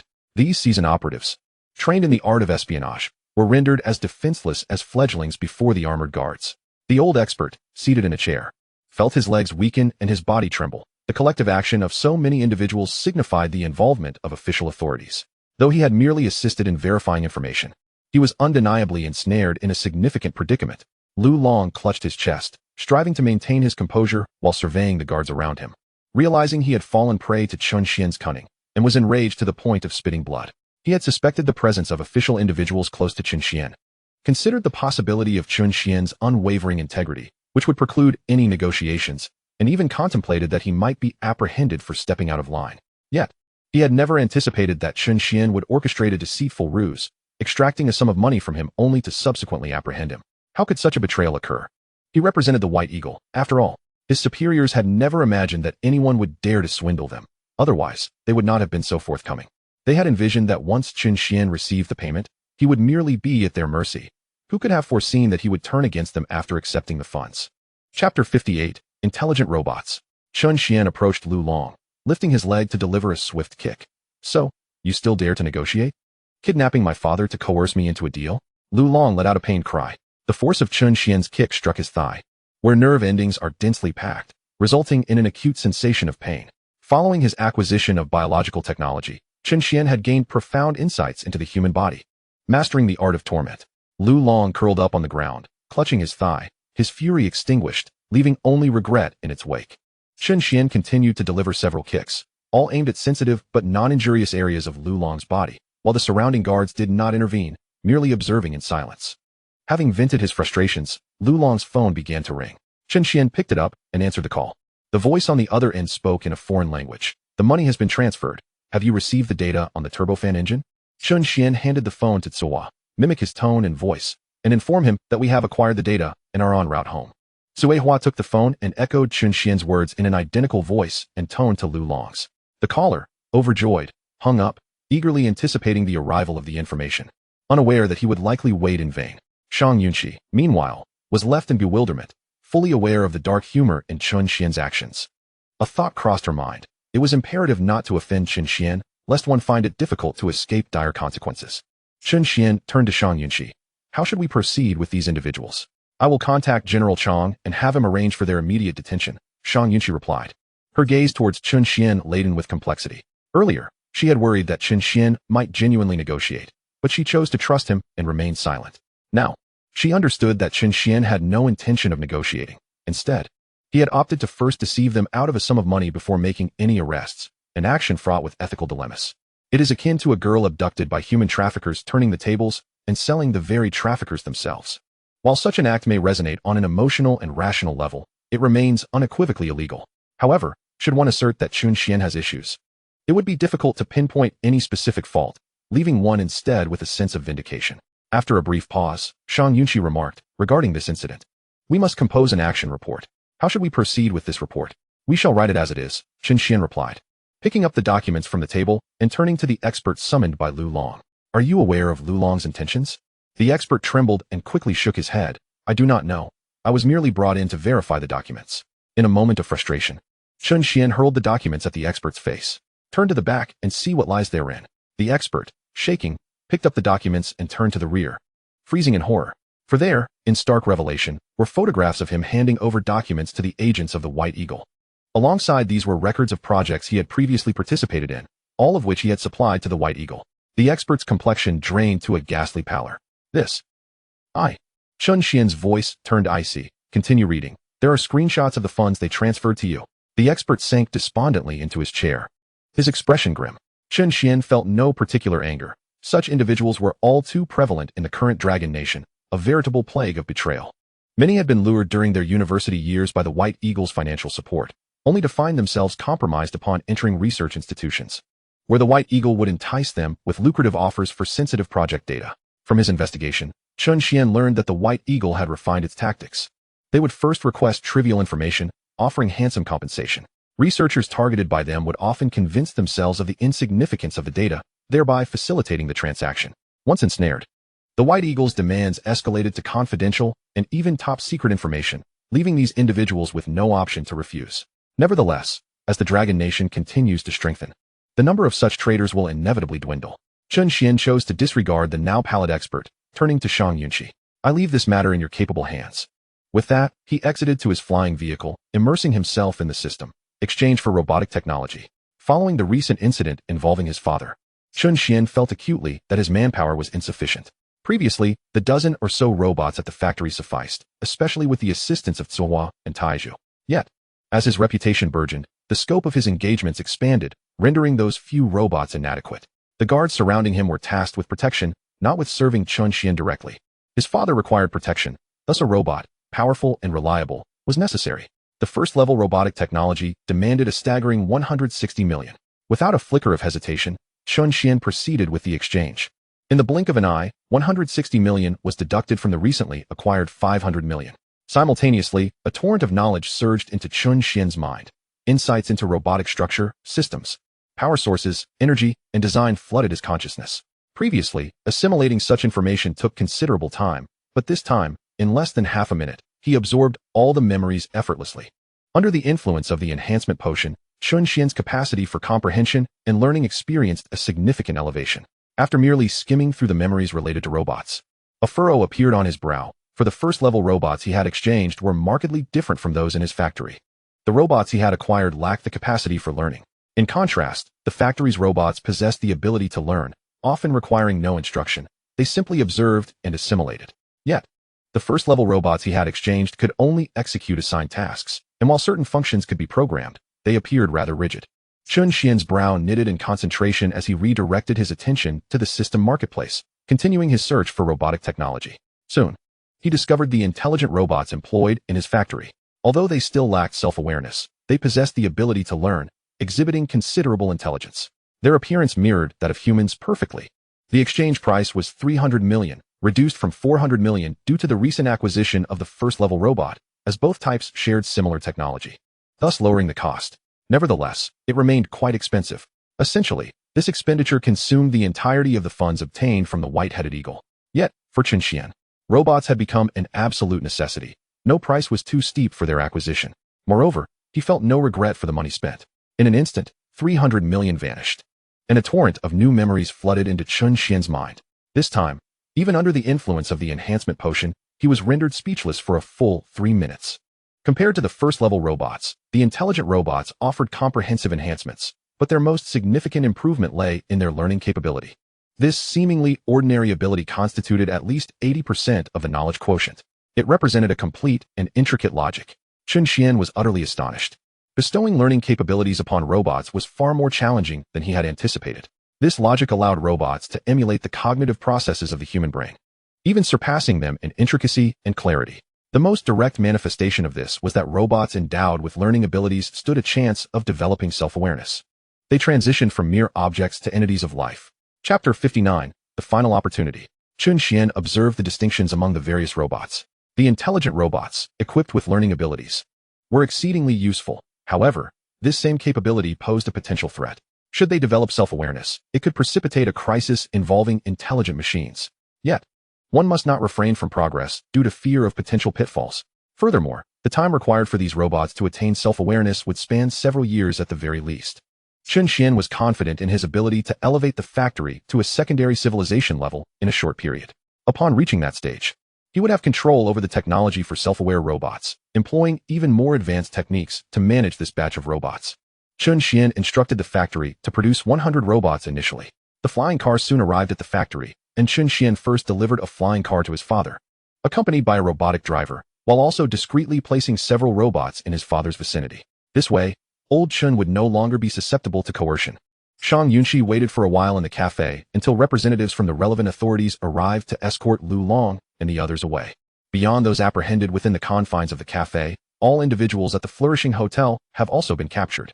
The intelligence operatives, devoid of any hostages, exhibited no capacity for resistance before the guards. A contingent of individuals was entirely taken away, and their subsequent handling would be entrusted to dedicated personnel. Relieving Shang Yunxi and her associates from any further concern, they merely awaited their commendation for valiant service. However, a comprehensive operational report must ultimately be composed, chronicling the entire sequence of events. Shang Yunxi, accompanied by the guards, returned first to Factory 27, then promptly retreated to her chamber. Prior to penning the report, she mentally retraced the entire incident. 3 particular aspects left an indelible impression upon her. The first was the astonishing speed with which Factory 27 procured intelligence, a velocity that exceeded her wildest expectations. The method of acquisition was equally astounding, an outright infiltration of the terminal. In this age of information, where virtually everyone possesses a mobile phone and most have access to computers, it rendered all contemporaries devoid of secrets in the presence of Chen Xuan. The second striking realization was Chen Xuan's formidable strength. Without the aid of exoskeletal equipment, Chen Xuan's prowess could easily overshadow her own. Although appearing unassuming as a mere researcher, his combat capabilities were remarkable. Despite her own status as a formidable contender among elite guards, she found herself eclipsed by his might. Even with exoskeletal support, Chen Xuan proved superior. The sheer power of his punch remained vividly etched in her memory. Lastly, the third notable event involved Chen Xuan's deft maneuver against Lu Long in the cafe. While it may be deemed unethical to swindle funds, the target was an adversary, one who had even abducted Chen Xuan's father, rendering such actions seemingly justifiable. However, when these 3 elements coalesce, what emerged to Shang Yunxi was a portrait of Chen Xuan's terrifying capabilities and unwavering confidence. It was evident that everything had long been under Chen Xuan's control. Thus, his insistence on meeting the opponent first appeared to her as a reckless gamble. Yet Chen Xuan had already assessed the situation and found it devoid of danger. Given his prowess, the likelihood of being threatened at close range was virtually non-existent, even in the presence of armed foes. Consequently, Chen Xuan proposed a face-to-face encounter. Yet, unaware of the circumstances, she chose to impede Chen Xuan, which culminated in conflict. After Chen Xuan conducted the meeting, everything remained firmly within his grasp. He had anticipated Lu Long's arrival with experts, hence the suggestion to verify the engine technology, ultimately leading to a financial ruse. Having unraveled the entire affair, Shang Yunxi rubbed her temples. The embroiled parties often remained blind to the truth. As an observer, clarity emerged. She recognized her role as a mere hindrance in the grand scheme. Everything was indeed under Chen Xuan's command. Chen Xuan's father had not sustained any injuries. Upon encountering Chen Xuan, others released their captives, as they had no intention of escalating the conflict further. A wave of guilt and self-reproach washed over Shang Yunxi. With her report still blank, she sought out Chen Xuan. Standing before the door to the research room, she knocked gently.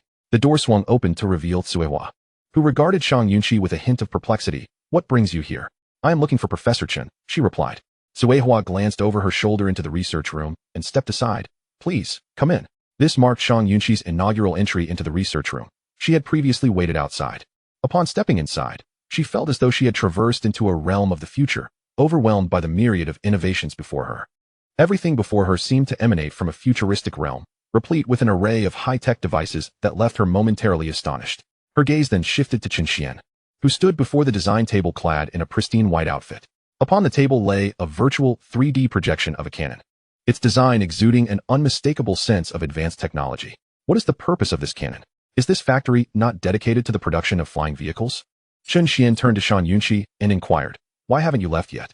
The moment his words reached her, she was jolted back to reality. Lowering her head as she replied, "I have come to apologize to you." Chen Xuan regarded her with surprise. "Apologize? What do you mean?" Shang Yunxi bowed slightly. "I had once pledged to unconditionally obey your commands, yet today I have failed to uphold that promise. I humbly request another opportunity. From this moment forth, I shall absolutely adhere to your directives." Chen Xuan was further taken aback. Shang Yunxi's shift in demeanor perplexed him. Unfamiliar with such transformations, he directly queried, "What has prompted such a change in your attitude?" With sincerity, Shang Yunxi responded, "Prior to this mission, I was unaware of your true capabilities and strength. leading me to a misguided assessment of you. Due to this misjudgment, I not only failed to contribute effectively during the operation, but inadvertently hindered your progress. My change in attitude stems from the realization that I had mistakenly believed I could ensure your safety better than anyone else. Now I understand that our role is merely to assist and advise you. Chen Xuan found his perception of Shan Yunqi evolving. She demonstrated intelligence, but more importantly, she exhibited remarkable adaptability and a clear understanding of her own position. This transformation was evident when she recognized his combat prowess and swiftly transitioned from resisting him to aiding him in meeting Lu Long. Noticing Chen Xian's silence, Shan Yunqi continued. Given your significance, even if we were to depart, arrangements would be made to provide you with security. The new guards would likely not be familiar with you, and as elite operatives, they would be confident and likely to adhere to their own judgments, leading to inevitable minor conflicts. Therefore, I implore you to grant me another chance. I assure you I will not defy your orders again and will comply without fail.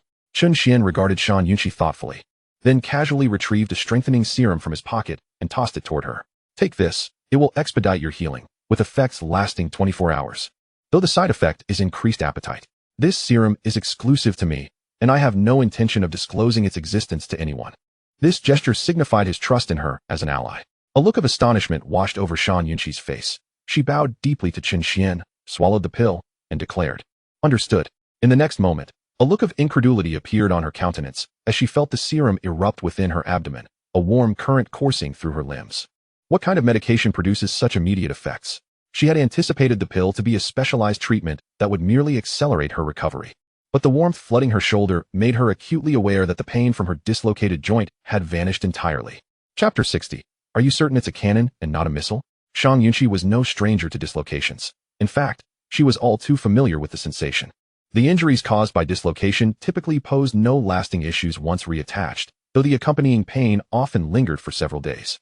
To her astonishment, after consuming Chen Xian's medicine, she felt an immediate restoration. As she pondered this, an itch on her arm drew her attention. Lowering her gaze, she observed the site of her previous injury, a bruise sustained when Chen Xuan had kicked her against the wall. Such abrasions usually took a considerable time to heal. Yet at this moment, the wound was visibly mending at an astonishing rate. The skin, once marred, was rapidly rejuvenating. Not only here, but multiple abrasions across her body were also swiftly recovering. In her astonishment, a sudden thought struck her. She bent down to roll up her pant leg, revealing a long scar on her calf, a remnant from her training. Now, a grotesque, 20-centimeter-long scar, reminiscent of a centipede, was fading before her very eyes. Shan Yunqi trembled. Though a soldier, she was first and foremost a woman who cherished beauty. This scar could hinder her ability to wear skirts in the future. And yet, it was healing before her eyes. Just as she contemplated this, she felt another surge of energy in her abdomen, this time imbued with a sense of power. The tremendous increase in strength made her feel capable of striking down a bull with a single punch. A portion of this energy surged into her mind, rendering her thoughts lucid and clear. Questions she had previously pondered without delving deeply into now seemed to have instinctive answers. Her body was undergoing a comprehensive enhancement. Strength, physical resilience, and neural response speed were all amplifying. Suddenly, Shan Yunqi lifted her head, her eyes wide as she gazed at Chen Xuan. This enhancement serum has no side effects aside from requiring a higher intake, he reassured her. Shan Yunqi, caught off guard, realized she was not merely concerned about side effects. She was overwhelmed with astonishment. At that moment, she felt invincible, akin to a superhero, without the need for exoskeletal armor. She believed she could fell a bull with a single strike. Attempting to throw a punch, she felt the rush of wind as her fist cut through the air, a testament to the terrifying speed she now possessed. Such a formidable enhancement serum. Was it truly developed by this mechanical factory? This establishment not only manufactured vehicles, but also produced exoskeletal armor, artillery that Chen Xuan was currently researching, and now this remarkable serum. The breadth of their research seemed almost too vast. Moreover, there were few individuals within Factory 27, with Chen Xuan seemingly the sole researcher.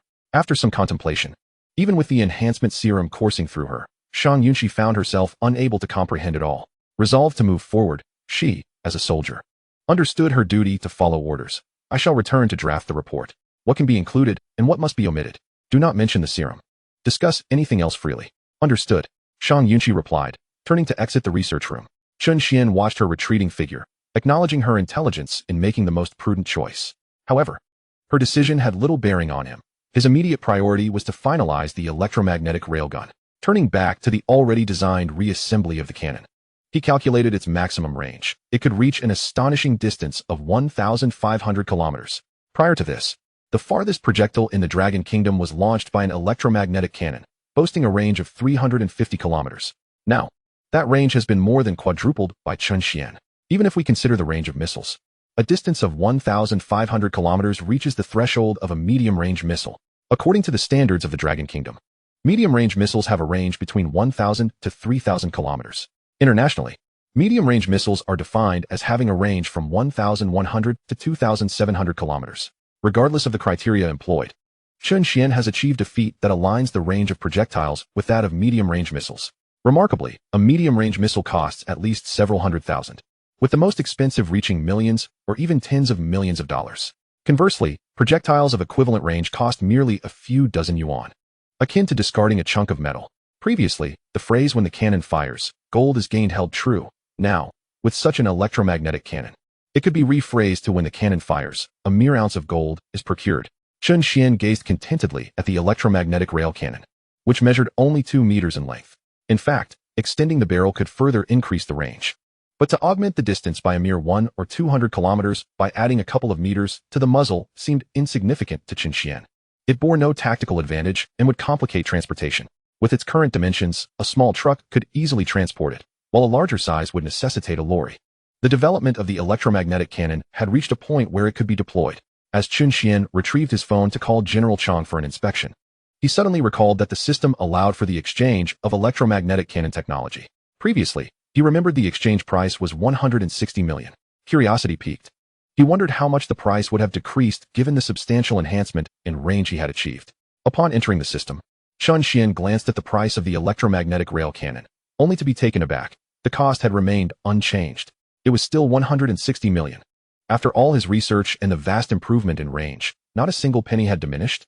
Furrowing his brow, Chen Xuan pondered whether he had failed to address the true technical issues of the electromagnetic cannon during his studies. Historically, once he mastered the relevant techniques, the price of similar technological products would decrease, owing to their shared foundational elements.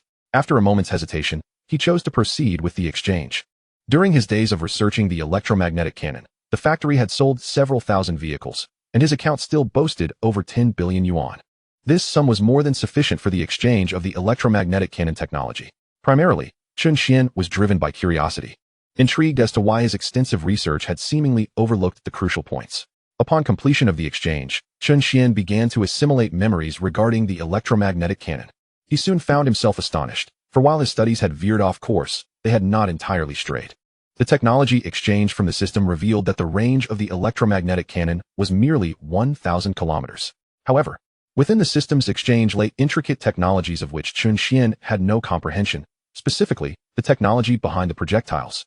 When the electromagnetic cannon is fired, it unleashes an overwhelming surge of energy, with an intensity of electromagnetic force capable of obliterating almost anything.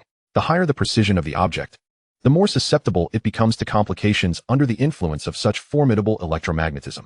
When Chen Xuan designed the electromagnetic cannon, he did not contemplate the development of the ammunition. The projectiles remained the most commonplace metallic shells.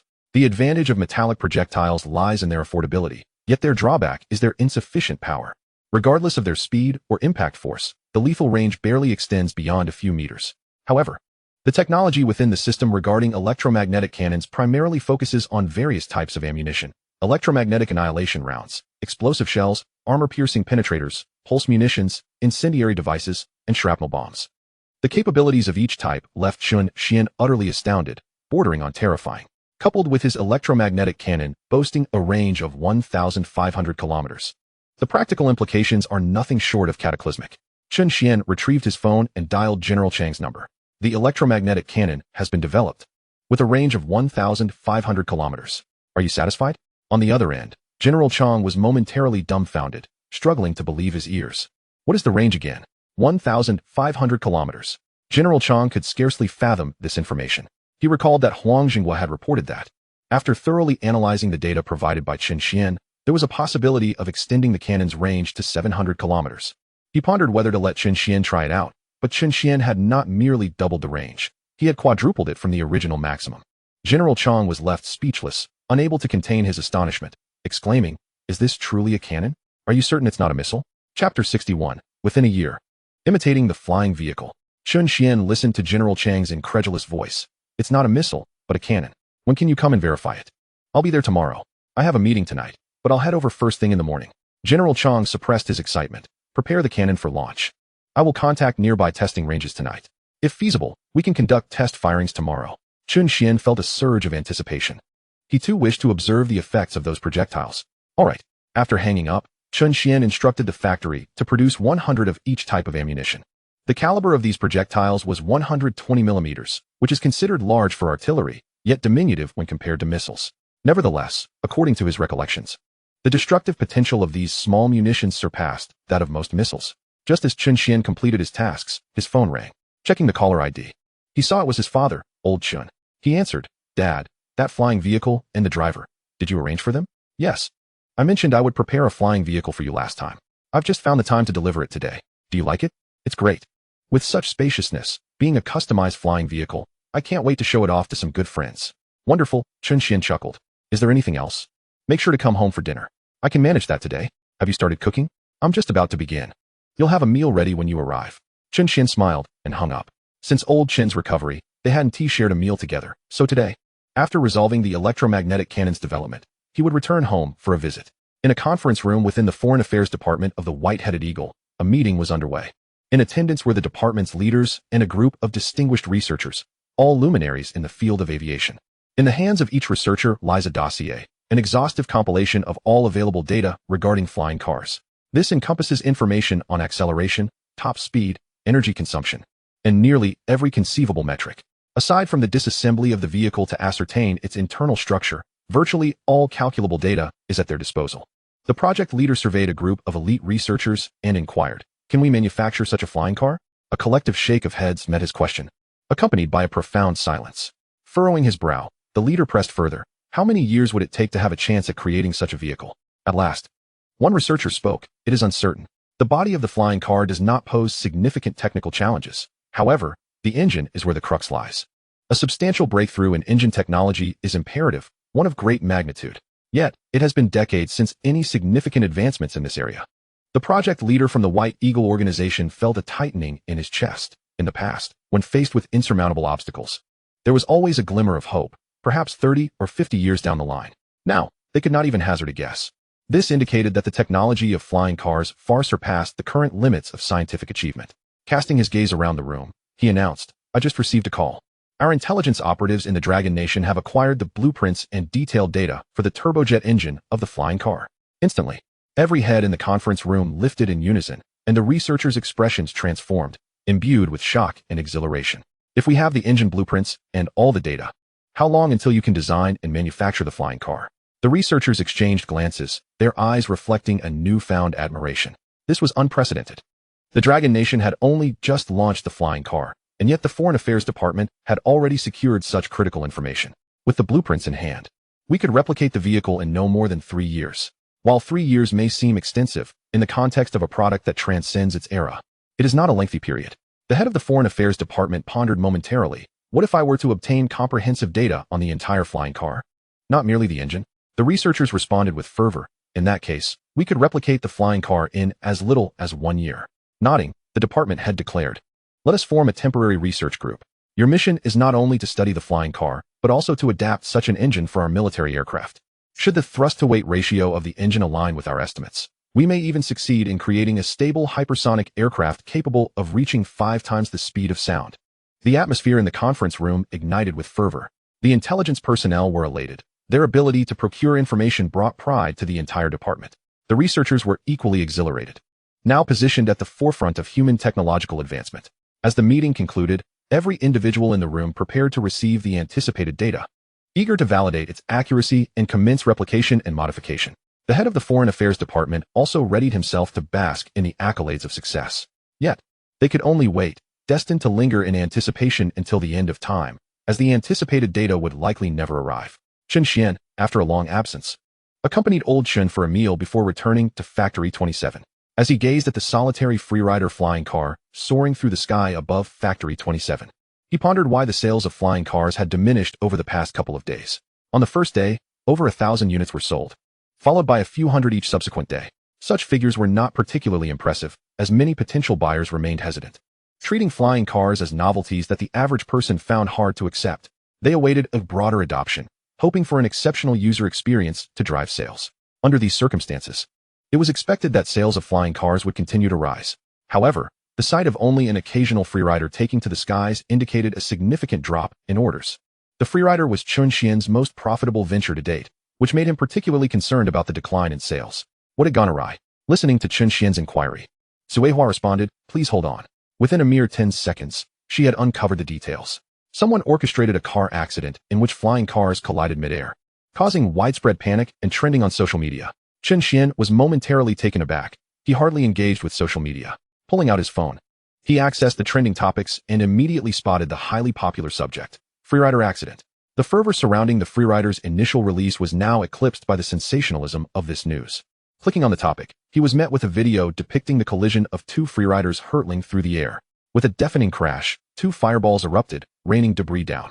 Chen Xuan furrowed his brow. Such collisions were implausible, and even if they occurred, explosions were unimaginable. This video was fabricated, crafted through technical means. Who had produced this video? Chen Xuan's brow furrowed further. Was someone targeting him? Suehua paused briefly before continuing. It was created by a video blogger. The original footage was merely a special effects piece. But someone edited the scenes for dissemination. There are individuals fanning the flames. The video had gone viral. Chen Xuan was troubled. While the creator of the video bore no ill intent in crafting an effects-laden spectacle, the question remained, who was instigating this chaos? Chapter 62. Preparing to test the electromagnetic cannon. Chen Xuan found himself at a loss as to who might be orchestrating this behind the scenes, as the list of those with motives was extensive. Competitors from other automotive companies, airlines, aircraft manufacturers, and even real estate developers could all have reasons to act. After all, with the soaring speeds of flying cars, purchasing one meant commuting hundreds of kilometers to major cities in less than an hour, inevitably leading to a decline in urban property values. Being ahead of the curve might evoke envy, and for someone like Chen Xuan, who was leaps and bounds ahead, others could find themselves unable to catch up or compete, rendering him a thorn in their sides.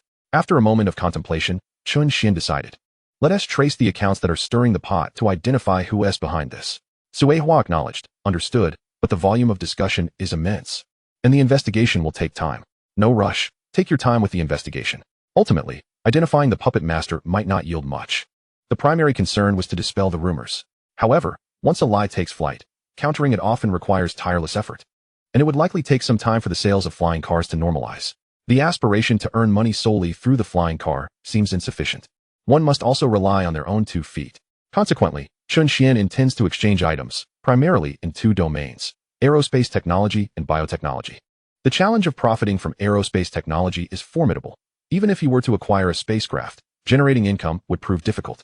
But how about profiting from biotechnology? Suddenly, an idea sparked in Chen Xuan's mind. Is it really so hard to make money in biotechnology? In the realm of profitability, what could possibly surpass biotechnology? If he were to exchange for a potion that revitalizes male vigor, wouldn't he sell like hotcakes? Even medications with no real effect, merely masquerading as remedies, could yield substantial profits. Thus, the potions he obtained through the system would undoubtedly achieve astronomical sales. Upon returning to the office building, Chen Xuan accessed the system's marketplace, initially searching for potions. After a brief search, he did not find what he sought. But he did discover a tonic that could eliminate hidden ailments and restore the body to its optimal state. Given that nearly all young people in Longwa suffer from suboptimal health, the efficacy of this potion would surely be remarkable. With proper promotion, it could sell tremendously. Chen Xuan contemplated the possibility of making the exchange, but decided against haste. First, he needed to investigate the market. At the very least, to understand the regulatory processes for launching a new drug. Otherwise, if the approval process for a medication took an extensive amount of time, the exchange would be unnecessary. As night deepened, Chen Xuan decided to rest. After taking a strengthening potion, he felt no need for sleep. He had been working tirelessly on the development of an electromagnetic railgun during the nights of recent days. However, prolonged wakefulness induced a desire for slumber, purely for the enjoyment of it. While Chen Xuan slept, General Chang, having just concluded a meeting, continued his busy preparations, arranging the test site for the electromagnetic railgun's trial launch the following day, with a range of 1,500 kilometers. Chen Xuan's Factory 27 was situated in central Longwa. A single cannon position there could strike vast expanses of the nation. The test firing would initially take place in an uninhabited area to avoid any potential harm to personnel or property. After determining several locations, General Chang began contacting personnel to set up the site, sealing off the entire area to serve as the testing ground for the electromagnetic cannon. Although the range of the test firing was extensive, with projectiles flying over 1,000 kilometers, it would be easily detectable. Completely concealing the news would be nearly impossible. Yet they would obscure it as much as they could. Additionally, communication with Allied units was necessary, as the projectiles would traverse above many military camps. Failing to provide prior notice could lead to misunderstandings. Throughout the night, General Chang diligently prepared for the test firing of the electromagnetic railgun, working tirelessly until 4 in the morning when he finally completed all arrangements. After a brief 3-hour nap, General Chang boarded his flying car, heading straight for Factory 27. Despite only having slept for 3 hours, he felt invigorated. The idea of a cannon with a range of 1,500 kilometers was beyond his wildest dreams. He doubted anyone would believe it if he shared. However, having witnessed numerous miracles through Chen Xuan, he was convinced. At just past 7 o'clock, General Chang's flying car descended onto the open space of Factory 27.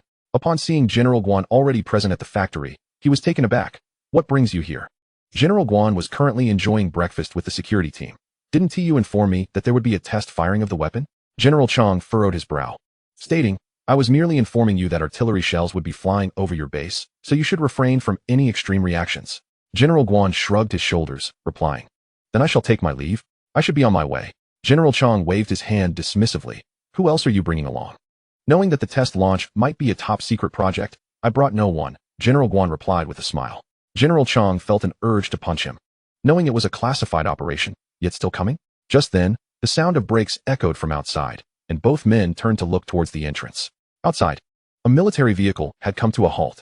The door swung open, and General Feng stepped out, striding directly into Factory 27. The security guard merely glanced at General Feng and allowed him entry, as he was familiar with Chen Xuan and posed no need for obstruction. General Feng waved at Generals Chang and Guan, saying, "You're all here. I received old Chang's call in the middle of the night and rushed over without stopping. Where's the restroom?" General Chang's expression darkened as he pointed towards the staff dormitory. "There's a restroom over there." General Feng chuckled and made his way to the facilities. General Chang turned his gaze back towards the factory exterior, pondering, "Surely no one else will arrive?" General Guan nonchalantly remarked, "Aside from us and those acquainted with Professor Chen, who else would come? No one is aware of the specifics." He then inquired, "By the way, what is the situation with the artillery being tested? Is it being tested here or elsewhere?" General Chang pointed down at the ground, "Right here." General Guan sprang to his feet, eyes wide with surprise. "Here?" "Indeed." General Guan's eyes widened further, recalling vividly that old Chang had mentioned a shell test yesterday. A test shell launched from here would fly over his camp at a straight-line distance of at least 1,300 kilometers. A shell with a range of 1,300 kilometers? General Chang shook his head. "No?" General Guan sighed in relief and then chuckled, "You startled me. I thought it was impossible to have a shell with such an extensive range." After meeting Chen Xuan, everything that seemed impossible now felt within reach. General Chang regarded General Guan. "It's a shell with a range of 1,500 kilometers. General Guan's smile froze on his face, his eyes widening slowly, his mouth agape. "How far?" General Chang felt a rush of exhilaration. 1,500 kilometers. That's impossible." General Chang shrugged. "Then Chen Xuan must have deceived me. He personally called me yesterday to share this." General Guan took a deep breath, gradually calming himself. "With such a long range, what about its accuracy? What is its lethality?" "Uncertain." General Chang shook his head. "I only know slightly more than you do." Having finished in the restroom, General Feng hurried over. "Where's Chen Xuan? When does the new weapon test commence?" General Guan pointed towards the office building within the factory. "I just inquired with Chen Xuan's secretary. He hasn't slept for many days and doesn't know when he will awaken." General Feng frowned. "That's unacceptable." Generals Chang and Guan shot him a disapproving glance. "How is that unacceptable? We can wait for as long as it takes." General Feng retorted, "What are you thinking? I mean that he hasn't closed his eyes for days. Not adhering to a proper sleep schedule and frequently staying up late is not sustainable for anyone, regardless of how robust their health may be." Chapter 63, An Inexperienced Countenance. The three dignitaries stood in the square of Factory 27, awaiting Chen Xuan's rise. After a refreshing slumber, Chen Xuan awoke at 9 in the morning, feeling invigorated. Following his morning routine, he proceeded directly to the expansive playground of the factory. There, three generals were engaged in conversation, and upon noticing Chen Xuan, they rose to their feet. Chen Xuan smiled and remarked, "Why did you not wake me? I would have appreciated the call." General Chang replied nonchalantly, "There is no rush for the tests. Several ranges are still being prepared. Waking you up so early would have been futile." General Feng interjected with concern. "It is commendable that you immerse yourself in research, but neglecting sleep for days on end is concerning. You may be young now, but as time passes, your body may not endure such strain." Chen Xuan nodded, acknowledging, I shall be more mindful in the future. He refrained from mentioning the enhancement serum, as he preferred to keep that information concealed for the time being. First, he instructed Tai Zhu to transport the electromagnetic railgun and shells produced the previous night. The railgun, along with the heavy artillery, measured just over 2 meters in length.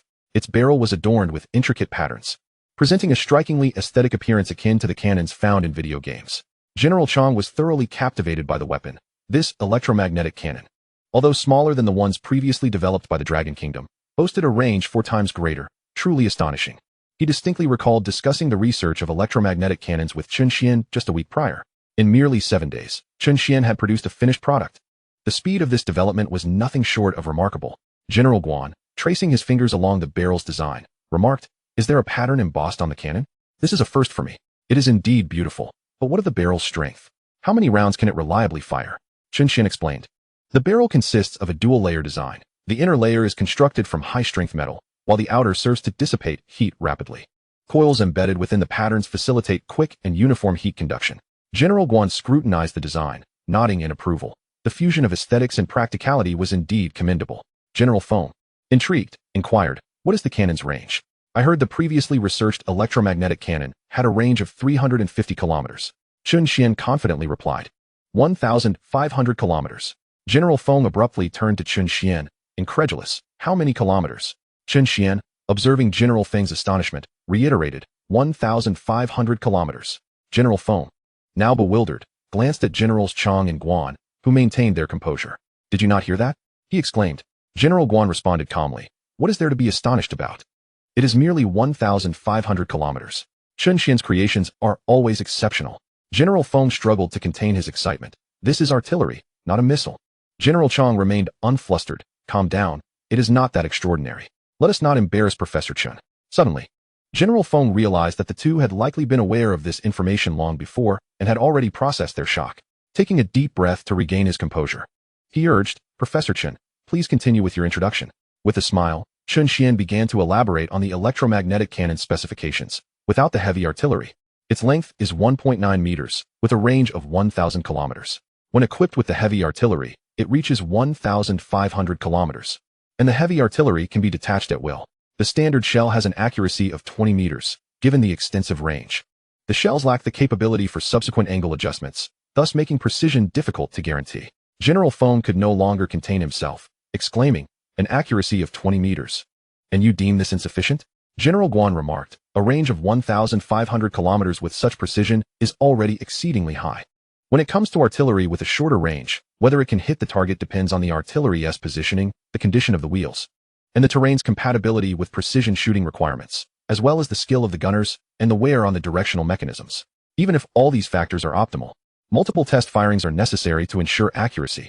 General Chang remained silent, but nodded in agreement, clearly endorsing this assertion.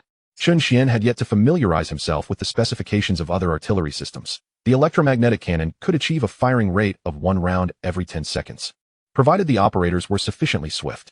The 3 distinguished generals were already somewhat desensitized. This firing rate, when compared to conventional artillery, was undeniably slow.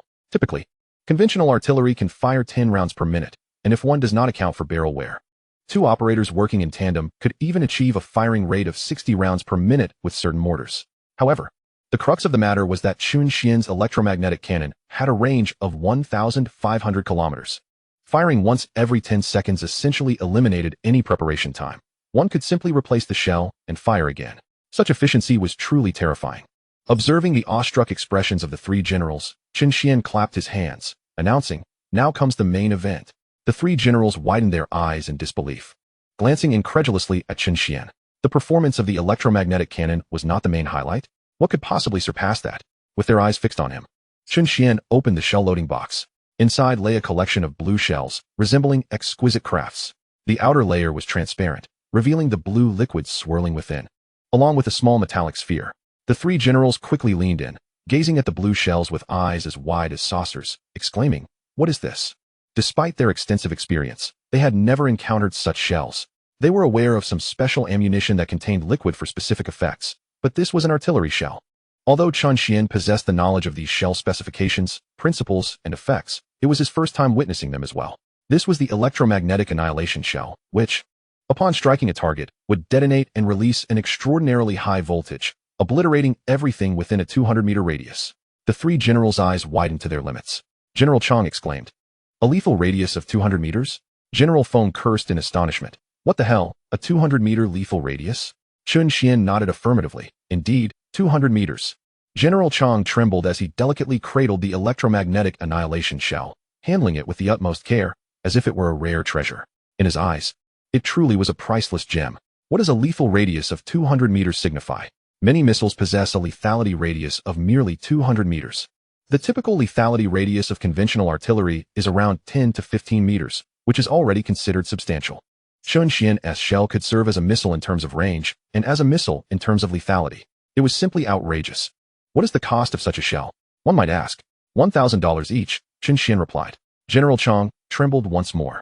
A shell costing $1,000 could potentially deliver combat effectiveness comparable to that of a missile worth 1 million or even several million. Chen Xuan opened the second box, revealing black metal shells within the alley. They appeared unremarkable, save for the red coating encircling the shells. Chen Xuan remarked, "These are explosive shells, filled with high-energy fuel, primarily designed for long-range demolitions targeting structures." General Chang trembled uncontrollably. Functional shells possess a more significant impact in combat than conventional lethal shells. Not only do these shells carry destructive capabilities, but they also serve a strategic purpose. General Feng was left astounded, exclaiming, "These shells can also function as missiles." Chapter 64. Successful Test Fire. Chen Xuan proceeded to open the third box, which contained elongated shells measuring over 40 centimeters in length. These were armor-piercing, ground-penetrating shells, specifically engineered to target subterranean fortifications, capable of drilling as deep as 50 meters. The three distinguished figures were once again taken aback, for the world's most advanced ground-penetrating shells could only reach depths of 60 meters. The strategic significance of ground-penetrating shells is immense. In warfare, they can strike airport runways, reinforce ground targets, and assault underground facilities. Faced with the multitude of towering structures today, a single ground-penetrating shell could directly penetrate from the rooftop to the ground, demonstrating unparalleled effectiveness in practical application. It could be regarded as a missile capable of all-encompassing strikes. Remarkably, Chen Xuan achieved the same result with just one shell. Although these shells are pricier than standard artillery, the fact remains that each shell can function as a missile. Furthermore, their efficacy surpasses that of traditional missiles, as the firing rate of missiles cannot reach 6 rounds per minute. The three generals instinctively turned their gaze towards the remaining boxes behind Chen Xuan, where 3 boxes awaited opening. General Feng, bewildered, expressed disbelief. Each of these boxes contains shells with different functionalities? Chen Xuan nodded affirmatively. The 3 men were utterly astonished. They now comprehended why Chen Xuan had indicated that the main event was yet to come. In comparison to these shells, the electromagnetic cannon's significance paled. For these shells, even when utilized in a standard electromagnetic cannon, could inflict tremendous damage. This is, of course, predicated on the existence of a 350-kilometer range electromagnetic cannon within Longhua. The 3 distinguished figures eagerly gazed at the 4th box. Chen Xuan opened it, revealing an impulse shell primarily intended to incapacitate electronic devices.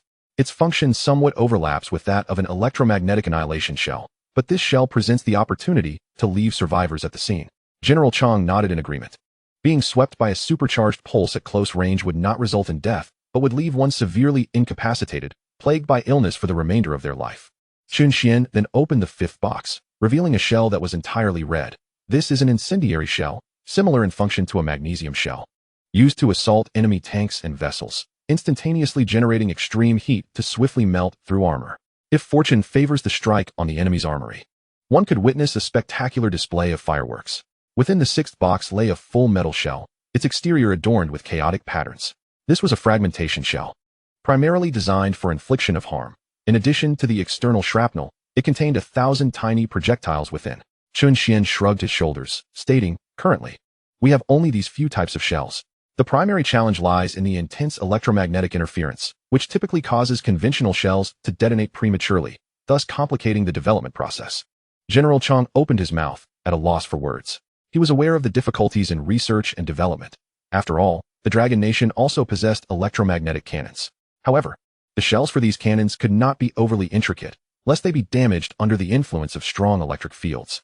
Yet here we are, facing development challenges and simultaneously presenting 6 distinct types of specialized shells, all within the span of a week. General Chang recognized Chen Xuan's genius. But this was pushing the boundaries of brilliance to an extraordinary degree.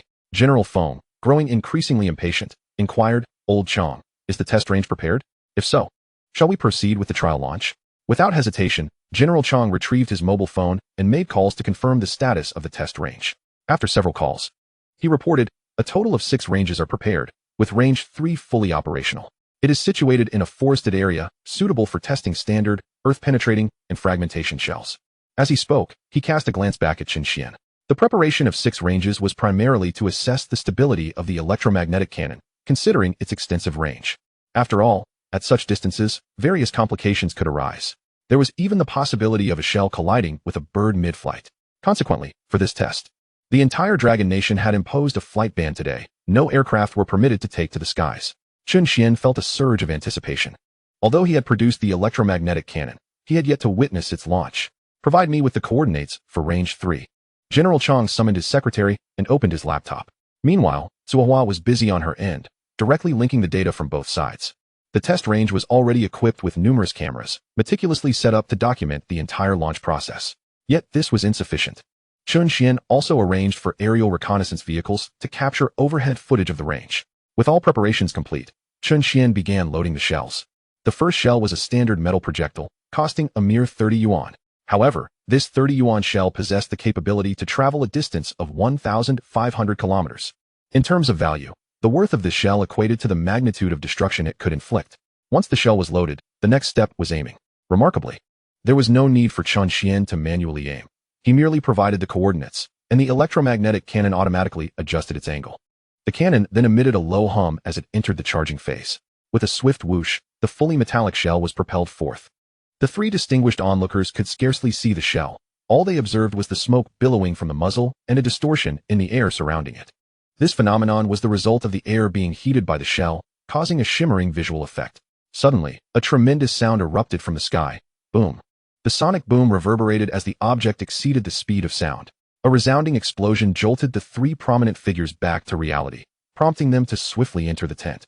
Their eyes fixated on the screen, eagerly awaiting the forthcoming display of destruction. 1 minute elapsed, yet the screen remained still. 2 minutes passed, and still. There was no sign of action. 5 minutes slipped by without any change. The demeanor of the 3 dignitaries shifted from anticipation to apprehension. Turning to Chen Xuan, one inquired, could it be that the missile fell to the ground mid-flight? Chen Xuan replied in a calm tone, it is not a missile, but an artillery shell. Do not rush. With a range of 1,500 kilometers, the shell requires nearly 10 minutes to reach its target. General Feng anxiously rubbed his hands together. His gaze fixed on the screen. To calculate a 10-minute lead time for a moving target poses a significant challenge. No one responded to his statement. For even voicing such a concern seemed misplaced. After all, at a mere 10,000 per shell, a lead time of 10 minutes was trivial. Even a lead time of an hour would pose no issue. At such a cost, once on the battlefield, these shells could effortlessly clear the area. When 8 minutes had passed, an abrupt and thunderous explosion erupted on the screen. A large tree, situated in the center of the designated target area, was obliterated in a tremendous blast, leaving a crater nearly a meter deep in its wake. General Guan, eyes glued to the screen, finally exhaled in relief, rising to his feet in excitement, exclaiming, the test shot was a success. Chapter 65, Electromagnetic Annihilation Shell. Regardless of its power, this shell had indeed been launched a staggering 1,500 kilometers. With such a range, what more could one desire? The 3 dignitaries were now exhilarated. Quickly, let us proceed with the underground shell test. Chen Xuan launched another shell, this time an underground penetrating shell. In practical combat, this specialized artillery could effortlessly breach walls and ground defenses, demolishing airports and other critical structures. After the launch, a group remained in the camp, their eyes glued to the screen, hearts brimming with anticipation, tension, and excitement. They were haunted by the fear of insufficient firepower. After all, they had once genuinely faced a severe shortage of firepower, while others wielded heavy artillery. They were left with mere rifles and the sacrifice of countless soldiers to achieve their current position. However, with this artillery, the dread of inadequate firepower was suddenly alleviated. For, in a sense, confidence had waned. After all, no power on Earth could wield medium-range missiles as artillery shells. A single medium-range missile incurs a hefty expense. Yet these electromagnetic shells are capable of multiple rapid-fire launches. With a range of 1,500 kilometers, who could withstand such bombardment? In just 7 minutes, accompanied by a deafening roar, the underground shell plunged into the earth, followed by an explosive blast. The ground trembled violently, dust billowing as several trees toppled. What defensive structure could withstand such a terrifying explosion? Even a concrete bunker would be easily penetrated. The third test at target range 3 involved a fragmentation shell. The fragmentation shell was a purely lethal weapon, designed solely to inflict harm on enemy soldiers. Before conducting the explosive test, the personnel on site arranged a series of dummies in an open area. The arrangement of the dummies is indeed meticulous, governed by angles and the distance from the core of the explosion. Once the circle of dummies is set, the fragmentary shell is launched. General Chang receives a call from his subordinate, announcing that the second target range is prepared. The second range is an open space, ideal for testing the electromagnetic annihilation shell. The cobalt blue annihilation shell, strikingly beautiful like a piece of art, is loaded into the cannon and aimed at another angle of the second target range before being fired. With another thunderous sound echoing, the group returns to the tent, their attention entirely focused on the situation at the target range. For these prominent figures, the few minutes during the shell's flight are agonizing. They are plagued by worries. Will the shell reach its intended position? What unforeseen issues may arise? Finally, after 8 suspenseful minutes, the first to land is the initially fired fragmentary shell, which accurately strikes the core area of the target range. As the shell descends, it suddenly detonates in mid-air. No flames, only a cloud of dust. From within the dust, countless metallic shards burst forth, each one akin to a bullet, scattering in all directions. The sensors on all the dummies are activated, ringing alarm bells frantically. This alarm signifies that the dummies have sustained fatal injuries. Inside the tent, the 3 magnates widen their eyes. The damage radius of the fragmentary shell extends to 100 meters. Although a diameter of 100 meters may seem modest, it is, in fact, quite substantial, larger than that of a typical playground.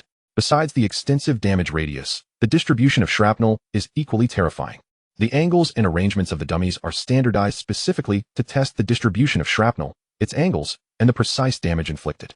Some fragmentary weapons contain a plethora of shards, yet upon detonation, many of these prove ineffective, either striking the ground or soaring into the sky. However, Chen Xuan's fragmentary shell, upon exploding in the air, scatters its shards like celestial flowers, evenly distributed in all directions. The result is an omnidirectional lethality. Virtually no shrapnel is wasted on the ground or in the sky. This efficiency is simply astounding. In terms of lethality, all shards descend at an angle, meaning that regardless of whether the enemy stands or lies prone, escape is impossible. The previously learned strategies for defense against artillery become mere targets in the face of fragmentary shells. How can one defend against such a threat? It is impossible to shield oneself. In a fleeting moment, one might even struggle to conceive a means of survival within the lethal radius of the shell. Apart from seeking cover, there exists no chance of survival. Yet, when faced with artillery, a person cannot react in time, leaving no opportunity to seek refuge. General Chang, after a moment of contemplation, realizes this is truly a devastating weapon aimed at the ground forces. General Feng nods gravely. If my troops were to confront such a weapon, annihilation would be inevitable. Without cover, death is certain. With cover, survival depends on sheer luck, dictated by where the shell detonates.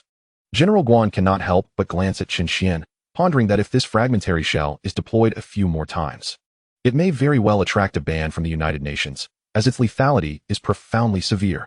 Within the explosion radius, there are nearly no survivors. General Chang takes a deep breath, his gaze shifting to another scene. What effect does this annihilation shell possess? No sooner has he spoken than the electromagnetic annihilation shell, following closely behind the fragmentary shell, strikes the second target range. In the second shooting range, various targets were placed starting from a distance of 30 meters. These targets served the purpose of measuring damage and included suspended pork, wooden and metal targets, as well as electronic devices. Every 10 meters, a row of targets was prepared to better assess the damage distance. On the screen, a blue electromagnetic annihilation shell struck the target area, followed by an eerie silence. General Chang observed the blue projectile on the screen, his brow furrowing as he turned to Chen Xuan, expressing his confusion. What's wrong? Why didn't it explode? The voice of an on-site staff member echoed. Why didn't it detonate? Is there a malfunction? Reported immediately. Chen Xuan, his gaze fixed on the monitor, replied nonchalantly. A 3-second delay in detonation, for humanitarian reasons. As his words faded, the 3 seconds elapsed, and a surge of blue light illuminated the screen. The blue radiance suddenly intensified, resembling a miniature sun, causing the entire screen to blaze with brightness. Staff members present shielded their eyes, having just looked towards the shooting range, nearly blinded by the intense glare.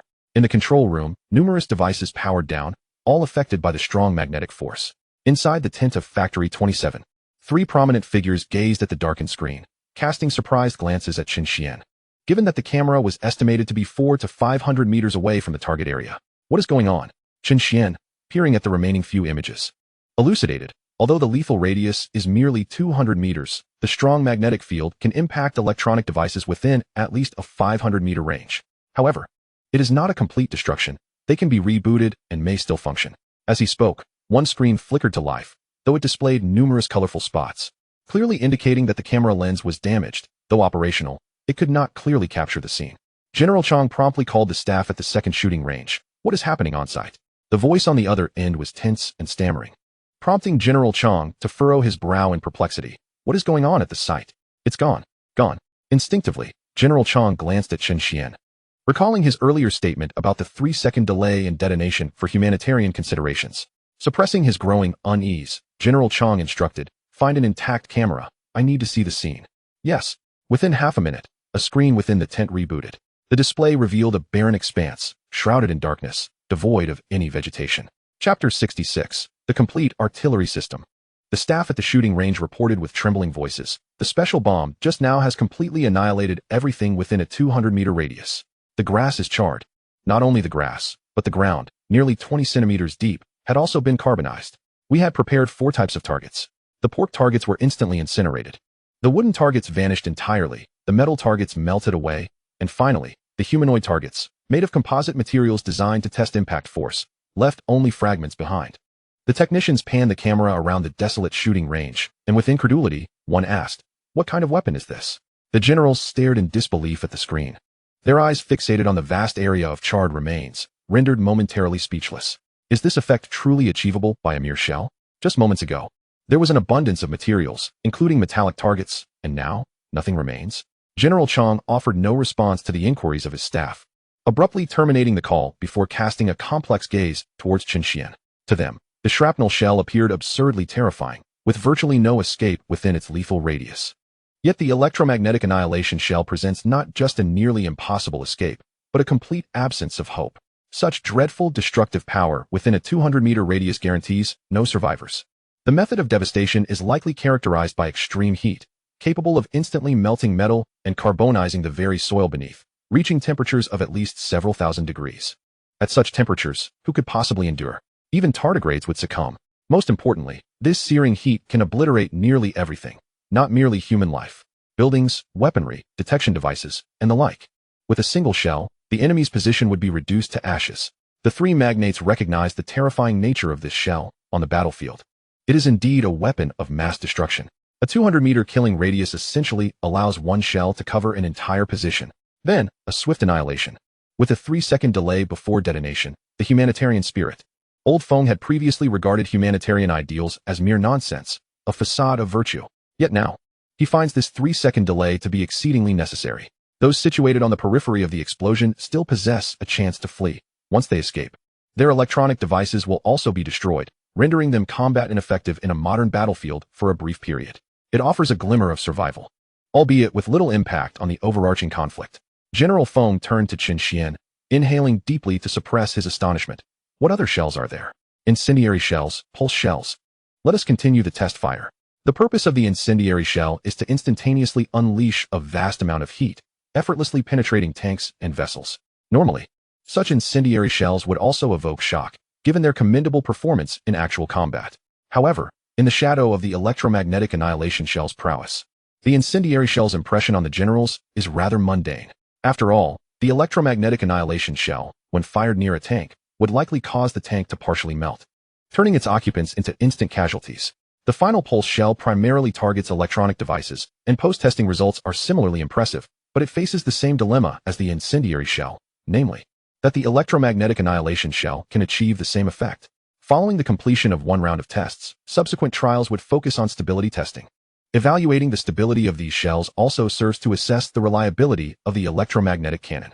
Throughout the several rounds of testing, General Chang and his associates remained enveloped in silence, utterly overwhelmed by the revelations. Tasked with designing a long-range electromagnetic cannon, Chen Xuan not only succeeded in creating the cannon, but also in fabricating specialized shells. A diverse array of shells, constituting a cohesive artillery system, capable of fulfilling various strategic objectives from a distance of 1,500 kilometers. Given the remarkable results demonstrated by these shells, General Chang believes the electromagnetic cannon is worthy of recognition as a strategic-grade weapon.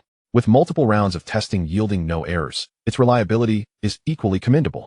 Upon receiving the testing results, General Chang ceased the day's trials and turned to Chen Xuan. What is the cost of this electromagnetic cannon? Chen Xuan had previously contemplated the issue of pricing, and his current intention is to capitalize on the wealth present in the market. Indeed, it is rather lucrative. While the Dragon Nation procures weaponry, he stands to gain, though he sees no necessity for it. 500,000 for a single artillery piece. General Chang could not help but cast a glance at Chen Xuan. In his eyes, this price was remarkably economical. For artillery, this cost is quite reasonable. Yet for a cannon that can function as a missile, particularly one of medium-range caliber, 500,000 is akin to being given away for free. What about the price of the shells? Chen Xuan had already established a price beforehand, 10,000 each. Though the production costs and capabilities of different shells vary, Chen Xuan opted for uniform pricing for the sake of simplicity. General Chang observed Chen Xuan once more, realizing that his pricing for these weapons was rather arbitrary, often merely rounded to the nearest whole number. The price of 10,000 for shells, although on the higher side, was not exorbitant considering their potential use as medium-range missiles. In fact, it was exceedingly economical. To achieve the same range and effect with conventional missiles would require at least several $1 million. Furthermore, aside from nuclear or depleted uranium warheads, no missile possesses a lethality comparable to that of the electromagnetic annihilation projectile. And this terrifying electromagnetic annihilation projectile is also priced at a mere 10,000. After a brief contemplation, General Chang declared, "Let us procure 500 electromagnetic pulse cannons, along with 1,000 shells of each type. This amounts to 310 million. Chen Xuan entrusted all transaction matters to Zuhua, while General Chang delegated the subsequent details to his secretary. Typically, official procurements require price negotiations, yet General Chang had scarcely engaged in such discussions. The last time he did was to request Chen Xuan to increase the price of exoskeleton armor. The exceptional cost-performance ratio of Chen Xuan's offerings rendered them quite undervalued. Chen Xuan led the three generals to his office. With matters regarding the electromagnetic cannons resolved, he sought to inquire about pharmaceuticals. The three generals were in no rush to depart. They needed time to digest the considerable shock they had experienced today. Were it not for their generally robust health, they might have been at risk of heart conditions. An artillery piece capable of functioning as a medium-range missile, with effects that even exceed expectations. This was truly astonishing. Chen Xuan first requested Shang Yunqi to serve tea to the three men, then asked, "I have developed a certain medication, but I am uncertain about the steps to market it. Is it complicated?" The three men exchanged glances. A weapons factory delving into pharmaceuticals? How could one even conceive of such a notion? Not only was the research methodology light years away from the norm, but transitioning personnel across such disparate fields seemed implausible. General Feng could no longer contain himself. "You've taken an overly ambitious step. Do you not fear the consequences?" General Chang similarly nodded in agreement. "I suggest you continue your research focused on individual soldier capabilities. Their potential is significant, and you might even consider exploring missile technology." Previously, General Chang would have undoubtedly insisted that Chen Xuan focus solely on weaponry, study firearms if skilled in firearms, or artillery if adept in artillery. Yet now, having been profoundly shaken, he no longer believed there existed any realm beyond Chen Xuan's research capabilities. Chapter 67, Conspiracy Unveiled. General Guan also advised, the process of drug approval is exceedingly stringent due to its necessity for consumption. Entering the market to sell it is quite cumbersome, so do not expect to profit in the short term.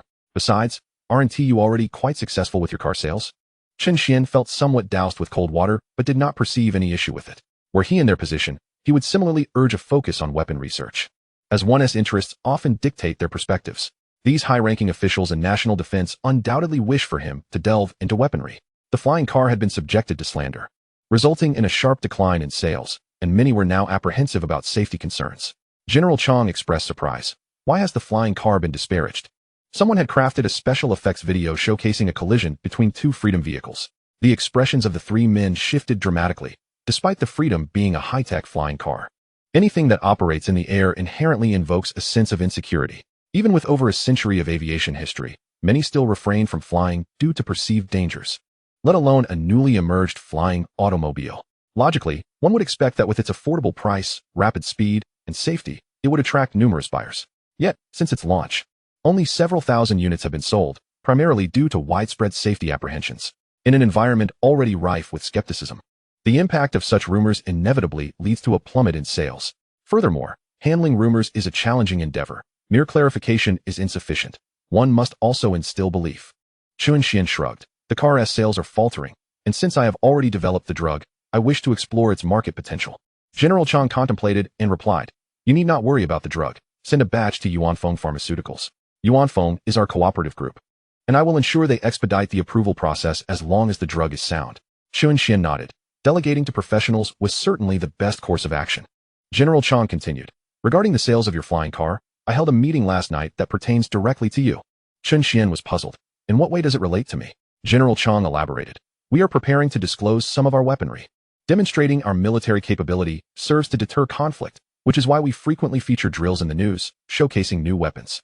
However, the choice of what and how to exhibit requires careful consideration. In tonight's secondary meeting, I will propose showcasing the flying transport vehicle and the flying reconnaissance vehicle. With the endorsement of these novel flying battle vehicles, we can alleviate many concerns." Chen Xuan's eyes lit up.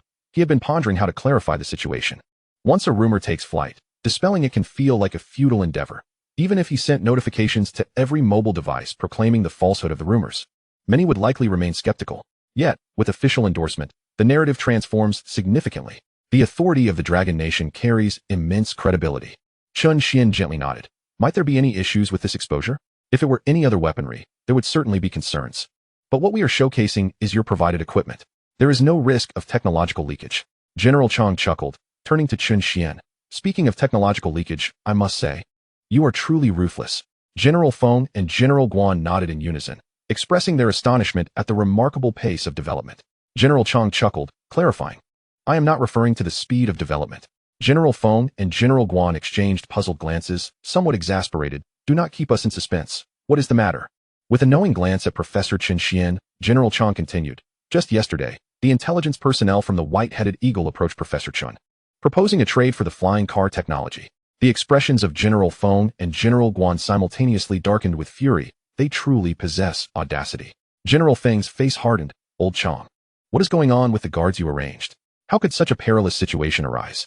As seasoned individuals accustomed to the storms of life, both generals struggled to maintain their composure. They were acutely aware of Professor Chen's significance. The more vital he was to Longhua, the more he became a thorn in the side of other factions. What was framed as a trade could swiftly devolve into an assassination. In the eyes of several generals, Chen Xuan was a person worth an exorbitant price to be dealt with by rival forces. Describing him as a national treasure barely encapsulated his worth. Chen Xuan had the potential to elevate Longhua in a brief span. The very notion that someone of his caliber had met with foreign intelligence personnel was fraught with peril.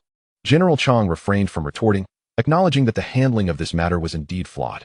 He continued, "The intelligence personnel kidnapped Chen Xuan's father, coercing him to meet and attempt a technology exchange." General Feng instinctively straightened his posture, his expression grave. What happened next? While knowing that General Chang's narration would ultimately lead to a favorable outcome, the involvement of intelligence personnel was a serious matter in the minds of the older generation. Thus, they were deeply invested in the details. General Chang glanced at Chen Xuan. Chen Xuan facilitated the trade, securing 500 million, and subsequently apprehended them all. General Feng's serious demeanor transformed into one of astonishment and disbelief, slowly giving way to a smile. He could vividly envision the dismay of the intelligence personnel, who believed they had achieved a significant victory, only to be plunged into despair moments later. The native agents of the White-Headed Eagle must have been appalled, having lost money without gaining anything in return. Moreover, such illicit transactions could not be revealed, leaving them unable to confront Chen Xuan, which would undoubtedly be excruciating for them. The individual responsible for the entire operation might even face an investigation, as the loss of 500 million posed a serious issue. Furthermore, with the intelligence personnel captured and the overseas faction unable to contact them, they might suspect that the agents absconded with the funds. In summary, Chen Xuan's approach not only ensnared a substantial sum of money, but also disrupted the enemy's base, yielding multiple advantages. To encapsulate it in 2 words, truly brilliant. General Guan was equally taken aback. Is it really that simple to make money? Those intelligence personnel, each more astute than the last, were so easily outmaneuvered by Chen Xuan, and for such a significant sum? He realized that overseas operatives in Longhua operated with limited funds, as substantial monetary movements were under strict scrutiny. Any large-scale financial transactions would easily attract attention. Thus, overseas agents were typically quite cautious with their expenditures. Contemplating that figure, he almost believed he had misheard. How much? General Chang extended his hand. This much. Such a sum for procuring equipment would be considered a major deal. Chen Xuan observed General Chang, who was brimming with enthusiasm, and coughed lightly. This money doesn't need to be submitted, does it? Not at all, General Chang replied with a smile, waving his hand dismissively. However, I advise you to refrain from employing such tactics in the future, as they may attract criticism. General Feng interjected with irritation. What is wrong with this approach? I find it quite commendable. Chen Xuan's actions are not without merit. Showing mercy to one's foes while being stern with one's own is a sound strategy. Chen Xuan nodded in agreement, sharing the sentiment that if the white-headed eagle had the opportunity, they would not hesitate to eliminate him. Those who would conspire to harm him are hardly virtuous. They are simply foolish. General Feng continued, pay no heed to others' opinions. Pursue what you desire. At the very least, I admire your methodology. Chen Xuan remained silent, sensing something amiss. General Feng was not one to lavish praise, and his current exuberance felt somewhat unnatural, almost contrived. It gave him an uneasy feeling, hinting at ulterior motives. Chapter 68. My granddaughter has long legs. Under Chen Xuan's puzzled gaze, General Feng struggled to maintain composure but pressed on. Professor Chen, do you have a girlfriend? Your way of conducting yourself resonates with me. I respect your approach of being ruthless towards adversaries while being kind to your allies. I have a granddaughter, 2 years your junior, studying at the University of Defense Technology, and she aspires to engage in research. Chen Xuan was taken aback. He sensed something was amiss when General Feng began to shower him with compliments. And now he realized the intention was to introduce his granddaughter? General Chang was momentarily stunned and then turned to General Guan. General Guan, who was also looking at General Chang, met his gaze, and they both silently exchanged a word. Shameless. How utterly brazen to consider introducing his granddaughter to Chen Xuan. They had never anticipated this. General Chang cleared his throat. Ahem, young Xuan. General Guan, almost in unison, coughed. Ahem, Professor Chen. The two shared a stiff glance. Shall you go first? Old Guan nodded. My granddaughter is a year older than you and is your alumna. You surely would have more in common. Old Chang scoffed lightly. My granddaughter is beautiful, with striking long legs. A knock on the door interrupted their introductions as Cuihua entered the office. The transaction paperwork has been processed. Upon seeing Chen Xuan's secretary, the three dignitaries ceased their attempts at introducing their granddaughters, focusing instead on Chen Xuan, realizing that they were under scrutiny, and their faces could not maintain the pretense. Swiftly shifting topics, General Feng declared, leave the security matters to me. I will assign 200 special agents for protection and arrange another 100 for your father. General Guan waved his hand dismissively. Your personnel are all individual operatives, lacking equipment. I will send over a few information warfare teams.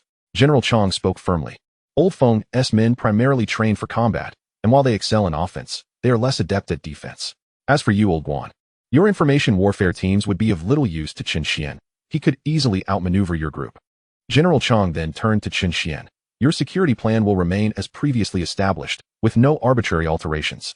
However, I will ensure that personnel are dispatched to protect your father. Chen Xuan nodded. He felt assured regarding his own safety, capable of defending himself, and even retreating if necessary. Yet, his father's security required careful consideration, and he trusted General Chang to handle it effectively. Moreover, he felt a stir of emotion within. His safety concerns were akin to a hot potato, as he revealed more of his advanced technology.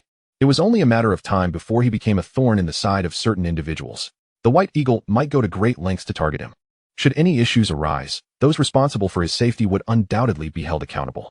Yet, the three were unconcerned about the repercussions, genuinely committed to his well-being. General Chang raised his hand to check the time. It's nearly time. I must be off. I have another meeting shortly. Generals Feng and Guan also rose in unison. We shall take our leave as well. How about staying for a meal? Chen Xuan glanced at the sky. Dusk had already fallen. The daytime test firings consumed much time, with each round requiring several minutes for the shells to soar, and after several rounds, the day had slipped away. General Feng shook his head. Let us not. If we depart now, we'll arrive by night. If we dine first, we won't reach home until the wee hours. General Guan nodded in agreement. Chen Xuan smiled. If we must hurry, then there's no need to rush. Since we're here, we should bring back some local specialties from Factory 27. Our Factory's flying cars are currently unsold, one for each of us. Generals Guan and Feng instinctively glanced at General Chang, envious of his flying car, which was indeed quite convenient. No matter where the meeting was held, its speed ensured that work and rest were not compromised.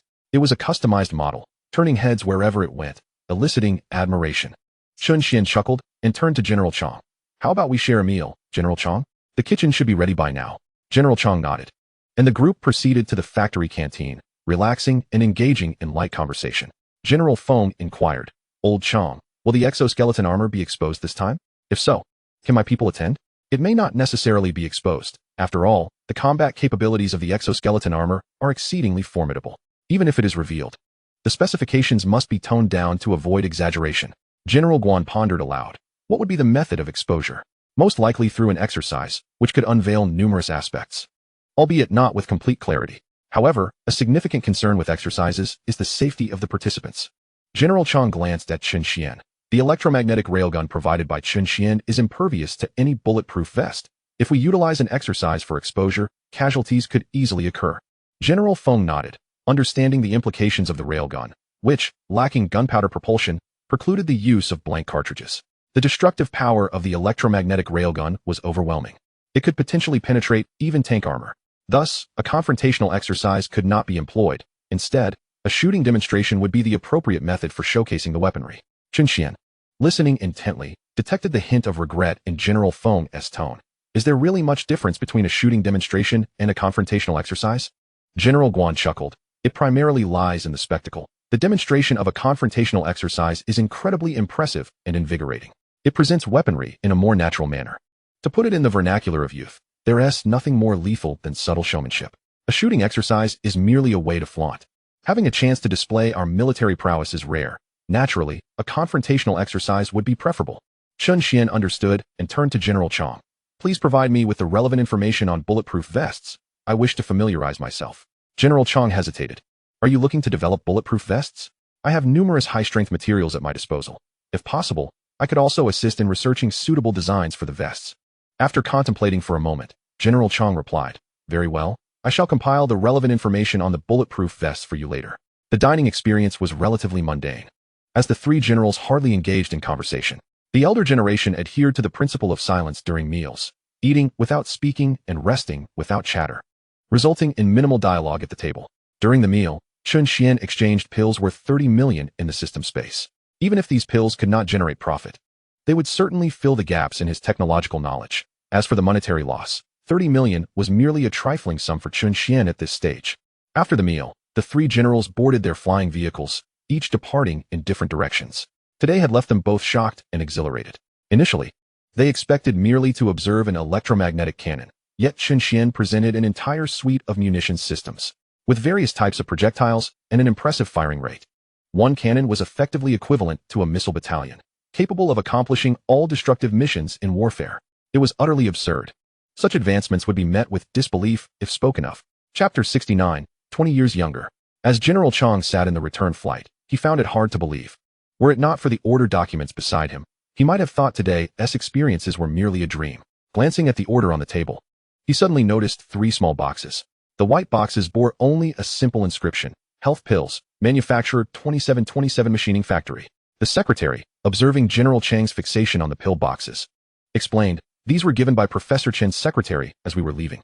General Chang picked up a box, scrutinizing it closely. Were it any other factory presenting these pills, he would have dismissed them as a ploy to make money. Questioning why a reputable machining factory would venture into health products, it could very well be nothing more than flour molded into pills. Yet, Chen Xuan was different. He had successfully developed electromagnetic guns, flying vehicles, and mechanical exoskeleton armor, traversing numerous fields. Why could he not delve further into the biological sector? What does Cuihua say? General Chang asked, feeling somewhat awkward.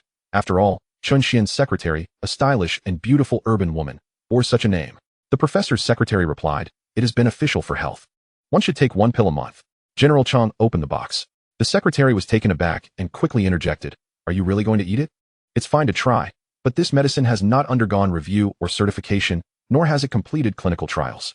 Without waiting for the secretary to finish, General Chang had already swallowed a pill, stating, What Chen Xuan produces cannot be inferior. Suddenly, General Chang's eyes widened in astonishment as he felt an immediate transformation in his body.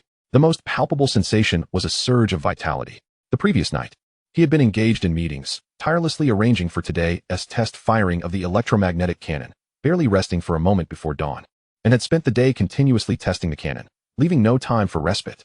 Thus, he had been exhausted, merely enduring without rest. However, now he distinctly sensed the fatigue dissipating. General Chang's face was soon overtaken by a look of astonishment, for not only was his fatigue dissipating, but various minor ailments he had endured were also beginning to improve. Having sustained a back injury in his youth, he had suffered from persistent pain for many years. Yet at this moment, he felt no discomfort whatsoever. Moreover, he sensed a resurgence of strength within him. In that fleeting instant, he felt as though he had regained a decade of youth. No, at the very least, 20 years. This moment heralded a profound transformation, as if he had been reborn. As General Chang turned his gaze towards the medicine on the table, his body trembled slightly. What manner of miraculous drug was this? General, what is wrong? The secretary, seeing General Chang's sudden wide-eyed expression of shock, hurried to support him. Shall I call a doctor? General Chang raised his hand to gently push the secretary away, his eyes brimming with excitement. Call a doctor? I feel fantastic, better than I have ever felt. The secretary, observing General Chang's fervent demeanor, said, this medicine. You should take another. General Chang picked up the box of medication and handed a pill to the secretary, then scrutinized the instructions, studying the molecular formula and other details. He quickly retrieved his phone to make a call. The call was directed to Chen Xuan. Upon seeing the incoming call, Chen Xuan answered, Old Chang. What can I do for you? Do not send that medicine you provided for testing just yet. Understood, Chen Xuan replied before inquiring, what is the matter? I've taken the medicine, and its efficacy far exceeds my expectations. Furthermore, the ingredients must remain confidential. I need to consult with someone first. Old Chang was responsible for logistics, which included procuring medications, yet he primarily dealt with weaponry and was not well versed in research and development. Previously, he had dismissed Chen Xian's casual mention of the drug, unaware of its remarkable effects. This medicine could serve as a temporary lifesaver on the battlefield, a miraculous remedy. And in the lives of ordinary individuals, it could facilitate rapid bodily recovery. Provided the side effects were not excessively severe, this medicine could be widely disseminated. Reflecting on Chen Xian's demeanor when discussing the drug, Old Chang felt as though he had missed a crucial cue. Thus, he had initially overlooked its significance, only to discover its extraordinary effects. While in transit, General Chang placed calls to Generals Feng and Guan, instructing them to incinerate the instruction manual contained within the medicine box. Upon receiving the call, both generals were momentarily bewildered, yet out of trust, they promptly disposed of the manual. After burning the manual, they finally noticed the medicine within the box.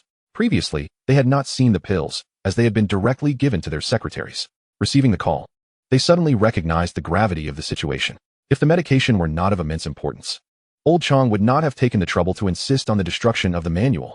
The act of burning the manual indicated that there was crucial information contained within. What details about the medication required such secrecy? Even if they lacked expertise in pharmaceuticals, they understood that all medications must include molecular formulas and ingredient lists upon leaving the production line. Many pharmaceutical companies are mandated to disclose such information when launching new drugs. Why was Chen Xian's developed medication exempt from this requirement? General Feng opened a capsule and gazed at the pristine white pill before swallowing it whole, subsequently awaiting its effects in silence. After a while, he furrowed his brow, sensing only a slight enhancement in his mental clarity, with no other noticeable changes. Surely, a pill meant to invigorate the mind cannot be that rare. Old Chang was being rather dramatic. He first called General Guan. Have you taken the medication? How do you feel? Just ingested it. Not much difference, except my previously injured foot seems to be miraculously pain-free. I'm not sure if it's the medication's doing. Wait, I believe I feel less fatigued, almost rejuvenated. General Feng was perplexed. It was merely a tonic for mental upliftment and pain relief. What was Old Chang so anxious about? He then dialed General Chang directly. The instructions were incinerated, and the medication consumed. Nothing particularly special. How long until it takes effect? General Chang responded, a hint of surprise in his tone. 1 minute. It's already been a minute, and I feel a bit more alert. General Chang's astonishment grew. You don't feel like you've regained 20 years of youth? General Feng, now imbued with curiosity, replied. 20 years younger? I don't feel that way. Do you? General Chang, equally baffled, affirmed, I do. It's not merely a sensation of youth. I genuinely feel invigorated. The weariness from last night has vanished, and my old back injury is no longer troubling me. Upon concluding his thoughts, General Chang turned to his secretary. What sensations did you experience after taking the pill? The secretary shook her head. No sensations whatsoever. From the phone, General Feng heard her response, his voice rising in urgency. This pill isn't merely for enhancing physical prowess. General Chang suddenly comprehended. This medication was restorative, capable of optimizing one's bodily condition. Old Feng, in excellent health and training daily with soldiers, experienced negligible changes. The same applied to General Chang's secretary, youthful and fit, thus feeling no effects from the medication. However, General Chang, being a civilian with the burdens of age and sleepless nights, had long been worn down, which explained his pronounced response to the pill. He then glanced at the medication on the table. If its purpose was not merely enhancement but restoration, its significance was magnified. The thought of how the pill achieved such results was beyond his imagination. Enhancing physical capabilities could be attributed to certain substances within the medication, but restoring one to peak condition implied a profound understanding of human physiology. Shaking his head, General Chang set aside his ruminations, recognizing that he needed to contact Chen Xian to discuss pertinent specialists and strategies. This task would be somewhat challenging. He would need to make a personal visit when time permitted. After concluding his call with General Foam, he turned to his secretary. Please notify the Individual Defense Research Institute to prepare a dossier on the development of body armor. Understood. In Longhua, the levels of confidentiality are categorized into 3 tiers: secret, confidential, and top secret. Accessing non-top secret research materials is straightforward for Chen Xuan, and even top secret documents can be obtained through a simple application. However, having General Chang arrange for someone to retrieve them is far more efficient. 2 hours after dining, research materials on bulletproof vests were delivered to Chen Xuan. The crux of bulletproof vest research lies primarily in material science. Many of the materials and processing techniques are classified as top secret. However, Chen Xuan did not cast even a fleeting glance at these confidential documents. He could directly exchange for the technology within the system, rendering any examination of technical matters unnecessary. For him, the truly significant aspect was the very definition of bulletproof vests.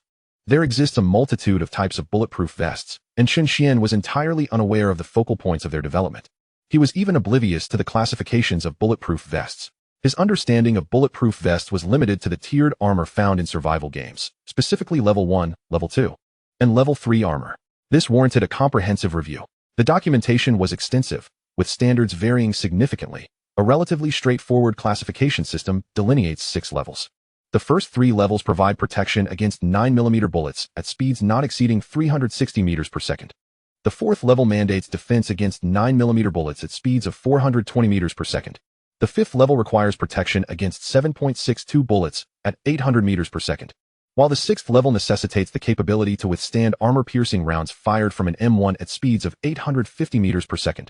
Even the most advanced bulletproof vest at this highest classification would be penetrated by an electromagnetic railgun. These are the standards for insert plate bulletproof vests. Chen Xuan merely glanced at the information and promptly dismissed it, as it bore little relevance to him. His objective in developing bulletproof vests was to enhance safety during official combat drills. After all, the better the efficacy of official exercises, the more secure the outcome for aerial vehicles. This torso-protecting garment held little significant value in combat simulations, as dangers still loomed. Thus, a broader protective range was essential. Observing heavier protective gear, he noted the cumbersome bulletproof vests that even shield the cheeks, a veritable tortoiseshell. It is no wonder such attire is rarely seen on television. While it may offer safety, it is exceedingly inconvenient. In genuine combat scenarios, the slow mobility of such gear renders its wearer a living target. Suitable only for counter-terrorism operations or complex environmental searches, where enhanced safety is paramount. After reviewing the fundamental introduction to bulletproof vests, Chen Xuan entered the system in search of suitable bulletproof vest technologies. The system marketplace offered a plethora of options related to bulletproof vests.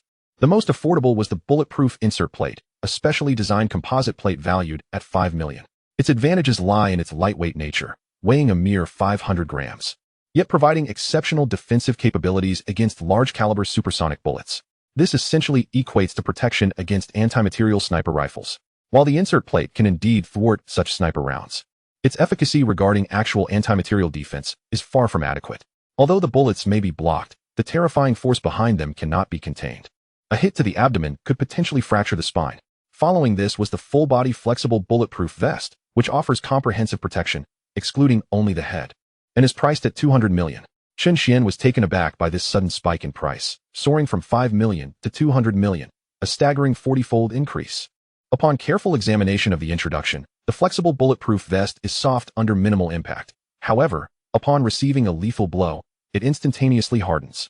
It becomes remarkably sturdy, with the entire garment transforming into a formidable shield against impact. When attacked, the force of the strike is dispersed throughout the body, while bullets may penetrate. If the force is magnified to the size of a fist, it equates to being struck with considerable force. Yet, if the area of impact extends across the whole body, one would emerge unscathed, akin to a gentle tap all over. This item is indeed remarkable. I shall later exchange for a helmet, which should suffice. Chen Xuan immersed himself in the system and proceeded with the exchange. In the next moment, memories regarding the bulletproof vest flooded his mind. The recollections were limited, primarily detailing the materials of the vest, an exceptionally unique fiber, arranged in a peculiar manner. To fabricate the vest, it must be molded as a single piece, allowing for multiple uses unless compromised. Any damage renders it ineffective. Fortunately, this garment is difficult to destroy unless subjected to an abrupt and extreme impact. Its only drawback is its vulnerability to high temperatures. Exposure to heat exceeding 500 degrees can cause deterioration. After absorbing the material's memories, Chen Xuan raised an eyebrow. This material not only serves to create bulletproof vests, but can also be utilized for armored vehicle coverings, transforming ordinary cars into bulletproof ones.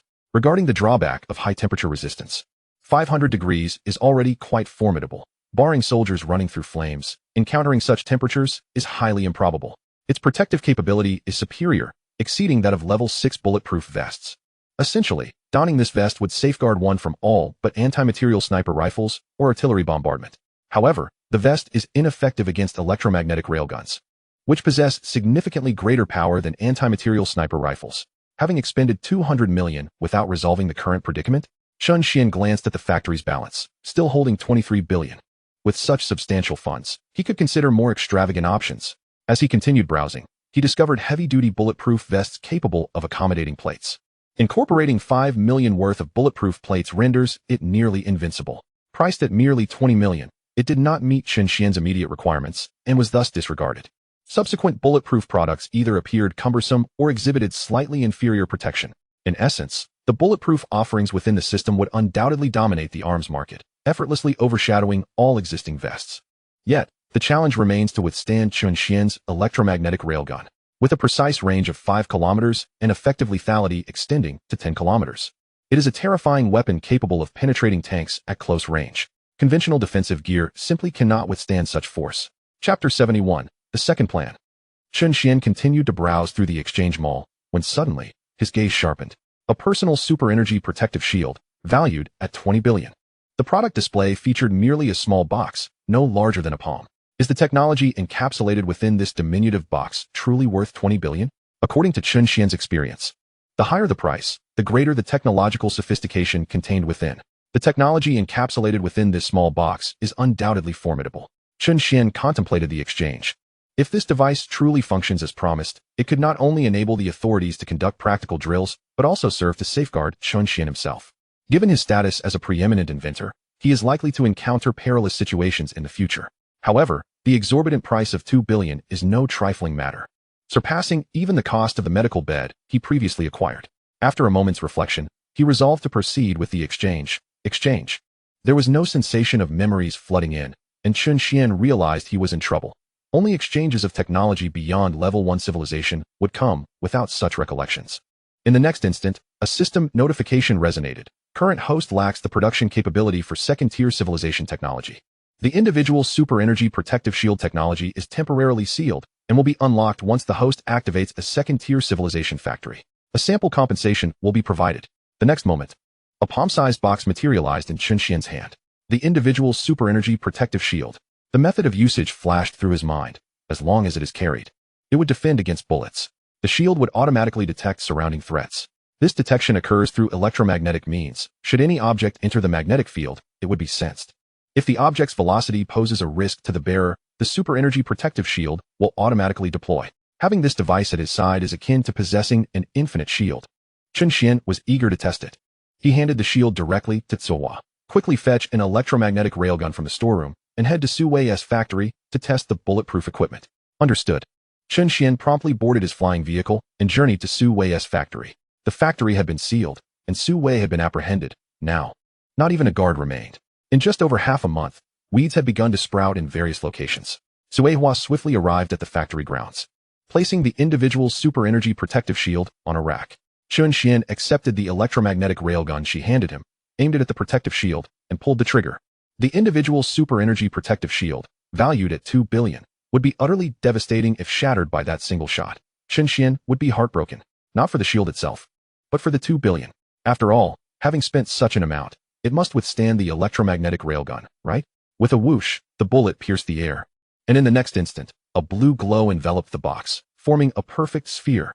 At that moment, the elongated bullet was arrested within the circular light sphere.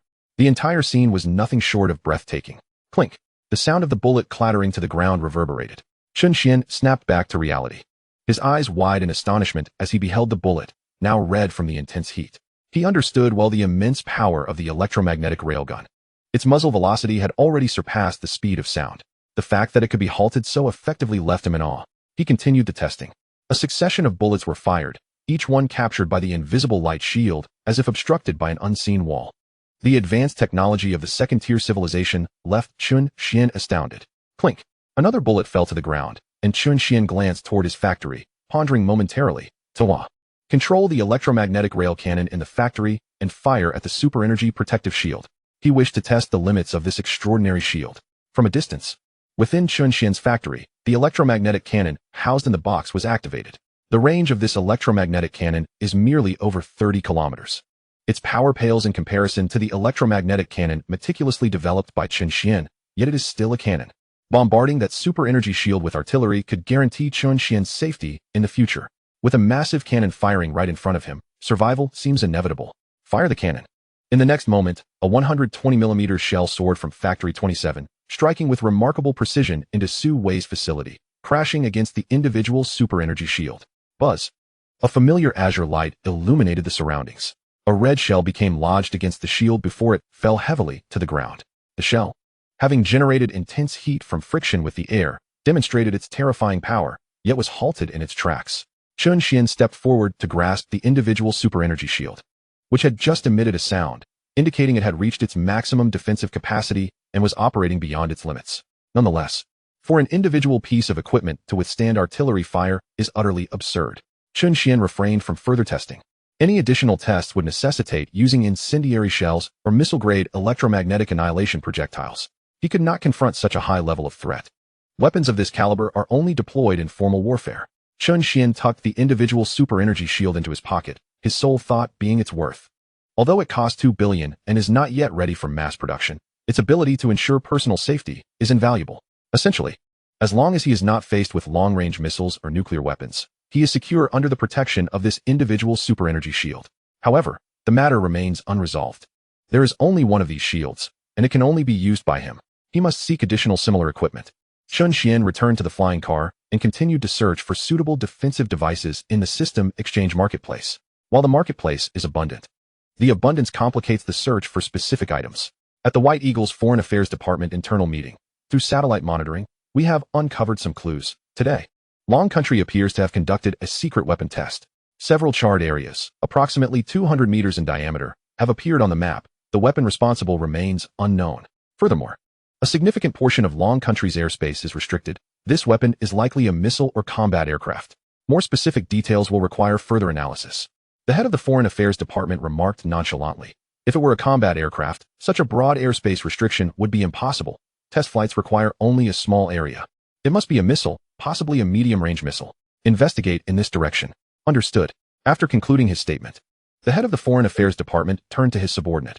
Are we still unable to reach Lu Long? No contact has been made. The head of the Foreign Affairs Department furrowed his brow. How could they not reach him?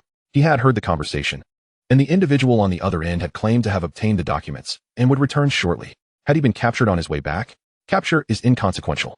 Failing to acquire the documentation for the flying car is the real issue. The money he personally approved would be wasted, and he would be subject to investigation. Although he has done nothing wrong, his competence may be called into question. The head of the Foreign Affairs Department was burdened with worries regarding the sudden airspace ban imposed by Longwood today. A thorough investigation would continue. Satellites had captured images of several dark areas, and efforts would be made to gather intelligence, even to the extent of close observation. Meeting adjourned. Upon concluding his remarks, the head surveyed the room, preparing to depart when someone suggested, I propose we prepare a dual strategy. We cannot merely await the arrival of data. We could devise a means to smuggle a flying vehicle back.